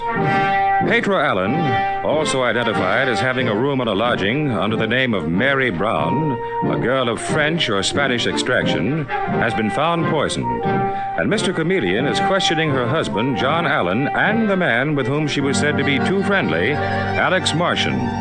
The scene continues now at a high point in the questioning, as Mr. Chameleon demands... Well, Marchand, this man, John Allen, has accused you of murdering his wife and supplied a reasonable motive. Now, where were you at the time of the murder? At 1 o'clock. I was driving back to my office. Back from where, Marchand? And don't lie, it won't work. I'll tell you the whole story. I know it sounds funny, but it is true, Mr. Chameleon. I was driving back from the old post inn where I had gone to meet Petra Allen. She'd rung up, begged me to meet her there, and then... Then what? When I drove up, Petra was waiting for me in the parking lot, very excited. She told me not to get out of my car, to keep moving, that her husband, the man who was now accusing me of murder, was inside the inn threatening to beat me to a pulp. So, I didn't waste any time. I started driving back. That's not true, Mr. Chameleon. Marchand is lying. I wasn't near the old post inn today. I never left my office. My secretary and several clerks will verify this. The police will, Mr. Allen. Oh, tell me, your wife was a Spanish girl? No, French. I met and married her in Paris 3 years ago. Why do you ask, Mr. Chameleon? I was interested in her pierced ears. Thought it might still be a Spanish custom to pierce girls' ears for earrings. Well, I don't understand what pierced ears have to do with my wife's murder. As a matter of fact... You knew they were pierced, of course. Certainly I knew, but it's very confusing to me, all this talk about Petra's ears. Well, it really doesn't matter one way or the other, Mr. Allen. The important point is that your wife was killed by a dose of delayed poison. Delayed poison, Mr. Chameleon? Yes, a poison that doesn't kill immediately, that acts from 1 to 3 hours after it's taken. And the question is, did either Marchand or you ever obtain such a poison? Oh, now I understand, Mr. Chameleon. Alan poisoned his wife and is trying to frame me. What? I poisoned Petra? Don't try that, Marchand. Never mind, Mr. Allen. The facts will be brought out. In the meantime, both you, Marchand, and you, Allen, may go for the present. Detective Sergeant Arnold will show you out. This way, gentlemen. Dave, I think I've got the answer to this case. A fantastic answer. Do you mean Marchand did it? Or was it the husband, Allen? What is the answer, Mr. Chameleon? Theories are not evidence, Dave. Have both Marchand's home and his office searched for red poison capsules about this size. Also Allen's. Right away, Mr. Chameleon. Then you and I will go to the Clocker woman's rooming house and search the room of the girl she claims gave her the name of Mary Brown and turned up murdered as John Allen's wife.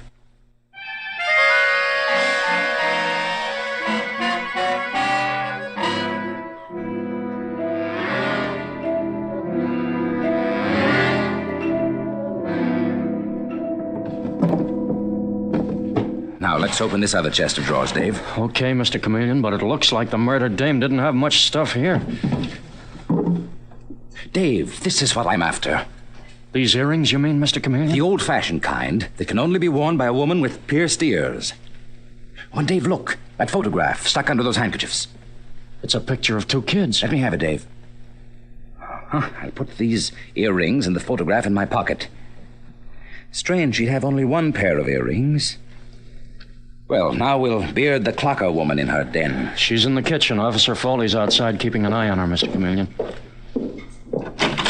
Oh, it's you, Mr. Chameleon. What do you want? Mrs. Clocker, I'll trouble you for the jewelry you took out of Mary Brown's, or rather Mrs. Allen's room, before you so kindly came to police headquarters to identify her body this afternoon. I didn't take anything out of her room. Come now, Mrs. Clocker, let's have it. Say, mind who you're accusing of being a thief. Well, let's put it this way, then. You took it and hid it away so somebody wouldn't get in and steal it while you were out of the house. I'll settle for that, Mrs. Clocker, and say nothing. Otherwise... Well, that's exactly what I did do, Mr. Chameleon. Terrible if the murdered girl wasn't Mary Brown and come back and found some of her things gone. I put a pair of earrings in that broken teapot on the top shelf.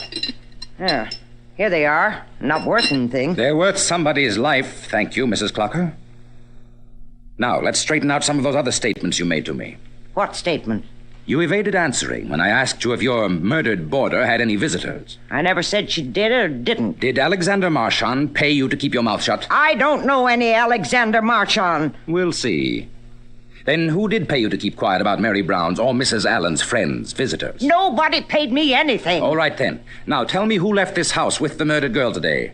Told you, I didn't see her leave, Mr. Chameleon. I think a few hours in the cooler might loosen this baby up, Mr. Chameleon. That's an idea, Dave. Well, she left in a car. With whom? You better tell Mr. Chameleon who the guy was. I think I know. Well, smart cop, it wasn't a guy, it was some dame, and that's all I know. The thing to do is pinch this woman, Mr. Chameleon. Turn her over to Officer Foley, Dave.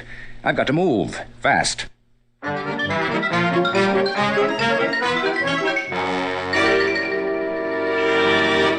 What's the idea of your disguise this time, Mr. Chameleon? Oh, Dave, I'm a pickpocket. A pickpocket? That's right. Named Slick Sampson. Trying to sell one of these two pairs of earrings I got at Mrs. Clocker's. First stop is Alex Marchand's office, right here. Uh-huh. And I wait for you out here, Mr. Chameleon. You're sure you've got the file on the Brownez case in El Paso, Texas, Dave? Right here, but what does it mean, Mr. Chameleon? Let's say it means all a cop needs in a case like this is a good memory. You're certainly beginning to look like Slick Sampson, Mr. Chameleon. I don't know how you do it. A crook to the life. Have you got all the railroad stations, bus terminals, and airports covered for a person of the description I gave you? Yes, sir. Not a chance of a getaway. Good. Here I go, Dave. You wait out here.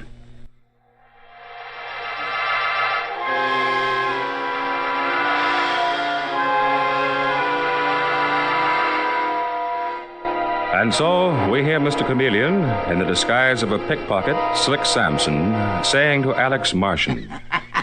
Ain't that a laugh, Mr. Marchand? Like I said, I'm a pickpocket, see? And I'm in a subway station, and I hear this smart Dick Chameleon blowing off to another Dick name of Arnold, saying as how this pair of old-time earrings would put you in the electric chair. Me? Me in the electric chair? That was it. So I nipped the earrings off the great Chameleon himself. What a laugh. For $500 they're yours, Mr. Marchand. I'd say 1,000, but it's worth the difference to get the laugh on Chameleon. Okay with you? Oh, they are not worth $10.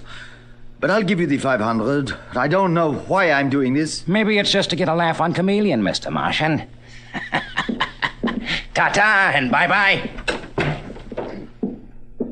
Get anything out of him, Mr. Chameleon? $500 for the murdered girl's earrings, Dave. Well, aren't we pinching him? The case isn't quite over yet, Dave. I'm going to the murdered girl's husband, to Allen now, and try to sell him the other pair of earrings, in disguise. Okay, I'll run you over to Allen's. No, wait here a few minutes. Then bring Marchand to Allen's. I'll be there waiting, disguised as Slick Sampson. When Dave... Yes, Mr. Chameleon? If anybody's picked up at the airports or railroad stations, bring that person along as well.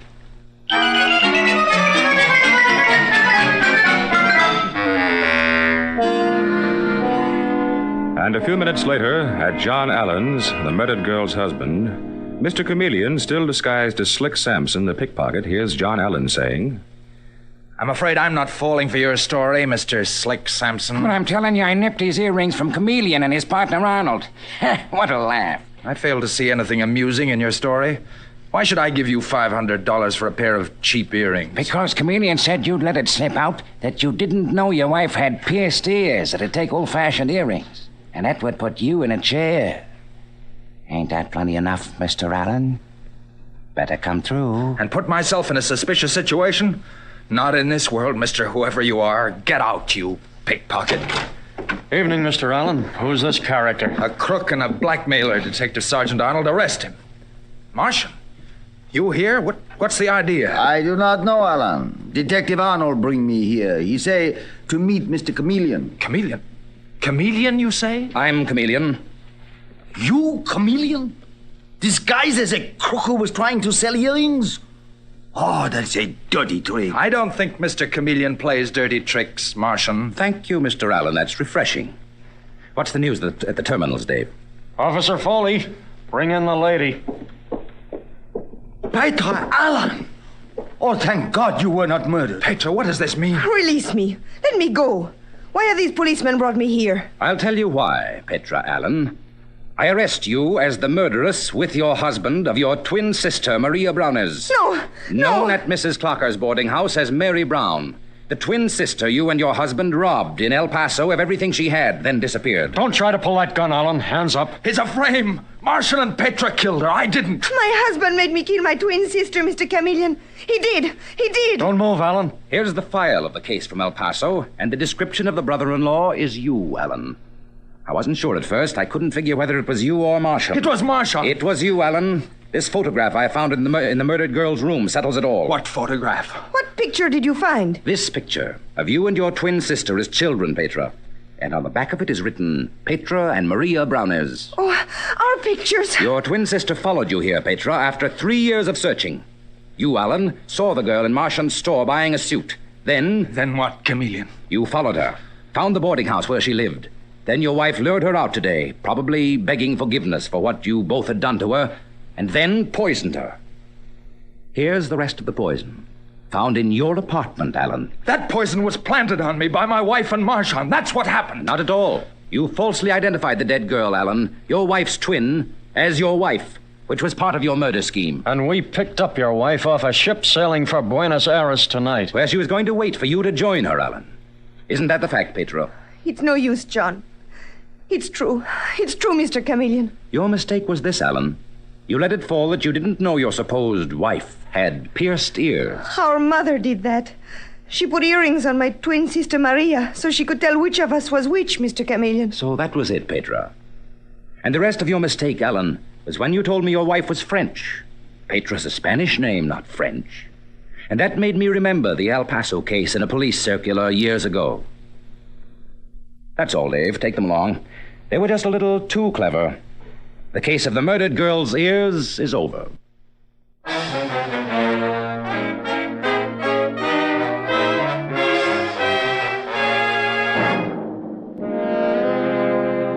And with these words, Mr. Chameleon concludes tonight's murder case.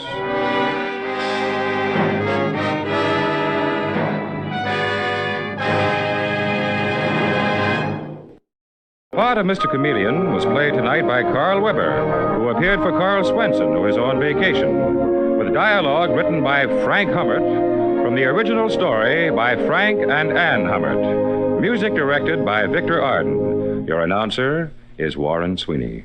This is CBS, where 99 million people gather every week, the Columbia Broadcasting System.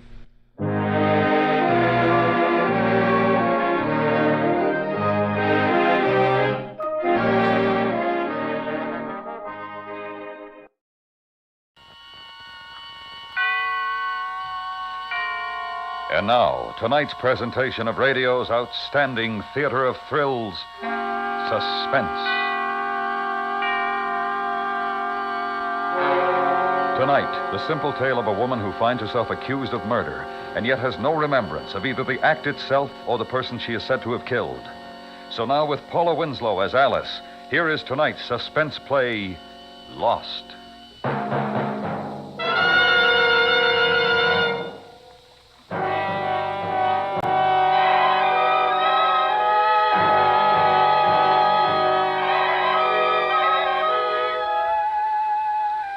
happened in New York. I was window shopping on Fifth Avenue. It was noon. The sun was warm, but a chill made me shiver. I started walking again. I reached 59th Street, Central Park. No more stores, no more windows. I wanted to walk in the park, but I didn't. I couldn't decide. Should I? Shouldn't I? Yes, no, do, don't. I knew I had to go someplace. I knew I had to meet somebody, but it all happened so fast, like somebody closing a door. Suddenly, I couldn't remember who I had to meet, or where, or when. I started to walk, fast as I could. I was almost running, up one block, down the next, back to Central Park. I had to keep moving. I had to run into something or somebody that would remind me. I had to. Then I saw a policeman in the middle of the street. He was directing traffic. I ran toward him. Lady, you tired of living? Oh, help me. Please help me. What's the matter? I'm lost. Well, this is 59th Street and 7th Avenue. Downtown is that way. Where you want to go? Well, I don't know. Come on, no left turn. Here, keep going. Oh, what was that again, lady? Well, all these cars, these buildings, those people, this looks like New York. Yeah, this is New York. Well, how did I get here? Where you from? I don't know. Huh? Well, All right, now, lady, now don't cry. I don't even know my name.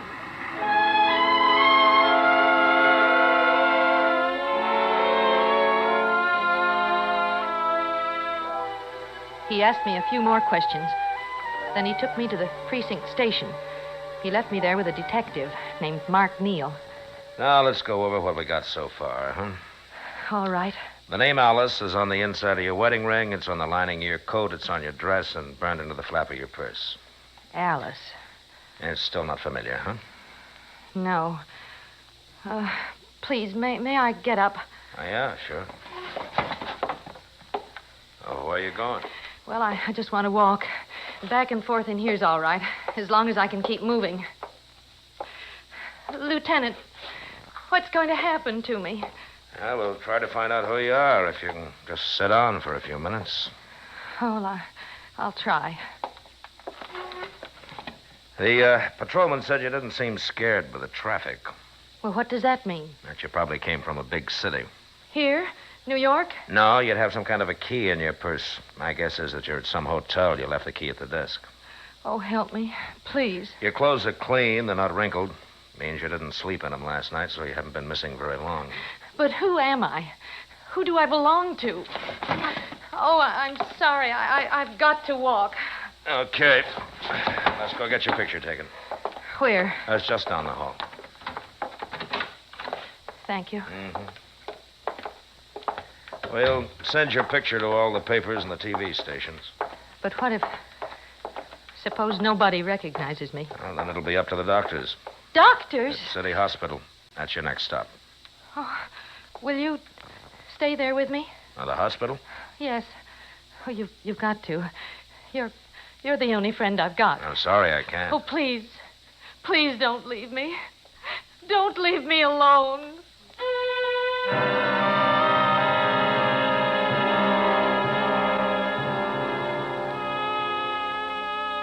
Alone. Alone in a city of 8 million people. I knew 3 of them. A policeman near Central Park, a detective, and the nurse who brought me here to this ward. This hospital ward. Hello. Oh, do I know you? I'm Dr. Corday. Oh, then you can help me. Please, I want to get out of here. I don't want to stay here. I can't. They made a mistake. Who did? Well, the hospital. I heard the nurse. I know what this is, the psycho ward for crazy people. Look, I'm not crazy. I'm not. I just can't I just can't remember who I am. Go ahead. It'll do you good. You think I'll start remembering? Maybe not, but somebody will recognize you. You're a celebrity. Your picture's in all the papers, and it's been on every TV station in the city. And nobody's called? Not yet. Doctor, how long will this last? When will I start to remember? Maybe a day, a week, a month. Right now, you need some rest. Oh, I can't sleep now. Did you take that pill the nurse brought? Yes. You sleep. And we'll talk some more after you wake up.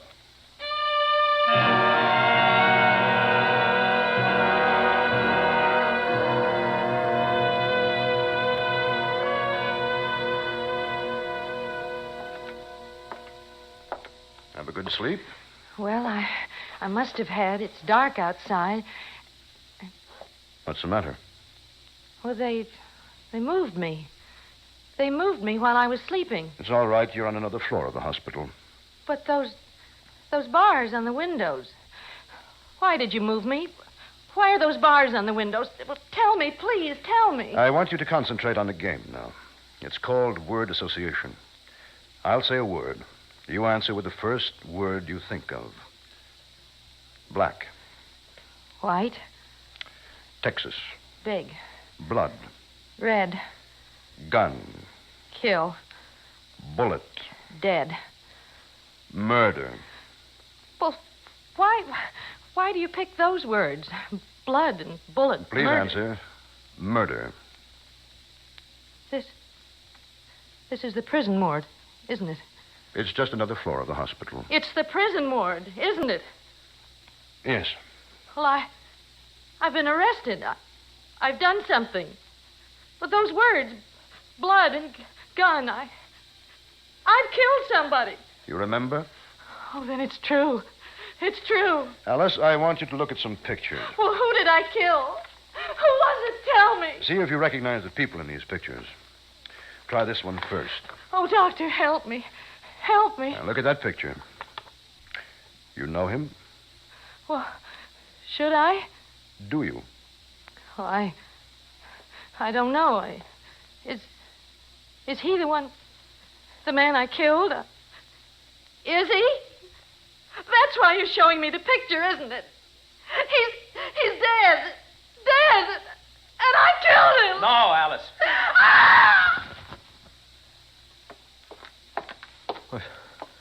She fainted.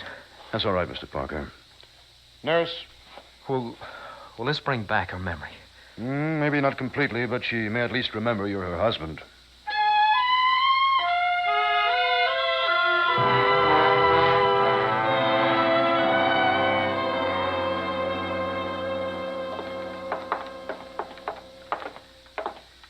This next one's my office, Mr. Parker. All right. Leave the door open so we can hear the nurse. Pull up a chair. Yeah. I didn't get much chance to talk to you before, Mr. Parker. Do you mind if I ask you a few questions? Fire away, Doctor. I think you said you and your wife came here from San Francisco? Yeah, about a month and a half ago. What brought you here? I'm a songwriter. I can write better stuff left-handed than the junk you hear today. I see. I'm not saying there are no good writers left, but, look. Irving Berlin, an old man. Rogers and Hammerstein, they're busy counting their money. Cole Porter, a has-been. Tin Pan Alley is begging for a great young songwriter, and I'm their boy. Have you written any songs? Hundreds of them, and all great. Ooh, what are they? Maybe I remember some of them. Well, none of them's been published yet, but that's politics. And that's why we come to New York, to make the connection. You look a good deal younger than your wife. Well, I'm 24. She's 36. But don't crack that I told you, huh? I don't want to hurt her feelings. How'd you happen to marry someone that much older? Want me to level with you? Well, it'll help me treat your wife. Well, Alice is no Marilyn Monroe. Want me to spell it out anymore? I take it she's rather wealthy. We ain't living at the Hotel Bentley on my royalty checks. How's the marriage going? Sometimes okay. And other times? You could have sold ringside seats. What do you fight about? Always the same thing. Alice is a nice girl. And I like to live the way that she can afford, but let's face it, Doc, I'm 24. I don't think I understand. Alice, She gets crazy jealous if I say hello to another girl. Is that why she shot Joyce Carlyle?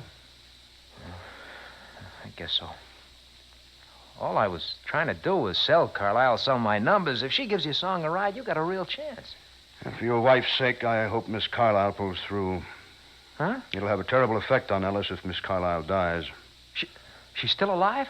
She had another transfusion about half an hour ago. Oh, where is she? Downstairs, second floor. Look, I better get down and see how she is. No, she's still unconscious. I've been getting word from the detectives. Detectives? They're waiting around in case she regains consciousness. Oh, Dr. Corday. Yes, nurse. Mrs. Parker is asking for you. Oh, thank you. Come on along, Mr. Parker. Yeah, sure. You think you remember me? You'll know when you walk in that door.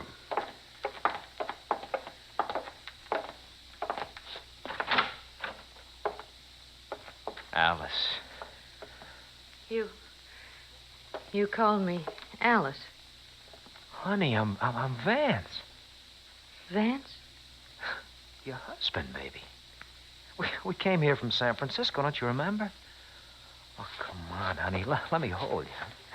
Oh, don't. Please, don't. Alice, it's me. It's Vance. No, please, let me go. Hello, Doctor. Now, Mrs. Parker. Lieutenant. Oh, hello, Mr. Neal. Lieutenant Neal, Mr. Parker. Are you one of the detectives from downstairs? Yes. And, now I've got some bad news. Look, how is Miss Carlyle? Dead. They were holding your wife for murder.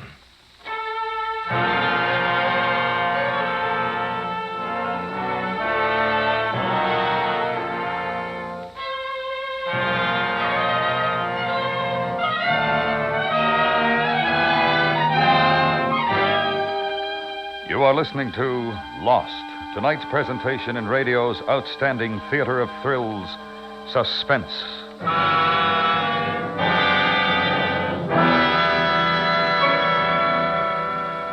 Tomorrow night, Casey, CBS Radio's crime photographer, totes his lens into plenty of danger as he investigates a miracle cure.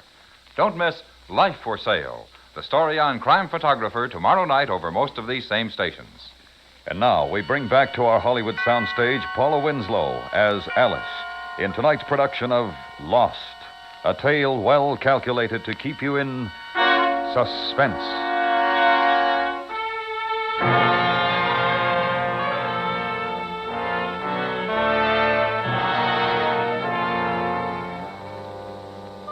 They asked me more questions. I couldn't answer any of them. Dead or alive, I didn't remember Joyce Carlyle. I didn't even remember myself. Alice Parker, San Francisco. Alice Parker, San... Honey, you quitting? Oh, it's no good, Vance. That's the first time you call me by my right name. Oh, why can't I remember? Why can't I remember? Oh, honey, you heard the head shrinker. Relax, forget it. But how can I? What can they do to you? They found your handkerchief in Joyce Carlyle's apartment. That's all they got. They don't even have the gun you used or witnesses. Well, I don't care about that. Besides, honey, they can't hang you for a murder you can't even remember. Vance, can't you understand? What? What ain't I have to? What? Whether they convict me isn't important. It's not. Look, even if they let me walk out now, I've got to live every day knowing I killed somebody. Oh, don't you see? Don't you understand at all? Yeah, sure, honey, sure. Look, I'll get a lawyer tomorrow, and you'll be out of here real quick, huh?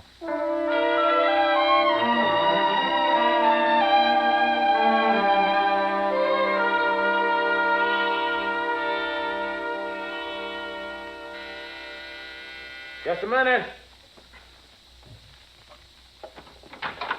Good morning, Mr. Parker. Oh, hi, Lieutenant. What are you doing here?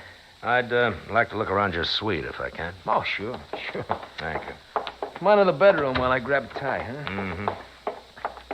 Mm-hmm. Just these two rooms in the place? Yeah, that's it. If you tell me what you're looking for, maybe I can steer you. Is this your wife's dresser? Uh-huh. You were prowling for anything in particular? No. Just want to see if there's any sign your wife planned this. Makes a difference if it was premeditated. You ever see your wife with a gun? Oh, skeet rifle? No, a snub-nosed 22 caliber pistol, pearl handle. You told me you didn't have any murder weapon.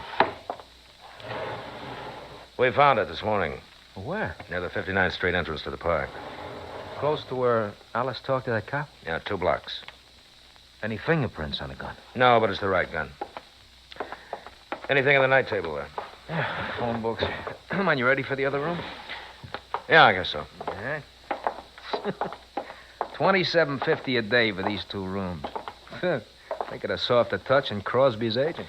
You have the key to this desk? Oh, yeah. Yeah, right here. It's a little. Thank you. How about that? $27.50 a copy. You think they throw in anything on the cuff? Nah. You want to watch TV? You drop 2 bits in that slot. Cost me $1 yesterday to watch a disc jockey. And, speaking of dough, I know this ain't any time to ask, but... Here. Here are your keys. Look, you think they'll tie up Alice's loot while she's getting her marbles counted, huh? I don't know. It'll ground me real good if they do. You know, today was payday, and if she ain't around to sign my check... I'll remind her when I get to the hospital. Oh, thanks. Thanks a lot. And, you tell her I'll be over later with the lawyer, huh? You better check first.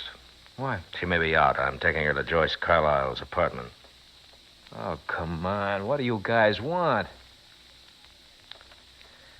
We got a murder to solve. But you got it, Sal. So even if Alice did kill his canary, she was off a rocket. There's nothing you can do to her. Why are you taking her to Joyce's place? Ain't she had a bad enough time? You're welcome to come along.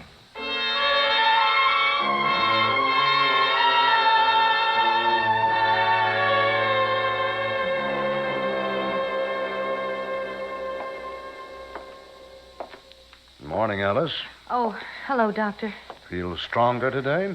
Well, I think so. How much is 2 and 2? What? How much is 2 and 2? 4. How do you know? Well, I learned it When? when I was a little girl. I had a special blue dress, and Go on. they used to tease me and call me Alice Blue Gown.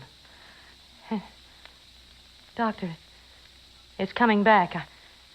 I'm beginning to remember.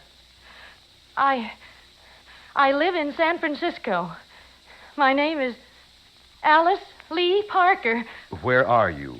In New York with my husband. His name is Vance. How did you come here? On a train. We got here last week. Last week? On Friday. It's our second honeymoon. Vance took me out Saturday night to the Golden Angel. We danced together, every dance. He never looked at another girl. The Golden Angel? The nightclub. Oh, it was wonderful. You remember a girl who sang at the club? Yes, a pretty girl. We liked her. Her name was... Joyce? Yes, Joyce. Joyce Carlyle. Oh, but no. No, that's the name of the girl I... You remember? No, I remember her name from last night. Last night? When the detective came in, he said she died. You remember shooting her? Oh, no. No, I thought I was all better. Oh, Van. Oh, darling. Oh, darling. Easy, honey, easy. She's almost completely recovered, Mr. Parker. Doctor? Oh, good morning, Lieutenant. I didn't see you. Doctor, can you step out into the corridor for a minute? Oh, sure. Pardon us? What is it?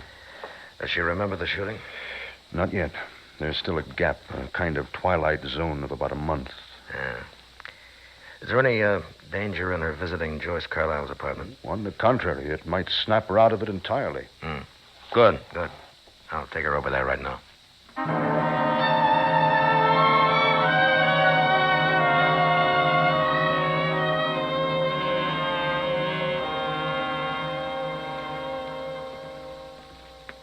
Well, it's a pretty classy layout she had here, huh? Mrs. Parker, does the place look familiar?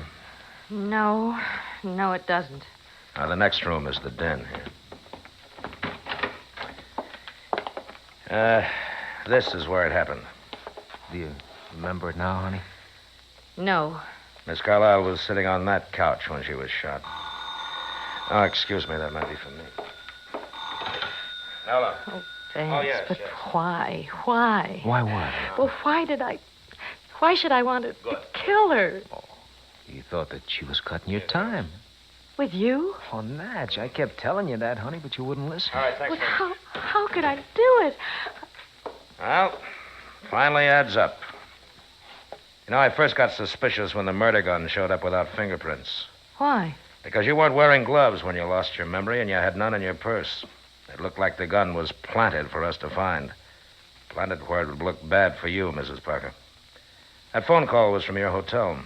Well, what have they got to do with this? Well, there's a tape in that coin box on your TV set. It records the time the coin drops in and the channel being watched. Come on, let's get with it. You were watching Channel 2 yesterday at 3:15 when your wife's picture was telecast. Oh, anything wrong with that? It was a real good setup. Your wife in the hospital with amnesia, so she can't remember whether she did it or not.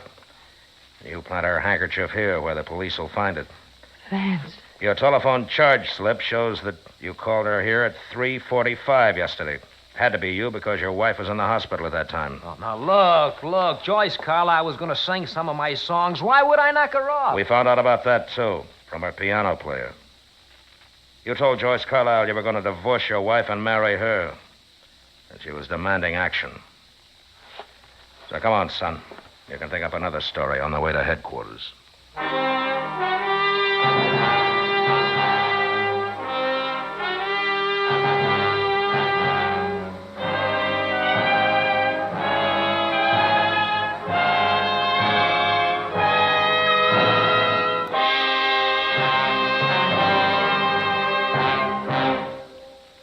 Suspense, in which Paula Winslow starred as Alice.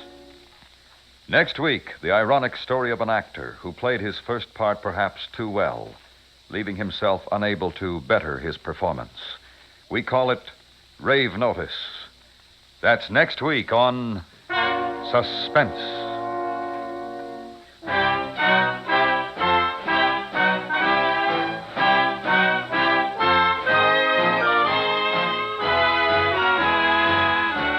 Suspense is produced and directed by Norman MacDonald, with music composed by Lucian Morowick and conducted by Lud Gluskin.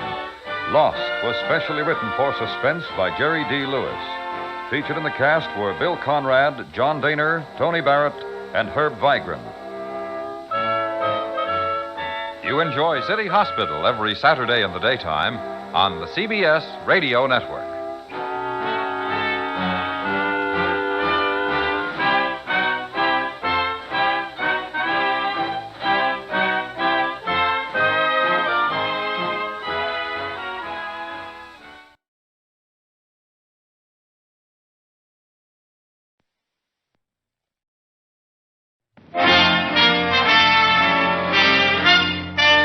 Listen while the makers of Rexall drug products and 10,000 independent Rexall family druggists bring you Dick Powell as Richard Diamond, private detective.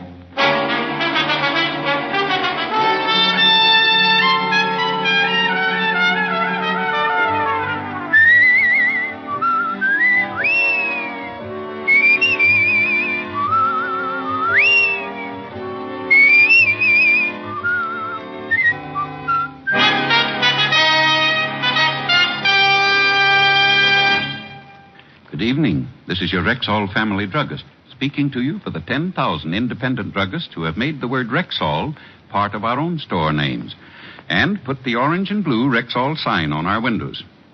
We've done that because we recommend and sell the 2,000 or more drug products made by the Rexall Drug Company. A good example of their quality is Bismarex, Rexall's popular antacid. Bismarex often relieves acid stomach within 1 minute. And because its scientifically balanced ingredients vary in the time it takes them to dissolve in the stomach, the relief they give is not only quick, but continuous and prolonged. Quality like that of Bismarex is what we family druggists are talking about when we tell you you can depend on any drug product that bears the name Rexall. Good health to all from Rexall. Now, your Rexall Family Druggist brings you another exciting half hour with Richard Diamond, Private Detective, starring Dick Powell.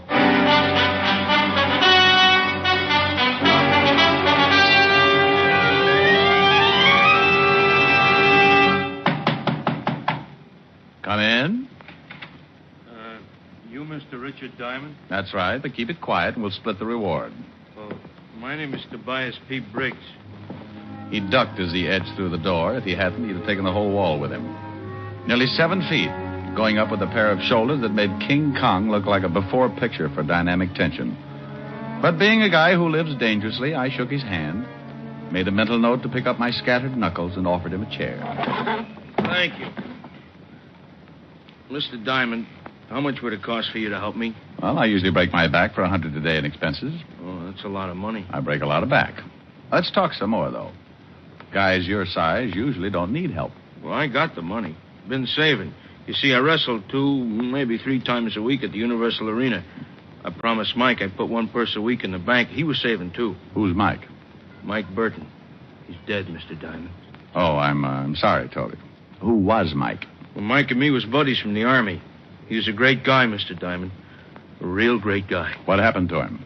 Mike drove a truck for an outfit here in town. Cross-State Trucking Company. We had enough money saved we were going to get our own truck. Maybe 2 trucks. Do our own hauling. Be in business for ourselves, you know. Last week he was fixing a flat on the highway at night. The car hit him and took off. Oh, hit and run, huh? Well, it's a lousy deal, Toby, and I know what you're leading up to. But the police will hunt the guy down sooner or later. I don't handle traffic accidents. Mr. Diamond, I feel maybe it was no accident. Oh? Well, then keep going. Well, last week, night before it happened, Mike says to me, Toby, boy, I got a hunch we're going into business real quick now. He said we might be able to buy our first truck right after his next haul. Mike knew we didn't have that kind of dough ready. What did he say when you reminded him? He gave me a wink and a punch in the arm. You know, like guys do sometimes. Mm-hmm. He's a great guy, Mr. Diamond. Oh, well, I see. Now, look, Toby, the afternoon's pretty well shot anyway. I'll poke around town a little, and if I can find anything to back up your suspicions, I'll take the case. If not, you owe me 2 tickets to your next match. Is it a deal? Yeah, sure. But tell me right away if you know something, huh? I'm in the gym every morning right behind the Universal Sports Arena, 8th Avenue. You know where it is. Oh, sure, yes. Some of my best muscles grew up there. So long, Toby. So long. When he walked out, the office seemed to shrink back to normal. I counted my fingers, picked the one with the most circulation in it, and put it to work dialing Helen's number. I told her I might be late for dinner, threw her a kiss over the pipe, closed the office, and headed for the 5th Precinct Police Station and Lieutenant Walt Levinson. Walt was out of his office, but the king of the jungle, Sergeant Otis, was plopped in his chair. Number 14's crossed and resting on the desk like he was expecting a promotion. Hello, Shamus. Well, for a guy who don't work here, you certainly hang around a lot. I could say the same for you, Otis. Where's the lieutenant? He ain't here. No. Well, he ain't. Isn't. Okay, he isn't. And you isn't as smart as you think you is. Oh, hello, Rick. What's up? Oh, hiya, Walt. Nothing, probably. But I'd appreciate a look-see at the hit-and-run files for the last week. Might be a case. Now it's traffic accidents. Diamond, is there anything you won't do for a buck? Sergeant, ask me for the next dance and you'll find out. All right, cut it out, you two. Here you are, Rick. Take this note to Sergeant for our hit-and-run felony detail. It's down at the end of the hall. Thanks, Walt. You bet. Otis. Yeah? Sergeant Otis, do you mind if I sit down now? Oh, yes, sir. Sorry, Lieutenant. Farrar, in Hit and Run, gave me the case folder on Mike Burton. Except for a few details, nothing different than Toby's story. Only witness to the supposed accident was a man named Roy Cooley, Mike's driving partner. He had made the identification on the car when the police found it deserted the next day. A quick check on the license had shown it to be stolen. So another lead went down the drain. Only the fact that it had been stolen made me think that Toby might have been right when he said it wasn't an accident. I hit the street and grabbed a cab for the Cross-State Trucking Company.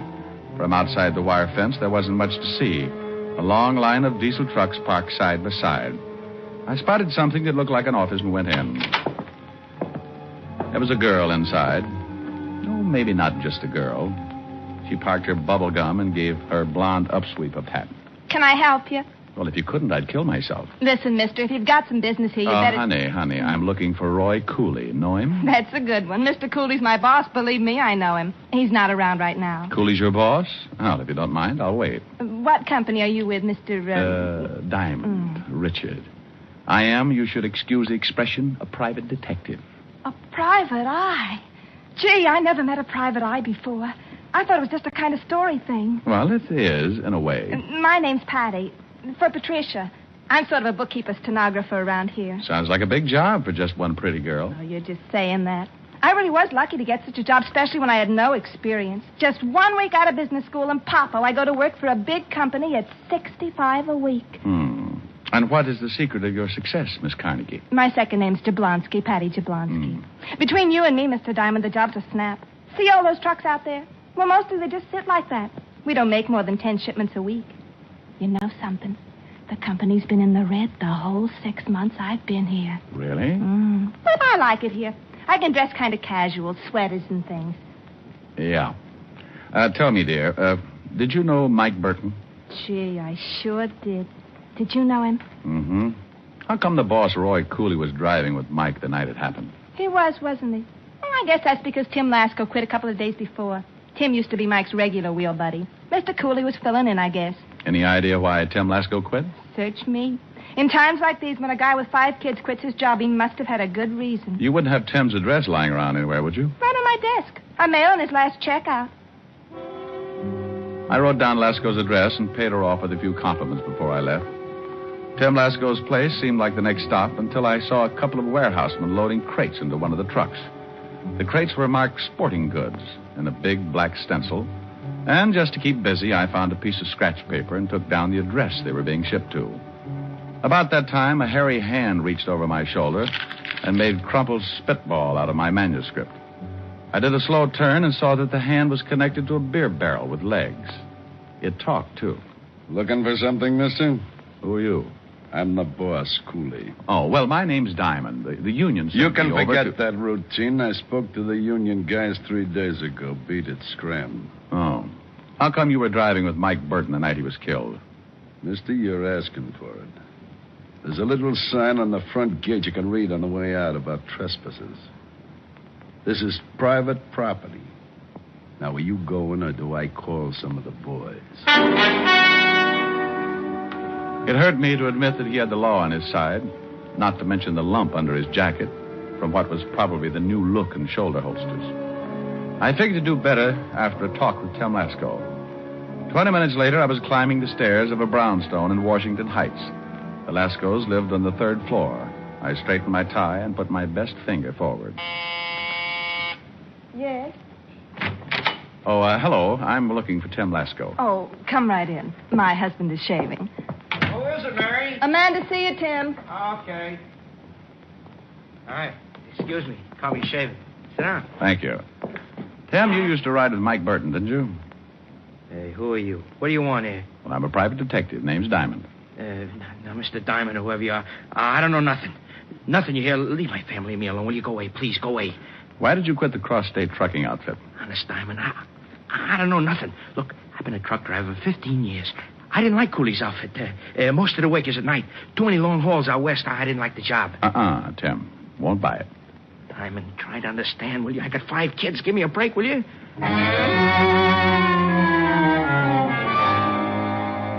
There was no sense going around again. I told him I'd be back, which he took about as gracefully as a guy learning he had leprosy, so I left. I rode downtown, squatted on a stool in a coffee shop with a good view of the cross-state warehouse. The coffee shop had a waitress who was as ugly as the warehouse. Got a 75-cent dinner special. You interested? I'll have a little coffee and... A lot of donuts. Oh, well, then coffee and conversation. Is there any chance of you taking me away from all this? Wouldn't work out. I drink. I'll reform you. Want cream? No. 1 black. How come you're staring at that warehouse instead of me? Want to give me a complex? What's the matter? Did I say a dirty word? We kicked it around until the warehouse was empty, except for a muscle-bound night watchman who chain-smoked behind the front gate. It was a short walk to the fence behind the loading dock. A garbage can and some fancy scrambling helped me over. And then I squirreled under the line of trucks until I reached the one they'd loaded that afternoon. The crates were nailed tight, and it took a lot of scratching and pulling before I wedged one open. About then, I heard 3 pairs of feet echoing down the loading platform. I ducked out of the truck, but that half-open crate must have missed me after all the time we'd spent together because it spilled over and turned loose a shower of baseball bats.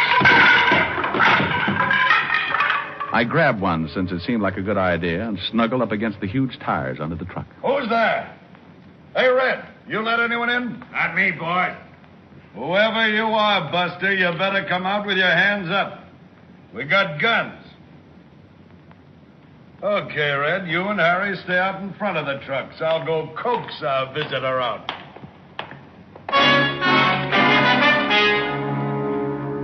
He was poking around gun first in each truck and then around it. Sooner or later, he was going to reach my truck. So I sprinted across an open 10 yards until I got into a friendly shadow of the next truck in line. All right, stay where you are. I can see you. He was lying, and I knew it because I couldn't even see myself. There were 3 more trucks ahead of me, 3 more open spaces. Then I'd be at the back fence. I closed my mouth so my teeth wouldn't shine like a beaver at a dentist convention and moved.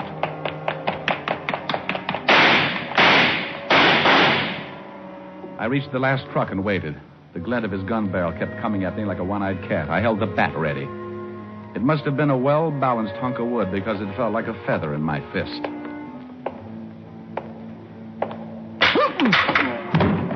The bat cracked wide open like an overboiled hot dog, but it stretched coolly out. I didn't wait for the others to find out what happened, but I took off over that back fence like a kangaroo with his tail on fire.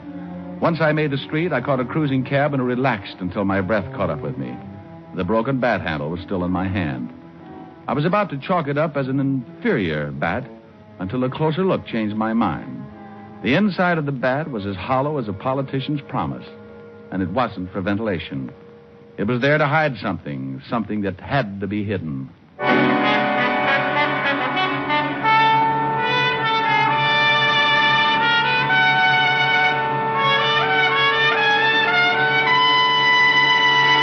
You're listening to Richard Diamond, Private Detective, brought to you by the makers of Rexall Drug Products and your Rexall family druggist. And here he is. A lot of people think that during the summer they don't need to worry about the dangers of vitamin deficiency. But the truth is, vitamin deficiency is no respecter of seasons. You mean we're just as likely to be low on vitamins during the summer as any other time? Exactly, ma'am. And that's why I tell my customers to continue supplementing their daily diet with Rexall Plenamins. What? Plenamins. Rexall's famous multivitamin capsules. You see, ma'am, just 2 Plenamon capsules a day give you more than your daily minimum requirement of every vitamin for which such requirements have been established. Say, that's really vitamin protection. But that's not all. Plenamons also give you valuable liver concentrate and iron, plus other factors of the vitamin B complex. Gee, they sound expensive. On the contrary, Plenamons cost you only pennies a day. But most important, Plenamons wear the Rexall label, and you can depend on any drug product that bears the name Rexall.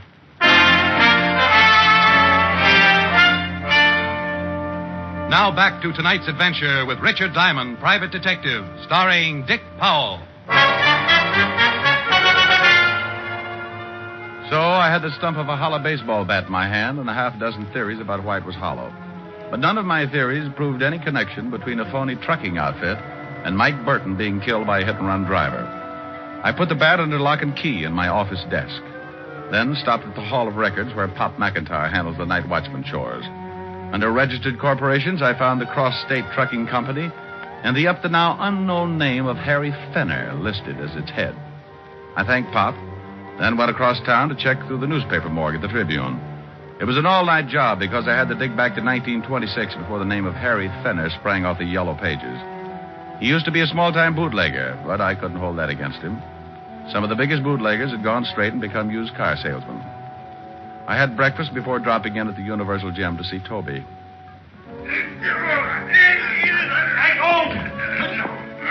The king-sized client of mine was being mauled in the center of the ring while a chunky little guy in a black beret was hopping around full of advice.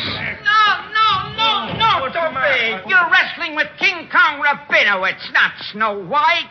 Use your knees. On his nose. Okay. How's this? Oh! No, don't overdo do it. You hide his face from the television camera too long. What's the good if no one sees him suffer? Hey, Toby. Oh, hiya, Mr. Diamond. Ziggy will be back in a minute. I know you're busy, Toby, so I won't waste time. You found out something about Mike, didn't you? I was right, huh? Well, let's just say that I'm taking the case. Toby, now think hard. Did Mike ever say anything about baseball bats? Anything? Baseball bat. Yeah? Sunday before Mike was killed. Yeah, he said something kind of funny. He said maybe he'd hit a home run pretty soon. And Mike never played baseball. Oh. Toby, when you get through here, meet me in my office. I'll tell you what I've got, and we can take it from there. Okay. See you soon.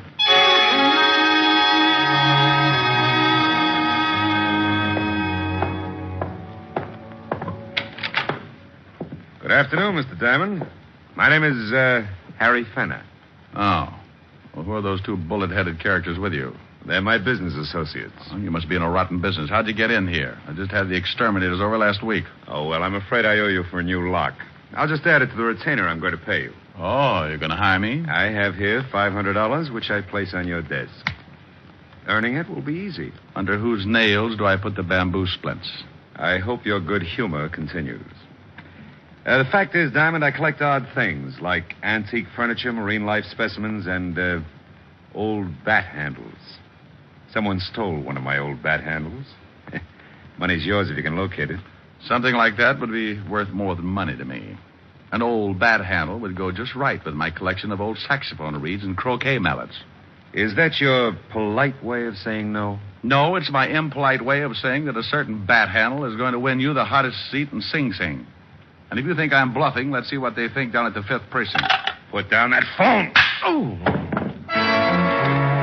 He cracked me across the knuckles with a cane he was carrying, and my left hand took the day off. Then Fenner turned to his two happiness boys. Gentlemen, Mr. Diamond is stubborn. Unstubborn him. His two blood collectors came after me like there was a shortage of plasma. I dodged around the desk like a loose guinea pig in a biology class and finally managed to locate a stomach for my one good hand. I sunk it in up to my charm bracelet. But before I could enjoy the reaction, a fistful of dimes creased the back of my head and I came apart. I don't know how long it was before my eyes unglued. I was on my back enjoying a bug's eye view of the ceiling, but that's all I was enjoying. My head felt like a yo-yo being worked by a guy with the DTs. And then something big leaned over me. Mr. Diamond? Mr. Diamond, you okay? Oh, yeah, dandy. Oh, Toby, if I felt any worse, I'd be dead. Oh, that's too bad. It's a good thing I got here. Those guys are doing a swell job on you for real. Oh, things came back into focus. Fenner's muscle men were draped over each other in the middle of the floor, quietly unconscious. It was becoming. I had to get pretty rough with them. It was 2 against 1. Them and me, I mean. What's it all about, Mr. Diamond? I gave Toby a quick resume about Fenner, Cooley, and the phony trucking business, including the hollow bats. As he listened, I saw new muscles growing on his old ones. He wasn't interested in details. Mr. Diamond, did this Fenner guy kill Mike? Well, Toby, I think Mike found out that Fenner and Cooley were shipping hot goods, probably jewels, in the hollow bats. If he did, I think maybe Fenner killed him. Mm-hmm. Where does this Fenner guy live? Oh, wait a minute. It's here on my desk. I was just going to give it to the police when I was crudely interrupted. No, don't call the cops. Give me that address. But what's the idea, Toby? We've got the score. It's a cop's job now. No, I say no. This Fenner, he got lots of dough. If he did kill Mike, he gets a big lawyer and he goes free. I don't want that, Mr. Diamond. I'll find out. I tried to cool him down, keep him in the office. Then I found myself airborne. He bounced me against the wall, and I decided not to do anything until the room stopped circuiting. Sorry about this, Mr. Diamond, because you're an all right guy. But don't try to stop me on this. I got up and weaved over to my desk, phoned Walt, and gave him Fenner's address in Long Island. Why should I meet you there? Murder, Walt, and bring some friends. Fenner's house was a big white colonial with high French windows looking out on a big garden. The windows were closest, so I moved up and looked in. The room was a library, or what was left of it. Toby had torn it apart and was now concentrating on Fenner. He had him backed up against a tall bookcase, holding him by the front of his smoking jacket. high enough so Fenner's toes pointed down, trying to touch the carpet a good foot beneath. Toby had the jacket pulled tightly around Fenner's throat, and Fenner was trying for the $64 breath. What'd you kill him for? Come on, what'd you kill him for? Hey, Toby, let him go. Oh, he's going to tell me. You stay out of this. He's going to tell me or I break his fat neck. He's too choked up, Toby. Couldn't answer you if you wanted to. Now let him down. Let him down. Okay. Now, talk, Fenner, talk. Diamond, get this maniac away from me. Well, ask me something simple, like moving the Empire State Building. You better talk, Fenner. I don't know what you want. You're a liar. No, liar, not talk. All right. That's better. Now, why'd you kill Mike? He was loading some of the bats. When one broke open and... Come on. The diamond spilled out. He wanted a cut. Big cut. So I had Cooley make the last trip with him. I was following in a hot car. That's it. Now let me go, will you? Kill a nice guy like that. He would have framed me. You're a liar. Now I'm going to kill you. Toby! Toby grabbed Fenner, and I grabbed Toby. But it was like trying to put the brakes on a charging elephant. Toby hung on to Fenner's throat and shook me loose. Fenner was dying fast. And it looked like I couldn't do much about it until the door opened and trouble sneaked in from left field. Cooley. Break it up. Cooley, help me. Help me. You better relax, Toby. That gun in Mr. Cooley's hand gives him the floor. He's the other one, ain't he, Mr. Diamond? Cooley, give it to him. Right in the middle.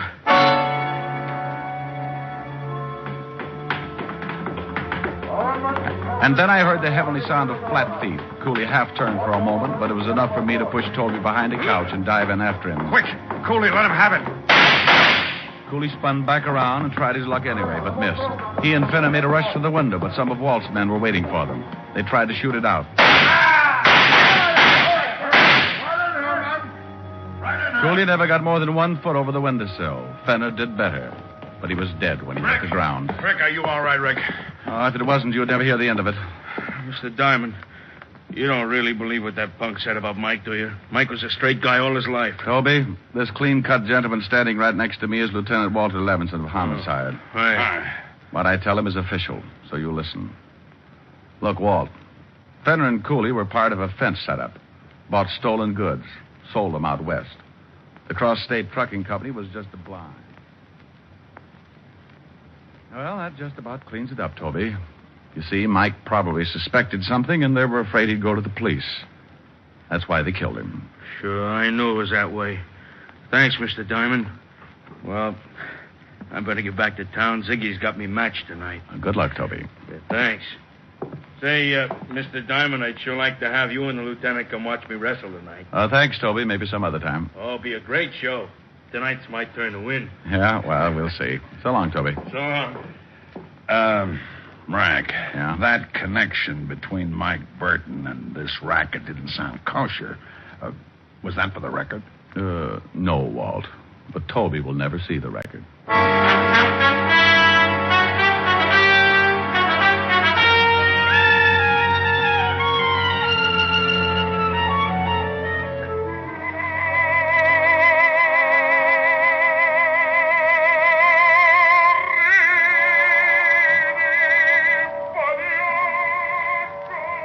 Oh, Helen, honey, please. Cut that Victrola off, will you? Rick, you still didn't tell me if Mike really intended to get mixed up with Fenner and Cooley. Well, he did. That's where he was getting the extra money he spoke about to Toby.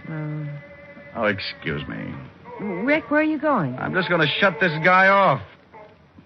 He's putting me to sleep. Oh, I suppose you could do better. Well, you think not? Honey, just sit down and listen to me. Pale hands I loved beside the Shalimar. Where are you now? Now tell me, honey, how do I rate alongside that suffering crooner on the record? That record happens to be an original release. The suffering crooner is Enrico Caruso. Oh. Where does a guy go to slash his wrist?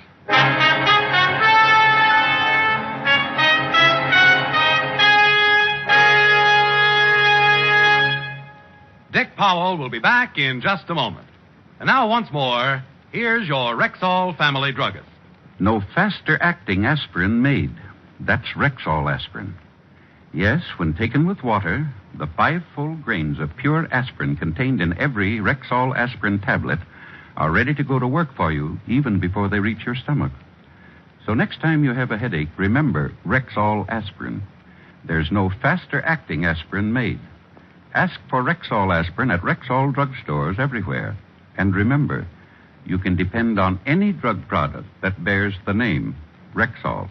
Good health to all from Rexall.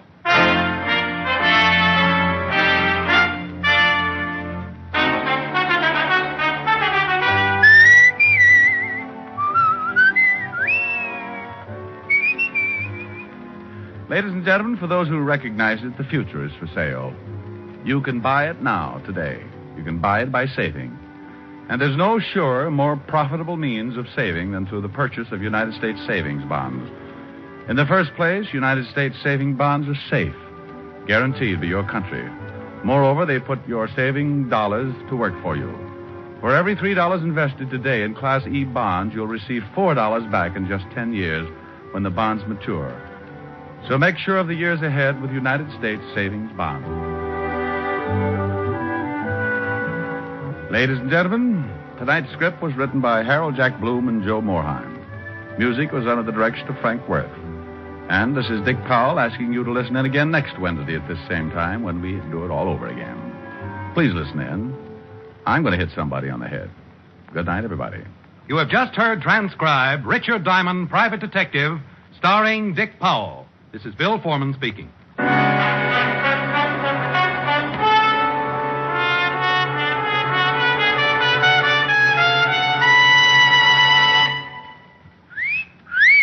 Hiya, beautiful. Get lost, Bristlepuss. You need a shave. But I have shaved. What else do you want me to do? Silly boy, she wants you to go Stag. Go Stag?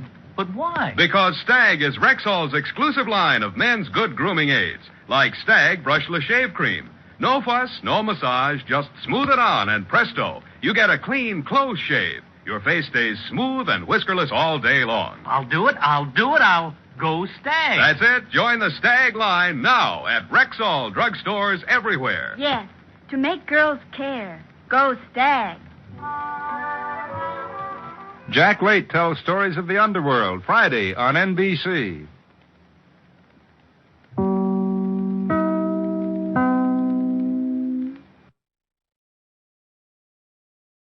Next, Mr. Chameleon and the false witness murder case.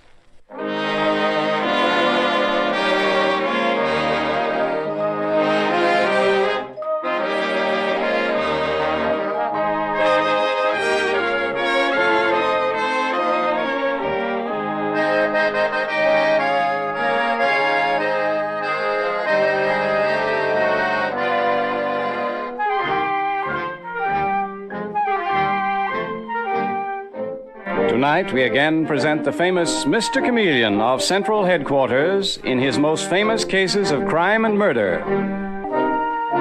Mr. Chameleon, as you all know, is the famous and dreaded detective of Central Police Headquarters who frequently uses a disguise or impersonation to confuse the criminals he is tracking down. In tonight's case, he appears in a particularly clever disguise, which the audience will at all times recognize. Tonight we give you Mr. Chameleon in the false witness murder case.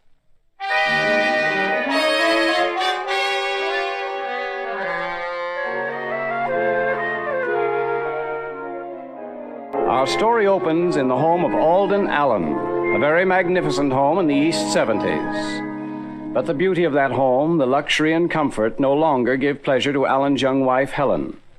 And we find her now in the living room, her face ravaged with emotion, and she is saying to herself, "When I was a child, I used to say, I pray the Lord my soul to keep. Now I pray the Lord to show me the way out of this unbearable, this ghastly, horrible thing. What am I going to do? What am I going to do?" Mrs. Allen? Yes, Gertrude? Mr. Philip Wilkes is here to see you. Philip Wilkes? Oh, no. No, tell him I can't see him now, Gertrude. Give him any excuse, but please get rid of him. Helen, you can't mean this. You can't mean you won't see me. Philip! Gertrude, leave the room, please. Yes, madam. Philip, are you mad coming here today? Please leave at once. Alden, my husband, is home. He mustn't know you're here. Helen, did you ask him for a divorce last night? No. Well, yes. And it was dreadful. Horrible, the things he threatened to do to both of us. To think that I should have married such a man. Such a man is right. A man who's put you through every humiliation, every scandal. But I'm not afraid of him. Where is he? In his study? Philip, don't go in there. Helen, I'm going to have it out with your husband myself. It's better that way. Philip, I beg of you, don't go in there. I'm sorry. I'm going in. Helen! What's the matter? Alden, there's something wrong. He's lying face downward on the floor. What? Oh, he must be ill. No. He's dead. Oh, Did you kill him, Helen? Did I kill him? I think you did. Philip, do you know what you're saying? I repeat, I think you killed him. Don't lie to me. I know you killed him. And you're the one who said you loved me. Who said you trusted me, that you'd stand by me no matter what happened. When I said those things, I didn't know I was saying them to a murderess. Oh, please, stop. I can't take any more. Helen, what's wrong? I heard your voices. Mother. Oh, Mother. Alden is dead. Alden? Dead? And Philip thinks I murdered him. Philip, get out of this house. Mrs. Hayward. If anyone killed Alden, it was you, not my daughter. I know what's been going on. Leave this house, Philip, immediately. Gertrude. Oh, here you are, eavesdropping as usual. Show Mr. Wilkes to the door. Yes, Mrs. Hayward. And then I'm going to call the police and leave myself. I won't stay in a house with a woman who's killed her husband.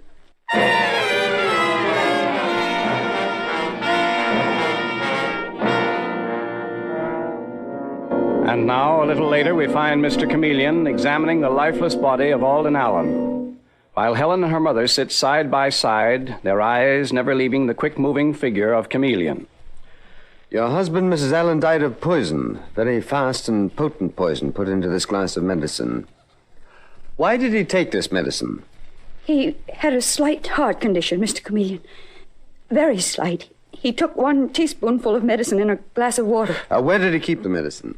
In a little cupboard in the pantry. Alden was a hypochondriac. He was always taking medicine. When did you last see your husband alive? Last night, Mr. Chameleon. Yet you didn't find his body until an hour ago. And it's nearly noon, Mrs. Allen. Alden went his separate way, Mr. Chameleon. Sometimes my daughter and I wouldn't see him for days at a time. I take it that you did not like your son-in-law, Mrs. Hayward. Yet you lived under his roof. I paid my way. And my daughter needed me here. She needed me very much. Let go of me. I didn't do anything. And come along quietly. What's that? It's Gertrude, Mother. And Detective Sergeant Arnold. Dave, what's up? I caught her trying to sneak out of the house, Mr. Chameleon. She says her name is Gertrude Matthews and that she works here as a maid for the Allens. Did work for them, you mean? You don't think I'd go on working for a murderess? Gertrude, be quiet. No, I won't. You're a nice woman, Mrs. Hayward, and you love your daughter just like I did mine. But Mrs. Allen is a murderess. Well, then, she must have had a reason for murdering her husband. What was that reason, in your opinion, Gertrude? He wouldn't give her a divorce.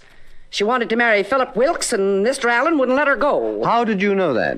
Well, How'd you know it, Gertrude? I heard him quarreling last night, Mr. Chameleon. It was a terrible fight. He said he'd never set her free. He said she'd have to go on living under the same roof with him and put up with his ways for the rest of her life. That true, Mrs. Allen? Did you quarrel with your husband? Yes, Mr. Chameleon. You wanted to marry this Philip Wilkes? Yes. And Mr. Wilkes. He called her a murderess, too, this morning. I heard them when they found the body. He said he knew she'd done it. Is this also true, Mrs. Allen? Yes, it is. Who gave your husband the medicine last night? What? Who gave your husband the fatal dose of medicine that killed him? What? She did, Mr. Chameleon. She gave it to him.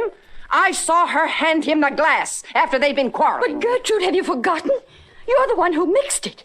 You mixed the medicine and the water, and then you gave it to me. I simply carried it in to my husband. And you poisoned it on the way, you scheming murderer. Gertrude, why do you hate Mrs. Allen so much?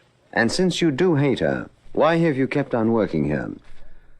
Because Because good jobs are hard to get. And I don't hate her, Mr. Chameleon. It's just that she's a murderer. And I forbid you to use that word again. But, Mrs. Hayward, you know... Oh, this has all been a great shock to me. I'm not young anymore, and I'm afraid...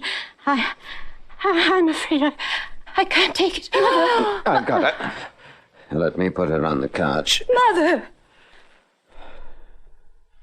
She's only fainted, Mrs. Allen. Your mother will be all right.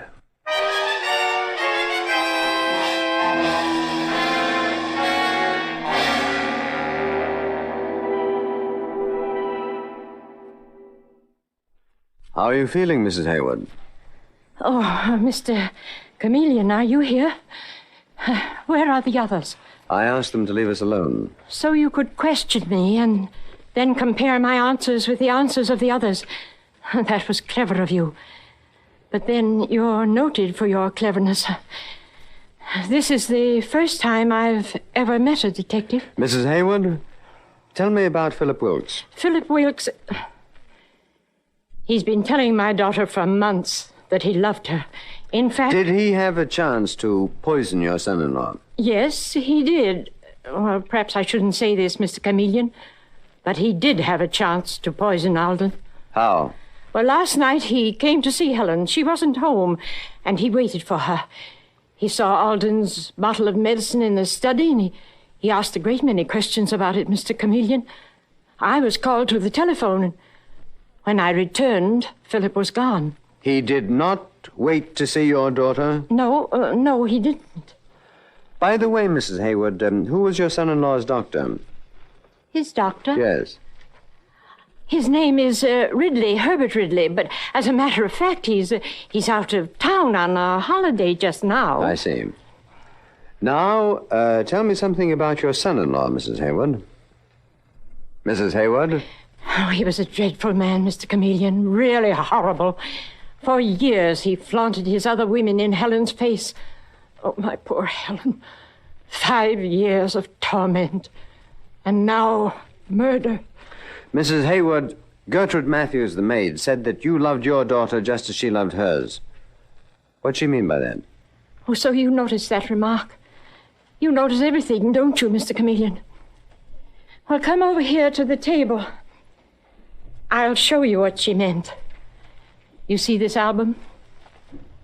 Oh, yes, that's a photograph album. Yes. Magnificent, isn't it? The finest leather, hand-tooled. Alden kept this in full view. One of his most sadistic tricks. Open it. Who are these women? Lovely, aren't they? Page after page of them. They were all friends of Alden's. And this one here, what do you think of her? Beautiful. The real beauty. Well, she's a famous artist model. Many's the time I've seen that face. She was an artist model. She no longer is because... What are you doing with that album? Gertrude. What are you doing with that picture? Give it to me. Give me that picture, Mr. Chameleon. Whose picture is it, Gertrude? Your daughter? Yes. Lila's. She's dead, isn't she? She killed herself. And she'd be alive today if it wasn't for Mrs. Allen. Gertrude, that's not true. Yes, it is, Mrs. Hayward. Alden Allen was going to marry my Lila. Instead, he married your daughter. And I hope your daughter's arrested for murder.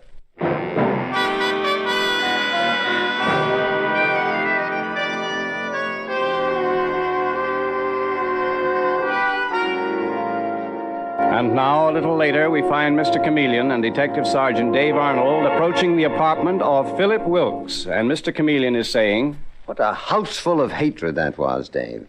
And what a terrible man Alden Allen must have been. That maid, Gertrude Matthews, had plenty of reason for killing Alden Allen. Or for framing Mrs. Allen. She certainly did. She revealed a great deal about herself when she saw that picture. Well, here we are. Philip Wilkes' apartment. Very anxious to meet this young man. There's one question in particular I hope he can answer. Yes? Mr. Wilkes, my name is Chameleon from Central Police Headquarters. This is Detective Sergeant Arnold. Oh, come in. I've been expecting you. Yeah? I called Helen. She said you were on the case. I would have stayed there. I discovered the body, but her mother ordered me out of the house. Yes, I understand you accused Helen, Mrs. Allen, of murder. Helen? I couldn't have. I love her, Mr. Chameleon. Don't lie, Mr. Wilkes. Gertrude, the maid, swore to me that you accused Mrs. Allen of being a murderer. Well, perhaps I did. To tell you the truth, I was so upset at the time, I don't know what I said. I realize now that Helen couldn't have done it. But then who did? You? Me? Mrs. Haywood, Helen's mother, claims that last night you were left alone with Mr. Allen's bottle of medicine. You had plenty of time to poison that medicine, Mr. Wilkes. But that's ridiculous. As a matter of fact, you could very well have accused Helen Allen for that reason. You were afraid for yourself, and you put the blame on her, knowing she wouldn't be convicted of a murder she did not commit. No, that's insane. Of course I didn't do it. But you claimed that Mrs. Allen couldn't have done it. Mr. Chameleon. Yes? I did love Helen, but she was under terrible pressure. She was nearly out of her mind. Alden told her if she ever tried to divorce him, he'd trump up evidence against her character. He'd make it so bad for her that she'd never be able to face decent people again. Must have been frightful for her. Unbearable, Mr. Chameleon. She often said that her husband's death would be the only way out. I see. One more thing, Mr. Wilkes, about the doctor. What doctor? Mr. Allen's doctor. What was his name? Why, Fillmore. Robert Fillmore. Not Dr. Ridley? Why, no. I heard Helen say only last week that he'd changed from Dr. Ridley to Dr. Fillmore. Very well, that's all for now, Mr. Wilkes. Come along, Dave. Goodbye. Goodbye. But Mr. Chameleon, I mean, have you finished? I have indeed, Dave. I asked all the questions I intended to ask, and I got some extremely interesting answers, too.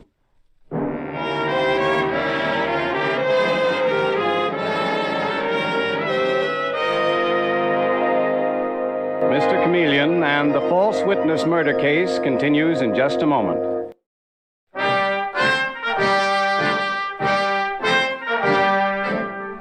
And now back to Mr. Chameleon and the false witness murder case. Alden Allen has been poisoned, and his wife Helen had good reason to kill him, as Chameleon knows. And now in the office of the Commissioner of Police, Chameleon is saying to the Commissioner, Allen's record is fantastic, Commissioner, fantastic. There is no excuse for murder ever, but that man spread unhappiness around him like a plague. What about the poison, Chameleon? Have you been able to trace it? No. That is one of the strangest angles of the case. Analysis showed that entire bottle of medicine had been poisoned. So even if Alden Allen had mixed the dose himself, he'd have died. Well, that's what the killer wanted to be sure of. Exactly. Philip Wilkes was alone with that bottle, yet there is no record of his having purchased poison in this city. There is no record of Helen Allen having purchased it either. And the doctor. What doctor?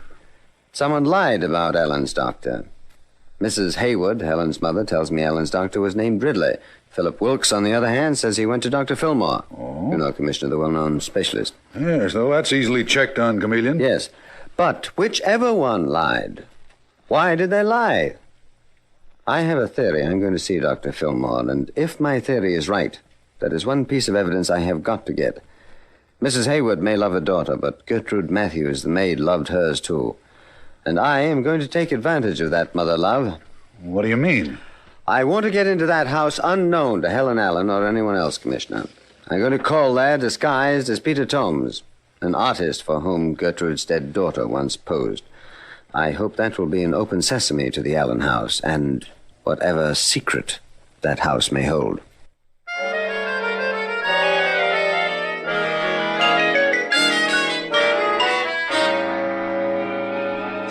And so we find Mr. Chameleon in his disguise of Peter Tomes walking along the street with Detective Sergeant Dave Arnold beside him.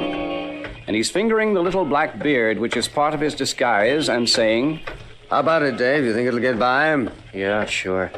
You know, it's funny that beard gives your face a different shape. Yes. A lot is in the eye of the beholder. That maid, Gertrude, is pretty sharp, but what I have to say to her may blind her, too. That often happens. And what about Dr. Fillmore? I'm going back there later. Though what he told me practically clinches it. Now, if I can only have free access to the house... Oh, stop here, Dave. This is close enough. And wait for me here. Wait, do you understand? And hope that I will manage to get past Gertrude.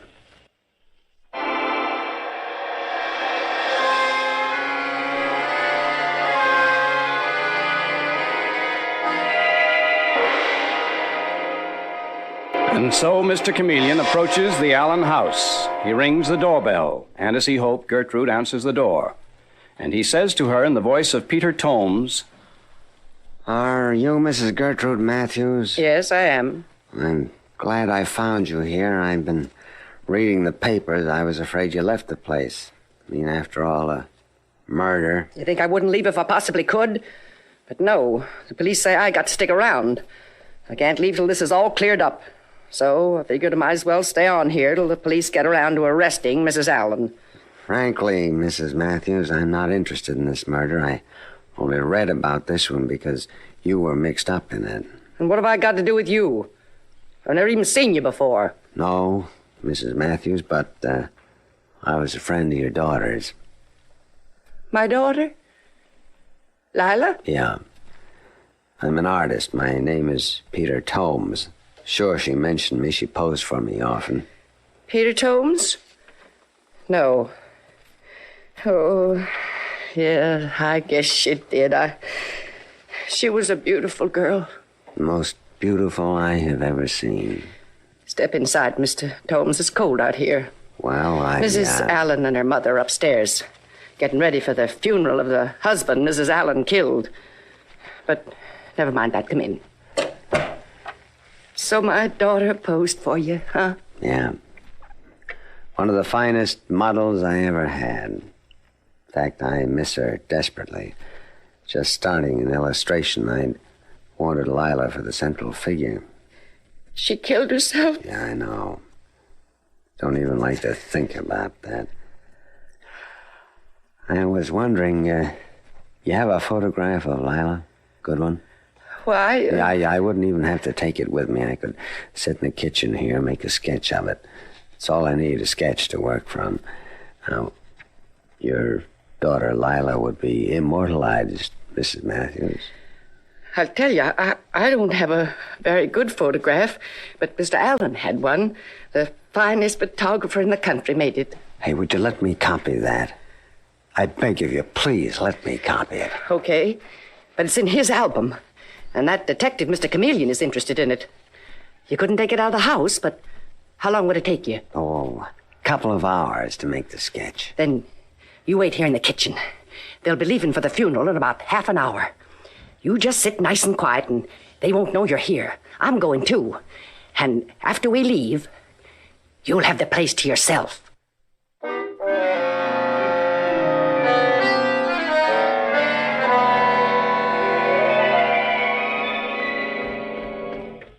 Dave. Mr. Chameleon, did it work? Did you manage to get into the Allen house? It worked. I was able to go through the house, and I got exactly what I wanted. Well, did it tie in with what Dr. Fillmore told you? Mm-hmm. Dave, call Philip Wilkes. Tell him to be at the Allen home at 9 o'clock tonight. I am ready for a showdown with Alden Allen's murderer.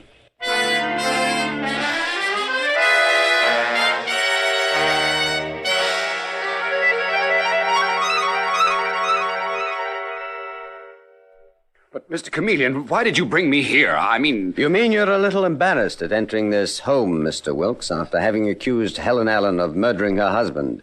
Isn't that right? Mr. Chameleon, did he tell you, too, that I poisoned Alden? He said you had a reason for it, Mrs. Allen. He overlooked the fact that quite a few people had a motive for killing your husband. Well, who did, Mr. Chameleon? Don't rush me, Gertrude. I'm coming to it. You mean you know? Yes, Mrs. Hayward. But have you actually got proof? I have, Mr. Wilkes. You see, first of all, I went to see Dr. Fillmore. And Dr. Fillmore was your husband's physician, wasn't he, Mrs. Allen? Yes. Alden changed from Dr. Ridley to Dr. Fillmore. Yes, so I discovered. Well, Dr. Fillmore and myself had a very interesting discussion about incurable diseases. Incurable diseases? That's right, Mr. Wilkes. If you know that you're going to be dead in the near future, naturally it affects your behavior. Wouldn't you say? Why, Mr. yes, Chameleon, are you trying to say that that my husband had an incurable disease, that he killed himself and tried to make it look like murder? No, I don't mean that, though I wouldn't have put it past him. No, Mrs. Allen, it wasn't your husband. It's the murderer who has an incurable disease. What? Are you sure of your facts, Mr. Chameleon? Positive, Mrs. Hayward. I also have the evidence to back it up. I found the supply of poison that was put in Alden Allen's medicine. You got the poison? Yes, Gertrude. The murderer had it in their possession for some time. That is why there was no recent record of its purchase. But how did you find it, Mr. Chameleon? Where did you find it? In this house, Mrs. Hayward. But you never searched the house? I did this afternoon while you were all at the funeral. This afternoon? But the house was locked. Right, Mrs. Allen. But I was on the inside when you locked it. I was waiting in the kitchen. Wasn't I, Gertrude? What? You mean you were Peter Tomes? That artist fellow, Mr. Chameleon? You mean you got into this house in disguise? Yes, Mrs. Hayward. I'm afraid I deliberately played on Gertrude's mother, Love. I told her that I wanted to paint a portrait from her daughter Lila's photograph. But, Mr. Chameleon, I never guessed who you were. The poison. Where is the poison? Yes, where is it, Mr. Chameleon? Right here in this box, Mrs. Allen. Mrs. Hayward? Where are you going? Why, just upstairs. No use, Mrs. Hayward. You'd only find the poison gone. This really is the poison I have in this box. I found it hidden in a hollow post in your four-poster bed. Mother! Mrs. Hayward! I wondered why you lied about the doctor, Mrs. Hayward. Why you tried to keep me away from Dr. Fillmore. You lied because Fillmore was your doctor, too. You were afraid I'd ask him about you, which I did. This afternoon, when I was here alone in disguise, I went straight to your room, Mrs. Hayward. I thought I'd find the poison there, and I did. Mother! Oh, Mother! Well, Mrs. Hayward, must I prolong this? Hasn't your daughter been through enough? Yes. That's why I murdered Alden. Because Helen had been through so much. I couldn't stand her unhappiness. Oh, Mother. There's never any excuse for murder. Didn't it occur to you that she might be accused? Yes. But I thought I couldn't bear to face a murder charge. If I didn't die before, I intended to kill myself. Now I know it's better to take my medicine. I plead guilty to Alden's murder, Mr. Chameleon. But I'll tell you something. I know of that motto of yours. The innocent must be protected, the guilty must be punished? Yes. I protected the innocent, Mr. Chameleon. I left a full confession in my safe deposit vault to be read in case I died. But good heavens, you let me think that Helen was the murderer. How could you do that, Mrs. Hayward? How could you think it, Philip? I understood you very well, your weakness and your cowardice. I knew that if suspicion pointed to you, you'd behave badly. And Helen would see you as you really are. Oh, but that's terrible. Helen, darling, forgive me. You will forgive me. No, I'll never forgive you, Philip. But, sweetheart... I said I'd never forgive you. Now get out, please. Get out and leave me with my mother. Very well.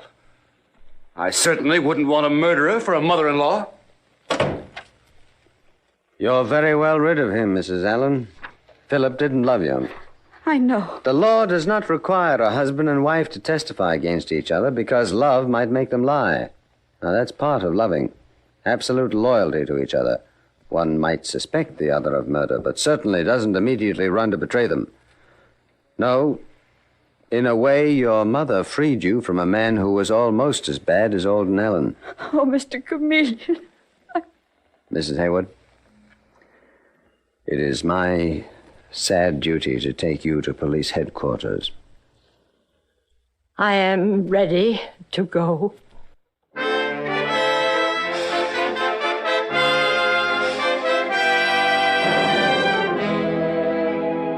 And so, Mr. Chameleon concludes tonight's murder case.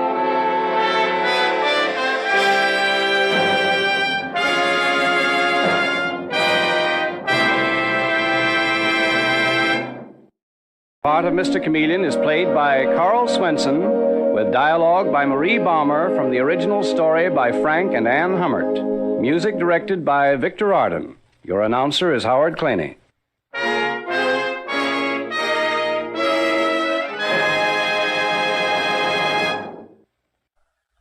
This is CBS, the Columbia Broadcasting System.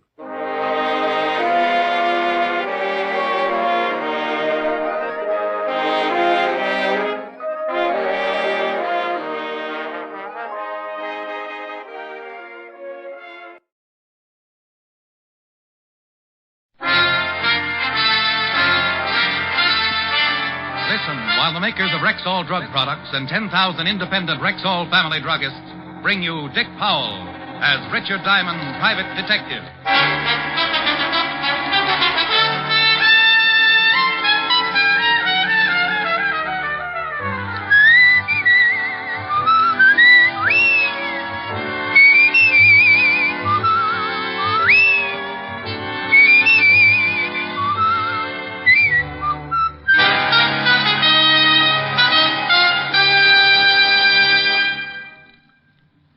Good evening. This is your Rexall family druggist with a welcome from the 10,000 independent druggists who have made the word Rexall part of our own store names. We've done that because we recommend and sell the 2,000 or more drug products made by the Rexall Drug Company. Like Rexall mineral oil, for example. This is the mineral oil specially refined for extra heavy body.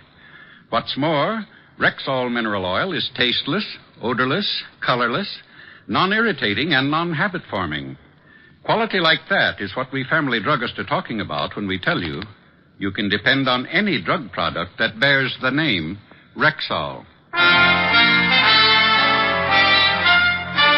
Now your Rexall family druggist brings you a transcribed half hour with Richard Diamond, private detective, starring Dick Powell.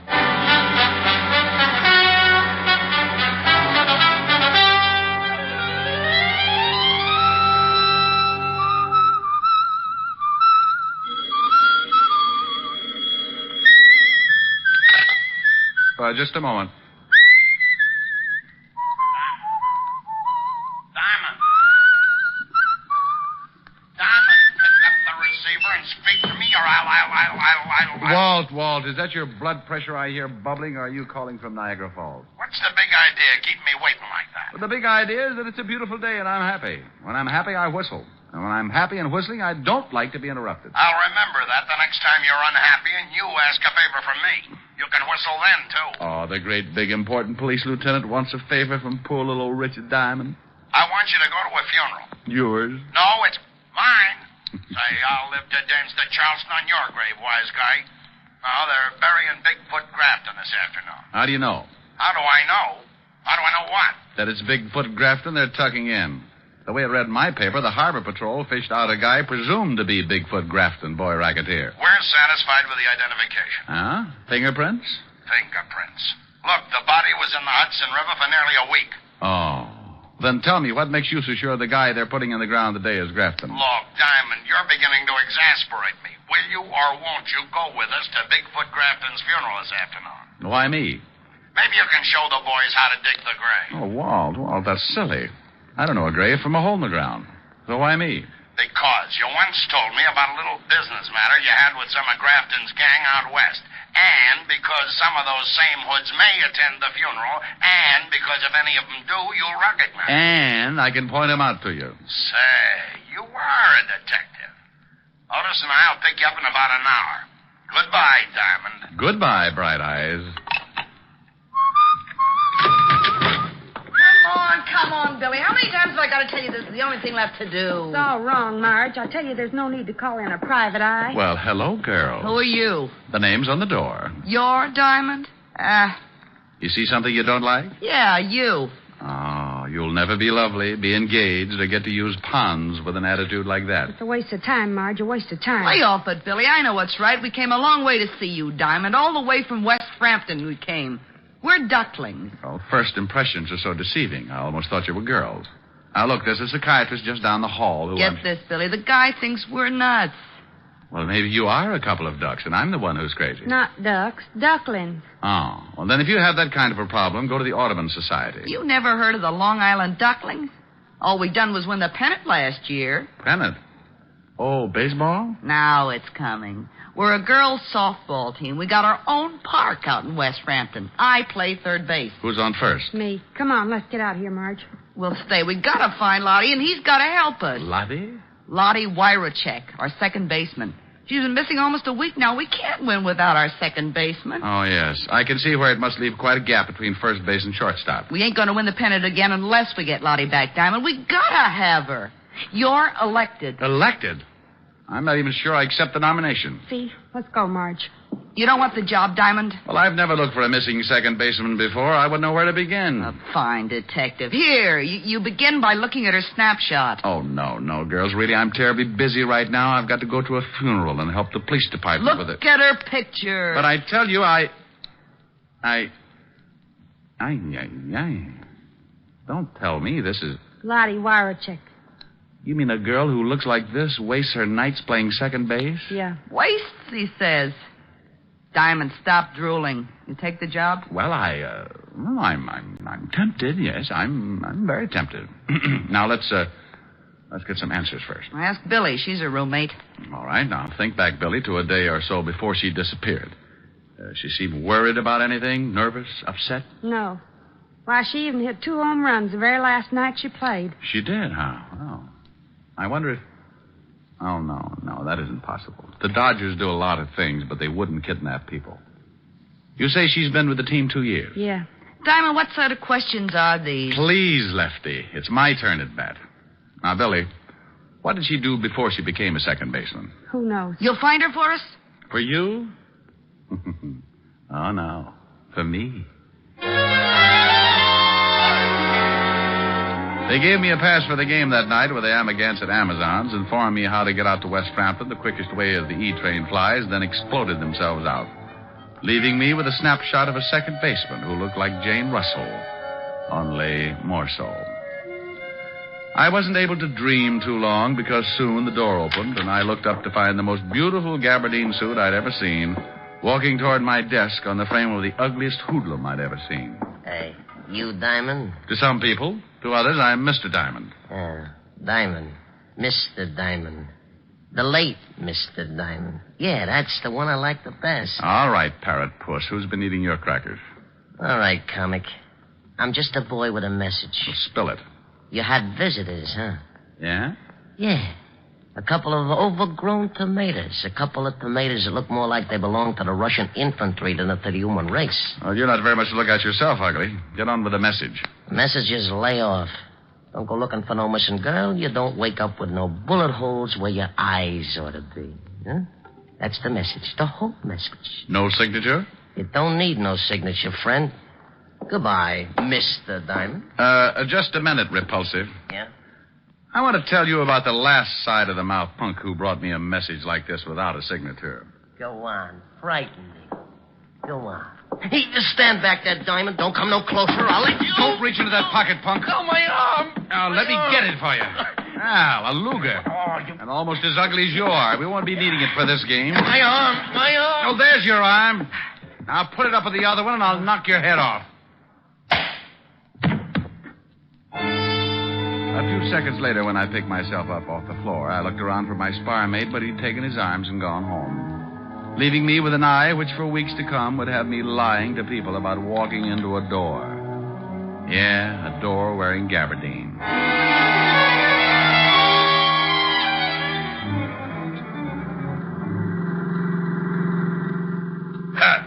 How'd you get that shiner, Diamond? I walked into a door, Walt. A door with a fist at the end of it. Where is this cemetery? South Carolina? We'll be there soon. Bigfoot Grafton won't mind waiting a little longer. Assuming, Sergeant Otis, that it is Bigfoot Grafton they're planting. Oh, no, you're not going to start that again. I told you on the phone. We're satisfied with the identification. What identification? Laundry marks on Grafton's shirt, cleaning marks on Grafton's suit. Go on. What do you mean, go on? Look, Walt, suppose you're wanted for murder.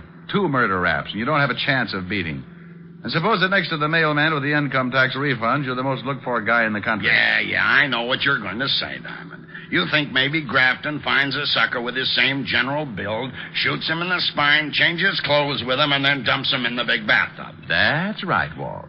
Well, us silly, confused homicide cops figured that way, too, until we checked up on what gave Grafton his nickname. His nickname? Bigfoot. Yeah. 14 and a half. We found his shoemaker. He verified the size. So? So it's possible that Grafton can find a guy that fits his general physique. It's even possible that the guy he finds not only is built the same way body-wise, but wears exactly size 14 and a half brogans, too. Yeah, it's possible, but highly improbable. Yeah, maybe you're right at that.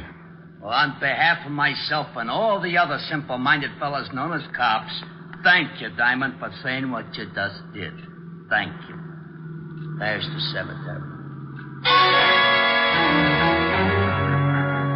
It was just a simple little funeral, except that the coffin cost maybe $10,000 more than mine will ever cost, and excluding the fact that there were enough flowers to make a couple of dozen floats for the Turnip of Roses parade. Yes, it was just a simple little funeral with maybe 1,000 simple little mourners. Good conservative people, like safe blowers, burglars, con men, petty thieves, and some not so petty. Big wheels, little wheels, chiselers, grifters, grafters, gyp artists.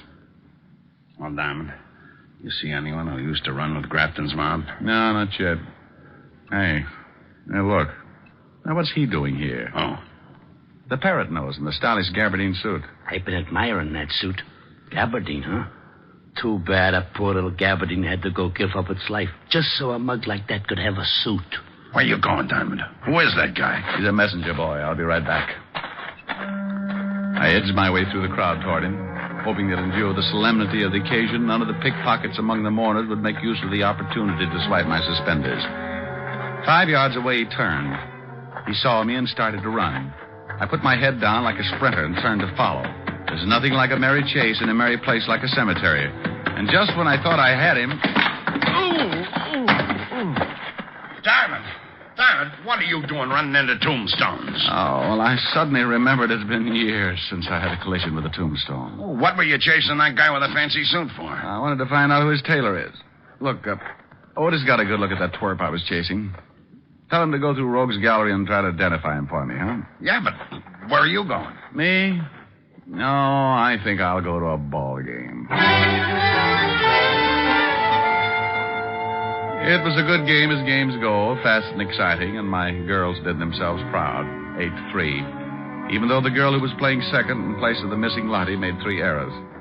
After the game, I was in the corridor outside the dressing room talking to Billy, the first baseman. The one who didn't think I should have been hired to bird dog the missing girl. Look, Diamond, this is all for nothing. Lottie ain't missing. We never called on you. There's no case. Now, that's the same tune with a slightly different lyric and ugly in a gabardine suit sang to me. It's a good thing I'm stubborn. It's a bad thing, Diamond, for you. It's going to maybe cost you your life. No. No! Don't! It happened that fast. By the time I turned around to see who did the shooting, he had disappeared in the crowd. Dirty heel. Diamond, what happened? I heard shooting. Stand back, everybody. Send for a doctor. Rotten heel. I was on his team. Who, Billy? Who? Told him Marge called on you to find Lottie. Who, dear? They'll kill Lottie. They'll kill Lottie. Billy. Billy. Diamond. Is she? If anyone asks you who's on first, the answer is no one.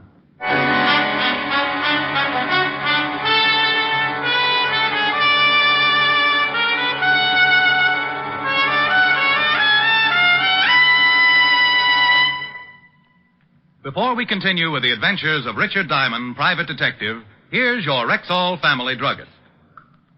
I've discovered lately that a lot of people think they don't need to take any precautions against vitamin deficiency during the summer months. But the truth is, we're just as apt to be low on vitamins during the summer as any other season. Then you think people should continue right through the summer taking a vitamin supplement? Indeed I do, ma'am. And the one I recommend is Rexall Plenamins. Why exactly? Well, just 2 Plenamon capsules a day give you more than your minimum daily requirement of every vitamin for which such requirements have been established, plus valuable liver concentrate and iron, plus other beneficial factors of the vitamin B complex. Say, with all that, they must be expensive. On the contrary, Plenamins cost you only pennies per day. Ask for Plenamins at any Rexall drugstore. And remember, you can depend on any drug product that bears the name Rexall. And now back to tonight's adventure with Richard Diamond, private detective, starring Dick Powell.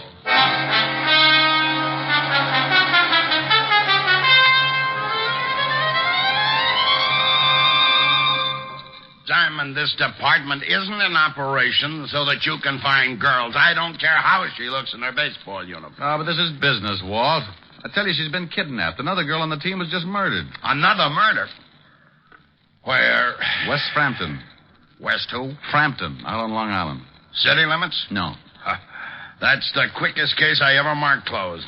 What do you want to waste my time with imported homicides for? Don't I have enough to do right here? Oh, but Walt, Don't butt me. They've been knocking each other off like flies this week. We're so jammed up, I got 3 stiffs that don't even have a place to lie down. 4, if you include Otis. Oh, just for that, wise guy, I ain't talking. Oh, if I could only be sure of that. I mean, I ain't talking about the guy you played tag with in the cemetery. I found him in the picture book, all right, Diamond. It took me 2 hours. And just for making cracks at me, I ain't telling you his name. Whose name? Joe Gabberdine's, that's whose. And I ain't telling you what else I found out about him in the picture book either. Why not? Because you think you're smarter than the whole police department put together, that's why not. Oh. And so if I go spill to you that this Joe Gabbardine used to work as a gunsel for the late Bigfoot Grafton, you're going to right away say Bigfoot Grafton ain't dead after all, and that I'm a dope. Walt, you hear that? The guy that threatened me if I went looking for Lottie Warachek, this Joe Gabardine, is one of Grafton's boys. Say, who told you? Was one of Grafton's boys. Grafton's dead. No, but maybe not. Maybe all these shenanigans are part of Grafton's plot to put some sucker in his coffin and stay undercover. Sure. Maybe Lottie Warachek knew in some way or other that the guy they fished out of the river and buried today wasn't Grafton. Look, Walt, you got a... Diamond, Helbert. That name you said, the one that sounds like something spelled backwards. Warachek? That's funny. What's funny? That's the same name as this dame's in the file missing person sent over. Only this one's name is Lottie Warachek. So's this one, you dope. You mean there's 2 dames with a name like that? Yeah, just like there are 2 heads on a sergeant named Otis Loveloon. Now, listen here. Who reported her missing? Just for being a fresh guy, I ain't going to tell you. You ain't going to tell him what? That it says here on the file card that this doctor reported her missing. Who said anything about a doctor? Huh? You sick, Otis? You need a doctor? I ain't sick. Besides, he ain't that kind of doctor. He's a dentist. Who's a dentist? This Dr. Allman. Dr. Percy Allman. 223 Park Avenue. So? What do you mean, so? What about him? What do you mean? What about him? Well, you brought him into the conversation. Dr. Percy Allman. You said 223 Park Avenue. What made you mention him if you don't have anything to say about him? He's the guy who reported this Lottie Whatchamachek missing, you dope. Gee, Diamond, are you dumb?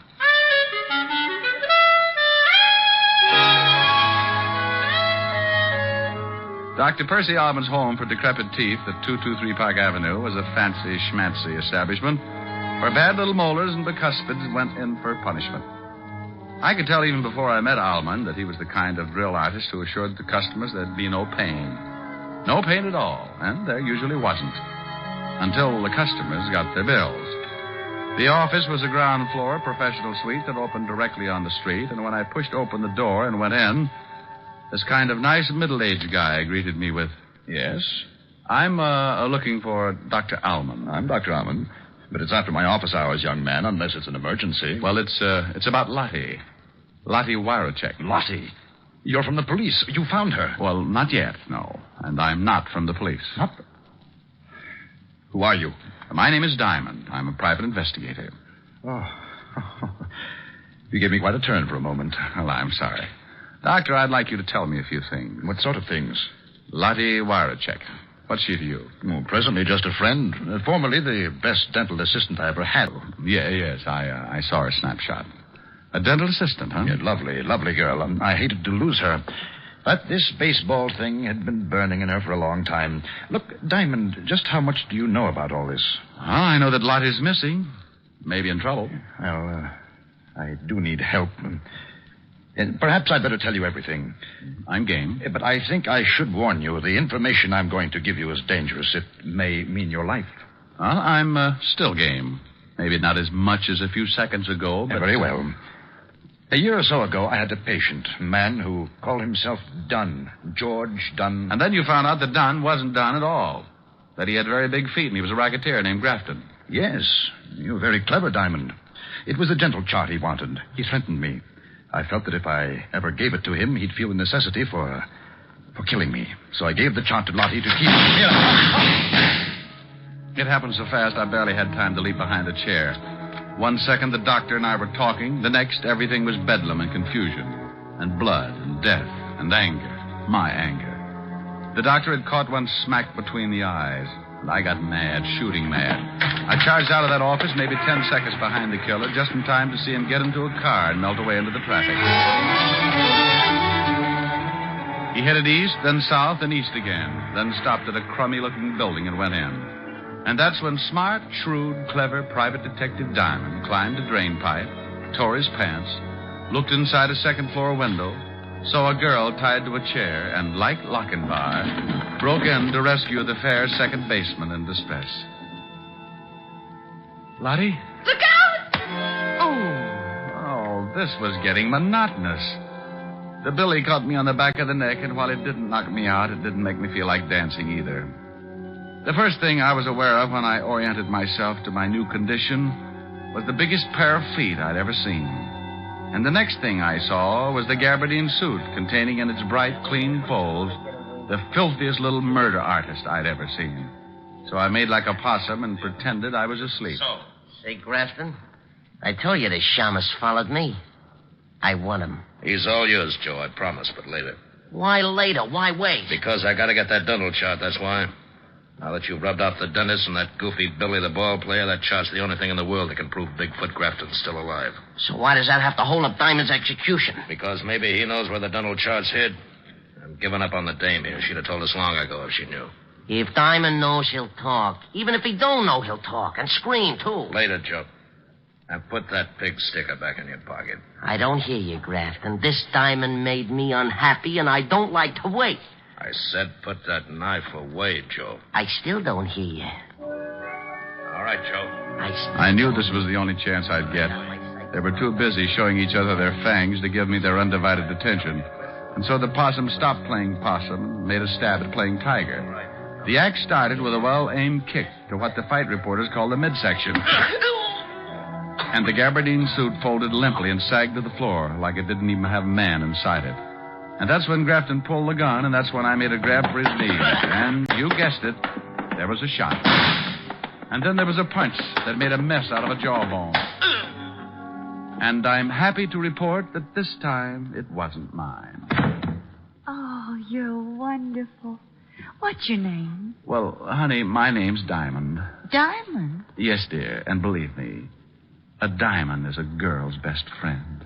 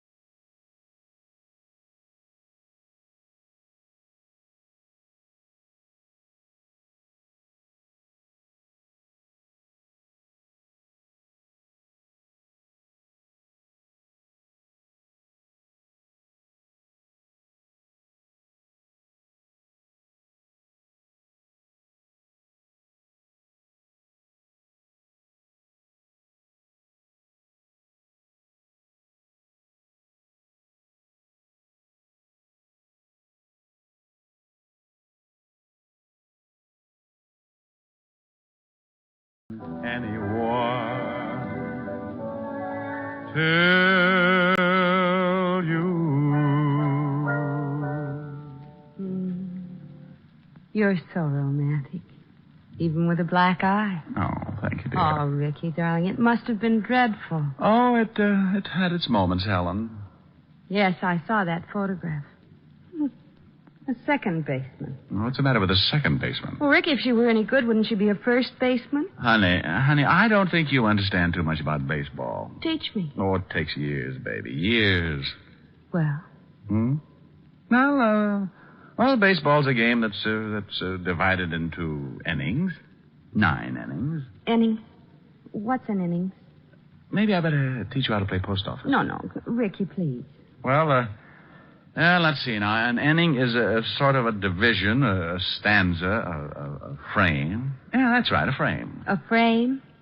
An inning's a frame? Hey, you're digging it. No, I'm not, Ricky, not really. Maybe we'd better forget it. All right. An inning is a frame. That's right, dear. An inning is a frame. Ricky, was she nice? Lottie? Mm-hmm. Well, I'll say this for her. She sure had a beautiful inning.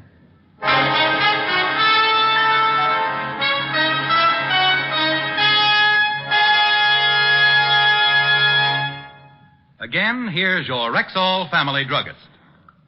Don't wait until you're already suffering from acid stomach and then wish you had Bismarex on hand. Buy a bottle tomorrow. This famous Rexall antacid often neutralizes excess acidity within 1 minute. More than that, Bismarex gives relief that's continuous and prolonged because its scientifically balanced ingredients work in sequence, easing gastric distress and leaving a soothing protective covering on irritated stomach membranes. Ask your Rexall druggist for Bismarex. He'll tell you you can depend on any drug product that bears the name Rexall.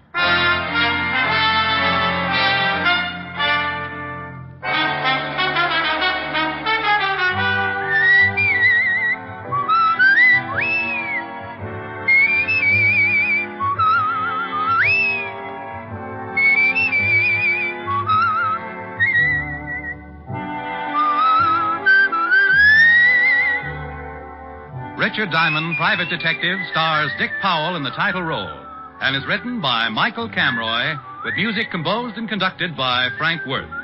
Featured in tonight's cast were Ted DeCorsia, Wilms Herbert, John Daner, Bill Conrad, Virginia Gregg, Gloria Blondell, and Sidney Miller. Richard Diamond, Private Detective, was transcribed in Hollywood by Jaime Del Valle.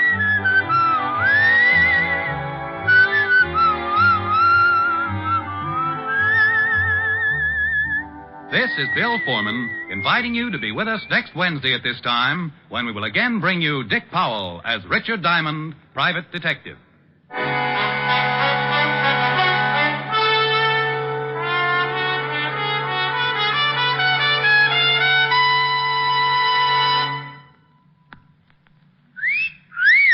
Hiya, beautiful. Get lost, Bristlepuss. You need a shave. But I have shaved. What else do you want me to do? Silly boy, she wants you to go Stag. Go Stag?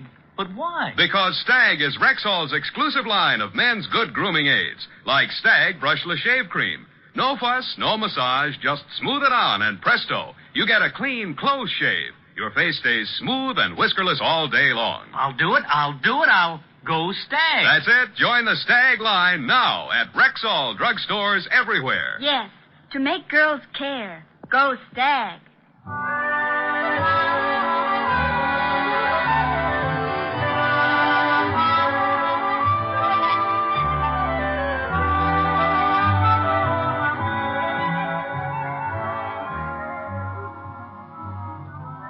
Three chimes mean good times on NBC. Dick Powell, who stars as Richard Diamond each week at this time, is a chime star. And there are many more of your favorite entertainers who are chime stars on NBC. Listen for the familiar NBC chimes. They're your invitation to fine radio entertainment. Whether it's action-packed adventure mystery, comedy, music, drama, or news, you'll find the very best on your favorite NBC station. Listen again next Wednesday at this same time for another exciting adventure with Dick Powell, starred as Richard Diamond. And remember, three chimes mean good times on NBC. In 2 weeks, enjoy the Halls of Ivy with Ronald Colman on NBC.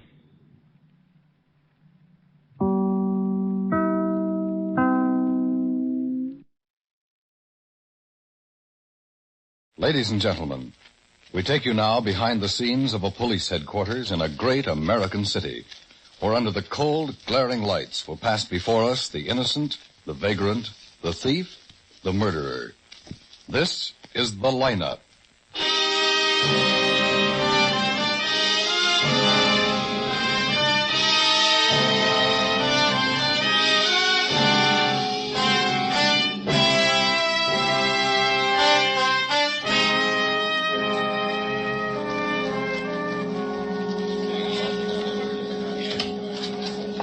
These chairs in the front, any of them? Oh, yes.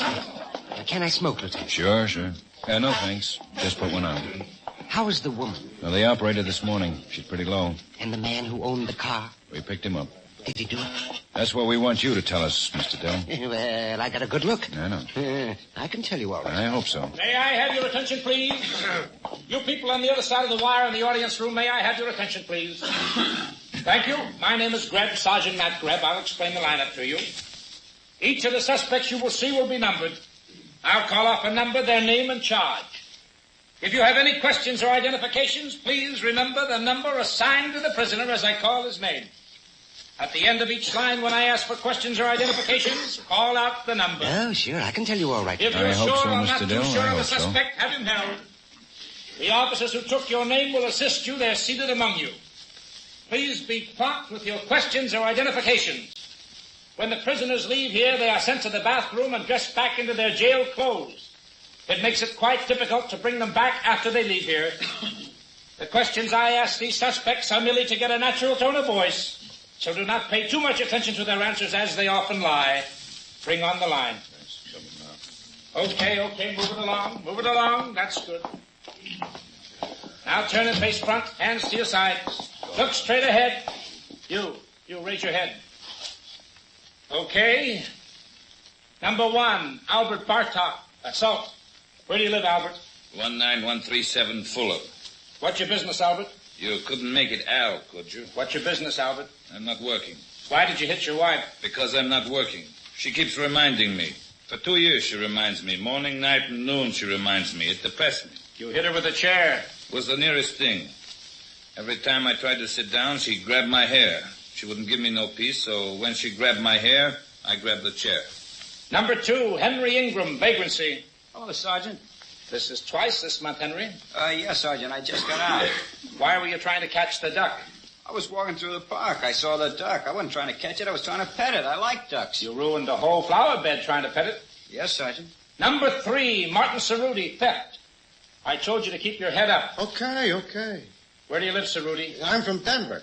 We know that. Where do you live here? I don't. I just got off the train. You stole a coat from the Wheelwright department store. I forgot to take it off. All right, you've got a place to live now.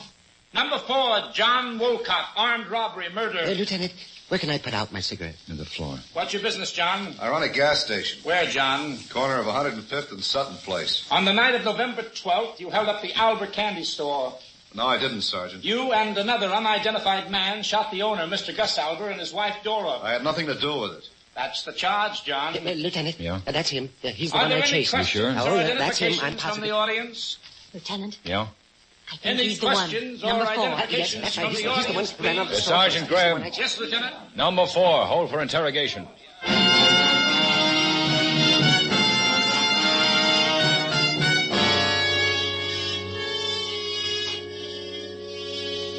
Sit down, John. All right. Liable to be a little rough on you. I didn't do anything. I told you before I didn't do anything. One witness of Mr. Dill chased a man, saw him climb into a station wagon, got the license number. It turned out to be your car, John. In the lineup this morning, Mr. Dill identified you as the man he chased. He's wrong. 2 other men and a woman also identified you. They all agree they saw you run out of that candy store with another man. The owner of that store died last night. I'm sorry. His wife's in bad shape, but she'll live. Look, I've never been in that candy store. I didn't shoot anybody. You live with your brother? Yes. George Walcott? Yes. Where was he that night? You keep asking. He went to a movie. And he didn't take the station wagon? I told you, no, he didn't take the station wagon. Does George have a key to the station wagon? How many times do I have to tell you? Does he have a key? No. He didn't take the car out of the garage that night. Somebody did, John. All right. Somebody took it out. I didn't. George didn't. Go find out who. When Mrs. Albert is better, when the doctors say it's all right for us to see her, we'll ask her for an identification. Okay. 2 men held up her store, killed her husband. 4 witnesses have already identified you as one of the men. Mrs. Albert will know for sure. She won't forget who killed her husband. Okay. I got the brother in your office, Ben. All right. Nothing? Not yet. Take this one back upstairs. Uh-huh.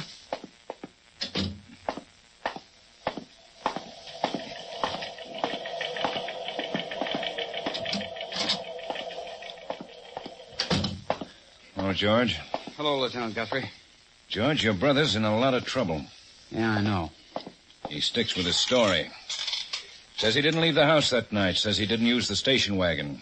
Says you didn't either. I didn't. You went to a movie. That's right. A Rivoli, wasn't it? I gave a long statement this morning, Lieutenant. I signed it. Somebody used that station wagon. When the arresting officers got to your house, the motor was still warm. I didn't use it, and I know my brother didn't. You think somebody could have gotten that car out of the garage without your brother hearing it? I don't know. Maybe they could. Hold up a candy store, shoot 2 people, bring it right back to the garage? I don't know. I just know I didn't use it, and I know my brother didn't either. He didn't hold up a candy store or shoot anybody. My brother wouldn't do anything like that. What time did you get home? I have to keep telling you. You have to keep telling me. Around 12 o'clock, or maybe a little after.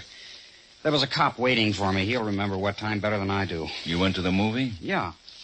What time did you get to the movie? After 8 sometime. What was playing? 2 pictures, Mr. Lucky and A Lady Takes a Chance. They're reissues, aren't they? I saw them before a long time ago. They're good ones. I wanted to see them again. Your brother runs a gas station, doesn't he? Yeah. How late does he work? Usually around 7. How does your brother do in his gas station? He does all right. Makes pretty good money. You don't work? No, I've been looking for a job. How old are you, George? 22. John's 28. Yeah. When'd your mother and father die? Mom died when we were kids. Dad about 5 years ago. And John's been supporting you? I told you I was trying to get a job. It's not easy. Well, I want to talk to you again. Stick around home. Sure, Lieutenant. My brother didn't do it, Lieutenant. Awful lot of evidence, George. But he didn't. We'll talk about it later. Bye, George. Goodbye, Lieutenant.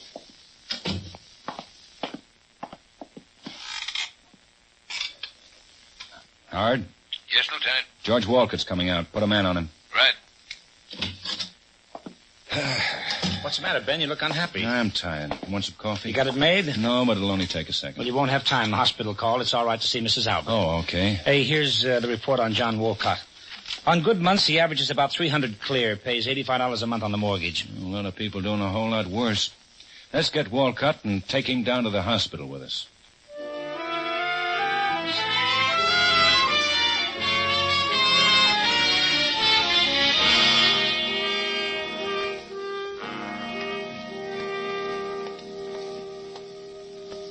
Mrs. Albert. Mrs. Albert. Yes? What is it? This is Lieutenant Guthrie and Sergeant Greb. They want to talk to you. All right. We won't take long. All right. We want you to tell us if you've ever seen this man before. Move up, John. Right in here. Mrs. Albert?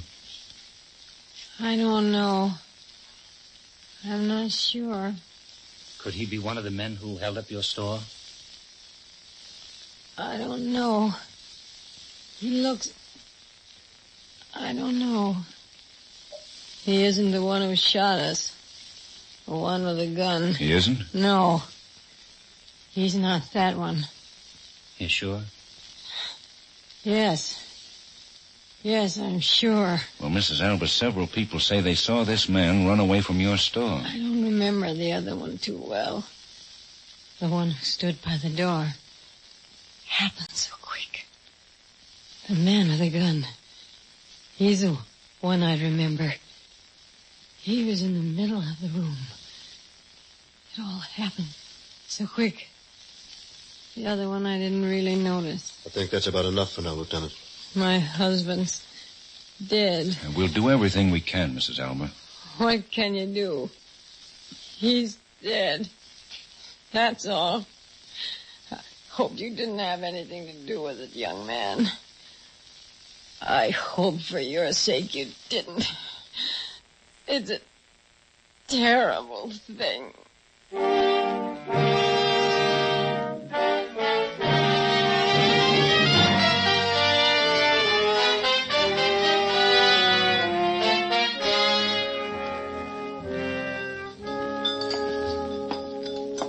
Thanks, man.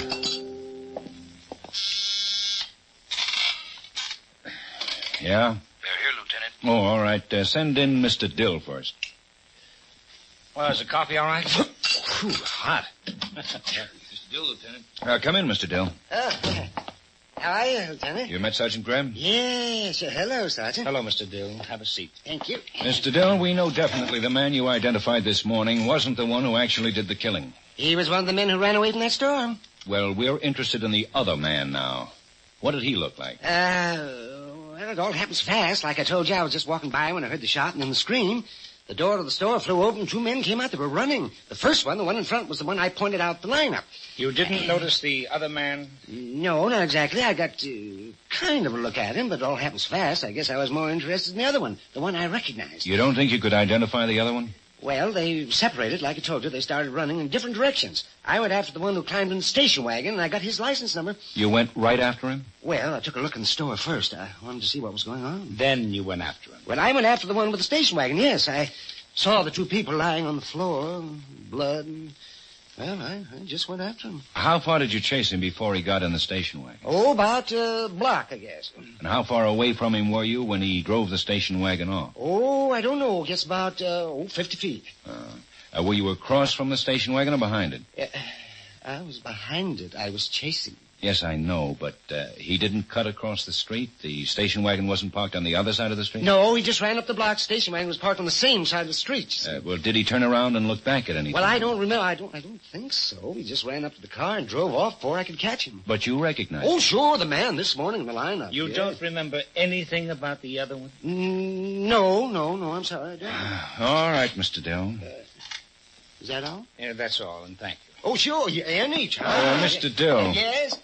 If this man was running away from you, you were behind him the whole time. You were about 50 feet away, behind the wagon, when he drove off. Now, I should think it would be a little hard to tell much about a man under those circumstances. Well, I got a good look. Oh, a darn good look. You said he didn't turn around. Well, no, I don't think you did. I don't remember that well. I got a look at him when he ran out that door. Oh, he went right past me. Oh, I got a look at him then. Yeah. All right, Mr. Dill, that's all. Yeah, well, he was the guy. I got a good look. Yeah. Oh, you think you'll want me again? We'll call you if we do. What are you doing, Ben? Trying to get a description of the man who used the gun. Yeah. And while you're doing it, you practically made Dill a liar. The way he tells it, or I should say the way you got it out of him, he couldn't have made a positive identification of a man who ran past him through a doorway, then showed him his back for the rest of the time. Yeah, I know. In the lineup this morning, Dill and the others didn't say a word till they heard you read off the charges. But before they went in, they knew whoever we had was the one who owned the station wagon. Okay. Explain me the station wagon. Dill got the license number. The car was still warm. Yes, I know. Well, then what are you trying to do? I'm trying to find out who killed the man in the candy store. By making a liar out of the best witness you've got? Who's making a liar? Well, you're trying pretty hard. Well, do you mind if we find out what the other 3 witnesses have got to say? Well, you don't have to get jumpy. I don't. Oh, swell. Yes, Lieutenant? Send in Mrs. Evans. I'm sorry, Ben. Maybe you better put some more sugar in your coffee, huh?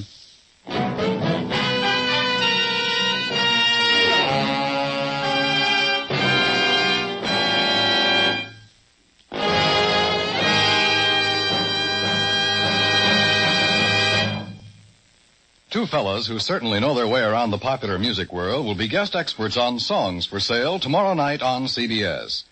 Join Frank Sinatra and Johnny Mercer with Jan Murray and the others on Songs for Sale this Friday night. And also be listening for that hour of top drama with Up for Parole and Broadway's My Beat. They'll all be here on most of these same CBS stations.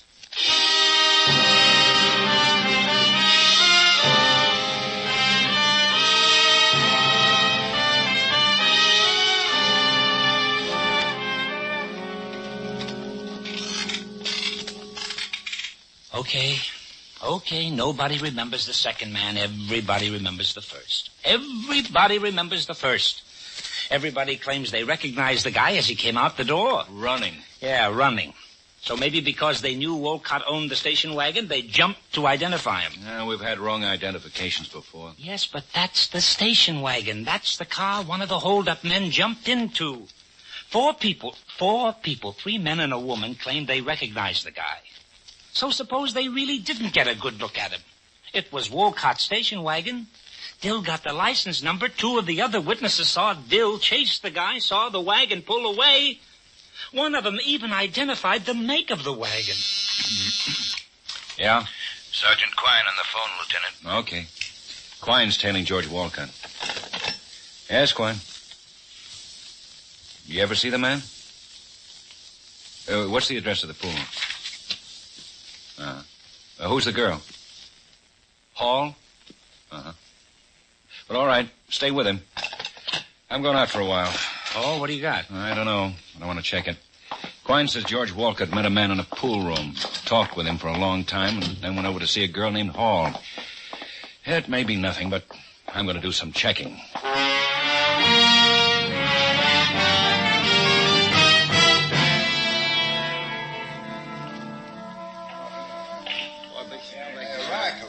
Sure, I know Walcott. Plays snooker in here all the time. Hey, you know his brother? No, didn't know I had one. George met a man in here today. They left, went across the street to get a shoe shine. Tall, thin man, dark, wearing a brown jacket, light pants. Rudy.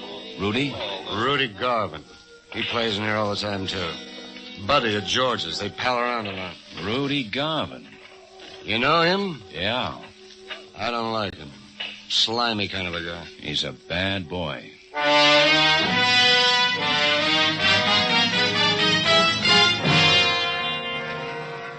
Yeah, I kind of remember him. Well, you gave him a shine. Tall, thin, dark man, brown jacket like pants. Yeah, I think so. With a younger fellow, brown hair. Yeah, about an hour ago. Pay any attention to what they were saying? No, sir, I just shined shoes.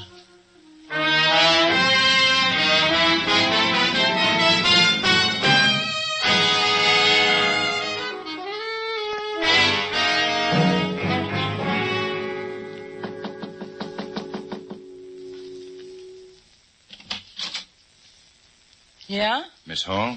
Yeah. Lieutenant Guthrie, police. Oh. What do you want? I'd like to talk to you. Come in. Apartment's a mess. You know George Walcott? Yeah. You done something? He came to see you a little while ago. Sure, I know him. We're just friends. You done something? You know Rudy Garvin? Yeah. Friend of George's. What did George want? Just say hello. He just stopped by to say hello. How well do you know him? Not too well. We're just friends. You know his brother? No. Never met him. How well do you know Rudy Garvin? Like I know George. Say, what is this? Where were you last night? Last night? Home. I stayed home all night. We were going to clean the apartment, but I got to reading a book. Did you see or talk to George or Rudy any time last night? No. Gee, I sure would like to know what this is all about. Did the boys do something dishonest? You just forget about it, Miss Hall. You just forget about talking to me. Sure. Thanks for your help. Anytime. Sure sorry the apartment's such a mess.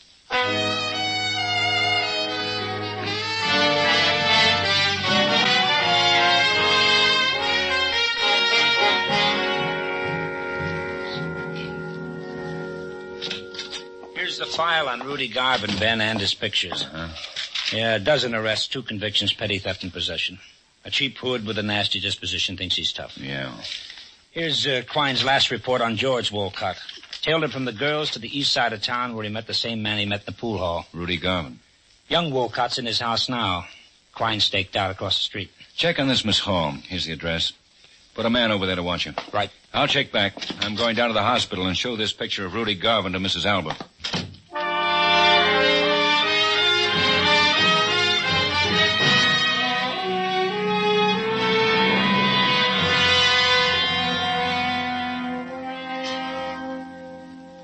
She's a lot worse. She's had a bad time. Is she conscious? She was. Mrs. Alba. Yes. Mrs. Alba, the lieutenant's here again. He wants to talk to you. Hello, Mrs. Alba. Oh. Hello, Lieutenant. I won't take much time. I want you to look at this picture. All right. Lieutenant. Yes? Lieutenant, that's the man. You're sure? That's the man with the gun. The one who shot me. That's the one. He killed Gus.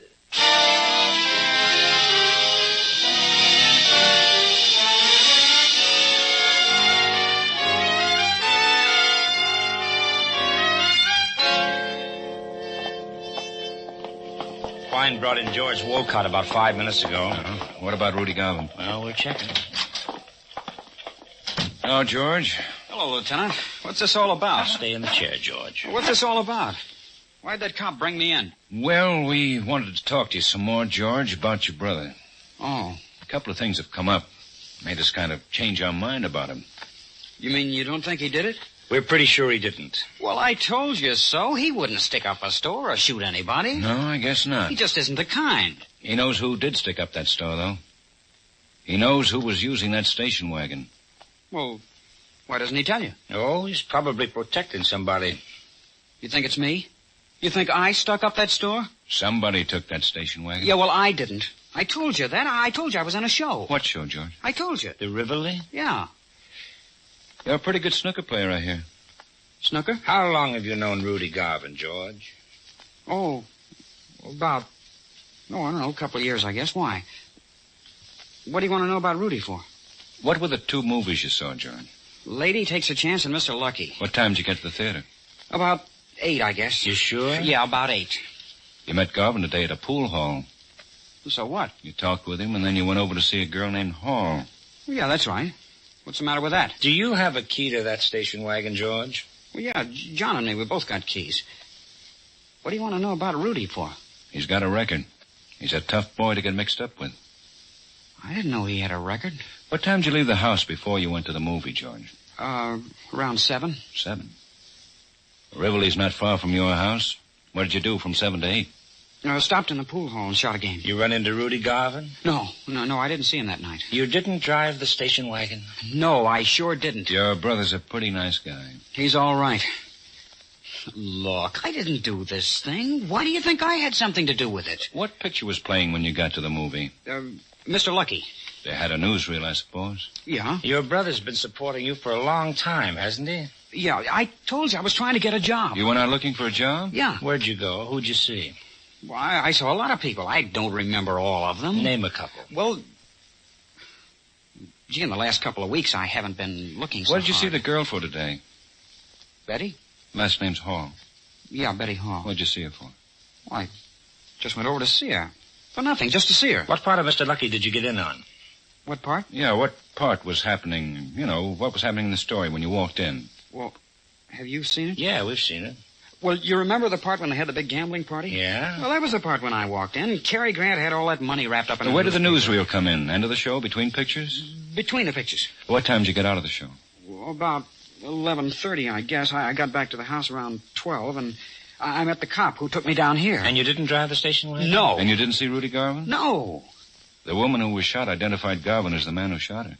Well, I can't help that. I wasn't with Rudy. I didn't see him You that saw night. both pictures? Yes. You've seen them before, haven't you? Well, yeah, they're old pictures, but I liked them. I saw them again. I told you that, Lieutenant. You didn't take a message from Rudy Garvin to Betty Hall? No, I left Rudy, and I just decided to stop by and What was see the her. newsreel about? The newsreel? Yeah, what was it about? Well, I don't know. I left in the middle. You left in the middle of it? No, I didn't mean that. Well, what was it about? I don't remember. You can't expect me to remember everything. You remember the 2 pictures? Well, yeah, sure. Then you should remember the newsreel. Have something about Korea? Why? Truman? Last week's football games? I don't remember. You can't blame me for that. The candy store was robbed about 9. That would be about the time the newsreel went on. I don't remember the newsreel. I think I went out to get some popcorn. You were out for the whole newsreel? Maybe I was. What went on after the newsreel? The other picture. Didn't they have any coming attractions or anything? They usually do. Yeah, they had coming attractions. What were they? I don't remember that either. You remember both pictures, but you don't remember the newsreel or the coming attractions? No. Which was first, the newsreel or the coming attractions? The newsreel. How do you know that? Because I saw it start, and then I went to get the popcorn. How did it start? I don't remember. Then the coming attractions went on? Yes. I thought you said the other picture went on after the newsreel. I think you better tell us where you really were, George. Okay. Get a stenographer, man. Right. Cigarette, George? Yeah. Where can we find Rudy Garvin? Over at Betty's apartment. That's why I went by, to tell her that Rudy'd be by around 9 tonight. They're leaving town. Will you let my brother go now?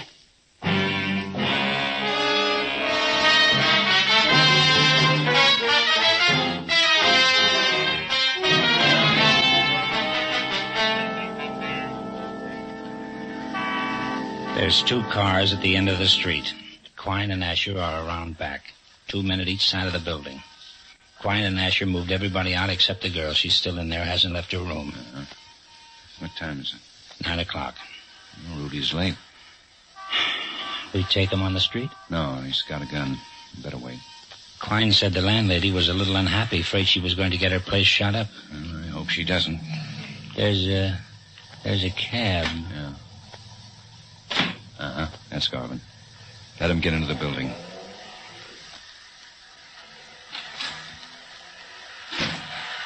All right, let's go.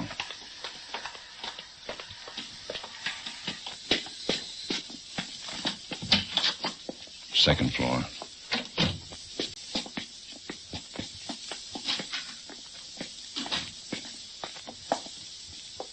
Third door.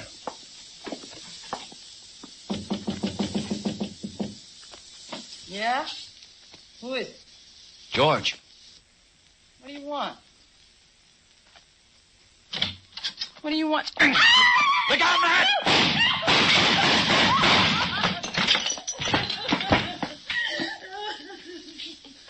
Garvin's pretty bad.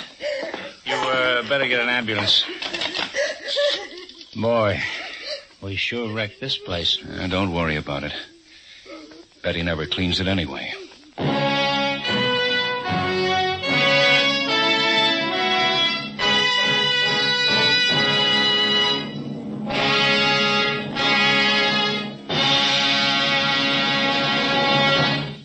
The lineup, where before you pass the innocent, the vagrant, the thief, the murderer.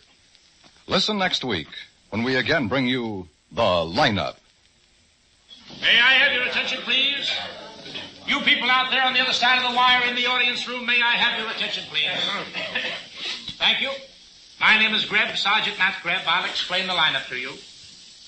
Each of the suspects you will see will be numbered. I'll call out their number, their name, and charge. If you have any questions or identifications, call out the number. If you're sure or not too sure of a suspect,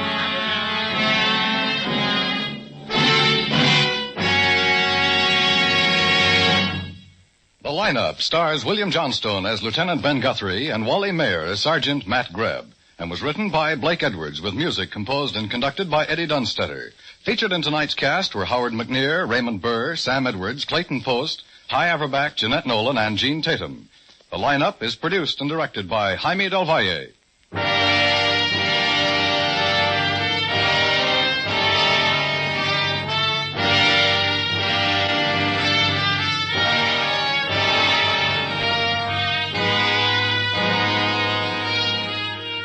Every weekday evening, Monday through Friday, 2 of radio's top reporters, Edward R. Murrow and Lowell Thomas, are heard on most of these same CBS stations, backed by the resources of CBS' famous worldwide news-gathering organization. Ed Murrow and Lowell Thomas bring you the facts of the day's events, plus the color and background they've gathered in years of world travel and reporting. Get the news first and best from Ed Murrow and Lowell Thomas each weekday evening on CBS. This is CBS, the Star's address, the Columbia Broadcasting System.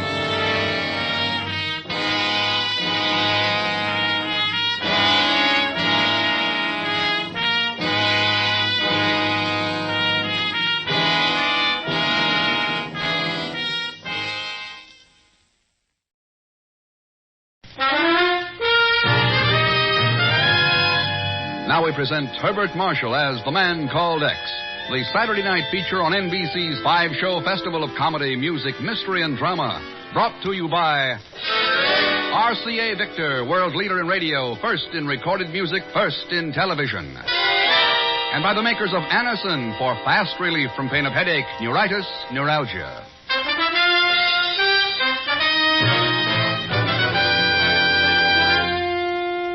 Herbert Marshall as The Man Called X. Wherever there is mystery, intrigue, romance, in all the strange and dangerous places of the world, there you will find The Man Called X.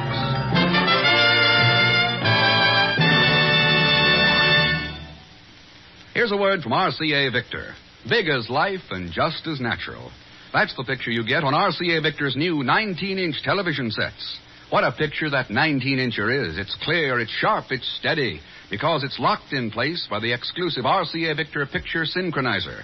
It's powerful because behind it are RCA Victor's newest extra rugged television circuits. And it's dependable, with all those matchless qualities of engineering and performance which have made RCA Victor million-proof television the proven pride of over 1 million American homes. Your RCA Victor dealer will be pleased and proud to introduce you to 4 models of RCA Victor 19-inch television. The York, a compact, inexpensive table topper. The Hillsdale and the Northampton, 2 glorious consoles with cabinets so beautiful you'd think the price applied to the cabinets alone. And the Sedgwick, the 19-inch television, radio, phonograph combination. When you start on the television way of life, start at the top with RCA Victor million-proof television, 19-inch size.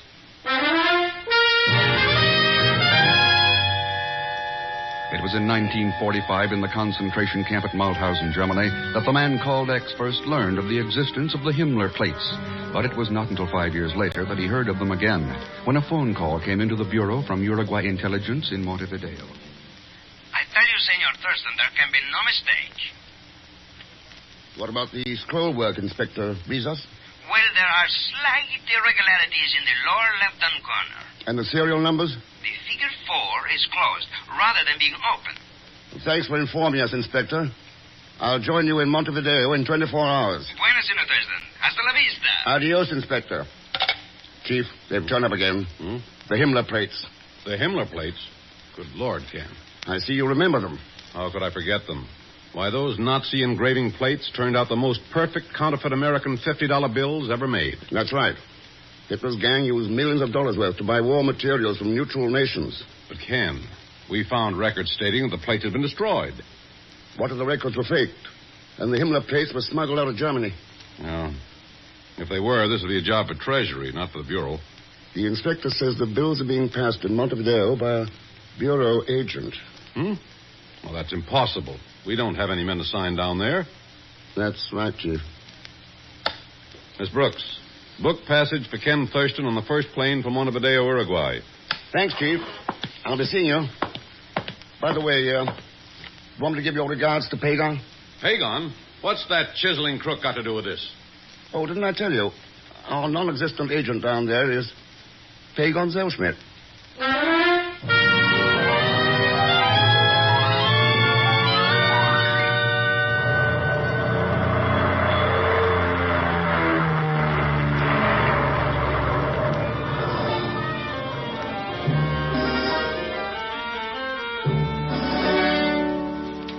But I swear by the father of my father, Mr. Thurston, I don't know nothing about those phony Mazumas. I'm innocent as a lamb. Oh, sure.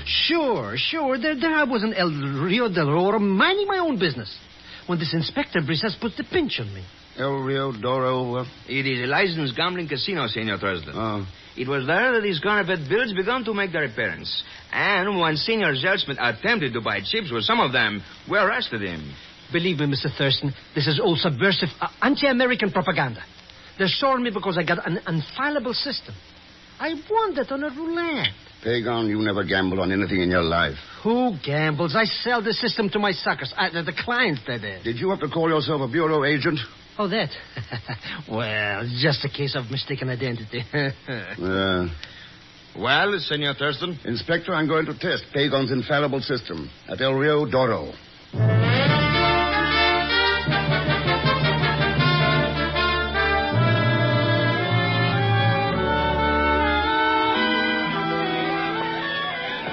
Some gambling joint, eh, Mr. X? Believe me, Las Vegas is only a hole in the carpet next to this place.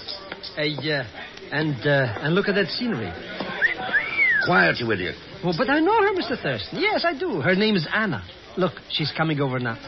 Sometimes I don't know how I do it. Really, I don't. So there you are at last, Senor Pagon. I've been desolate waiting for you. Well, that's the way it goes sometimes, my little cucaracha. Us busy business type executive, you know. Perhaps I will forgive you then, if you will introduce to me your Americano friend. Friend? What friend? My name's Ken Thurston, senorita. Oh. Ah, if you are going to play the wheel tonight, Senor Thurston, why do you not join me? I have a strange feeling it would be most fortunate for both of us if you did so. I'd be delighted. Me too, But you I've a bet. little business to discuss with the cashier first. May I join you later? But certainly. At the second wheel to the right. Second wheel to the right. Bueno. Until later, then, Senor Thurston. Oh, you bet, you bet. We'll see you later, Mr. Thurston. Now, like I was saying, my little... Could you change these $100 bills for me, please? But of course, senor. In pesos? Oh, American dollars, 50s. I regret, but we do not have any on hand at the moment. Perhaps 20s or 10s? 50s will do. And the next time, close your cash drawer first. Then maybe I won't see them. It is impossible for me to give you those $50 bills, senor. Any other denominations I should be happy All to... right, Juan. Give the gentleman what he wants. But, senorita... Let him have the 50s. There you are, senor. Thanks, Miss Wilson. Some Americans seem to have more pull around here than I have. I own this place. Well, that's a partial explanation. You can have the rest of it in my office if you'll wait till you get in there before you examine those bills, Mr. X.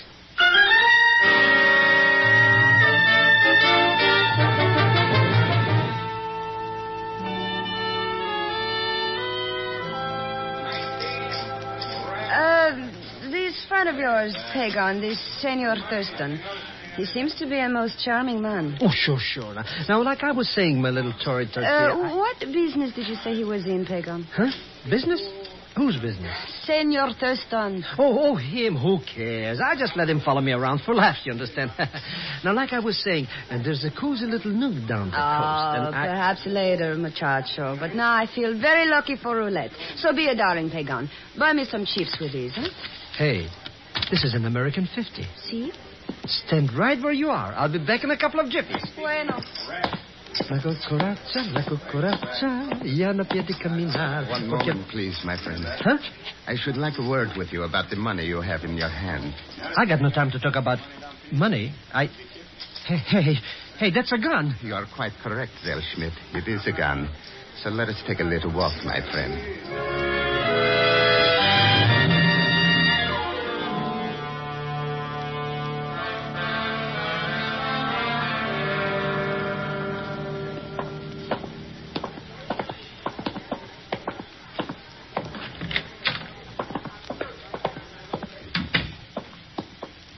All right, Thurston, let's get down to cases. You're snooping in the wrong place for those phony 50s. So get out of my casino and stay out. What are you afraid of, Miss Wilson? Look, I'm doing a big business here. If rumors get around about me paying off in phony bills, I lose my customers. That why your cashier hung on to these 50s? That's right.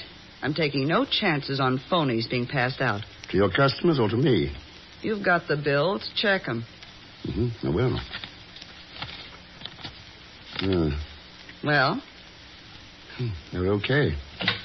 Oh, please excuse, Miss Wilson. I did not know that you were... What?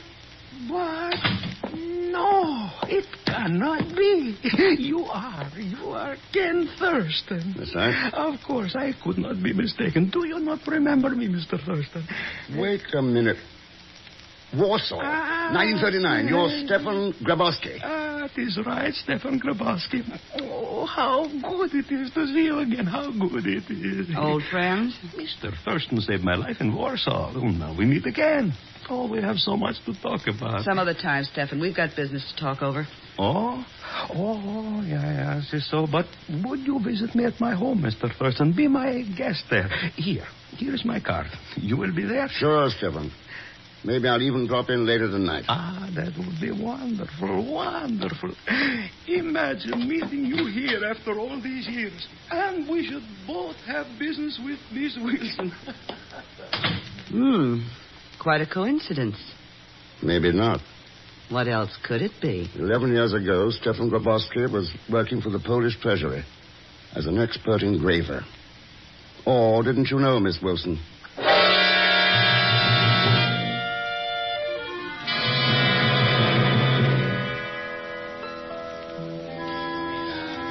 Pardon, sir. You are Mr. Thurston. That's right. And Mr. Zellschmidt left a message for you. Oh? He says it is very important that you join him at once. It has something to do with money. If you will follow me, please, I will take you to him.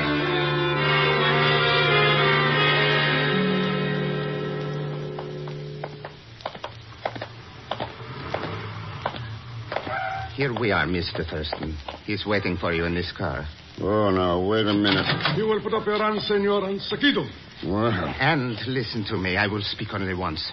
You will make no further effort to contact the one who has the Himmler plates. Furthermore, you will get out of Uruguay within 24 hours. You almost sound as though you mean that. Believe me, I do, Mr. X.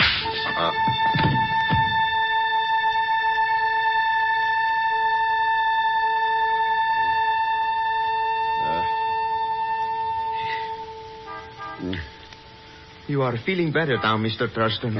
Oh. Inspector Brisa. See. I was entering the parking lot when my lights picked you up. Just what I need right now. To pick you up. Here. Sure, those no goods knocked me subconscious, too. Looks like someone's starting to get a little nervous. You said it. Me.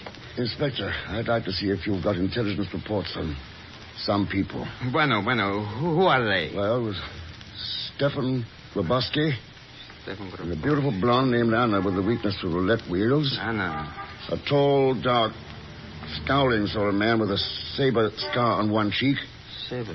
And Joan Wilson, owner of El Rio Doro. Saber. No investigation will be necessary in the case of Senorita Wilson. I can vouch for her personally. Huh? Si, senor. She happens to be my fiancée.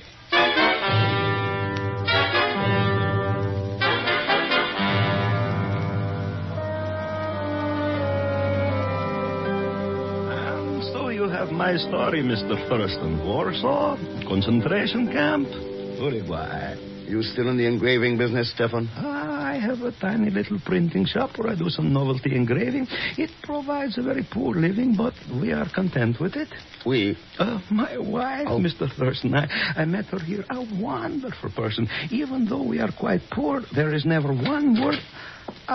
She must be arriving home now. Stephen, darling, have you returned yet? Yeah, and I'm with a very special guest. This is Mr. Ken Thurston. Mr. Thurston, my wife, Anna. How do you do?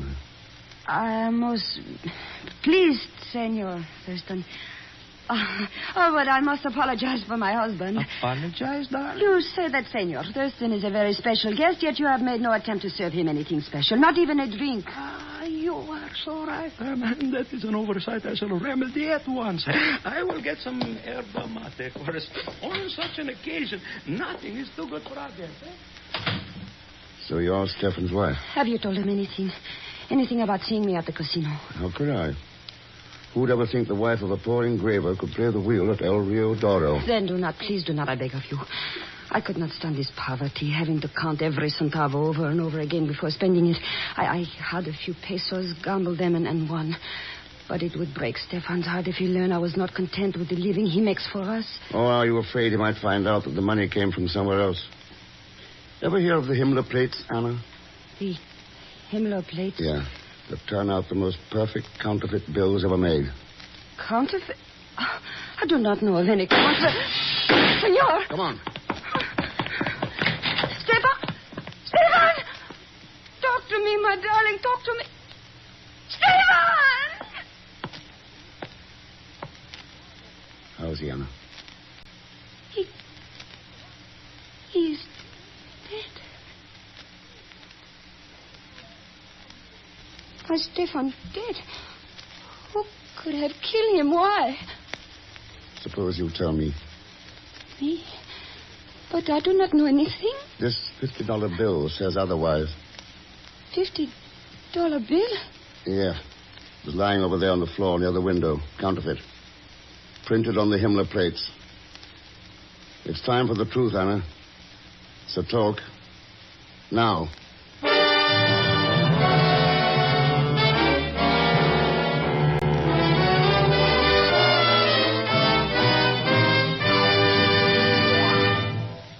We will continue with The Man Called X in just a moment.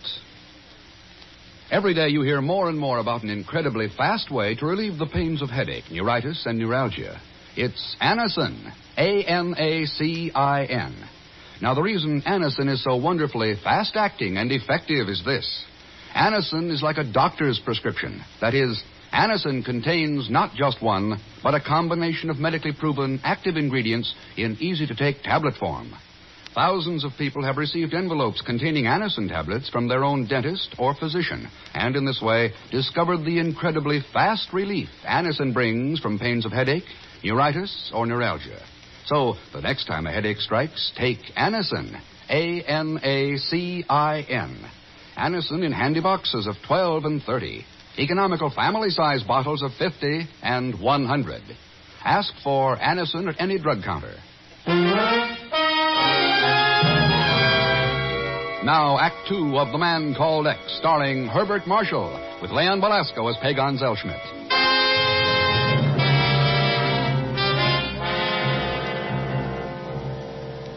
It's time for the truth, Anna. So talk. Now. All right. I will tell you everything. I know everything. Let's start with these $50 bills.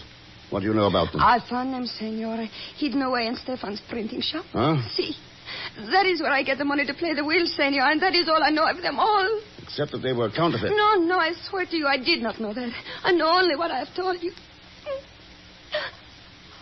Now leave me alone, please. Leave me alone. Oh, Stefan, what have I done to you, my darling? What have I done?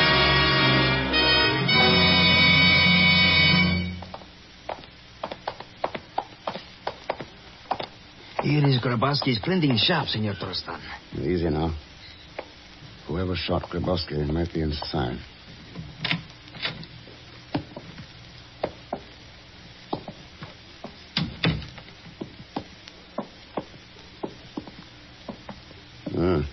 What is it, senor? Look here, Inspector. An electrolysis vat. Electrolysis vat? Yeah. It's a way of putting a thin coating of metal over other metal. And here, some pieces of pure copper. And I'll bet this stuff's copper sulfate. Does this mean something to you? I don't know. But I got an idea. Senor. Yeah. Someone's in that back room. Come on.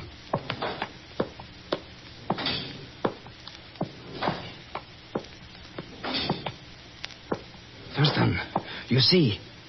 Yeah. He's printing money. Bills of some kind on that hand press. Yeah. Mind if we take a look at those bills? Huh? Stand where you are, senor, or I fire! What is this? Who are you? You've a pretty short memory. I'm Thurston, the man you slugged out in the parking lot, remember? But of course. The saber scar on the cheek. Yeah. Keep him covered while I take a look at this printing job.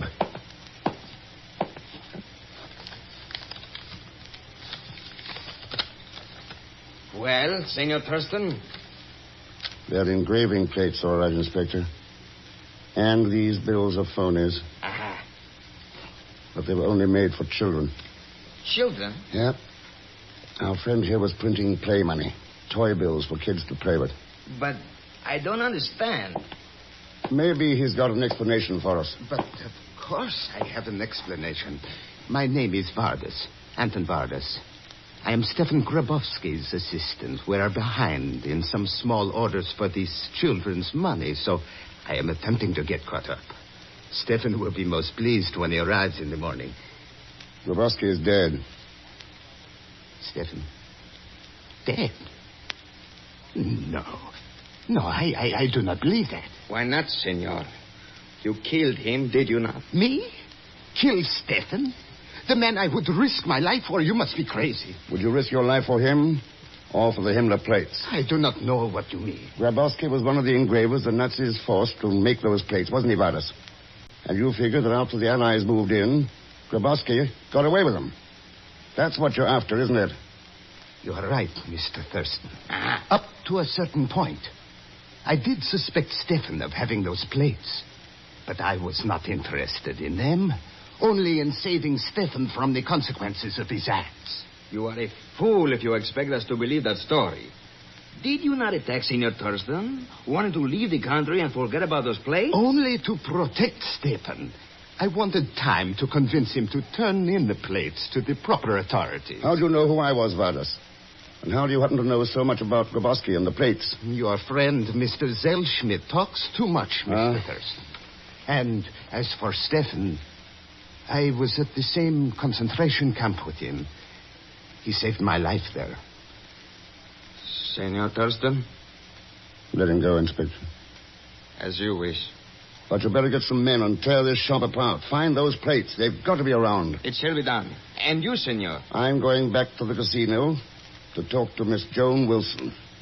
May I ask why, senor? Do we not already have a full explanation on this matter? Not quite, Inspector. We don't know who killed Grabowski. And we don't know why the same perfume Joan uses was on that counterfeit bill I found next to his body.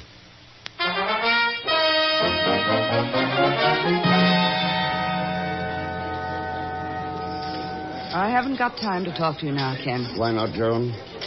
Too busy looking for counterfeit 50s or trying to pass them? We went round and round about that once, didn't we? We didn't go around far enough. Stefan Grabowski interrupted us. Well, he won't interrupt us again. Won't he? He's dead, isn't he? How'd you know about that, Joan? Look, Thurston, there's no sense in our putting on the gloves every time we meet. I think you and I could get along okay together under the proper conditions. Suppose you name him. I will. Come to my party tonight. Party? Yes. I give one every year about this time for some of the people without countries who are living here in Montevideo. I'm one myself, and it makes me feel better to throw a shindig for them. Okay, Joan. I'll be there. Good. It's number 17, El Calle Grande. 17 El Calle Grande. Right. See you later, Ken. Yes. Oh, you? Mr. Thurston. Mr. Thurston. What's all the excitement about, Pagan?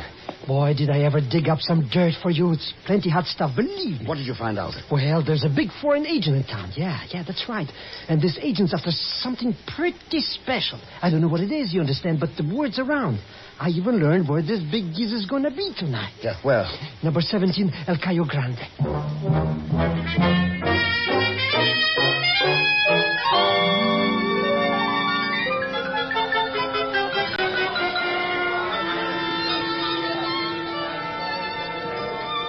Are you enjoying my little party, Ken? Yeah, it's nice to be among friends so far from home. But I didn't know you were acquainted with Anton Vardas, or with the recently bereaved but now quite gay widow, Anna Grabowski. I know most of the regular customers at my casino. And that still doesn't explain how you knew who I was, or how come you knew of Grabowski's murder.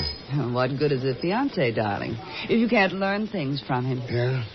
Did Vizar tell you about the perfumed counterfeit bill I found next to Grabowski's body? There's no mystery about that. Stefan had done a little printing job for me. I paid him in cash. That bill must have been with the ones I gave him. You've got all the answers, haven't you, Joan? That's right, Ken. All the answers.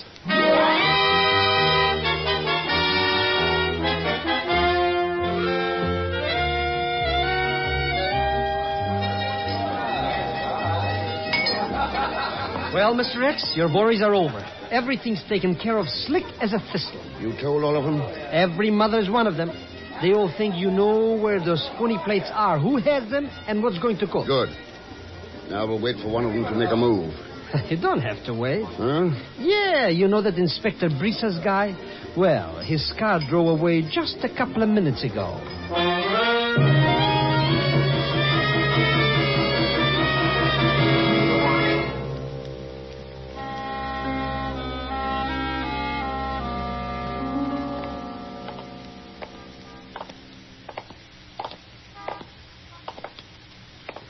Okay, Pagan. Here's where we go in. Huh? But you said Inspector Brisa's already gave this print shop a once-over. What are we here for? To find a killer. Ooh.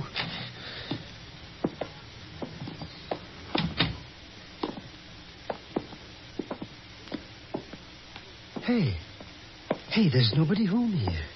There's some light coming from the back room. Sure, but there's no noise. If anybody was home, he'd have to make some noise, wouldn't he? He would... Ooh.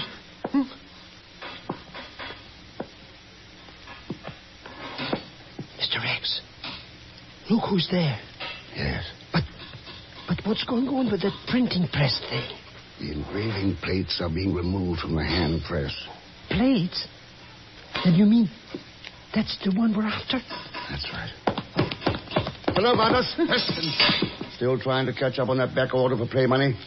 Or have you finally gotten the big order from behind the Iron Curtain? What are you talking about? The Himmler plates, Vardas. The ones Grabowski smuggled out of Germany and hung on to, figuring that someday he'd get a pile of dough for them.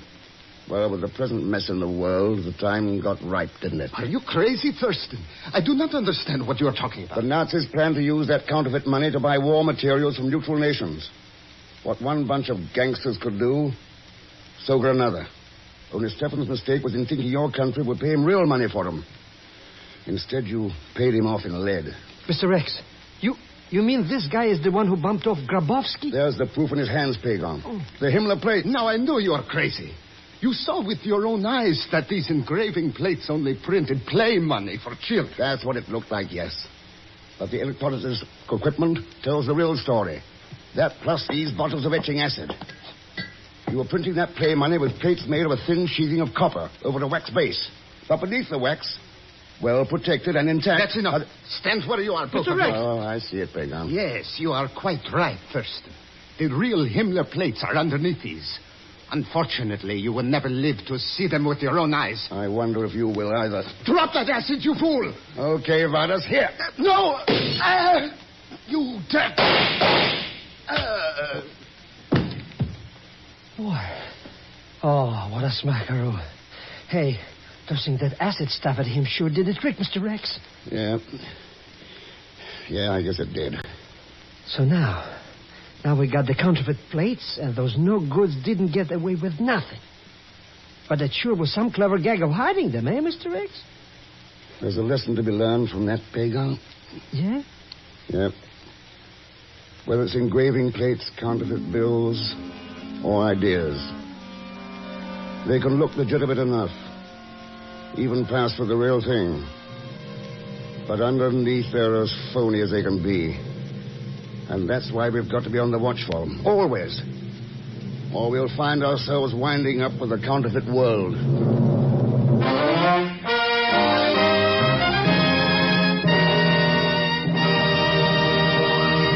Now, here is our star, Mr. Herbert Marshall. Thanks for being with us. Next week, Mr. X goes to Cuba on the trail of 5 ounces of treason. Just a tiny package that threatens the welfare of the entire world. And balling things up as usual will be Leon Belasco as Pagon Zellschmidt. So join us, won't you, when next I return as the Man Called X. It's a Saturday night feature on NBC's 5-show festival of comedy, music, mystery, and drama, brought to you by RCA Victor, world leader in radio, first in recorded music, first in television. And by the makers of Anacin for fast relief from pain of headache, neuritis, neuralgia. Good night.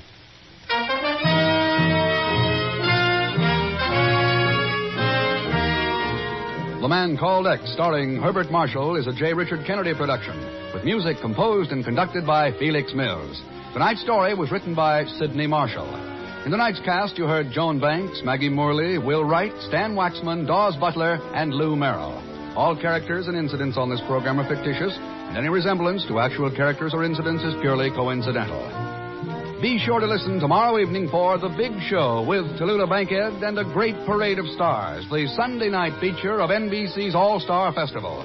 And until next week, same time and station, this is Jack Latham saying good night for The Man Called X.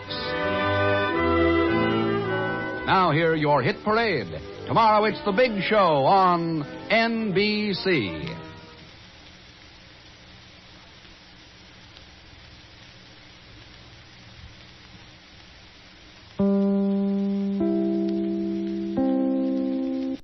From Hollywood, it's time now for... Johnny Dollar. Pete Carlson, Johnny, Star Mutual. Oh, hiya, Pete. How's the family? Great. The lucky dogs are at Cape Cod for the summer while I toil and fret. What's fretting you at the moment? A letter, Johnny. Listen. If you're wanting to know who murdered Ellen Bates, you pay no mind to that person or persons unknown. You just look real close to home. Look real close to home. Postmark Shady Lane, Vermont. And the signature, I suppose, is that famous old name. That's right. Anonymous. Ellen Bates was killed there a month ago, shot to death. We carried a $10,000 policy on her. And the beneficiary? Ben Bates, her husband. He's got a farm about 4 miles out of Shady Lane. What's the status of the investigation? Stalemate, Johnny. The coroner's jury brought in an open verdict, and there's been nothing turned up since. We were just on the point of paying off the policy. But now, well... All right, Pete, I'll fret for you. If I can find Shady Lane on the map.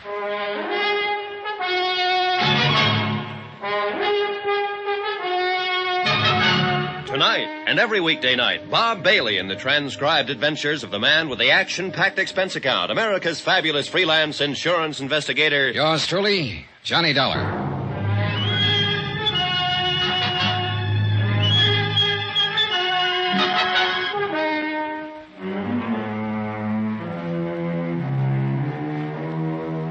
From Special Investigator Johnny Dollar to the Home Office, Star Mutual Insurance Company, Hartford, Connecticut.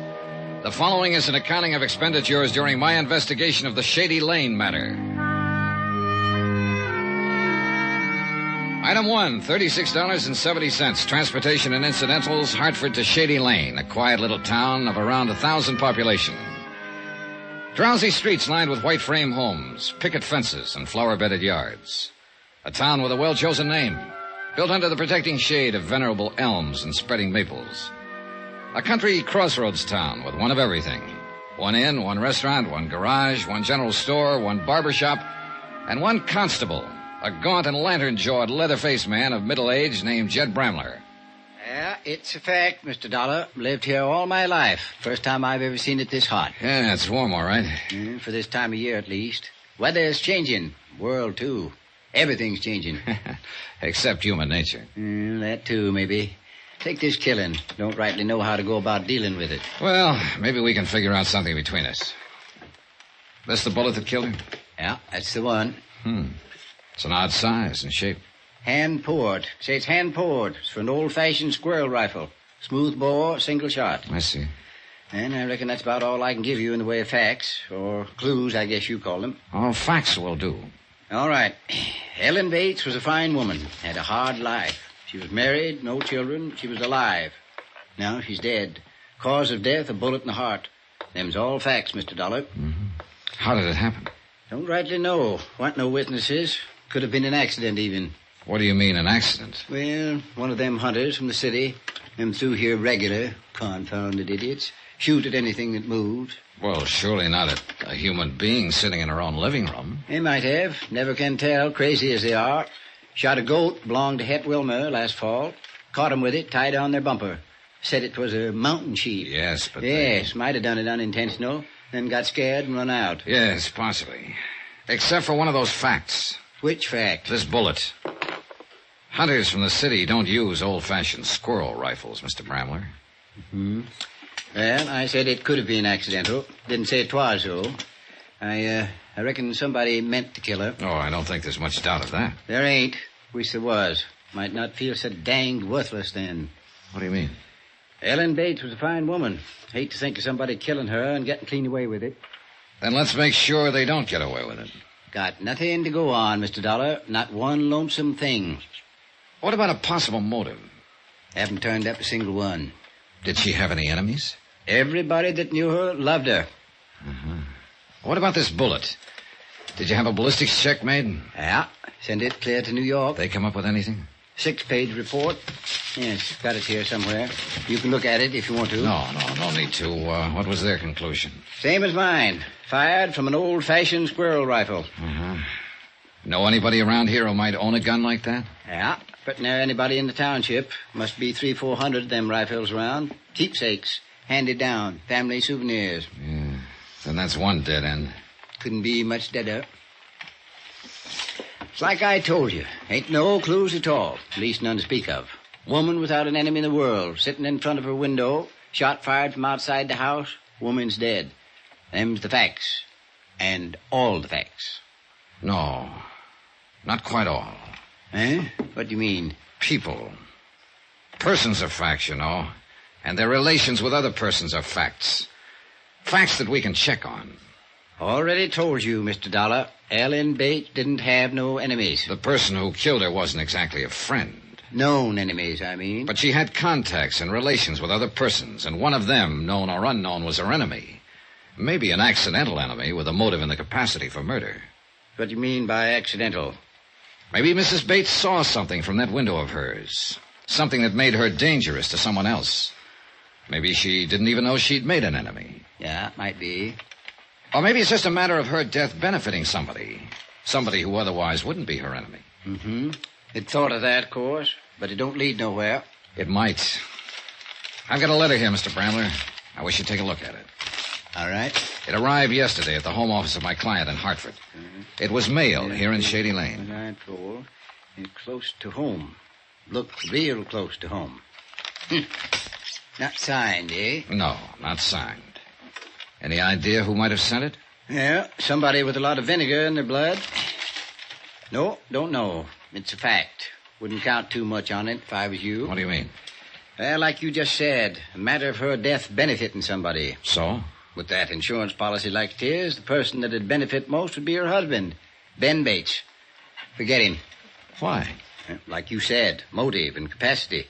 Even if money was motive enough for Ben, he just hasn't got the capacity for murder. Forget him. Is Ben Bates a good friend of yours, Mr. Bramler?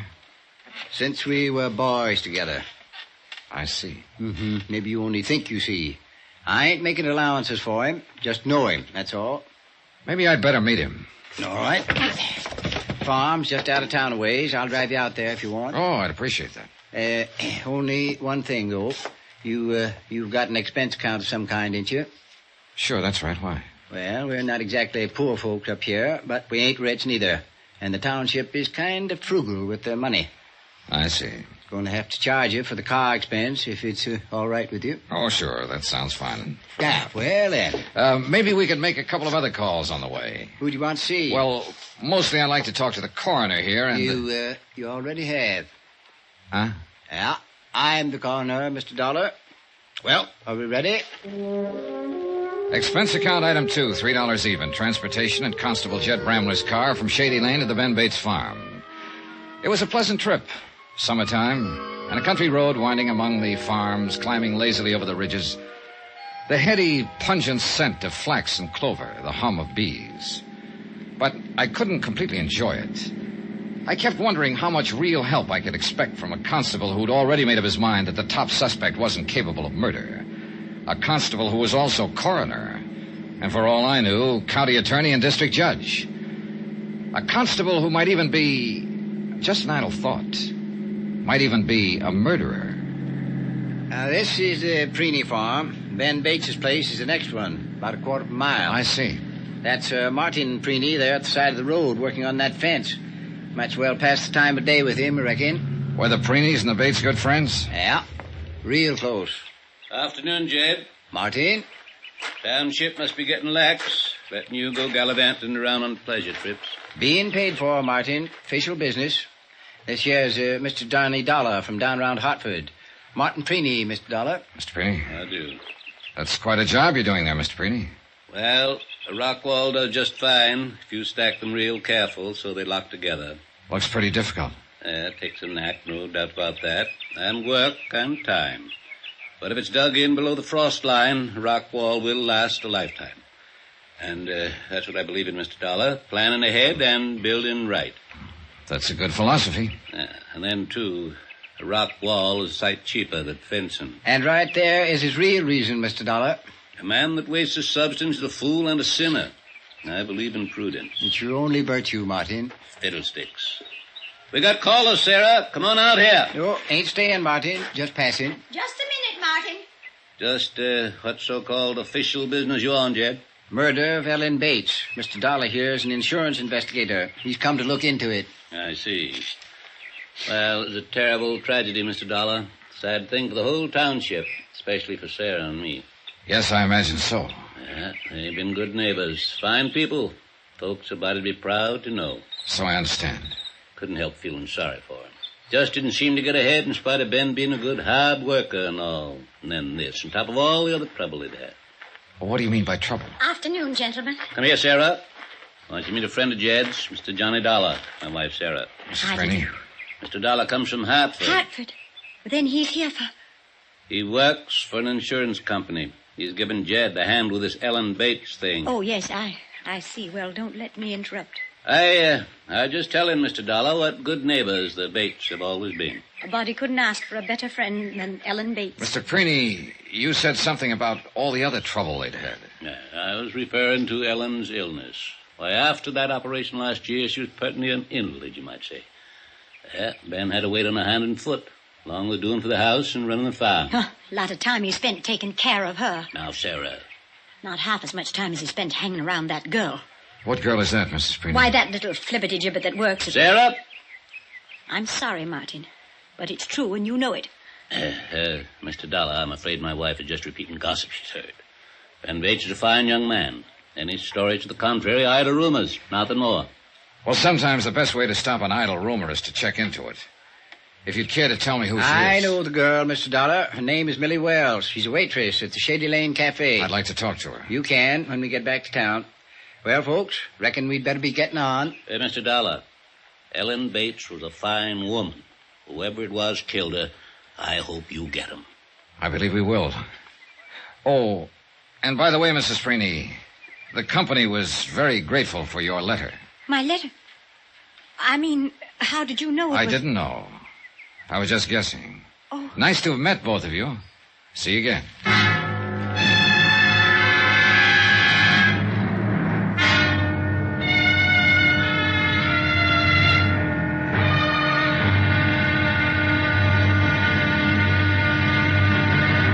Now, here's our star to tell you about tomorrow's intriguing episode of this week's story. Tomorrow, of two who are not even accused, one confesses and one denies. And both very strangely. Join us, won't you? Yours truly, Johnny Dollar.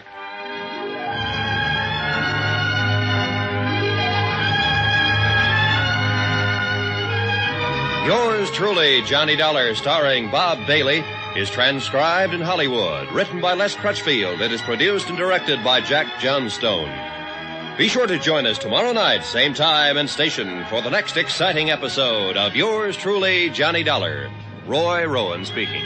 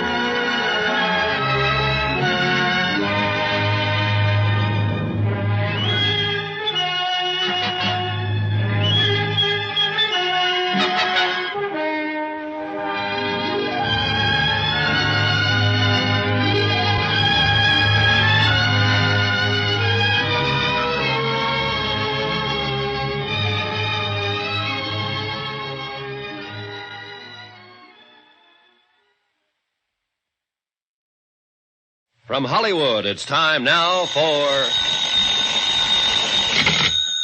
Johnny Dollar. Ready with your call to Hartford, Mr. Dollar. Thanks, operator. Go ahead, Hartford. Hello? Johnny? Yeah, Pete. A big fat expense account, and you still reverse the call. Had to. I'm phoning from a crossroads store. Look, I need a quick fact or two in connection with the Ellen Bates murder. That $10,000 policy on Ellen's life. When was it written, Pete? Oh, around 4 years ago. I'll get the exact date if you want to hang on. No, that's close enough. I was hoping it was only a year or two back. Knocks a pet theory in the head, huh? No, but it doesn't help it any. Hey, is there also a policy on the life of Ben Bates? Yeah, same amount, taken out at the same time, right after they were married. Add up to anything? A nice round zero. What do the local authorities think? The only local authority in Shady Lane is sitting outside in the car right now, and he thinks the same as I do. Which is what? We're both stumped. I'll be talking to you.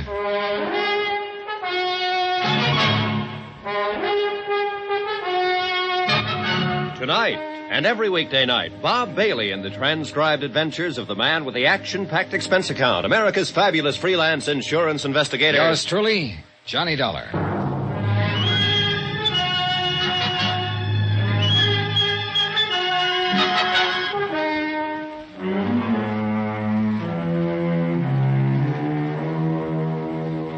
From Special Investigator Johnny Dollar, location Shady Lane, Vermont. To the Home Office, Star Mutual Insurance Company, Hartford, Connecticut. Assignment, the Shady Lane matter. Expense account continued. Item 4, 7 cents, a copy of the Shady Lane Weekly Crier, the paper that prints the folksy news, according to the masthead. Maybe it would help, because the whole case seemed to have a folksy flavor. A young farm wife named Ellen Bates, a semi-invalid without a known enemy in the township, had been shot to death a month before. The killer, unidentified. Motive, unknown. Physical evidence, non-existent. Leads, none. I rejoined Constable Jed Bramler in the car and glanced over the paper as we drove onto the Bates farm. I'd begun to realize that, folksy or not, the Bates case was probably going to be tougher than an old boot. Now, we'll leave the car here at the road and walk up through the draw. I'll show you how it happened. All right, good. This sure doesn't look like very good farmland. Can't. Ben's got a few good acres north of the house, but most of it's like this. Won't grow much of anything except in rocks. Takes a lot of scratching to make a go of a place like this. Yeah, I imagine. And it would be even tougher if you had to take care of an invalid wife at the same time. Yeah, I reckon it would. Watch yourself on that barbed wire, Mr. Dollar. All right.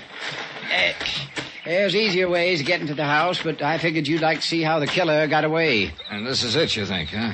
He fired the shot from cover and then... Oh, she did. All right, whichever. And then he or she ran back down this draw here and got away. Yeah, must have been seen otherwise. But here in the draw, a person would be out of sight from both houses. Either the Bates place or the Preeney's over on the other side. I'll buy that one, all right. This brush is thick enough to hide a herd of cattle. Yeah, well, once the killer got to the road, back where we left the car, might have gone any place. Yeah, that's the trouble. This case is too full of mites. Tried to pick up a trail in here, even brought in dogs, but they didn't turn up nothing. Dogs is mostly overrated anyhow. Yeah, so I've heard. Yeah, let's see now. Ought to be right about here some... yes, there we are. Over that way. Uh-huh, yeah, I see the stake you put up to mark the place. Nope, it wasn't me that put it up. It's a survey marker. But it's just about where I calculate the shot was fired from. Right about here. What was the survey for, Mr. Bramler? Highway Department. They was figuring to build a new turnpike through here last year. Fell through, though. How come? The whys of a public bureau ain't for mere man to know, Mr. Dollar. They finally picked someplace else a few months ago. Shame, too. Might have made this land worth something to Ben. Another one of those mites, huh? Now, look through the bushes there, just to the left of that big maple. Mm-hmm. That's the parlor corner of the Bates house. And Ellen was sitting right there in that big front window when it happened. Ben has put the glass back in since. Yeah. Well, it wouldn't have been too difficult a shot from here. Them old-fashioned squirrel rifles is mighty accurate. And nearly everybody in the township has one. That's about it. It's not a matter of finding a needle in a straw stack. It's finding one special straw in a straw stack. Mighty hard chore, I'd say. So would I. So there she sat, an easy target, alone at her own front window. Well, not exactly alone, Mr. Dollar. Oh? Alone at the window, yes. But Mrs. Preeney was in the room with her at the time. The woman who wrote the anonymous letter accusing Ben Bates? I didn't know that. Yeah, didn't seem to have no bearing. She just happened to be there. Brought over a cake or something from next door. She was always doing things like that for Ellen. Uh-huh. But Mrs. Preeney didn't see who fired the shot. She just heard the window glass crash and saw Ellen come half out of her chair and then fall on the floor. An invalid, helpless, sitting there at a window. Now, what the devil could a woman like that do to make somebody hate her enough to kill her? Mr. Dollar, if I could answer that, I would have somebody locked up by now. If anybody did hate her, of course. Meaning? Maybe hate wasn't the reason. Got a better one? Oh, I'm just supposing. Done quite a bit of that myself. Hey, tell me something, Mr. Bramler. This waitress at the Shady Lane Cafe, the one Mrs. Preeney made the insinuations about. Millie Wells? Yeah, Millie Wells. Is she pretty? Well, hard to say. Tastes differ. I reckon, though, most anybody'd call her pretty, though. Well, what about that gossip Mrs. Preeney was spouting? Is it just a rumor? Or was Ben seeing Millie before his wife was murdered? Hard not to see her. Ain't a very big town. You know what I mean. Did he go out of his way to see her? Oh, stopped in the cafe there once in a while. Cup of coffee, piece of pie. Doing all the cooking at home like he was, he got a mite tired of it, I reckon. What about now? Is he still seeing her? Eats most of his evening meals there. Is that all it amounts to? Well, folks generally agree that there's some interest building up since his wife's death. Well, what about his wife? Did she have any chance at all of getting well? Nope, not according to the doctors. I see. Mr. Dollar. Yeah? You are barking up that same wrong tree again. Oh, it kind of adds up. Figures lie sometimes. Pretty girl, young and alive, interested maybe. An invalid wife, rundown farm, a $10,000 insurance policy. All facts, true enough. He wouldn't be the first man who went wrong with a setup like that. Not Ben. I told you before, murder just ain't in his nature. Oh, come on. Let's walk on up to the house and talk to him. Wait a minute, one other thing. That anonymous letter Mrs. Preeny sent us. Now, why would she go out of her way to get Ben Bates in trouble? Hard to say. I thought she was a friend of the Bates. Of Mrs. Bates, yes. Ellen. But for some reason, she never has seemed to like Ben very much. I don't know why she done it, Mr. Dollar, but I sure wouldn't put no stock in what she said. It's just her nature. That's all it is.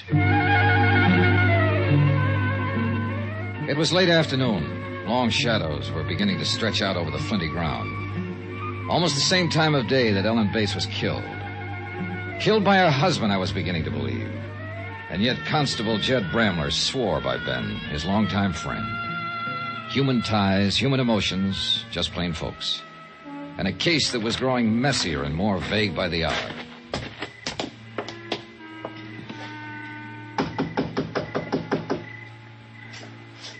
Not much sign of life. Well, Ben's in and out. You never know. Sounds like somebody coming around the house. Mm-hmm. Must have been working out in the barn. Always plenty to do on a Flint Rock farm. You come looking for me, Constable. How are you, Grody? I said, how are you? I'm fine. I'm just fine. Ben around? I've been working out back, fixing to spread it. Yeah, that's fine, Grody. Is Ben here? Ben? No. No, Miss Ben's not here. Know where he is? No, he's not here. Any idea when he'll be back? No. No, he didn't say. You can go in and sit, though, if you want, Constable. Maybe we will. Grody, this is Mr. Dollar. Grody Hawkins. How are you, Grody? Oh, I'm fine. I'm just fine. Grody does odd jobs for Ben. Some of the other farmers, too. Oh, I see. Were you working here the day Mrs. Bates was killed? That's a lie. I wasn't even near here that day, and anybody that says I was is a liar. Oh? I was crew over on the other side of town.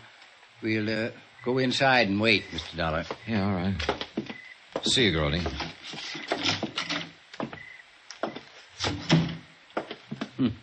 Kind of gets excited when he figures he's being accused of something. Yeah. He seems scared of you. Has he been in trouble before? Well, petty stuff, like shooting game out of season. Is he a good shot? Dead shot. Never misses. Fact. We waited in the parlor for a while. The room where Ellen Bates had died. Her picture was still over the mantel. A clear-eyed, sober woman, much younger than I'd imagined. The sun gradually set and the light on the picture grew dim, but Ben didn't come back. We gave up finally and drove back to town. I left Bramler at his office and walked down the street to the Shady Lane Cafe to eat dinner. I'll be right with you, sir. No hurry. You'll be cooler if you sit there by the window. Oh, fine. Thanks. There were a half a dozen tables in the place, all empty. I was the only customer. The girl was pretty and friendly and fitted the description of Millie Wells. The pot roast is awfully good this evening. I think you'll like it. All right. You've made a sale. You're a stranger in town, aren't you? Yeah. I'm investigating the murder of Ellen Bates. I see. Are you by any chance Millie Wells? Yes. Then I guess you're the person I'm looking for. You worked very fast. I thought it would take longer. Hmm? Oh, I knew you'd find out, of course, sooner or later, but I was hoping Ben and I would have a little time together first. I see. We were fools to expect it, though. Once you've been tagged, you don't have a chance. Did Ellen Bates have a chance? I didn't give her the slightest cause to worry. I didn't let Ben know once how I felt. Not until after she'd been killed. That was very considerate of you. And I know he didn't give me one thought as long as she was alive. It's not in his nature. So I've heard. Doesn't it mean anything at all when a person has been acquitted? Acquitted? Acquitted of what? Of murder. What else? Isn't that why... Oh. I thought you knew. I thought that's what you... I guess maybe you'd better tell me about it, Millie.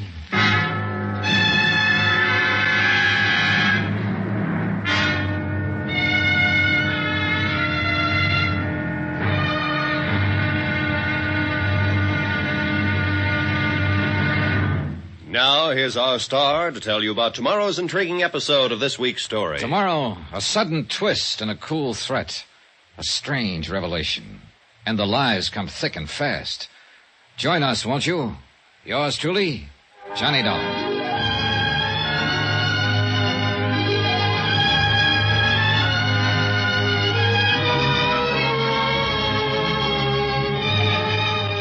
Yours truly, Johnny Dollar, starring Bob Bailey, is transcribed in Hollywood. Written by Les Crutchfield. It is produced and directed by Jack Johnstone.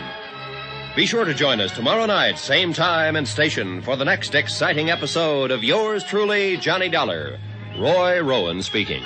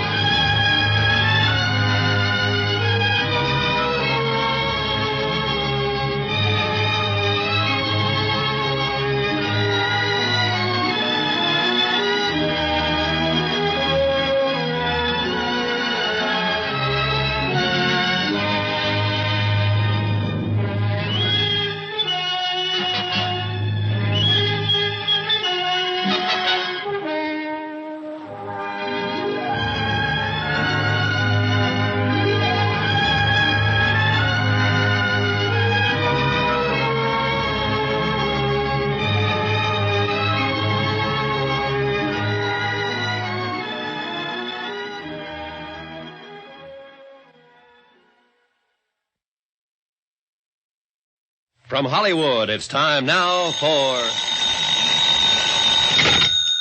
Johnny Dollar. Mr. Dollar.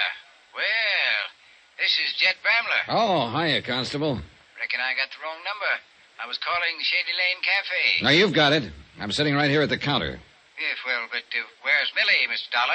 She's busy crying at the moment. I'm waiting for her to get through and hoping she'll confess to murder. Now, you hadn't ought to have gone and made her cry that way. Millie is a fine girl. That's the trouble with this whole case. According to you, everybody in this township is fine people, all of them. Ellen Bates was a fine woman, too, and now she's dead. And one of these fine people killed her. I'm going to find out which one, Mr. Bramler, and I'm going to tag him for it. With your help or without it.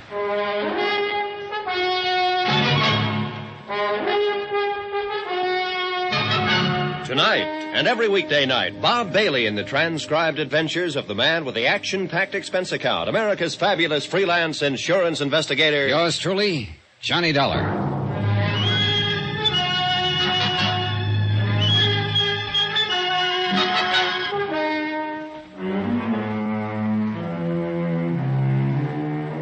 From Special Investigator Johnny Dollar, location Shady Lane, Vermont. To the Home Office, Star Mutual Insurance Company, Hartford, Connecticut. Assignment, the Shady Lane matter. Expense account continues. Item 7, $1.40, one pot roast special at the Shady Lane Cafe, while waitress Millie Wells dried her tears and repaired her face. I thought over what she'd said, what I'd taken for a confession, and tried to fit it in with the other facts in the case, what few facts there were. A young farm wife, a semi-invalid named Ellen Bates, had been shot to death while sitting at the front window of her house. The weapon was an old-fashioned squirrel rifle, a type of gun owned by half the people in the township. Ellen Bates had no known enemies. Her husband, beneficiary of a $10,000 insurance policy on his wife's life, had been accused by a spiteful neighbor of carrying on with pretty waitress Millie Wells. It's a lie, Mr. Dollar. Anyone who says Ben and I was seeing each other or even thought of such a thing before his wife's death is a mean, vicious liar. All right, take it easy now. Take it easy. There's no point in getting yourself all worked up and starting to cry again. Ben's a fine man, straight and decent. And it makes me boil to have some low, sneaking gossip try to smear his reputation without reason. It reflects on your reputation a little too, Millie. I don't care about me. I told you what I've been through. I'm used to it. Do you ever get used to something like that? No, not really. A murder charge isn't an easy thing to forget. You dream about it nights. Prison, the courtroom, the trial, the things they said about you. But you were acquitted finally. I was acquitted, and I was innocent. But just being tried for murder brands a person for life. What were the details of the case? First, let me tell you about Ben. You haven't met him yet, Mr. Dollar. You don't know him. And I know the line you're thinking along. It's the way things point, Millie. Then things point wrong, that's all. Maybe. Go on. Well, he's been coming in here for the last 6 months. Not often, just every once in a while, just to eat. Does Ben know you stood trial on a murder charge? He does now. He didn't before his wife was killed. We just made conversation, that's all. And since her death? There's been no carrying on, as some people choose to think. One day Ben said, Millie, when this mess is all settled, I'd like very much to see more of you. That's all, huh? That's all. And that's enough. Because I love him. About the trial, Millie. It was 4 years ago, in Chicago. I was working for a family on the West Side as a nursemaid, governess. They were wonderful. What happened? The wife died suddenly, under strange circumstances. It could have been an accident, or it might have been poison. I thought you already knew about it. That's why I blurted it out that way. Oh, I'd have found out anyway, sooner or later. Yes, I know. It was in all the headlines. The same things that they'll be saying about me here. What do you mean? I was accused of murdering the wife because I was in love with the husband. I left the Shady Lane Cafe, and the tortured girl whose secret, close hidden for 4 frightened years, was now the property of a stranger. It was late now, and the town square was dark and deserted. A stark white moon was climbing the eastern sky, and the soft summer night's breath stirred in the leafy tops of the maples, whispering other secrets. Secrets the villagers dared not stay abroad and listen to. A fantasy, sure, pure and simple. Maybe it was a bad slice of pot roast. Anyway, the dim light burning in the office of Constable Jed Bramler brought me back to harsh reality. Come in, Mr. Dollar. Come in. Pull up a chair. Okay, thanks. That girl stopped crying yet? Sniffling a little, maybe, but she's practically stopped. For the time being, at least. Mean something by that? You know what I mean by it. I reckon you must have found out about her past, so to speak.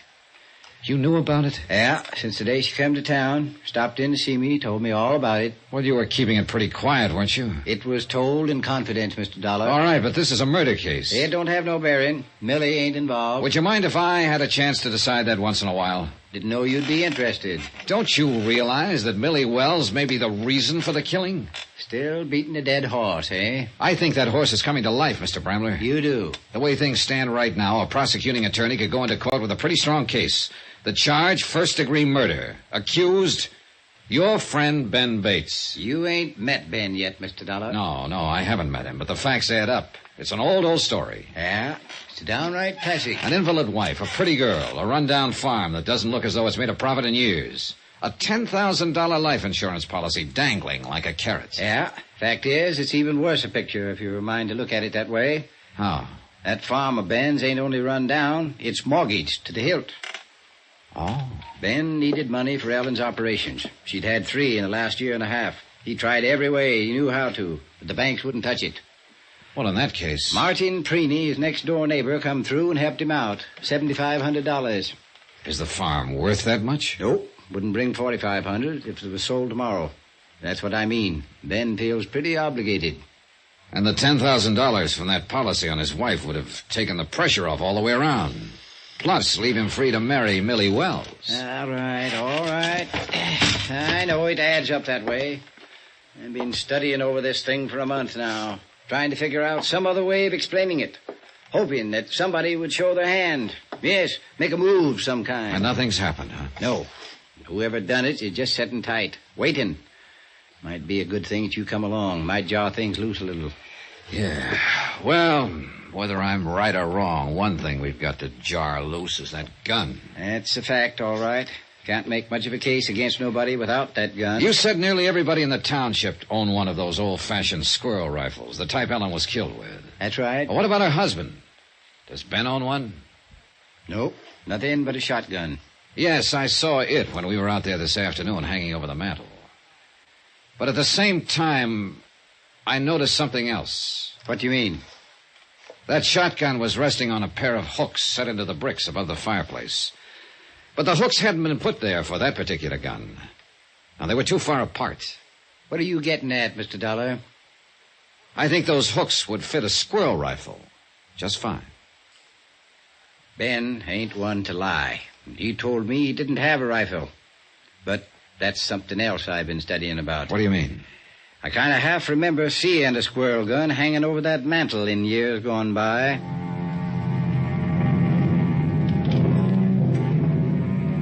Expense account item 8, $3. Car expense for another trip out to the Bates farm. A late night trip this time, and the last one, I hoped.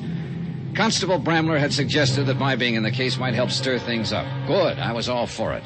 And not just stir things up, but wind them up. Tonight, maybe, if we caught Ben Bates at home. Lights on inside. Yeah, he must be here someplace. Oh, evening, Jed. Ben, like you to meet Mr. Johnny Dollar. Mr. Dollar? Hi, Ben. You fellas are out late. Little, I reckon. Mind if we come inside, Ben? Oh, sure. Sorry, Jed, I didn't think. Well, let's go on back through to the kitchen. That's about the only room I use since... Well, anymore, I mean. Set yourselves down there at the table. I'll get us some lemonade if there's any ice left. Oh, a lemonade lift would suit me fine. Don't go to no trouble for us, Ben. No, no trouble at all. Got it already made. Just have to chip a little ice into it. I reckon you'll kind of have to bear with me. I'm not much used to having callers come around since Ellen. It's all right, Ben. There we are. You fellas got some business out this way tonight? Fact is, Ben, we come out here to talk to you. Mr. Dollar is an insurance investigator. He's here to find out who killed Ellen. I see. You got any ideas yet, Mr. Dollar? I've kind of got an idea you might have done it, Ben. I wouldn't have harmed a hair of Ellen's head. I could be wrong. Mr. Dollar has been checking around, Ben, talking to people here and there. Pre-niece, Millie Wells. What's Millie got to do with it? Nothing, maybe. Or she might be part of the motive. I didn't even make her acquaintance, hardly, before the last week or two. What about Mrs. Preeny? You've known her longer, haven't you? Yes, she was a good friend of Ellen's. Why? She thinks you killed your wife. She wrote an anonymous letter about it to the insurance company. The woman's crazy. I knew she never liked me for some reason, but I sure wouldn't figure her to go that far. Ben, whatever happened to that squirrel rifle you had around the house? Why, the week before Ellen died, somebody... Yes, Ben? No, I didn't lie to you, Jed, not actually. When I told you I didn't have a rifle like that, I didn't. Not then. And you didn't ask me if I had one. What happened to the rifle? Well, it was stolen the week before Ellen was killed. I haven't seen it since. Mm-hmm. No, that's the truth, Mr. Dollar. You didn't report it being stolen? Ellen asked me not to. She figured she knew who took it, and she wanted to give them a chance to make good. You know how she was. But after she'd been shot by that same kind of rifle, you still didn't report it. Report afterward that the gun had been took before? Who might have taken it, Ben? I've tried to think. Wasn't nobody came here that week except Mrs. Preeny and Grody Hawkins. Grody Hawkins? That's the hired hand we met here this afternoon, Mr. Dollar. Yeah, I know. The one who was a dead shot with a gun. Yeah, no. Grody wouldn't kill nobody. He's a little touched, maybe, but he's good-hearted and gentle. Is he another one of your pets, Constable? Don't you care whether the killer is identified? Kind of a funny question to ask a murder victim's uncle. Uncle? Mr. Bramler, was Ellen Bates your niece? She was. Didn't think to mention it, Mr. Dollar. Just figured you knew, I guess. And anyhow, it don't have no bearing.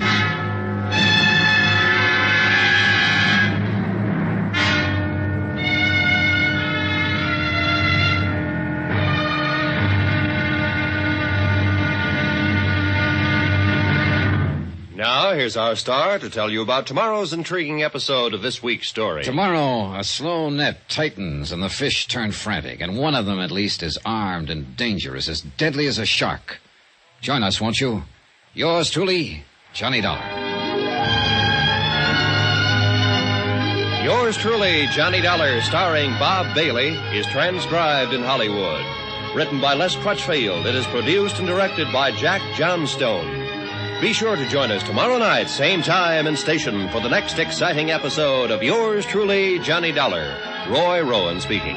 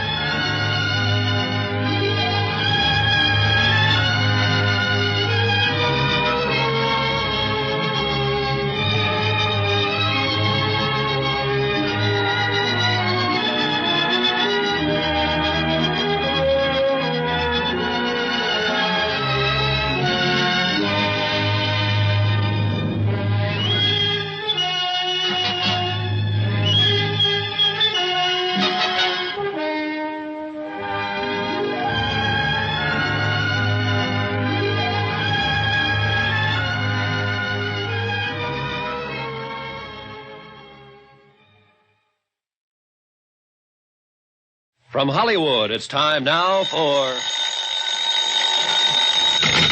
Johnny Dollar. Hello? Hello? Hello?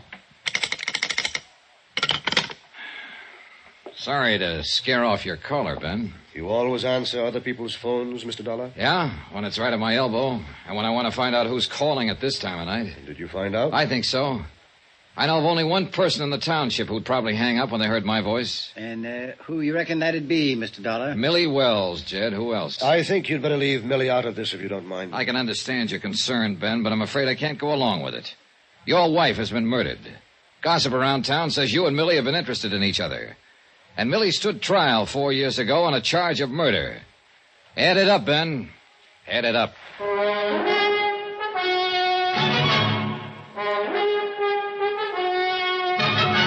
Tonight and every weekday night, Bob Bailey in the transcribed adventures of the man with the action-packed expense account, America's fabulous freelance insurance investigator. Yours truly, Johnny Dollar.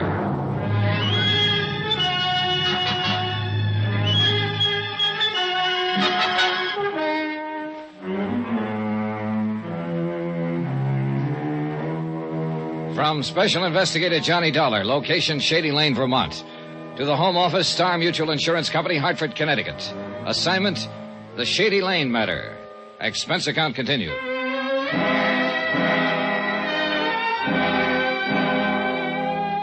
It was a messy case, hard to move around in. A small community, and everybody in it was a neighbor or friend of everybody else. Except, of course, the unknown person who'd murdered Ellen, Ben Bates' invalid wife. But the ties were close. Ellen, it turned out, was the niece of Constable Jed Bramler. And Sarah Preeney, next-door neighbor, had accused Ben of carrying on with waitress Millie Wells, who was a good friend of Constable Bramler. And Sarah Preeney's husband had helped Ben out of a jam by loaning him $7,500 on a worthless farm. Yeah, it was sticky and tight and uncomfortable. Touch one domino and you moved all of them. But the key to the game, I was still convinced, was Ben Bates himself. You're wrong, Mr. Dollar. I've known Ben here for more years than I care to think about. Murder just ain't in his nature. Mr. Bramler, I think you're just too close to this case to keep a perspective on it. I know these people, and you don't. Well, that's exactly the point. Ben is your friend. He was married to your niece, so you just can't imagine him committing a murder. It ain't in his nature. Oh, I've never seen a killer yet without at least a few friends who were certain that murder wasn't in his nature. Now listen to me, both of you. It's not a question of my nature. It's a question of fact, and the fact is a plain and simple one. I didn't kill Ellen, Mr. Dollar. A lot of things say different, Ben. And there's nothing at all between me and Millie. If Ellen had lived, I'd have never spoken to her.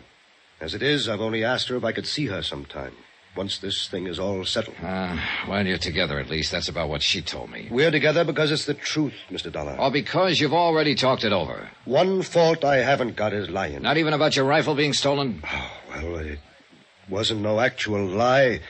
When Jed here asked me if I had a squirrel gun, I said no. And like I told you, I didn't then. It had already been stolen. Suppose he'd asked you if you had a squirrel rifle. Well, I reckon I'd have had to fess up to it.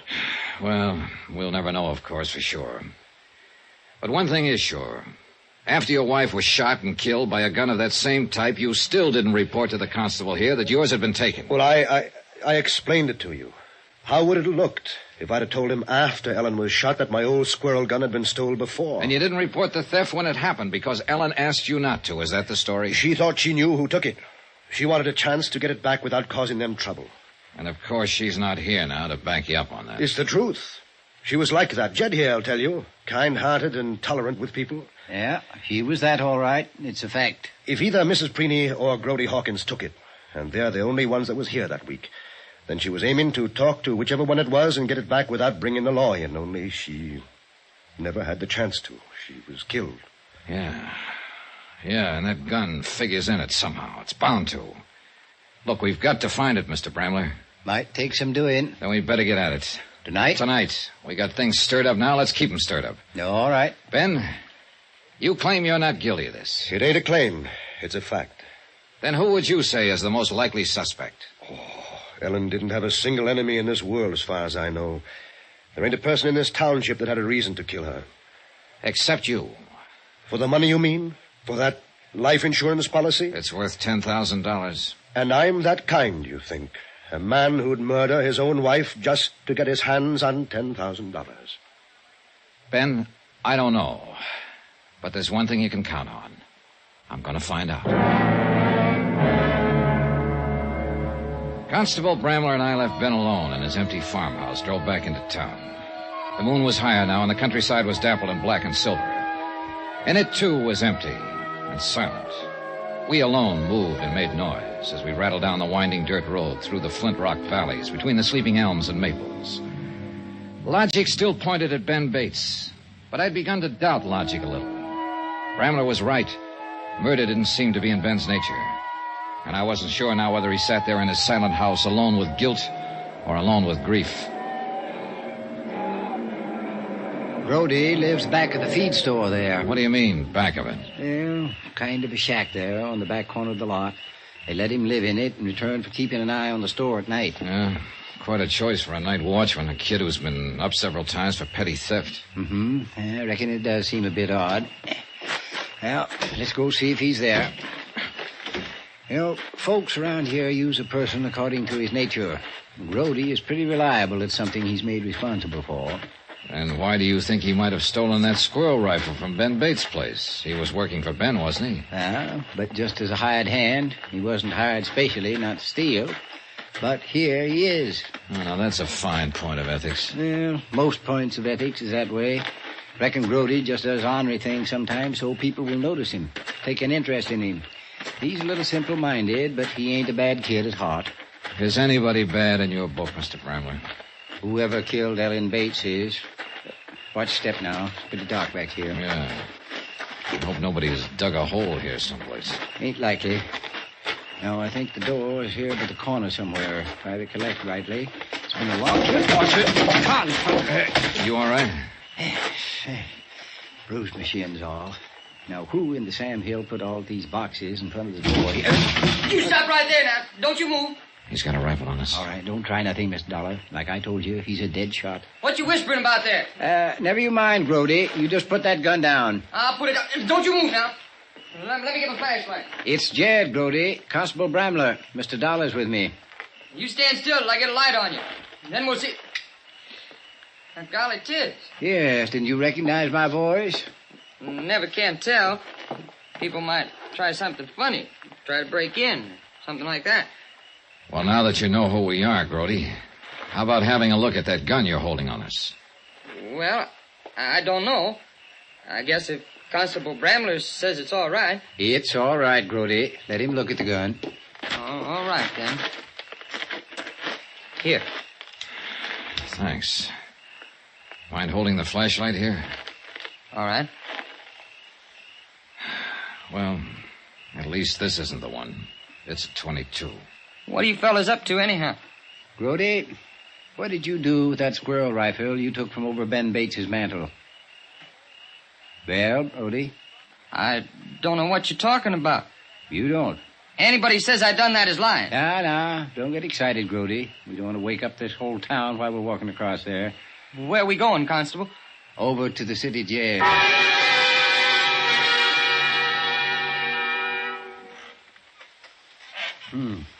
Quiet night. Not even a mockingbird singing out there. I wish that bird back in the cell would do some singing. Yeah, he will. Always gets to bothering him after he's in for a while. 30 minutes hasn't bothered him much. He'll talk pretty soon.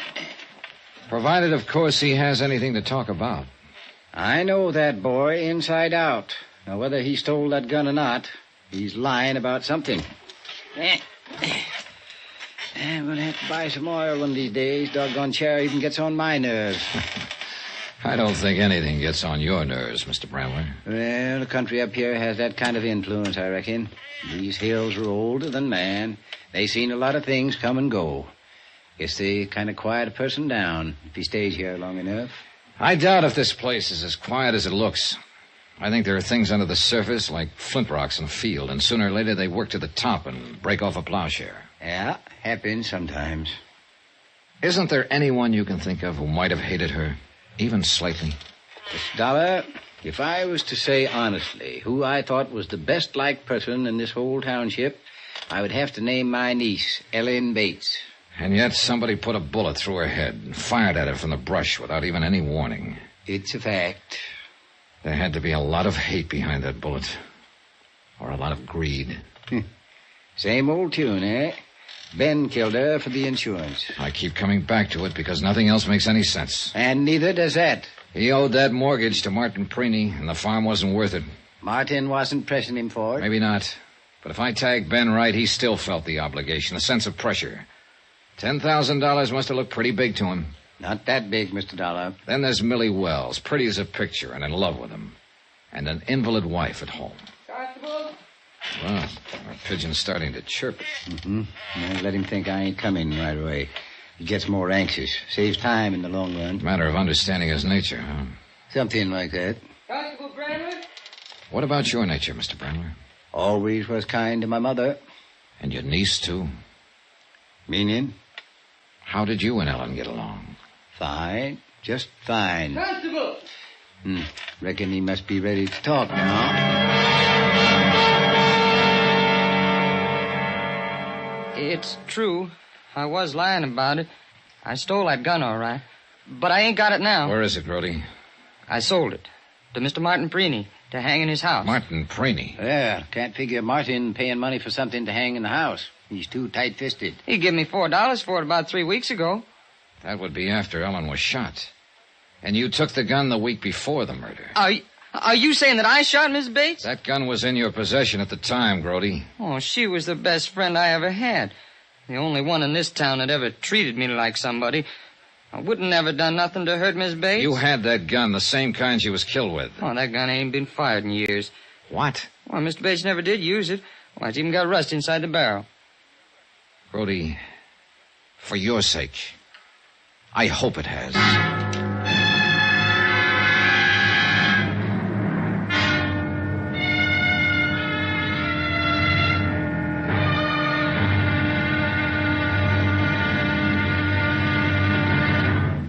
Now, here's our star to tell you about the final intriguing episode of this week's story. Tomorrow, one domino tips, the whole stack tumbles, and the last man falls with a crash. Join us, won't you? Yours truly, Johnny Dollar.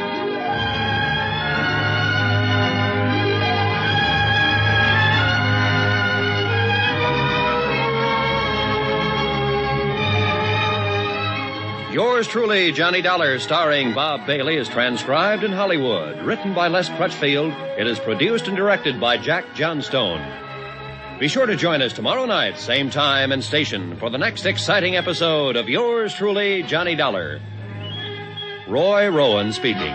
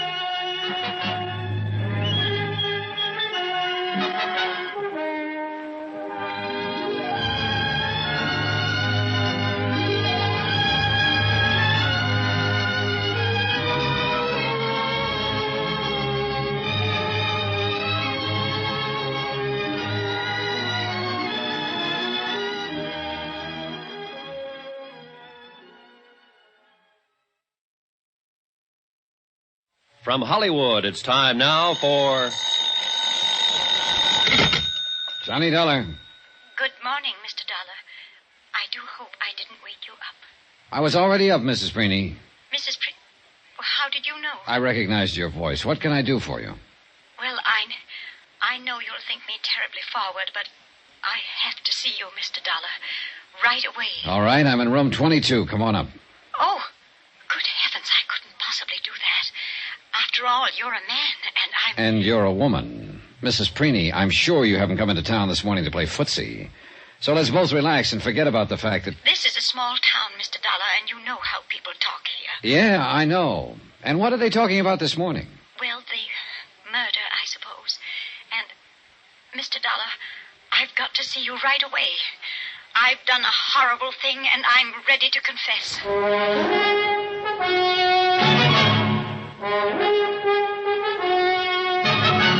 Tonight and every weekday night, Bob Bailey in the transcribed adventures of the man with the action-packed expense account, America's fabulous freelance insurance investigator. Yours truly, Johnny Dollar.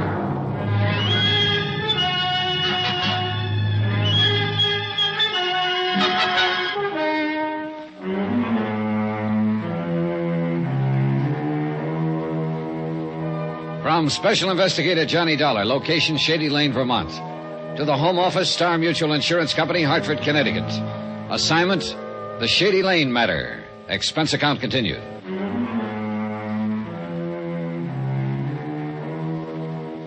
Item 10, 55 cents. A cup of coffee for myself and a pot of tea for Mrs. Sarah Preeny.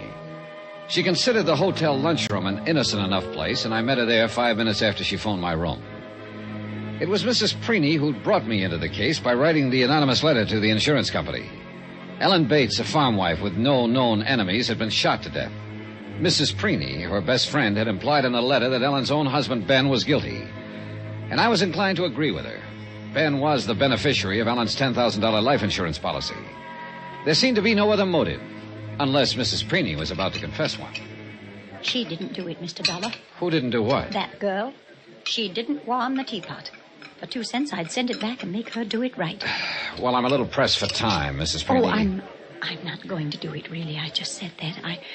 I wouldn't want to attract attention under the circumstances. You mean the fact that I'm a man and you're a woman, and apparently the twain hadn't ought to be meeting in Shady Lane, at least. Well, people will talk, you know. And I didn't want Martin to know. Why not? Well, then he'd want to know why. Of course, I'd have to tell him, and, well... Well, as a matter of fact, Mrs. Preeny, I'd kind of like to know why. Well, it's... Oh, this isn't easy for me to say, you know. Well, let's have a try at it anyway. It's about that letter that I wrote to the insurance company that I didn't sign my name to. Yes? It was a terrible thing to do. Just terrible. In what way? Why, those things I said about Ben. Mr. Bates, I mean. Insinuating he might have had something to do with Ellen's death. Her murder, I mean. You made some fairly definite statements, Mrs. Preeny. They weren't true, Mr. Dollar. But I'm telling you the truth now. I know Ben didn't have anything to do with Ellen's death. Mrs. Preeny, there were some other things you implied to me, too, you know. Yes, about him and Millie Wells that works at the Shady Lane Cafe. I said they were carrying on before Ellen was killed. I made that up just to hit out at him. Why? I don't know, really. Ellen was wonderful, and I just loved her. But sometimes I'd get to thinking that... Not that my Martin isn't a fine man, you understand. Steady, reliable. You know, you've met him. Oh, yes, I'd say your husband is quite steady and reliable. I didn't want you to think that I was saying anything against him. But life on a farm isn't easy for a woman at the best, Mr. Dollar. Sometimes she gets silly notions, I guess. What sort of notions? Oh, a woman's human. She wants a little warmth, understanding. That's all. Nothing more. You understand what I'm saying. Yes, I think I do. But Ben Bates, well, he didn't even look at me. Didn't see me. That's all I wanted. Just for him to look at me. But he didn't do it, Mr. Dollar. Not even once. I left her sitting there in the stark, bare wooden booth in the lunchroom, sipping her prim cup of cold tea and trying to hide a red-faced confusion behind the shreds of decent dignity. Constable Bramler was right. Scratch the surface of Shady Lane anywhere, and you found a human passion just beneath the skin. Good morning, Constable. Morning, Mr. Dollar. Sleep well? So. How's Grody Hawkins? Still asleep, back there in his cell. He admits stealing that squirrel gun from Ben Bates' mantle the week before Ellen was shot, and claims he sold it to Martin Preeny the week after the murder. Yeah, so by his own admission, the gun was in Grody's possession the day of the killing. But Grody claims the gun is rusty and hasn't been fired in years. Yeah, whether it's rusty or not, Grody didn't kill nobody. Have you been out to the Preeny farm yet to pick up the gun? Nope. Figured you might like to do that yourself. You can use my car if you want to. Cost you another $3, though. How did you make a living before I came along? It wasn't easy. Traffic tickets, mostly. New turnpike's going to stop all that, though. Misses the town complete. Along with Ben Bates' farm, huh? Yeah. Too bad they didn't stick to the original survey. Made that place of his worth something, maybe. And it might have saved his wife's life. Still beating that dead horse, eh? Oh, Ben Bates was up against the wall. A worthless farm, mortgage for $7,500 to Martin Preeny, a strong sense of moral obligation to pay it off, an invalid wife who would never get well, with a $10,000 policy on her life. Murder ain't in Ben's nature. I've told you. Then whose nature is it in? Mrs. Preeny's, maybe? She came to see me at the hotel a little while ago. You don't say so. She wanted to explain why she'd lied about Ben. Uh-huh. Reckon 'twas because he wouldn't pay no attention to her. Who told you? Figured it out. Reckon Martin ain't too easy a man for a woman to live with. Too straight-laced, tight-fisted. And Ben right next door that-a-way, fine-looking young fella. Her running in all the time, taking things to Ellen. Bound to want to be noticed. Yeah, it's the nature of a woman. What about Ellen, Mr. Bramler? She was your niece. What was her nature? Ain't so easy to figure your own kin, Mr. Dollar. Reckon 'twas just her nature to be a victim, kind of.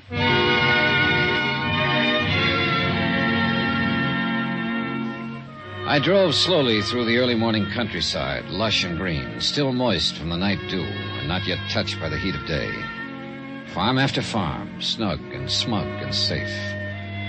But Ellen Bates, a woman who never harmed anyone in her life, had lived on such a farm. Yet a bullet had crashed through the window and found her. I'd left the car parked in the yard and walked on up to the porch. The door opened before I had a chance to... Oh! Oh, good morning, Mrs. Freeney. You surprised me, Mr. Dollar. Is your husband at home? Yes, he's in there working on his accounts. I was just going to take some strawberry preserves to Mrs. Thrasher up the road. She hasn't been feeling too well. Sorry to hear it. You're not going to say anything to Martin about... Well, you know what about. I wouldn't think of it, Mrs. Freeney. Thank you. I have to take these preserves to Mrs. Thrasher. You just go right on in, Mr. Dollar. Yes, thanks. Mr. Freeney? In here. Come on in. Sorry to bother you this early in the morning. Oh, Mr. Dollar. Just finishing my accounts for the fiscal year. What can I do for you, sir? Well, unless I've been misinformed, you bought an old squirrel gun from Grody Hawkins a while back. That's right. It's hanging there over the fireplace. Quite a bargain, unless he stole it someplace. As a matter of fact, he did. From your neighbor, Ben Bates. Then I'm out the price. I'll take it over to Ben this afternoon. Mind if I take a look at the gun, Mr. Freeney? I'm trying to check up on Grody's story. No, go right ahead. I'll just finish this total while you're at it. Then we'll have time for a chat. He went back to the ledgers on the table in front of him, and I reached up and took down the rifle down from its hooks above the mantel. Grody had told the truth. There was rust in the barrel and breech. The gun hadn't been cleaned nor fired in a long time. The hooks over the fireplace were old and rusted, too. They'd been there for years. And suddenly I knew. Find what you were after, Mr. Dollar? I found more than I was after. I found out who killed Ellen Bates. Grody Hawkins? No, not Grody. And not Ben Bates. Even though he is named as beneficiary of that $10,000 insurance policy. What do you mean? It was somebody who stood to profit even more than Ben did from that $10,000. Who? Somebody who made a $7,500 loan out of kindness. That alone should have tipped me off, Mr. Freeney. As Jed Bramler says, it wasn't in your nature. My nature? But of course it wasn't kindness. At the time it was good business because a turnpike was planned that would make the farm worth double the loan. But the road fell through and you were stuck with a worthless farm, unless Ben could get money to pay you. I imagine that's when you started thinking about murder. Are you accusing me of murder, Mr. Dollar? Those hooks over the mantel have been there a long time. Where's the rifle that hung there before you bought this one from Grody Hawkins? There might not have been one. The neighbors will remember. Let me just put down this final total. Yeah. I had a good year last year. Very good year. I doubt it's going to be that good this year. No regrets, Mr. Dollar. It's like farming. You take risks on drought, frost, insects. Sometimes you make a mistake and lose. I knew I'd made a mistake the second I pulled that trigger. After that, it was just a matter of time. The gun is buried out behind the barn. I'll get my hat.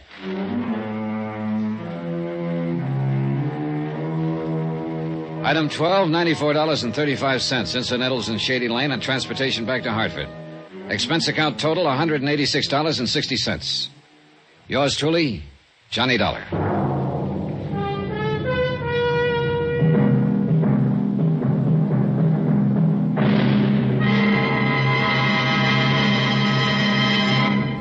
Now, here's our star to tell you about next week's intriguing story. Next week, a diamond, a huge one, the Star of Cape Town. A piece of ice that should have been kept on ice. Join us, won't you? Yours truly, Johnny Dollar.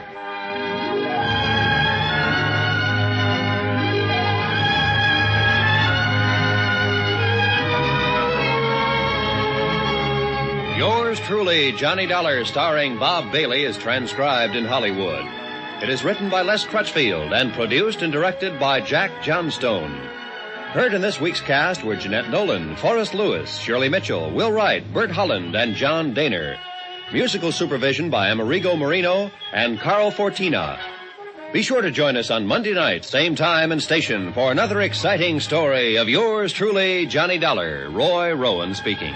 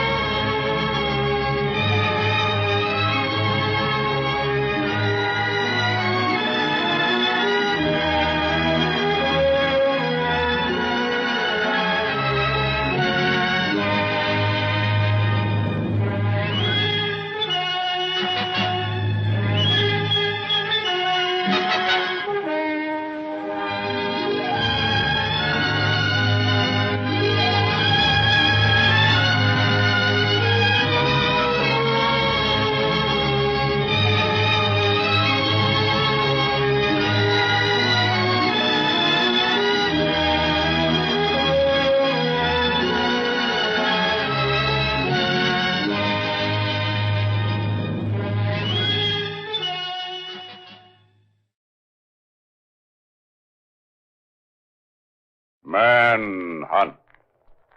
The clue of the Melody murders that led to Manhunt.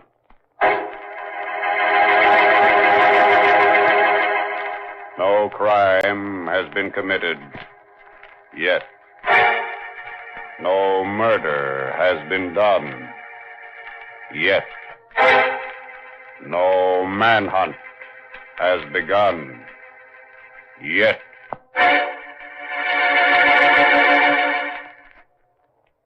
Play me that strain again, will you, Jim? That last one. Just play it slow and tempo. Oh, this one here? Yeah, that's the one. Okay, hold it. I think I got it. Yeah?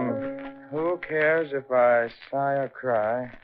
No one now, for I've lost my guy. Yeah, try it with a tune, huh? Okay. Who cares if I sigh or cry? No one now, for I've lost my guy. That's it. Yeah, sounds good. You know, I kind of like this tune. Oh, bragging, huh? Stop it. You know I didn't write it. Bought it for $25 just like I did the others. I think this is the best of the lot, though. Yeah, it will be if we ever get it finished. Remember, though, the last tune in a musical comedy score is always the toughest one to do. Well, come on, let's get to work. Yeah, I'll play you the next phrase, huh? Hey, what are you doing here? Now, look, now, don't be foolish. Put that gun down. We were going to see you right after we got it finished, honest.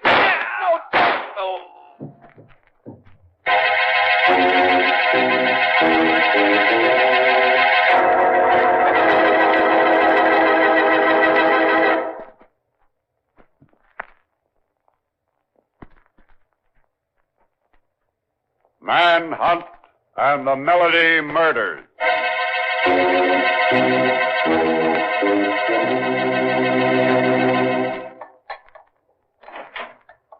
Hey, Drew, you busy? Oh, hello, Bill. Oh, not too busy. Just working out a formula for new fingerprint powder. Why, what's up? The murder of those two songwriters yesterday. I need help on it. Oh, what's the whole story, though? A songwriting team, Roy Aldridge and Jim Benson. They were shot. Uh-huh. They were just finishing the score for a new musical comedy when somebody finished them. Only there isn't a sign of who did it. These two guys came to town about a year ago with a trunk full of songs, and nobody knows anything about them to this day, except that they made a pile of dough. Aldridge and Benson, eh? I've heard of them. Yeah, but who would want to kill them? No dames in their life, no money troubles, no enemies, no nothing. Checked all the angles. None of them fit this case. I'll take it, Bill. Hello, Drew Stevens speaking. Oh, yes, he's here. For you, Bill. Me? Okay. Hello. Okay, send him in here. Yeah. The guy's outside says he's got something on the songwriter murders. He's coming in. Oh, good. Hey, you see, Bill? All you have to do is come in to see me and things start happening on your cases. I'm a lucky charm. I'll charm you. Look, you can listen to this guy, but don't butt in. I ain't gonna need you now that I got some kind of a lead on this case. All right, Bill. Is Sergeant Morton in here? Yes, come in, please. I'm Morton. Who are you? My name is Aldius Tarkle. May I sit down, please? Yes, by all means. All right, Tarkle. What do you know about these murders? Well, what do you want to know about them? Who killed Aldrich and Benson, do you know? Well, nobody killed Aldrich and Benson. They're both alive. Oh, fine. A crackpot. What do you mean Aldrich and Benson are still alive, Mr. Tarkle? Well, if they were not alive, they could not still be composing. If they're not alive, they're decomposing. Oh. But they are alive. You see, here, look at these manuscripts. They're mine. But they're Aldrich and Benson's.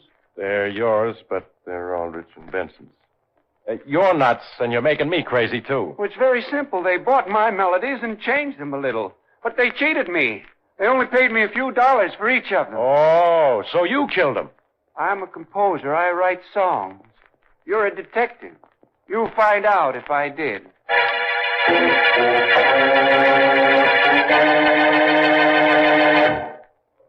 You'll find Mr. Travis right in that door, Mr. Stevens. After you telephoned him, he said for you to go right in when you come up. Oh, thank you very much. He's listening to some songs now. Eddie Franks is trying to complete the Aldrich and Benson score for the show Mr. Travis is going to put on. But you go right in, sir. Thanks, I will. I hope I'm not interrupting. Oh, hold it, Eddie. I'm Yes? Drew Stevens, Mr. Travis. I spoke to you on the telephone. Oh, yes, of course.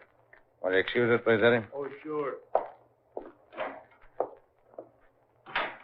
Now, what can I do for you, Stevens? Well, Mr. Travers, are you the producer of the show that Aldrich and Benson were writing? Yes. But I thought the police had their murderer. This fellow Tarkle. Didn't he prove that he'd written all the songs that they've been credited with? Yes, he wrote them all right, but we haven't proved yet that he killed the two songwriters. Maybe you can help us. Frankly, I can't. I never heard of Tarkle. I bought the score from the boys before it was written. We often do that with hit writers, you know. And it cost me plenty in advance. I had a lot of competition. From whom, for instance? From Al Barish, for instance. From a half a dozen other producers. Stevens, I don't know whether you know it or not, but a producer doesn't use all of his own money in putting on a show. But with a score by Aldrich and Benson, why, a producer can get as much money as he needs from outsiders. Well, that's very interesting. I hope you aren't considering me as a suspect, Mr. Stevens. The only thing that the deaths of Aldrich and Benson meant to me was that I've got to get somebody in to finish their work. And it won't be as good when it's finished. I wasn't considering you, Mr. Travers, any more than anyone else. For instance, you might have a motive, you know. I understand that neither Aldrich nor Benson had any relatives. I guess there isn't anybody you have to pay for their music now, is there? Well, no. How much would you save by their not being around to collect? Well, quite a good deal. Al Barish offered the boys 10% of the gross of his show if they'd give him the score. I had to go 15% to get him. On a hit show, that could mean about $250,000 the first year. Well, that's quite a sum. People have been murdered for less. Perhaps. But I produce shows, not murders. Where could I find Barrett, Mr. Travers? This is a theatrical building. His office is next door. Thank you. I may be back. Goodbye. Bye, Mr. Stevens. I guess you can go back into Mr. Travers' office, Eddie. I'm through in there temporarily. Okay.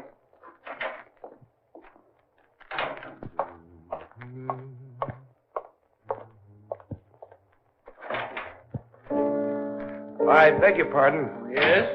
I'm looking for Mr. Barish. I'm Drew Stevens, police. Police?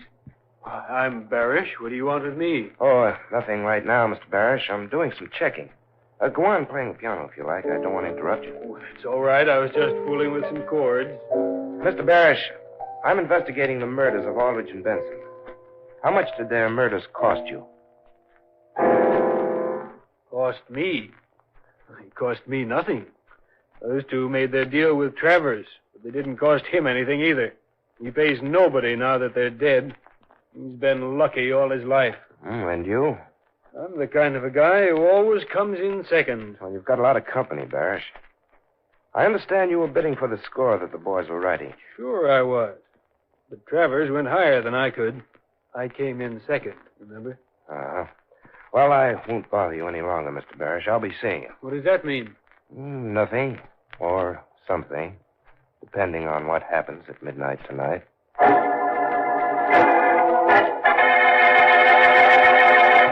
I tell you, Bill, it's the only way to find out whether either Barish or Travers fired the shots that killed the two riders.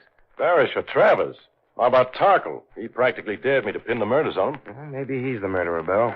But Travers had a motive, too. I found out this afternoon that Barish was double-crossed by Benson and Aldrich. Yeah? Well, I planted the idea in Barish's mind of something happening at midnight. If my plan doesn't work, we try the same thing on Travers. It sounds screwy. I got something to tell you that sounds screwier. Yeah, what, Bill?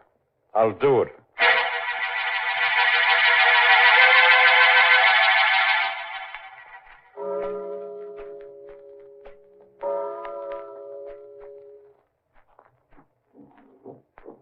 Who's there? Who's at the window? Answer me or I'll fire. Go ahead and shoot. All right, smart. Okay, Bill, break down the door. Hold Hold it, Mr. Barish. Sorry I had to scare you if I did. I'm Drew Stevens, remember me? Put on a light, will you? Of course, but Mr. Stevens, what's this all about? Okay, hold it, Barish. That's what your name is. I'll take that gun. You want this gun? Certainly, in just a second. What are you jamming that nail file in the barrel for? Hey, stop that. That's too late, Bill. Mr. Barish is very clever. Doesn't want that gun to be examined. Ah, you can have it now. You don't think it'll do us any good now, do you? You think you've destroyed the markings inside the barrel of the gun so that when we fire it down at headquarters, the bullets will not be the same as the ones we took out of the bodies of Aldrich and Benson. Is that why I did it? Yes. But there's a very nice bullet right in this wall in back of me where you fired at me and missed when I opened the window. I've got a hunch that bullet will have the same markings as the ones in the songwriters' bodies. And if it does, you won't come in second anymore, Mr. Barish. You'll be in the first row in the first seat, right in the death house.